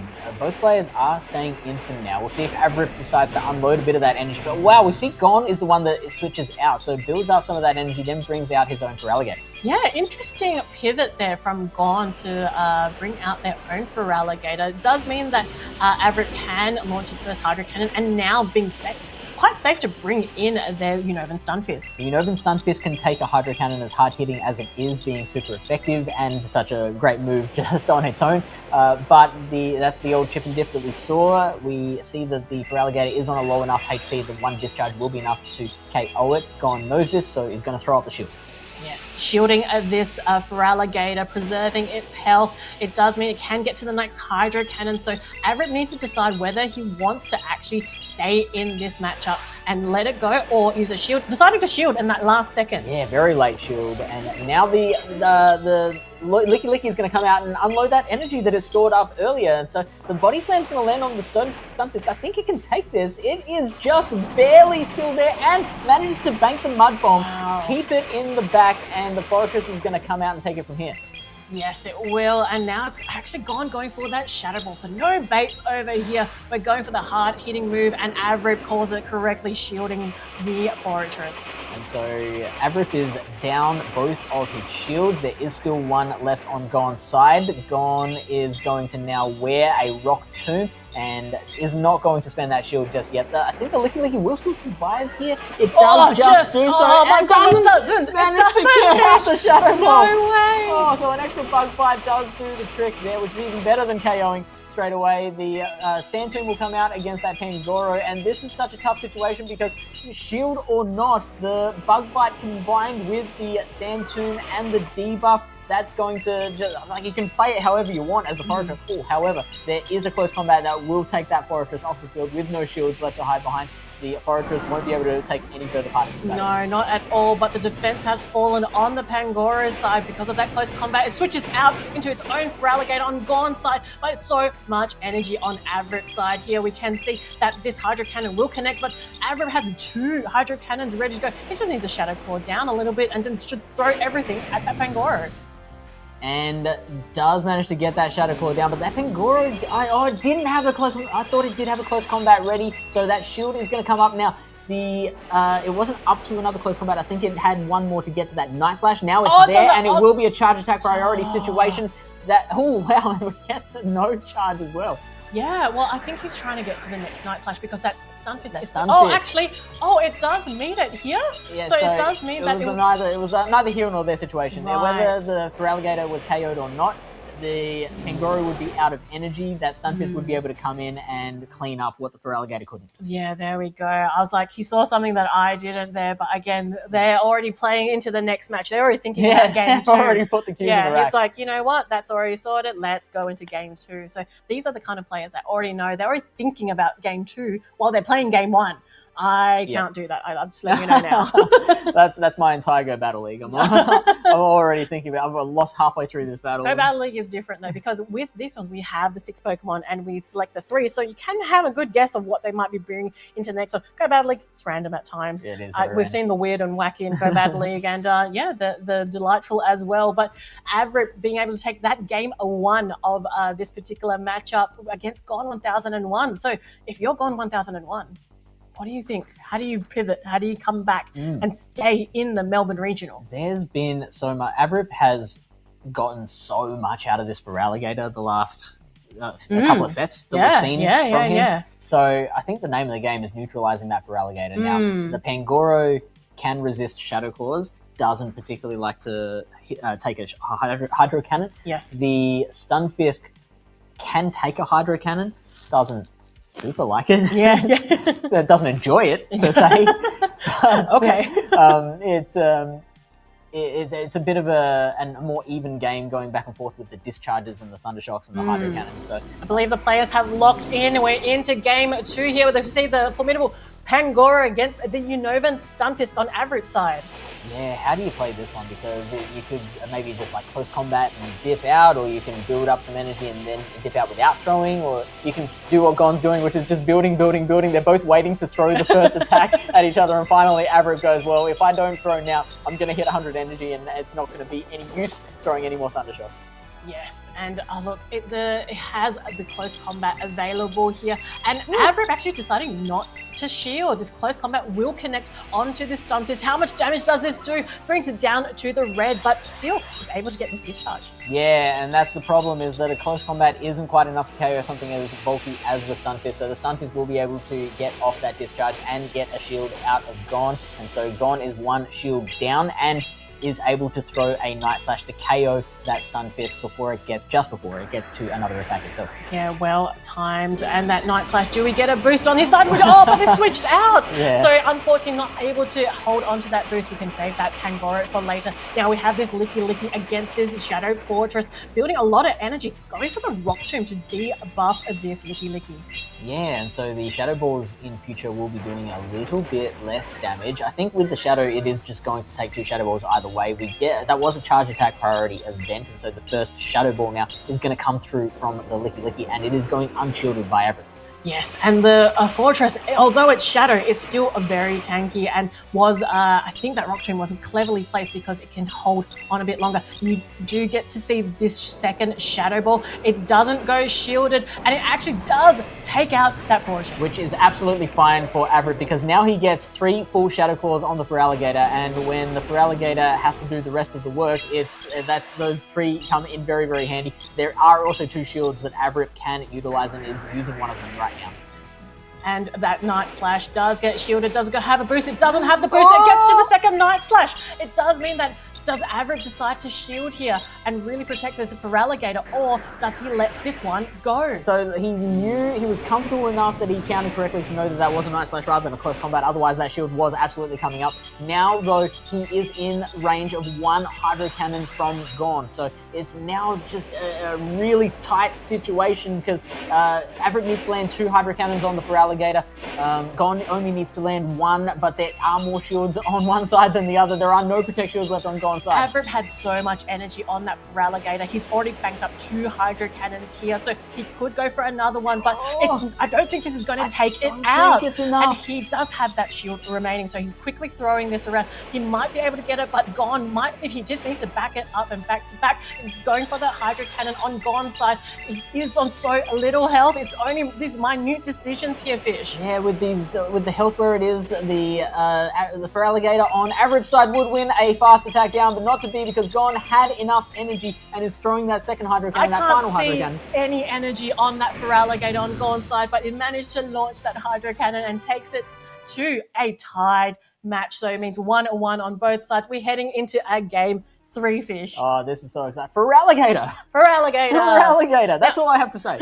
Now, you and I were talking about meta previously, and we were like, what's the deal with Feraligatr? Why is Feraligatr even in the meta? And I think that was a clear showcase of the last 2 matches of why Feraligatr is still good. That's why Feraligatr. Yeah. I might get t-shirts printed up.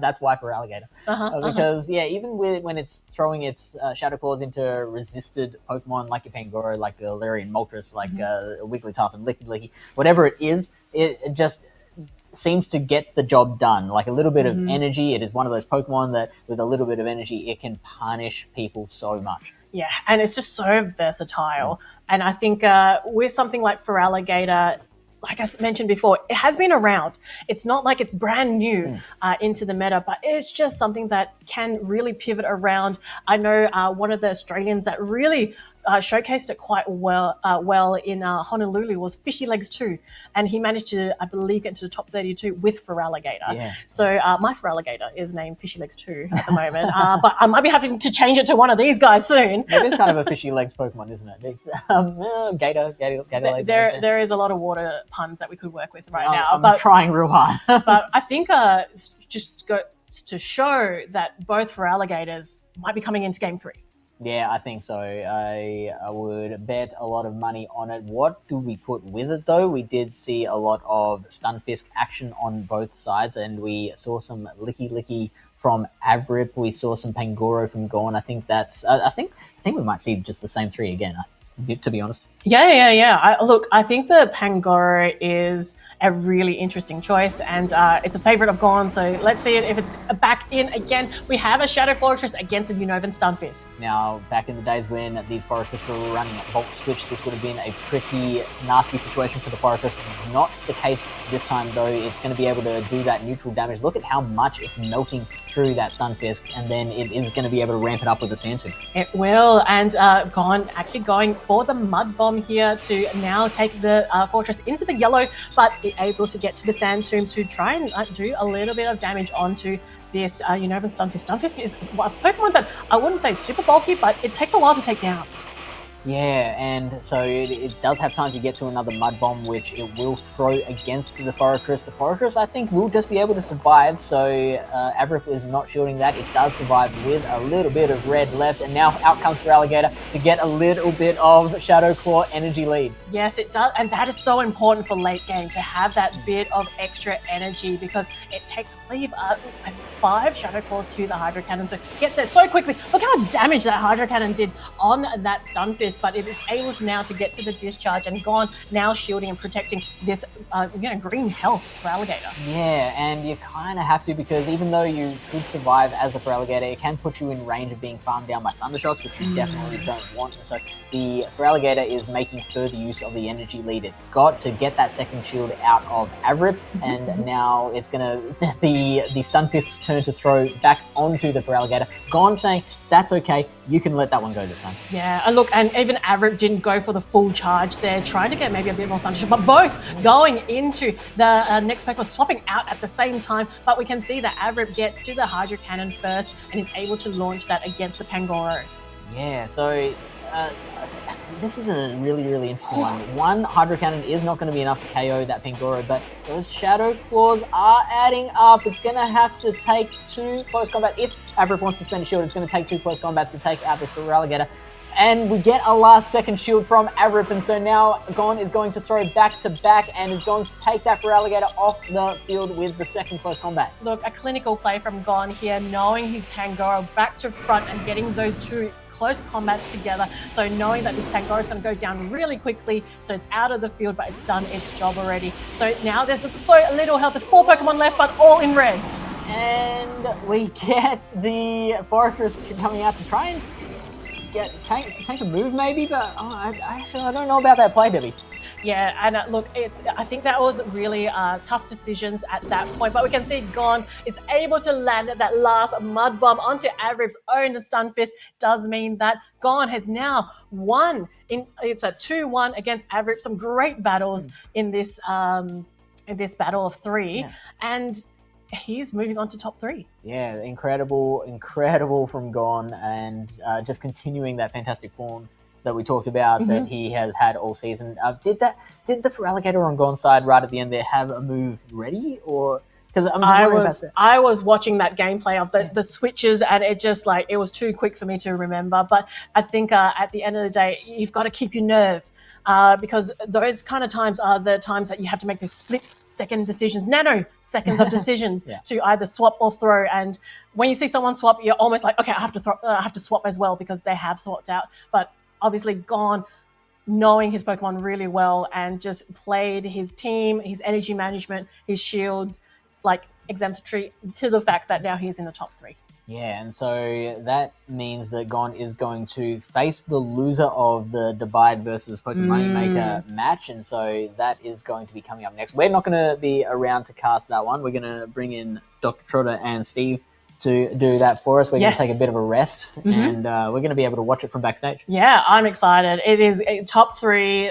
One of these players is going to be the champion of a Melbourne Regional, the last Oceanic tournament of this season, as we finalize and close it out for the year. It's just what an incredible year to get to this point, and it just shows all the hard work has paid off for all these players to get to this point. We'll see you after the break. G'day battlers, I'm PvP Steve, here to recap the 2026 Brisbane Regional Championships. Brisbane was the first regional of the season here in Oceania, and was said to be one of the toughest tournaments of all time, with not only multiple past Oceanic champions, but champions from abroad as well. Deep in the depths of the Tales of Transformation season, this meta was dominated by Credilli and Galarian Corsola, so trainers were trying their best to not only core break this big 2, but figure out how to find their own path through the meta. They Love Jai brought his signature Shadow Alolan Ninetales that he is so well known for, taking it all the way to top 6, and maybe even inspiring Team Galactic leader Cyrus in bringing Alolan Ninetales all the way to the championship title in Stuttgart. But Jai also brought Blastoise, a Pokemon quickly becoming a favourite here in Australia, because it wasn't only Jai. In fact, even the winners finals had 2 Blastoise facing off against each other. First of all was Jumothy, whose previous best result was a top 6 finish in Perth after losing to Avrip last season. This time, he was able to get his revenge, beating Avrip on his journey to the winners finals, Blastoise proving White's better starter over Charizard in the Tales of Transformation season. But his challenger was the notorious Gon 1001, another Sydney-based trainer who isn't a stranger to picking up medals at these tournaments, and after 4 years, Gon was finally looking to make a name for himself as a regional champion. Gon 1001 was able to use his Pangoro to core break Jumothy's team, countering both Credilli with its fighting typing and Galarian Corsola with its dark typing, proving a threat to the rest of the team as well, knocking Jumothy down to the losers finals. The losers finals was going to be even tougher though, because there, Jumothy met Pokémon Maker, a Japanese trainer and last year's Melbourne regional champion. Not only is this guy a Melbourne champion, but he finished third at the Perth Regional Championships last season as well, meaning that Pokemoneymaker, now in his third tournament here in Australia, is going 3 for 3 in the top 3 finishing. This guy is really cracked, and you know what? His Annihilate was pretty cracked too, because it was just too dangerous for Jamathi's team, and Jamathi went home with his best ever result of a 3rd place finish and his first ever medal. The grand finals didn't start strong for Gon, where Pokemoneymaker was able to use a combination of Annihilate, Galarian Corsola, and Drapion to overwhelm him to get a 2-0 game start. But with his back against the wall, Gon found his Shadow Scizor, and giving it 2 shields was able to push it back 1-2, then 2-2, taking us to a decisive Game 5. In Game 5, Gon had a Scizor with 2 shields, but instead of using it, he let it go down to Annihilate's Rage Fist, bringing in his Galarian Corsola, who then had to face down a Drapion in the back. Gon's Corsola was able to take down its Dark-type counter in Drapion, and finally make Gon 1001 a Brisbane Regional Champion.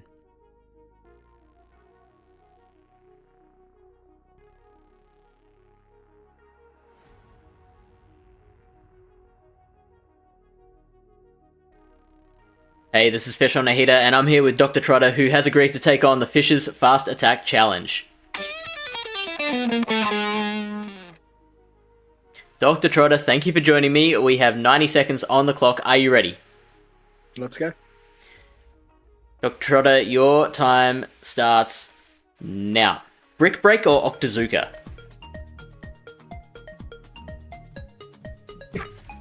What do you prefer? Octazooka. One hobby you have outside of Pokemon Go? Fishing. What city doesn't currently have a regional that should have a regional? Darwin. Highest GBL leaderboard placement? Ooh, I think I got in the 400s at one point. Nice. Well overachieved. Which type would you be? I would definitely be a Fairy Dark type. Which Pokemon do you wish was better in PvP? I really significantly wish that Crawdaunt was far better. Ooh, I like it. Who's the best battler in Oceania? In Oceania, that's a very large area. I'll probably say 89 Calgary Flames fan at the moment. All right. As of today, rank 1 on GBL leaderboards. He is. Best Go Battle League meta outside of Great League? Fantasy Cup. What Pokemon would be the scariest in the real world? Dragalge. Yes. Battler you'd most like to play against and haven't yet? Ooh, Anywhere in the world. I'd love to battle against Inadequates. Yep. Proudest moment in PvP? Going to Sylph Season 1 Worlds in Chile. What Pokemon would you like to never see again in PvP? Wigglytuff. Trotter, that's it. Thanks for joining me, man. Thanks, mate. See ya. Hey, I'm FishOnAHeater. I'm here with ClunkNZ, who has agreed to take on the Fish's Fast Attack Challenge. ClunkNZ, you have 90 seconds on the clock. I'm going to ask you a series of questions. Answer them with the first thing that pops into your head. Don't think, just tap. You ready? Yeah, let's go. Alright, your time starts now. What's the first thing that comes to mind when you hear Bastiodon? Smackdown. How much energy is 2 Volt Switches plus 3 Dragon Tails? God knows. Which Pokemon do you wish was better in PvP? Magby. Ooh, what Pokemon would you like to never see again? Trevenant. Okay, which is your favorite generation of Pokemon? Hisui. And what's the first generation you played? Kanto. What's your favorite shiny? Wailmer. One hobby you have outside of Pokemon Go? Cricket. Ah, yeah. Clodsire with Stone Edge or Sludge Bomb? Stone Edge. Meta or Spice? Meta. A battler that you would most like to meet and haven't yet? Triple Crit. Nice. Which city doesn't currently have a regional that should get a regional? Go Hobart. Who's the best battler in Oceania? Jakobovich. Come back. And what Pokemon do you enjoy using even though it's mid at best? Cast form normal. Clunk, thank you for joining me. Thank you very much.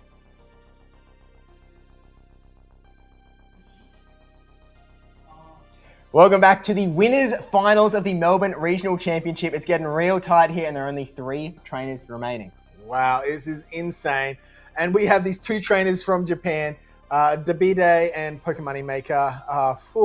Wow, what a culmination of a very, very busy day. And I cannot wait to see how these trainers choose to play out in this amazing format. Or how these trainers choose to play it out, right? 2 players from Japan, come on. But look, we do have Pokémonmaker, a titan of essentially the Australian PvP scene, coming to so many regionals, so many medals. And then Debbiepebble, who's only been to 1 they previously came 3rd at PGSES, did really well at the World Championships as well. But like doesn't have that sort of Australian accolade yet until today, already coming away with a medal, a guaranteed top 3. It's a little bit of a Debbiepebble versus Goliath, if you will. Oh, Debbiepebble. I see, yeah. Maybe I should have pronounced it different. David versus Goliath? That's all right. So either way, you're saying Debbiepebble is going to win with throwing a rock move at the end of the game. I can only see Fortress as a rock move, so that's a big call this early, Steve. I thought you were impartial. Here we go again. But look, it is going to be a really fun matchup, and one of these players will progress through to the grand finals. The other will drop to the losers bracket, where they will face against the Brisbane regional champion, gone 1001. All sorts of storylines here, but no matter what, no matter which of these 3 players win this regional championship, there will not be a cascading invite down the Oceanic leaderboard. So we are sort of locking in the Oceanic leaderboard. You need to be top 12 to qualify for Worlds. So I know that everyone's sort of at home doing their little point calculations at the moment, seeing where they might have landed. I know, Taj has done his to say, I've qualified, but it's all going to come down to where they land in that top 12 for this next couple of weeks, because there's still a few tournaments to go. Still a couple floating around, but this is the one we're focused on. This is the one that's most important. And this seems to have a lot of shadow Pokemon here. 6 out of the 12 Pokemon available are shadow Pokemon. And they're proving that these shadows really do go so well in this battle. But we have no time to discuss things. Pokémonmaker into Debbiepebble, and we have Wigglytuff into Licky. This is a very neutral match, but you feel like it's slightly in the Wigglytuff's favor, right, Steve? Well, yes and no. Yes, in that it's up against this Wigglytuff, it's in a good spot, but extra yes, actually, because it means that this Sableye in the back is sort of scaring down the potential of a Wigglytuff in the back for Pokémonmaker, which you may not really want. So switch advantage very paramount in this game is what Steve is alluding to there. And yeah, definitely so, because there's also then a Quagsire into a Steelix. So here comes the debuff move. So instead of going for the quicker Swift, we have the debuff. Oh, and an Interstop into Quagsire. Quagsire coming in heavy and strong. This is actually quite good for Debbiepebble. Yeah, Debbiepebble sort of gets this information piece, knowing that this Quagsire exists, knowing that, okay, I have to be a little bit more careful about how I move my pieces around the board, make sure that my Steelix dodges this Quagsire, put some damage onto this Quagsire early before swapping into this Sableye. Sableye now only needs to land a Foul Play, and this Quagsire will be no more. Foul Play. What about that Drain Punch that we've heard so much about today? No, it will need a Foul Play to carry, but that Drain Punch is going to buff. And here comes another move, actually an Aqua Tail. Sableye can quite comfortably tank this. Yeah, it is the Shadow Sableye, but even then, it's quite a bulky Pokemon, and so it can take that Aqua Tail quite well, farm up a little bit of extra energy because these Mud Shots are doing nothing, and then throw the move on Charge Attack priority, but Pokémonmaker didn't even go for it. He's going for the energy play. I'm going to burn the shield. I'm going to keep on farming. His Swish Timer is available, so he's going to go straight to that Licky to try and just soak up some more damage here before Debbiepebble Swish Timer's up. Yeah, and he's going for the Foul Play here, not for the super effective Drain Punch, because it will output slightly more damage, being same type attack bonus there. And wow, it is so close, and a Charge Attack priority. So Debbiepebble is able to just let this go, and this Licky is farm for whatever Debbiepebble wants to bring in the back. It may be farm, but this might be a little bit problematic because now the Wigglytuff has to come out here. The Sableye is gone, so this Wigglytuff sort of main purpose is gone, but this Steelix, look at that Steelix in the back. It's up against a Wigglytuff, which won't be that bad of a matchup, and that Quagsire, which is on relatively low health. You just need to land any Charge Attack into that Quagsire, and you will take it out. But with Switch Time is misaligned, this Steelix gets a chance to farm. Does get a good chance to farm. You can see, and he's not throwing a charge. So let this Icy Wind come through. He's not worried about this damage because now it's got that extra energy there, and it wants to have some energy to throw into the Quagsire. If you are Pokémonmaker, you want to go to the Quagsire, but it's a very big struggle because if you go there, you've got so little health. they have so much energy. You need to get some energy out. So here comes the Psychic Fangs coming through. Doesn't deal that much to the Wigglytuff, but and now instantly comes into the Quagsire. And now Steelix is going to be forced to shield. Will it throw a Psychic Fang straight away, or is it going to go for a double shield farm down?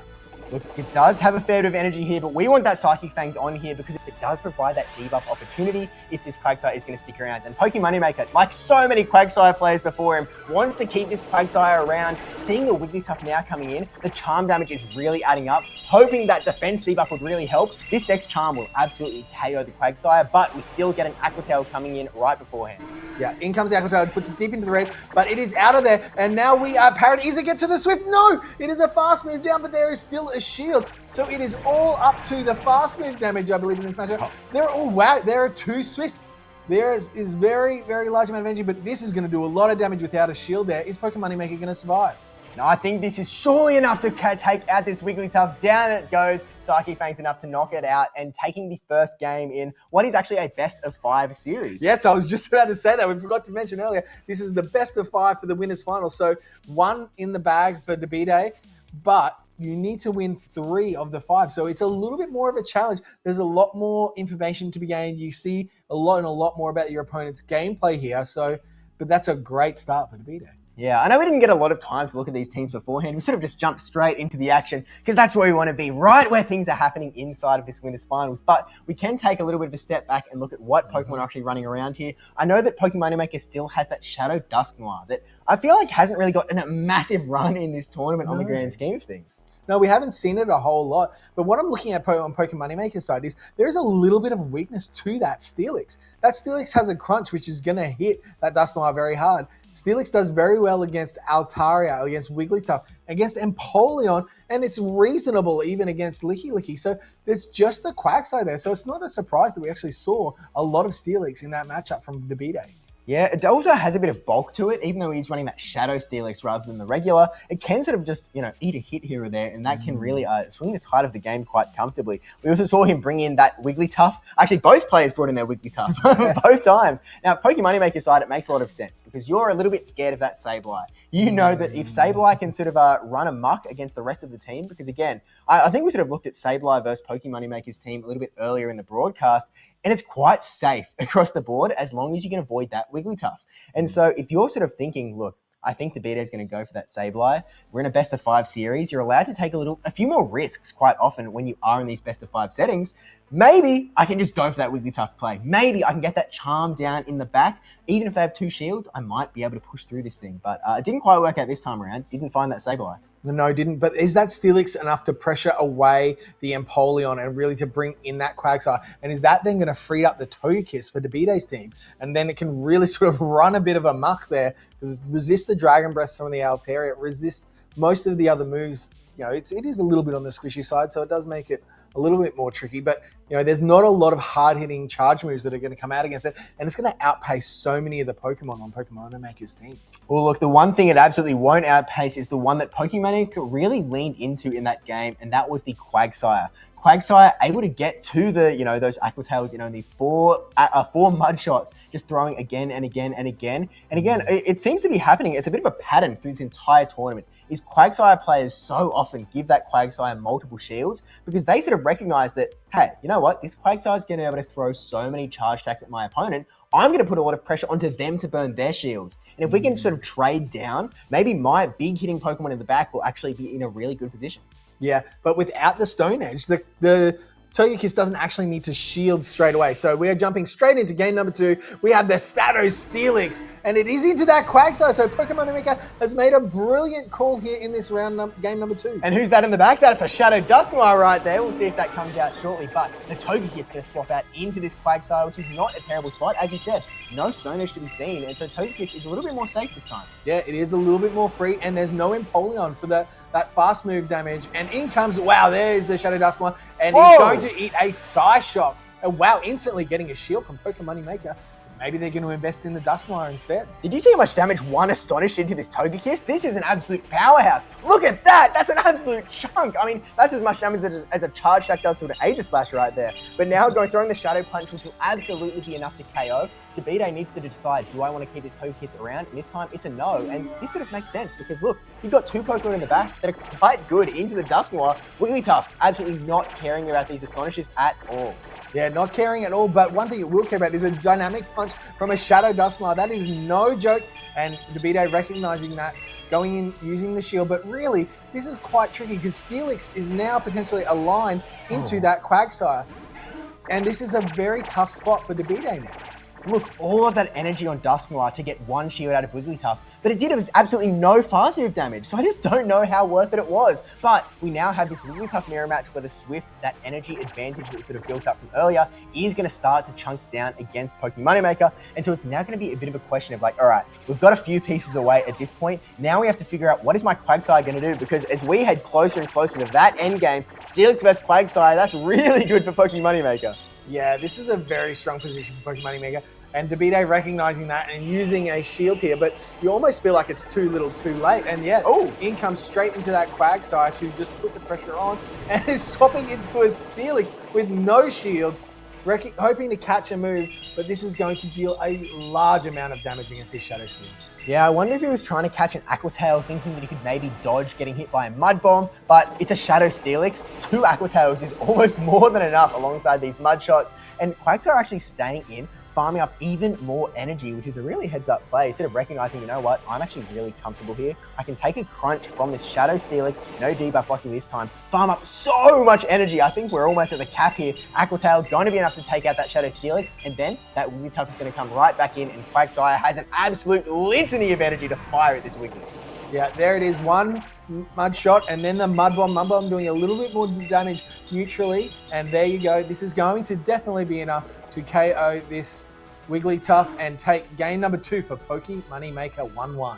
Yeah, tying up the series, keeping it interesting. You did notice that Wigglytuff did have a charge attack ready to go, but Pokemon Moneymaker still had a shield, so it was just going to extend the inevitable. And you know, they're like, actually, this is a best of 5 series. If we go to 5 games, I want to actually keep this moving. Let's think about game 3, huh? Yeah, look, sometimes you need to know when your ticket's up and punch out of there, and that was what debbiepebble did. Going to look into the next match. So really, Quagsire playing such a pivotal role, just getting that lead against the Shadow Steelix just set up the entire rest of the game. Even though there was a neutral mid-game, it ended up keeping alignment, keeping that Quagsire on that Steelix, and that was really the telling point. That was the point of the game that just enabled the win.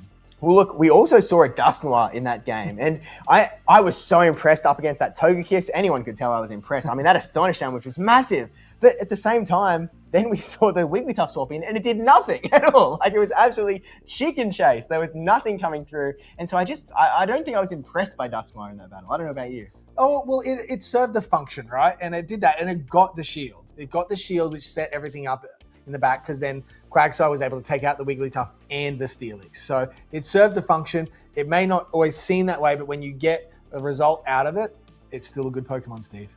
Yeah, it's hard to argue against, and clearly it got the man the win. So you can't really fight that, but we'll see if we do see any more Dusknoir as these battles go on. Obviously, peeling off these shields from your opponent can be such a strong maneuver, even if you are sort of sacrificing your Pokemon just for all of that. It sort of worked out quite well for him that at the time, by using that Dusknoir and getting that energy and throwing that dynamic punch, he was giving debbiepebble quite a lot of energy on his own Wigglytuff that was sort of could have got a little bit scary, but I think that Wigglytuff is probably the Pokemon on both of these teams that is the least scary with an energy advantage. Yeah, exactly. You've got things to neutralize it. You know, you've got the Steel type for debbiepebble. You've got your own Wigglytuff and the other Ghost types and another Steel type of Empoleon.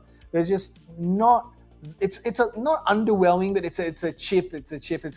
But in the end, it was like, you can do that, but then I've got my healthy Quagsire in the back, which is more than enough to take care of you. And now we go into game number 3, and we have the Dusknoir, the Shadow Steve. Oh, it's met by a Sableye. This is absolutely terrible for Pokemon Moneymaker. He's going to need to flip switch, or this game is over. Yeah, the Quagsire swaps in. There is a Wigglytuff hard counter in the back for this Sableye as well, and so he's in a really good spot where he wants that Wigglytuff to see the Sableye, but debbiepebble has to make a call. How important is the Sableye? And after seeing that Dusknoir, the answer should be very. Yeah, it seems very. important to him because he is investing a shield early and coming in with the Drain Punch.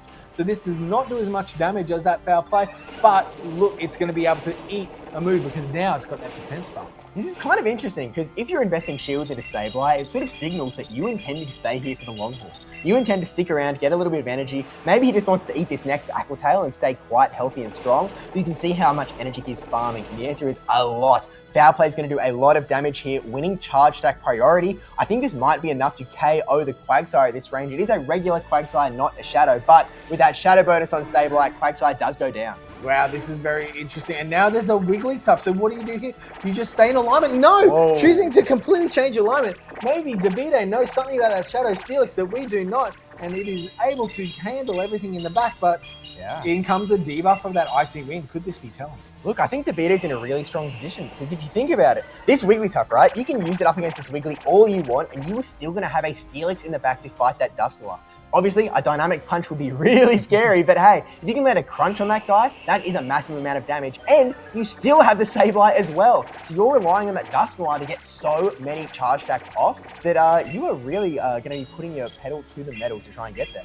Yeah, and he's choosing to let the Wigglytuff go here. So Pokemon Maker is going to be taking out the Debite's Wigglytuff and Steelix. And look, there's an instant swap. He's clicking on that Dusknoir. He wants every bit of that. And you need to be careful because if that Sableye can get farmed down, it is going to be in a tricky position against with energy on this Dusknoir. Oh, I really like this play. This Psychic Fence is going to permanently debuff the Dusknoir. Switch timers are so misaligned right now. This Dusknoir is now going to be stuck with this debuff. The Sableye now able to swap in with the lowered defense of the Dusknoir. Foul Play is more than enough to KO, but even after this Protect Shield, look how much damage these Shadow Claws are about to do.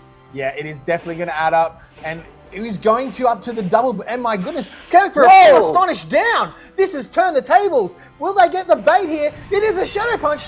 Can Debite call this Shadow Punch? He needs to call this move to win the game because the Dynamic Punch will be death. Yes! He does! That is an absolutely amazing call from this trainer. A game-winning call. Without that, they would have got to the Dynamic Punch, which would have dealt a huge amount of damage to this Dusknoir. Steelix is now going to be able to take out the Dusknoir. The Wigglytuff comes in, but he just needs to get to a single Psychic Fangs, and all of a sudden, Debite is now up 2-1 in this best-of-5 series, all on the back of that single call, Shadow Punch or Dynamic. Wow, that is an amazing call to make. It's a very difficult call to make. The question is, could Pokemon Maker have gotten to 2 Dynamic Punches there? It is a really tricky one of those decisions to make in the moment, and in the end, it doesn't matter, but it's that what if. It's that what if that you got to think about. And how is Pokemon Maker going to come back now? Because he has to win the next 2 matches. Otherwise, he is going down into the losers final. Look, Pokemon Maker has been here before. He's been to so many, not only winners finals, losers finals, grand finals as well, all in this nation. And he is going for another one right here in the winners finals. He knows how to get back from this. The question is, what Pokemon is he going to use to get himself there? Because if you think about it, the Dusknoir there, awful lead. We found Dusknoir to Sableye, which is a terrible start. We were able to, make sure our Pokemon were really well aligned throughout basically the entire game as Debite. As a Pokemon Maker, look, it's not like he played a bad game, right?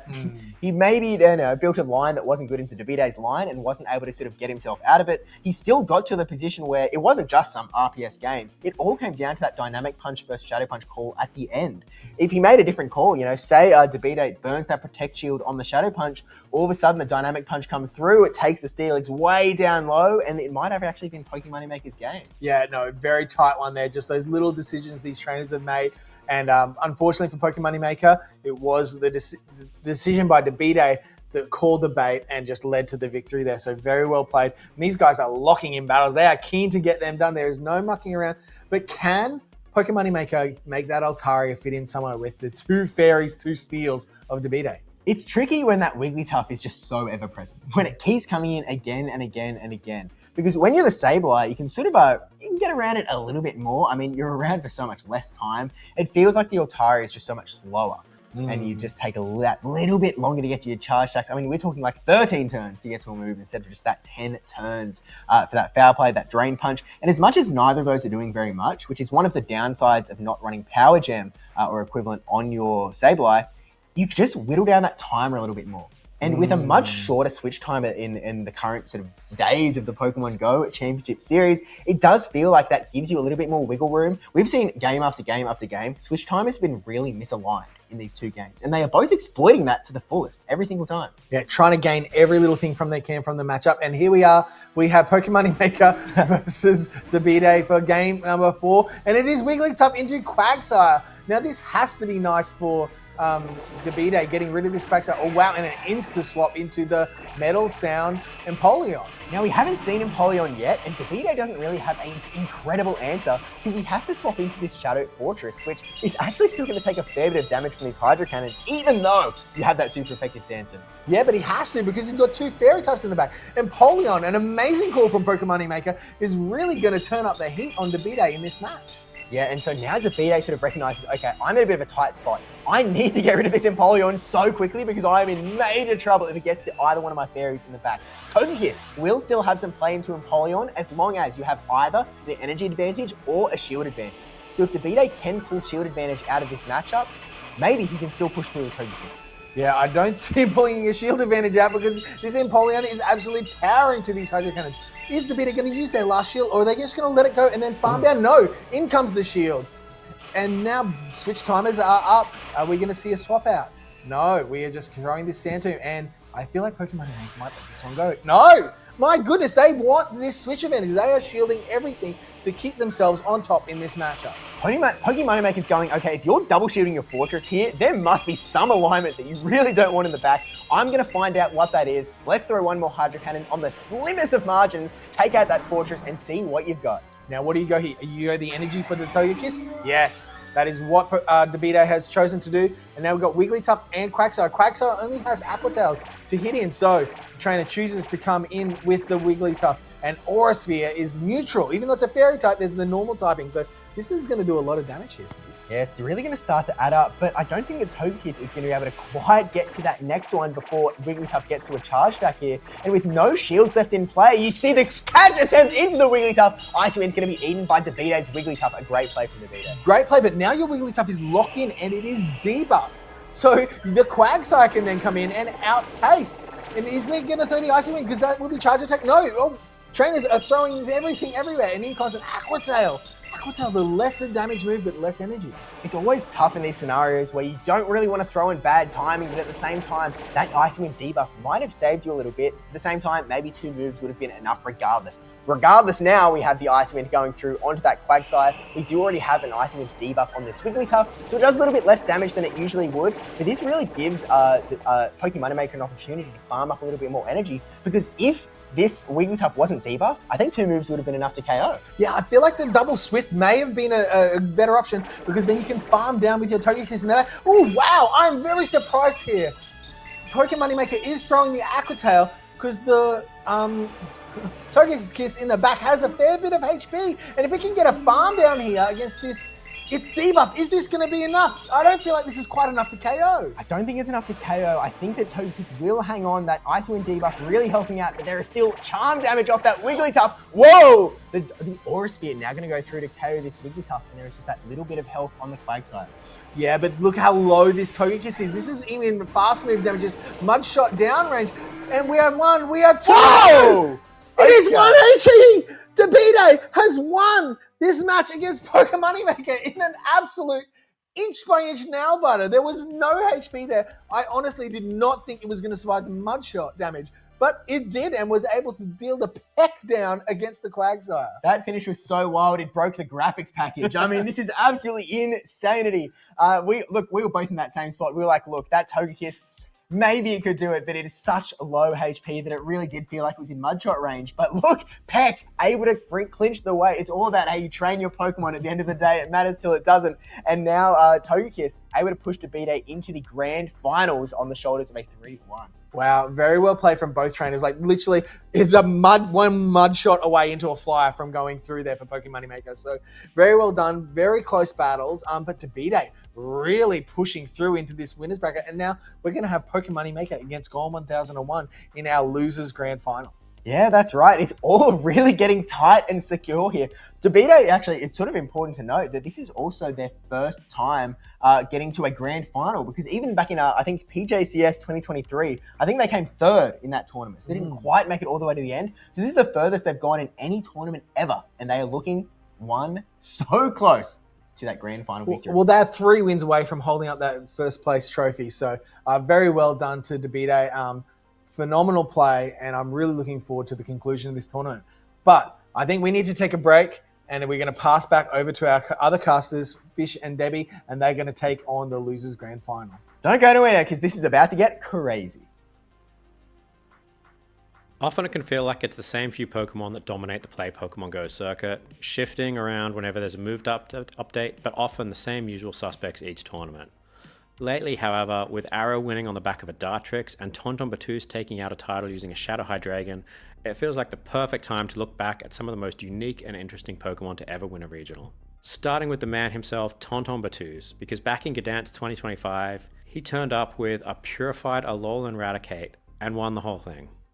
Really. Be honest though, when was the last time you saw a Raticate in Go Battle League, at a regional, in a local tournament? Anywhere really. It almost never shows up, never happens, and he won a regional with it. Now if we jump back to 2023, one of my personal favorites was Zerbergla winning Orlando with a Shadow Mawile. Long before Tinkaton became the premier Steel Fairy, it was Mawile's fire-type fast-move pressure and typing that gave it incredible matchups into the Medicham Noctowl Trevenant core that ruled the format at the time. However, this was its one and only moment in the spotlight, and it would never really feature at the top of regional again. Also in 2023, Coxiac 2400 fittingly won Gdansk with the victory Pokemon itself, Victini.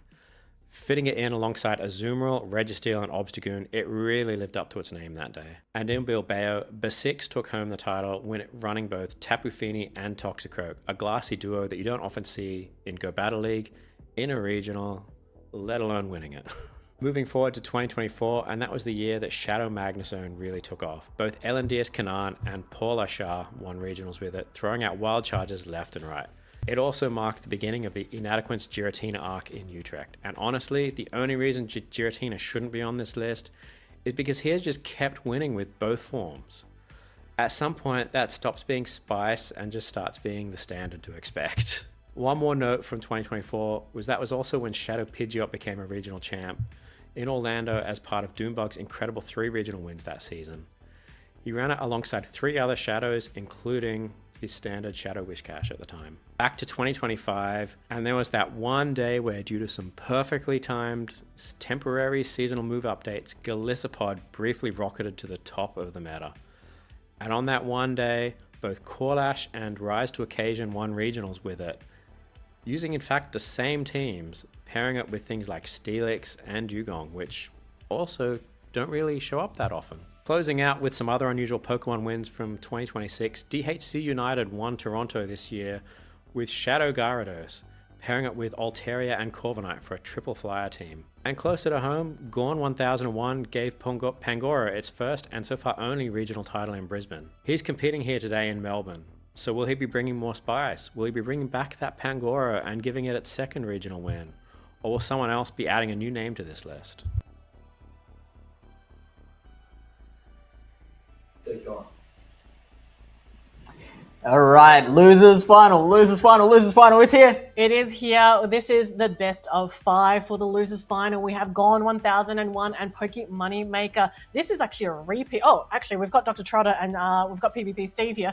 We changed names. Who knew? Yep. But we are into the losers final. This is a repeat of the Brisbane Grand Finals that happened late last year. So really, these players actually know each other pretty well by now and how their gameplay is. And that is actually not the most recent time they played against each other. They played each other earlier today. A few hours ago. Yeah, just Yeah. literally a few hours in the group final as well. So these guys are very, very familiar with each other by now. Yeah, and with their team. So I'm sure in the background while they're waiting and watching, or not Poke Moneymaker perhaps, but while watching the winners final, just like, okay, what do I do? I know who one of these people will be my opponent. I'm sure Gon just took his time to, analyze some teams because he's a very analytical person and would have, thought about the scenarios. But now we're here We're into the losers final. It's really coming to the end of the Melbourne regional. And look, it's been, like as we mentioned, and I'll mention it again, it has been a very long day. So I'm really hoping these two had some time to recharge, get into the focus to play their best to try and stay within the Melbourne regional. That's the trouble, though. You don't get much time to Yeah. recharge and to regroup, because especially if you have just gone through the winner side of the bracket and then lose the winners final and then have to go and play. You're playing 3 best-of-5 series in a row. If things go well for you. Yeah, you're playing a best-of-5 against the other winner. Yes. You're playing a best-of-5 against the other loser, and then if you win that, you've got to go another best-of-5 again. And then because you're coming through the losers, you have to do a bracket reset to win. Right? So 4 best-of-5s. Yes. And you don't get any time to rest between that. So Gon has had a bit of a rest, has had a chance to just sit back and watch Pokemon Moneymaker and Davide fight it out amongst themselves. And I wouldn't even call that much of a rest, because you are concentrating. Talking about no rest, we're getting into the matches now. We can see that the players have a locked in, and we see Pokemon Moneymaker on the right hand side, and Gon on the left. We've got a Licky Licky versus a Quagsire. Quagsire prefers this matchup. Licky Licky not so much, but we haven't seen too many people just straight swap out. We see people a lot of today, they have tended to build up a little bit of energy, maybe throw 1 charge attack and then get out. So we'll see if that's the case now. Yeah, and I can see on Gon's side that he's actually brought the Aegis Slash into the back, which is really cool to see. I really want to see how he plays around that later game with it. Now, we can see that Gon going for that Shadow Ball. The Shadow Ball will connect onto the Quagsire. Pokemon Moneymaker not investing any shields because it knows it's able to endure quite well. It's still in the green. Yeah, so Quagsire is taking that just fine, and the Pokemon Moneymaker, as he has done all day, is building up a lot of energy before throwing that Aqua Tail into the Licky Licky. Licky Licky will not shield that one. It can tank that one before having to maybe shield the next one that comes out, and the Shadow Ball is going to come out before that happens. Yes, look, no shields have been used as of yet. 2 very large, bulky Pokemon for their leads. So I'm really interested to see if there's any catches that will come in play. Not at this moment in time. We can see Pokemon Moneymaker having 2 Aqua Tails available and now launching one here. And Gon 1001 actually deciding to shield, protect their Licky Licky, trying to get to the Body Slam. But it does mean that the Quagsire actually got to move first, so with charge attack priority. Maybe a bit of a mistake there, because Gon invested a shield and then still lost the Licky Licky, and so the Feraligatr is going to have to come out and get off a couple of Shadow Claws, make the best of it can out of this situation. Look, we've seen Feraligatr do quite a lot. Correct. The Shadow Claw, getting 2 Shadow Claws in may be advantageous for the later game, but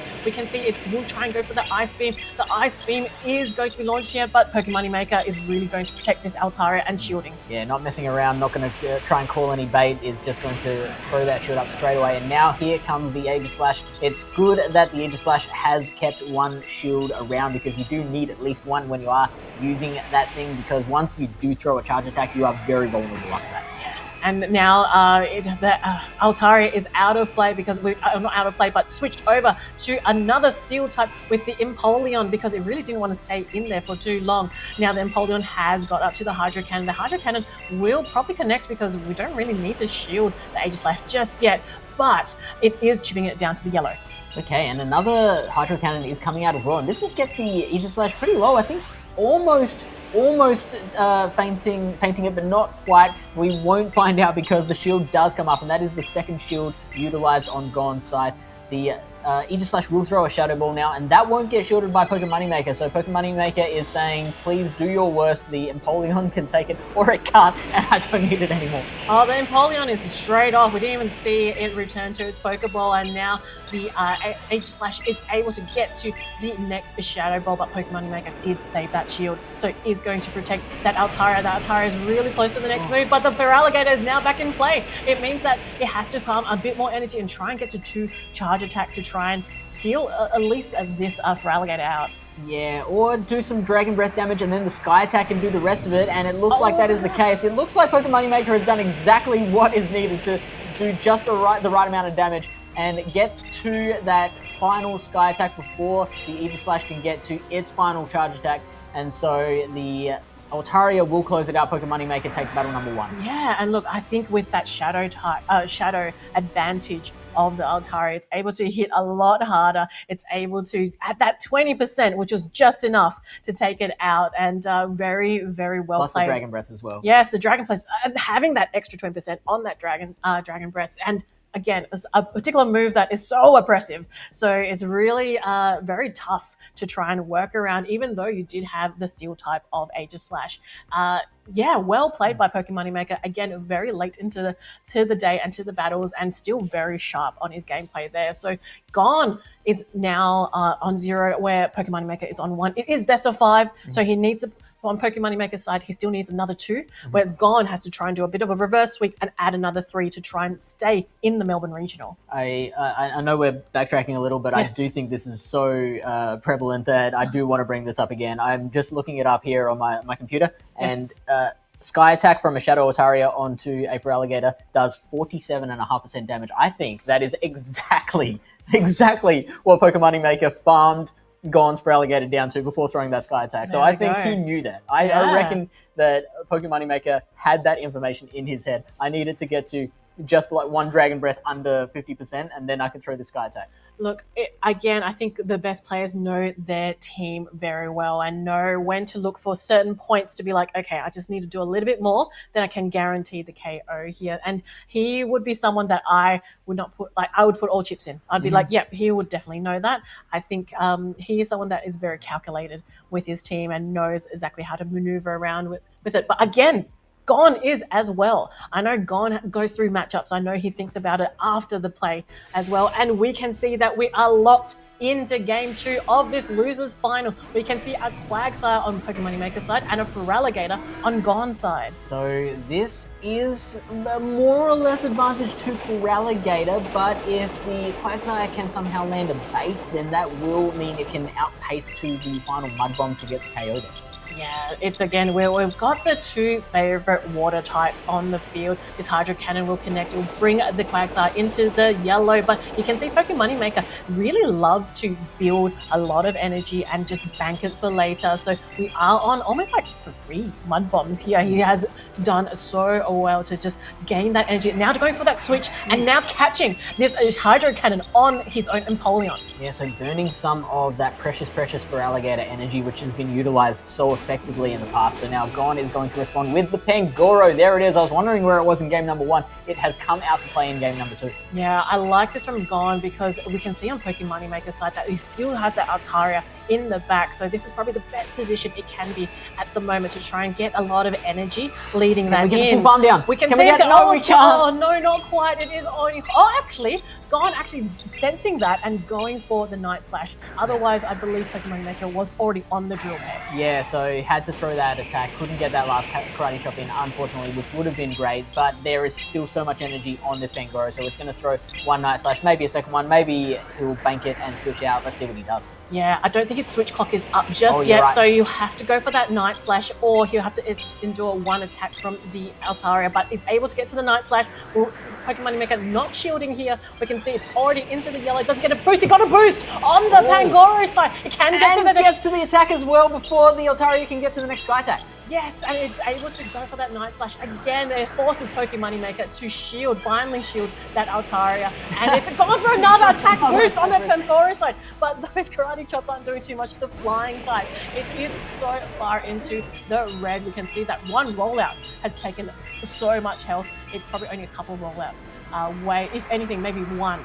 Will take that Altaria out, but it has been switched out to this Quagsire. So this Licky has so much health and energy.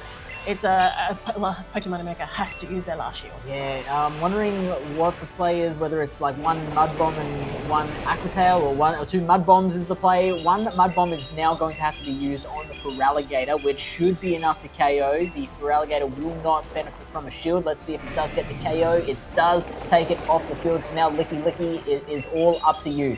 It is all up to Licky, but we know this Licky, why it is the number 1 pick in the meta at the moment. It can take hit after hit after hit, and I think from here, Gone is just trying to get as much energy as possible, knowing that that Altaria is still in the back and using his last shield here. And so the Ataria is not going to wait. It's going to come straight out and is going to try and get there before the Body Slam can come out. But no, the Body Slam is going to come out first. So that is a huge, huge play there. The Altaria will not be able to KO that Licky Licky. And now the Licky Licky will have to try and get to that final Shadow Body Slam before the Quagsire can get to the Aqua Tail. The Aqua Tail does come out first. So Pokemon Maker will take the second battle thanks to the Quagsire's quick thinking. Oh my goodness, that was so very close of a battle, and I think there was incredible plays from both players there. Of course, it's a final. It's a loser final, You expect this, don't you? we expect this high quality of a battle between these two players. And I don't think Gon did anything incorrect here. I think he played out of his mind, actually. I think he really, did everything correctly. It was just unfortunate. Yeah, absolutely. The team composition and the ability for Pokemon Maker to really capitalize on good alignment carried the day in the end. That was really, really exciting. And getting to the end where you've got Pokemon coming out that needs to get to a move in the Body Slam that normally takes 9 turns to get to, that's very, very fast. You would think that would be fast enough. No, sir. The Quagsire is like, I see your 9-turn attack, and I raise you an 8-turn attack in the Aqua Tail. So it beat it to the punch. And that's why I also like Quagsire, because it does get there a bit quicker. And in these clutch scenarios, you can see it all came down to that. And now Pokemon Maker is ahead. He's sitting on 2. And Gon is sitting on 0. So really, Gon has to dig deep here. He's done it before.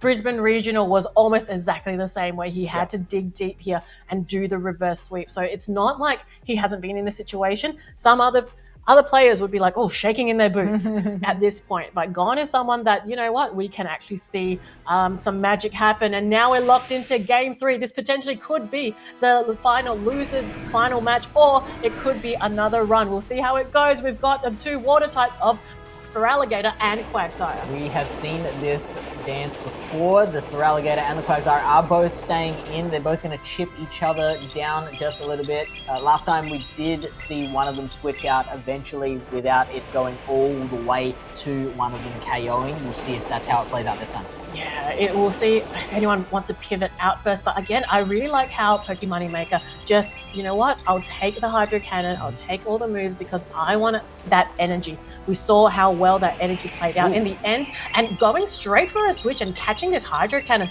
on the Altaria. Very risky, because if Gon doesn't throw straight away, then he can build all the way up to an Ice Beam, and then suddenly you're having the burn shield when you really don't want to. Yeah, and now is able to bring that Licky Licky. But look in the back, Fish. We have the Pangoro on Gon's side and the Wigglytuff on Pokemon Maker's side. It doesn't look good on paper, but we know these players are fantastic at playing, so maybe they're able to maneuver around or predict ahead. Yeah, I mean, hopefully for Gon. Otherwise, his day has finally come to an end. The Shadow Ball is going to take out the Altaria, and maybe Gon is breathing a sigh of relief at the moment, because maybe he's thinking this is the only Pangoro counter that Pokemon Maker has brought. Here comes the Wigglytuff, and Gon sees the bad news. He might be breaking a bit of a sweat at the moment. How am I going to play myself out of this situation? Yes, but it's been revealed now, so the Pangoro has not been revealed yet, so maybe he can try and maneuver around and try and just chip and chip and chip at this Wigglytuff, because Pokemon Maker doesn't know that the Pangoro is there. Look, I think I'm going to call it now, Debbie. I don't think I can see a way out for Gon. This is such a dire situation, because bringing out this Feraligatr is almost telegraphing that, hey, this is the better of my 2 options against this Wigglytuff. Pokemon Maker is seeing this Feraligatr and going, oh, I think I've just progressed to the grand final. Look, we'll see if some magic happens. It's gone for the Hydro Cannon here, but Pokemon Maker has 2 shields. Does he start investing in this Wigglytuff? And he does. Yeah, so, I mean, maybe there might be some sort of saving grace in the karate chops happening before the charms can do their work, but now the Icy Wind is going to come through as well, and it's going to make that job even harder for the Pangoro. It's double super effective against the Pangoro. You can see how hard these charms are chipping away, but it managed to get to the Night Slash here. So it will throw this move, and Pokemon Maker deciding to invest their last shield on this Wigglytuff because he knows he needs to put all chips on the Wigglytuff.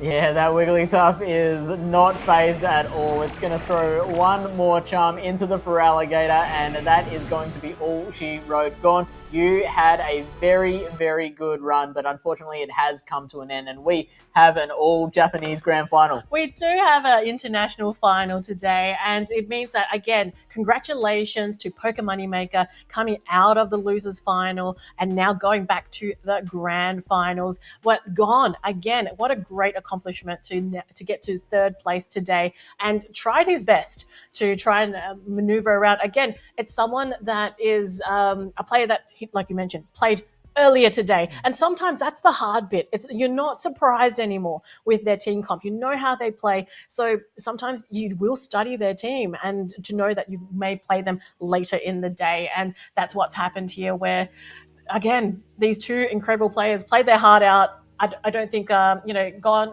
although did not get that score that he wanted, but I don't think he should be very proud of his achievements today. Yeah, absolutely. Getting another medal, getting more points, securing that travel award to get to Worlds as well. So Gone has absolutely achieved what so many dream to achieve, even though he didn't come away with the win. That's completely correct. And Pokemon Moneymaker now proceeds on, which will be a repeat of Pokemon Moneymaker will be in the losers bracket, but Debbiepebble in the winners. So for Pokemon Moneymaker to try and win the Melbourne Regional, he needs to do a bracket reset. And it was quite a tight matchup in that winners final with Debbiepebble. So he's going to try and hopefully get a little bit of time, or try and pivot and try and flip it. Otherwise, it's again, one of the Japanese players will win today, and it's great to see them come over all the way to Melbourne and play their heart out, because that's what they're after. They're really trying to make sure when they come over, they don't get CP. No. They don't, they aren't on some sort of leaderboard. They need to win it to be qualified for Worlds. Yeah, absolutely. So we are going to hand this one over to the ultra professionals, I call them. We're the professionals, they're the ultra professionals. I just call them doctors. Professional doctors, that's what I was the going surgeons, for there, right? Also the brightest smiles in Pokemon Go. Yes, I believe so. So who better to take you home with the final matchup of the day? Yes, we have PvP Steve, DrTrotter coming up for the grand finals, and I can't wait to see who becomes champion. So stay tuned, we'll be right back. Hey, I'm FishOnAHeater, and I'm here with Mikey Morgs, who has agreed to take on the Fish's Fast Attack Challenge. Mikey, you have 90 seconds on the clock. Are you ready? Let's go. Your time starts now. Which Pokemon do you think would be the scariest in the real world? Guzzlord. Your proudest moment in PvP? Proudest moment in PvP? Oh, I don't know. Yeah, maybe the third place in Sydney. That was pretty good. What's the first word that comes to mind when you hear Morpeko? Average. What move should be nerfed? Mud Slap. Favorite play Pokemon caster? Lou the Pikachu. She's just spectacular. Which Pokemon would you like to never see again? Ooh, Gastrodon. Favorite shiny? Lapras. Which Pokemon do you wish was better?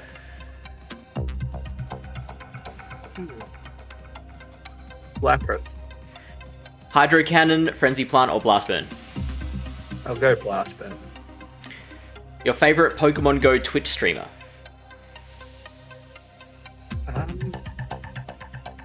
Yeah, probably it's Axon. Meta or Spice?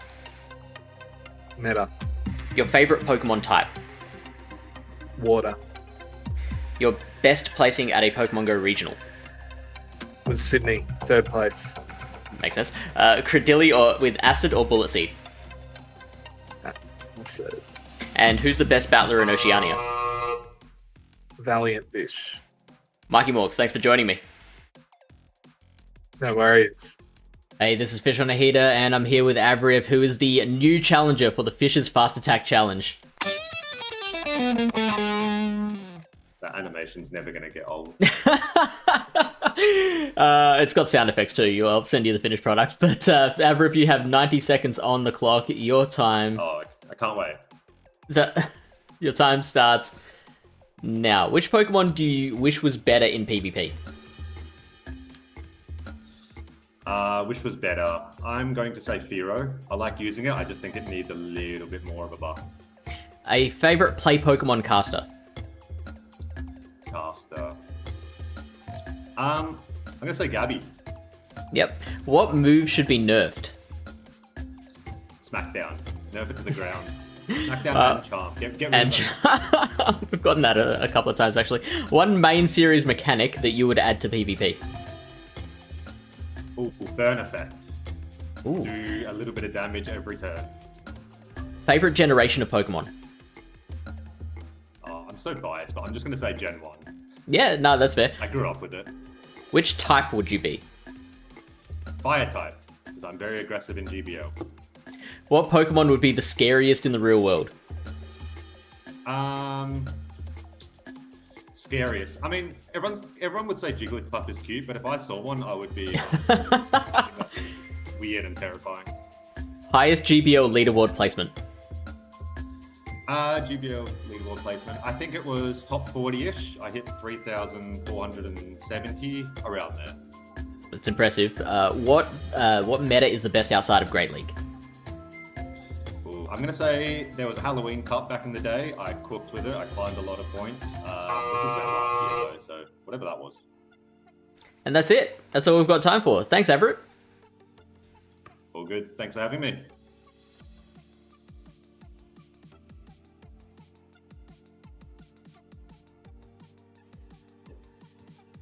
It all comes down to this, the grand finals of the Melbourne Regional Championship here at the very end of the Oceanic season. It's Japan versus Japan. It is Japan versus Japan. It's like your crumb chicken and avocado versus your California roll. Like, we have two of the best from Japan coming in, and we're going to see who is able to take out this Melbourne Regional 2026. Yeah, it's going to be one of Pokemon Maker or the sort of new challenger Debbiepebble coming in as well. Pokemon Maker, a previous Melbourne Regional champion. So he's actually going for the back-to-back Melbourne Championship this time. Yeah, but he's got an absolute mountain to climb because he just lost to Debbiepebble and was able to come in and do a very good battle against Gorn, but now he has to go in again against Debbiepebble. And Debbiepebble has two shots at this, two pieces of the pie, because Pokemon Maker is going to need to win 2 sets of best of 5 if they're going to want to take out this championship. So you think, round 1 tick to Debbiepebble. Yeah, in saying that, Pokemon Maker has been to so many grand finals here. He's so used to this, whereas this is Debbiepeble's first chance. Again, they came 3rd at PGSES just a few years ago, and this is now their first chance cracking that top 2 barrier and now being ready to go into the grand finals. And again, on that winner's side of the bracket, sort of like extra prepared, sort of has that extra little bit of buffer room ready to fire. Yeah, and definitely we can say about Debbiepebble is not at all panicking, getting stuck, being on these stream battles, just showing clear-headedness, great plays, thoughtfulness, and just going boom, boom, boom, taking out their opponent's Pokemon, and yeah, really playing some amazing battles and display of skill today. Now, I think we really need to hammer home the stakes here because, again, I know that you're sort of used to watching these regional championships, and if you've got someone like Gone 1001 in the grand finals, they're sort of looking to gather a few championship points, maybe get closer and closer to that world championship qualification. But these two battles in particular, because they come from Japan, they don't get championship points. They don't get to climb closer and closer to that world championship in any way except getting closer to winning a tournament. Whoever wins this tournament will guarantee a place at the Pokemon Go World Championships. Whoever comes second will not. They'll take home their prize money, which is absolutely amazing, a bunch of booster packs, which is like, congratulations for an amazing job. But they will not have yet got that World's invitation, and they will then just need to play either one of the few upcoming tournaments in the United States or in Europe, or have to go really well at PGSES, which is just one final opportunity. And that is those are very tough fields to break into and to win. You can't, again, even if they go to NAIC or over to other, tournaments in America or Europe, they still have to win. There's no championship points, so they still have to win. So it is very difficult for these trainers. So someone's guaranteed though. That's the beauty of it. One of these trainers is guaranteed to go there from that region. And it is going to be tricky for Pokemon Maker to come back in here because he just really didn't quite have, even though they were very, very close matches, didn't quite have enough against Debbiepebble. But we saw the Empoleon was very key in some of those matches, and I wonder if Pokemon Maker is going to lean back on that as sort of not a crutch Pokemon, I don't want to say, but it was very clutch in that battle for him. So we'll see if we see any Empoleon action, because it is very fast with that metal sound and is a very dangerous when that the Wigglytuff on Debide, who very much relied on Wigglytuff in a lot of those battles. Yeah, Wigglytuff really became a bit of a powerhouse of those previous finals and really is a Pokemon to beat in a lot of ways. Yeah, and obviously Empoleon is a very strong way you can get around it, and a Pokemon that if you give it an energy advantage, it can do so well in so many settings. The Empoleon versus Togekiss matchup is one of the I think the matchups at the heart of the last 3 months, this season, and maybe even a little bit of the last season, where it really does come down to them both having the same pacing, both of them hitting each other for really strong damage, and both of them being really close in attack stat. So their charge attack priority can go either way depending on how they train their Pokemon. And so it's a really interesting dynamic matchup that both players can play in very different ways. And so it sort of puts you in a bit of a game state where you want to try and play around for the energy advantage if you think that matchup is coming. But also what it allows them to do is if it's in a lead matchup, they pace exactly the same to the move that's going to knock the other one out. So it does allow you to go for a catch as well when you want to. So we've seen Pokemon Maker, instead of going for that charge attack priority, when he's going to invest a shield, he's already decided early and he will throw a fast move instead to get those extra little bit of energy. So even if the opponent then doesn't choose to use their last shield and lets it go down, the Empoleon has that extra bit of energy, or their Pokemon has that little bit of extra energy coming into the next matchup. There's layers. They're going to the next matchup. They're going to the next thing, because ultimately all of those little layers lead to a battle win against the other person. So, and you need 3 of those. And in this case, Pokemon Maker is going to need at least 6 to get over the line here. So very interested and very keen to see how Pokemon Maker is going to change up from the previous match. Yeah, and look, he's had a lot of time to think. Obviously, he spent some of that time playing Gone 1001 in the losers finals. But I've been watching these guys, all tournament. And both of these guys, Debide and Pokemon Maker, and a lot of the other international trainers as well, they've been sitting in the very front row at the sort of in-venue broadcast. And they've been watching battle after battle. They've been discussing with each other, how the battles are going, how the players are playing. And there is this really sort of camaraderie that I've sort of noticed. They really are sort of watching and taking it all in. And that's brought them all the way to the grand finals. And so it's going to be really interesting to see how they sort of use all of that influence, all of that knowledge of being able to watch each other play, understand each other's play styles quite a bit more as the day's going on, and see if they can sort of figure each other out just that little bit since the winners final. Yeah, incredible brains sponging all that information together. And often you can miss things when you do that on your own. So like you said, they have a community, they have a group of friends, and they're all sort of talking about this and making sure that they don't miss anything so they can get all of the information they need. But they're coming up against each other. So all the information they've done worked out together potentially, it could come back to haunt a little bit. Yeah, who knows if they've done scrims together before all of this as well, but we are in a situation where they've played before and Debide came out on top in quite a somewhat dominant fashion in the grand scheme of things. Pokemon Maker did get a win in there, but now they're in the grand finals, it is all down to this, and Debide is sort of, they can afford to make a few more risks, but we're getting into game number 1 of this best of 5 grand finals at the Melbourne Regional Championships. Wigglytuff starting off into the Quagsire. Yeah, and Quagsire into Wigglytuff is a very neutral matchup. We've got fast pace versus heavy damage, but no, Pokemon Maker is straight out into that Empoleon, and wow, countered with the Steelix. Steelix can eat one of these Hydro Cannons, but cannot have 2, so there's going to need to be some shields used on Debide's side. Those Thunder Fangs are really adding up a lot of damage, but as you said, the Empoleon is just that little bit quicker than the Steelix, and so the charge moves aren't as scary, but look how low this Empoleon is getting. A crunch almost might be enough here, but wait a minute. Debide has an opportunity here to burn a Protect Shield, or just eat this Hydro Cannon and potentially Thunder Fang all the way down. Wow, I'm very surprised using both shields here and Thunder Fanging all the way down, but this energy is going to go into a Quagsire. Yeah, I mean, look, I guess a Crunch is still going to do a lot of damage into this Shadow Quagsire. No shield from Pokemon Maker as well. They're keeping that Wigglytuff alive, which is actually really, it turns out quite good for them because there is a Sableye in the back for Debide, which Pokemon Maker might not know, but that Wigglytuff is going to be key to get that matchup.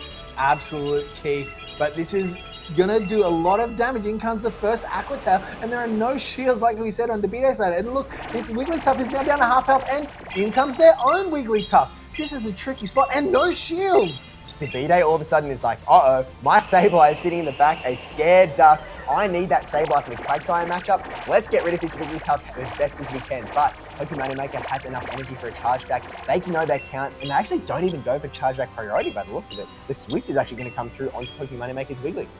And is happy to let it go because he knows there's the Steelix there with good HP. This is actually a very, very good position for Pokemon Moneymaker. Sorry, to Debbiepebble. No, Pokemon Moneymaker to be in. I'm getting confused. There's two Wigglytuff on the screen. It's hard to keep track, but there is a Sableye and a Steelix coming in from Debbiepeble's side, and now with the tiniest amount of farm possible, the Quagsire is coming right back in. 2 Protect Shields are still up, but now Pokemon Moneymaker has 1 Pokemon left, and this Psychic Fang's debuff is not going to go anywhere. No, and look, and an instant swap now. It's got the debuff. In comes the Sableye, and this is a race. Can Sableye eat an Aqua Tail? Probably. Can it eat 2? Maybe not. So there's so much at stake here. Pokemon Moneymaker is going to need to get every little bit of energy and to deal as much damage into this Sableye. But look, Sableye is building up some big damage. Is it going to go for that Drain Punch? No. Oh, no. No need. No. Just watch the HP trainers. Yeah. You can just fast move it down. Yeah, that would have needed to be the strongest Quagsire of all time to not only throw 2 charge attacks into that Sableye, but then throw another one in the back as well. Really tough position to be in as Pokemon Moneymaker. And it is one of those spots where, you know, as soon as you sort of showed your hand, right? You sort of, that Sableye versus Wigglytuff matchup was sort of no longer on the table. He was like, ooh, now how do we sort of get around this one? Yeah, in the end, fast move damage more than enough to take out there. And I was very surprised at that Shadow Steelix, because it doesn't need to shield twice. But what he was doing, we can see Debbiepebble wanted to make sure he had the Steelix for that Wigglytuff. He didn't just want to leave his own Pokemon or his own Wigglytuff up with shields or a little bit of extra energy.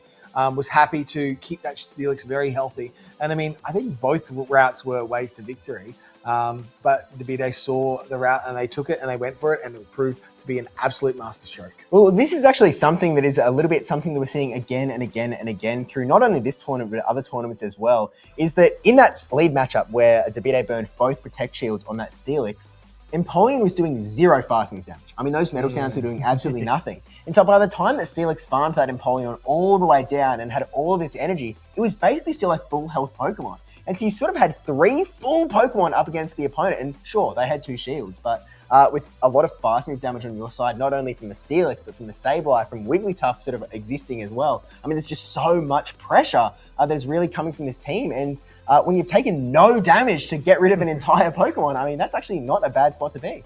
Yeah, and so Empoleon seemed like the savior, but it might have been a little bit of a curse there, especially stuck up against that Shadow Steelix from Debbiepebble.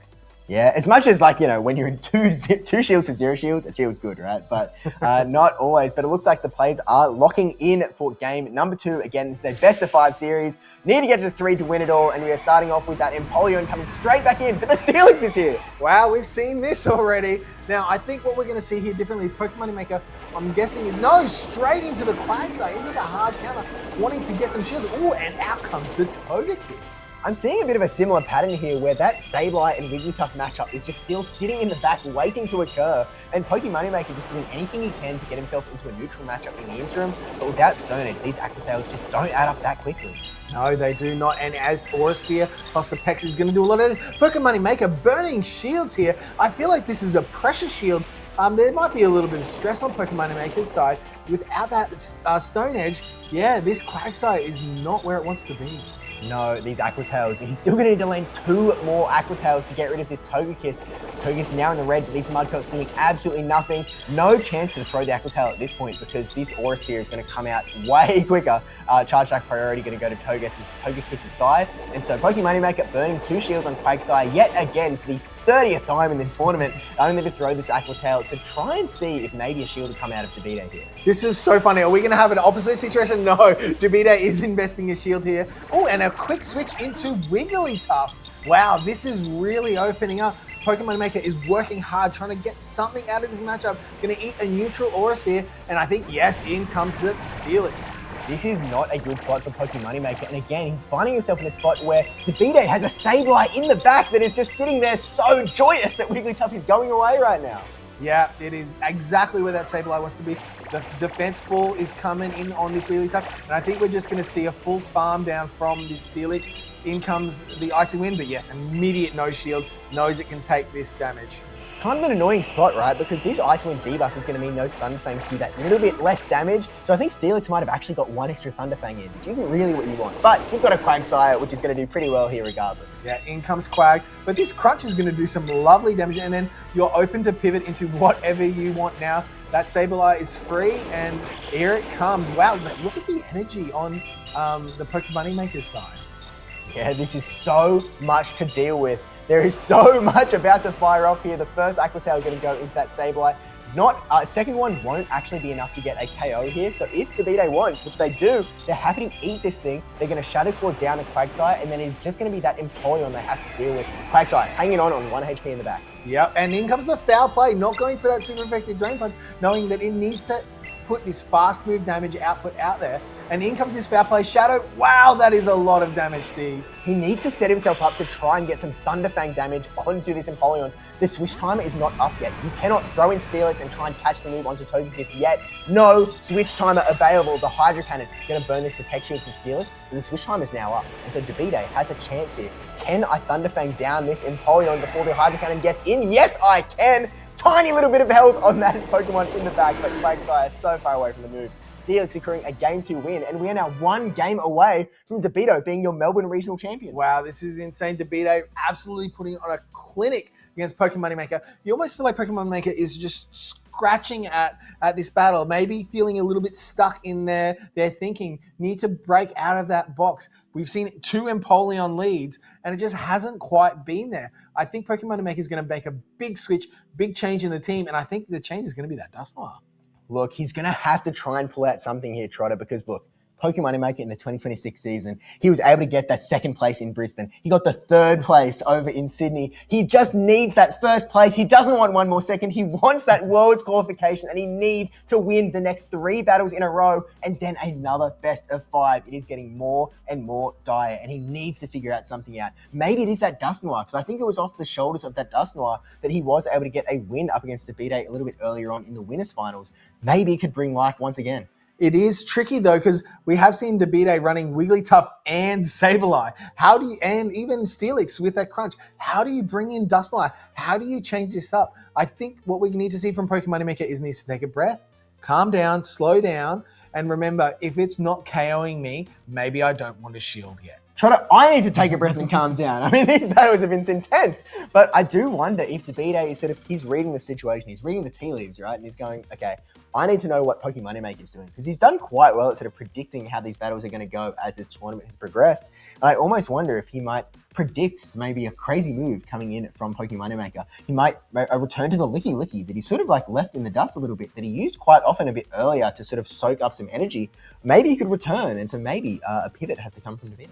Yeah, there needs to be something there for Pokemon Moneymaker. He's got to make those changes, like you said, that Licky Licky is there. But even then, it is a little underwhelming. Like, it's great as a soak, but you need to pair it with something to maximize its potential. So like the Quagsire there, it's fast, it's getting lots of energy, but if it's landing in the wrong spot, if it's not on that Shadow Steelix, it's not doing its job. And Wigglytuff is just effectively soaking through so much of that energy, and then it's charming so much through that it just ends up deep in the red health, and it's farmed for something else. The BA's just got everything on a string. It's like he's got a yo-yo, and he just put up and down. Oh, I'm going to go around the world. And hey, wait a second, a little rock the cradle.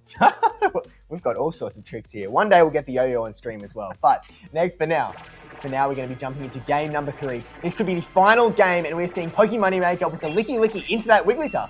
Yeah, this is insane. We've only got the side of Pokemon Moneymaker. You recall that Stevie's made a change. He's put that Licky Licky in, and it is rolling out some body slams here, and is almost at another move. Yeah, we don't know if this is the lead scenario, but we are going to play it out regardless. This Wigglytuff going to be throwing a Swift or an Ice Wind. Both moves not great for Licky Licky. We're going to get weaker and weaker and weaker, but quite often Pokemon Moneymaker has sort of just decided to bank energy onto his Licky Licky. Here, he's going to throw the Body Slam in to try and get it down a little bit lower, because it really is just that oppressive damage that DeVito has been putting onto Pokemon Moneymaker again and again and again that he'd really love to avoid this time. Oh, and we have a Charge Attack priority event coming in here, and this is going to knock out the Licky Licky without the shield coming through. So in comes the Swift, and Wigglytuff has a little bit of health there, but is it going to be farmable, or are they going to swap out? No, choosing to stay in here, and Wigglytuff has charmed 4 charms down there. Very nice energy there for Pokemon Moneymaker. The big question that we're going to have to ask ourselves, so does Pokemon Moneymaker, is there a Sableye in the back? There it is. We see the swap into Quagsire. Here's the Sableye, and so now the question becomes, can this Quagsire get through this Sableye to the point that it can still be useful against that Steelix? It is a big ask. It's basically asking Sableye, Quagsire, can you take out 2 Pokemon on your own in the 2 shields? There's so much at stake here. You're going to have to make the right calls every single time. One little thing, and oh my gosh, there's a drain punch. Oh my gosh. Debbiepebble has just suckered out man. a little bit of defense. It's buffed its own attack. This is absolute phenomenal play from Debbiepebble. He has absolutely dominated this matchup and choosing to let that Aqua Tail go through. Such strong play here. Look, the switch timer is almost up. You can still swap into that Wigglytuff, but you know that Steelix is lurking right around the corner, ready to come back as soon as possible. Maybe you can try and make a catch. Maybe, and just maybe, but no, we see the swap into Wigglytuff. No catches here. Steelix instead going to have to eat this Icy Wind. Maybe there's a chance here. Maybe with these Icy Winds, you can reduce the attack of Debbiepebble Steelix, and maybe you're going to hang on just enough. Psychic Fangs, you can probably tank one right here. A Crunch is going to do nothing. You know that you can tank one, but I don't know if you can tank a second. It's tricky because you can tank one, but then you're going to get farmed down by the Shadow Steelix, and it has Crunch, which will do a lovely amount of damage to that Quagsire in the back, and they're still up one shield. Debbiepebble has absolutely done their best in this matchup, and it is just looking so solid.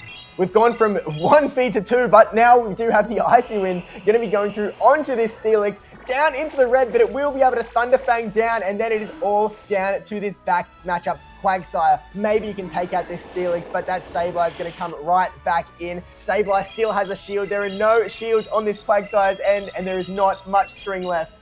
There is not, but they've got 2 Aqua Tails here, Steve. There comes the first shield. If they can get to a Mud Bomb here, no.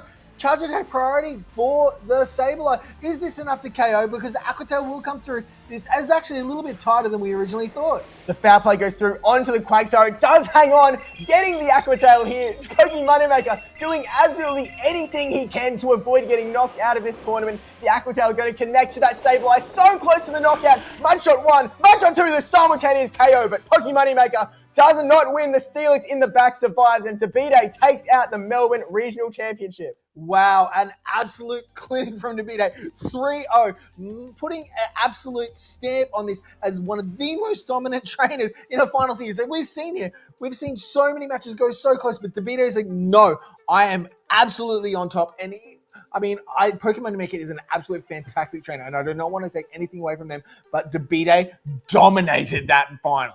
Yeah, I think that is one of the most dominant grand finals we have ever seen in Oceanic history. I mean, look, this is coming from a sort of a region where we see 10-game grand finals all the time, constantly, but not this time. This time, Debbiepebble knew exactly what they had to do. They beat Pokemon Moneymaker once in the winners finals. They beat him again 3 times in a row in the grand finals, and it felt like it was never even close. Oh, it's so frustrating for Pokemon Maker. Just the winning condition is get that Wigglytuff onto that Sableye. You do that, you probably win.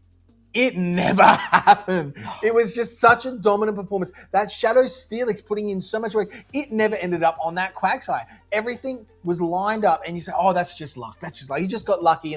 No, he made it happen every step along the way. When the timers were misaligned, that was a deliberate ploy to get things out the way it needed to be done.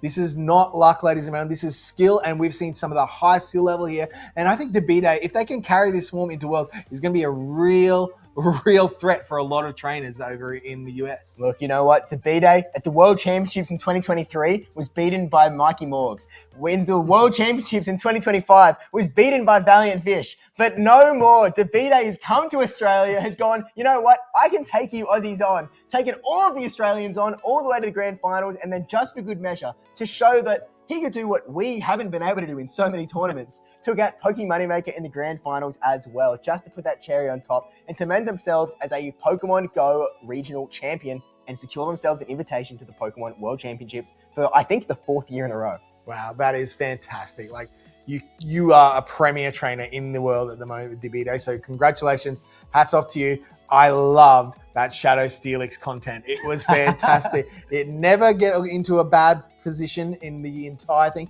The times it was against Quagsire, it had shields, it had energy, Quagsire was almost dead, and it got the job done. Steve, are you thinking about you might play some Shadow Steelix tomorrow? Well, look, it does have that super effective crunch for the Aegis Slashes running around, so maybe there's a chance that it could be quite good. I think in a video from Z-Table that we watched a little bit earlier, I think he was talking about the fact that Steelix has sort of never been good after it won that sort of little halfway meta tournament tournament with Rise to Occasion and Call-Ash with a Goliath, but Steelix might just be back here because it showed a really dominant streak here with that Thunderfang, that Psychic Fangs. Psychic Fangs sort of like good into everything. Like there is not really a lot of Pokemon running around actually resisting it, and somehow, like, you know, someone call an adequance because Drain Punch Sableye has got another regional championship. And that Drain Punch was actually very critical to that matchup. It seemed like it wasn't, but it just boosted that Sableye's defense and it just got it through that scenario. And it was just the perfect. It's not even. It's not really a bait. It was a perfect debuff for that scenario because the trainer had to shield if it was a foul play. There was no other option. Very, very beautiful play, and it was a delight to watch that battle and to get to call it for Debide. Yeah, this has been an absolute blast at the Melbourne Regional Championships, and it's been a total pleasure the entire time. These battlers and all of the battlers today put on such an absolute show. I mean, not only these two sort of raising their medals high, of course, Gone 1001 getting that third place as well. So many championship points in there. And then just like a trainer after trainer. I mean, we got to see Makago action today. I don't know if anyone put Makago in their bingo cards, but they absolutely should have because... sorry to interrupt you there, Z, but looking at the B-Days team, Makago looks pretty darn strong into that lineup. So I'm just saying there's plenty of opportunity for some more Makago content, I would say, in this tournament. All right, well, look, if you're playing in Indianapolis next weekend, maybe just consider that you might want to run that Makago. I think tomorrow there is also the South Korean playoffs, so they'll be sort of, you know, securing their Worlds invites tomorrow. If you don't have to lock your team in yet, think about the Makago. And also, they're playing in Peru, I believe, this weekend, so that'll start a little bit later today. Only in a couple of hours, actually, so I think team registration is probably finished up for them. Yeah, I mean, there's some very strong trainers in the Latin America scene. I spent a little bit of time over in Chile way back in the grassroots days, and there are some very strong Peruvian trainers that are around. So get on board, see how they're going, and we look forward to seeing what the future comes in the rest of these Play Pokemon tournaments along the circuit. It's been an absolute blast. I want to say thank you, Steve. It was a pleasure of mine standing alongside you, getting to watch these battles. And once again, trainers, you've all done a fantastic job no matter where you came. And ultimately, a massive congrats to Debide on the win today. Yeah, massive congrats to Debide. Everyone for their collective championship points as well. You know, for example, Taj getting that World invite as well. Because this tournament is not just about the grand finals. It's about the stories that are woven, not only through this tournament, but through the entire season. This is the final regional championship here in Oceania after a 4-tournament season through Brisbane, through Auckland, through Sydney, and now here in Melbourne. So for everyone that sort of, you know, tuned in along the way, I really want to say a massive thank you for sort of showing Oceania some love, and massive good luck to everyone that's still competing in Latin America, in Europe, and in North America, and in the lead up to the North American International Championships, because I do know that we have some Oceanic players that are going to be going out there as well. So really want to wish everyone luck, and also everyone luck in the PJCS, because obviously a lot of Japanese players that played here maybe didn't quite get that win. I'm sure that we're going to see them compete in PJCS. I know last year, Poke Moneymaker, after winning the Melbourne Regional Championship, he also placed top 16 in PJCS to get that double Worlds invite as well. So really a lot of storylines left to go, all leading up to that Pokemon Go World Championships in San Francisco. But look, I've had an amazing time. Appreciate spending it with you, DrTrotter. Massive thank you to debbiepebble and FishOnAHeater as well for their casting. Massive thank you to Beena and the production team as well for doing an amazing job. Thank you to ESL, Pokemon, TVCI for putting all of this, making all of this possible as well. Really appreciate everyone for getting involved, getting a stream together, and sort of tuning in to watch the Oceanic battles. But with all that said, I think it's just time to say goodnight to all our battlers. Sleep well, rest well, and we will see you in the next one. Catch you next time, guys. Bye.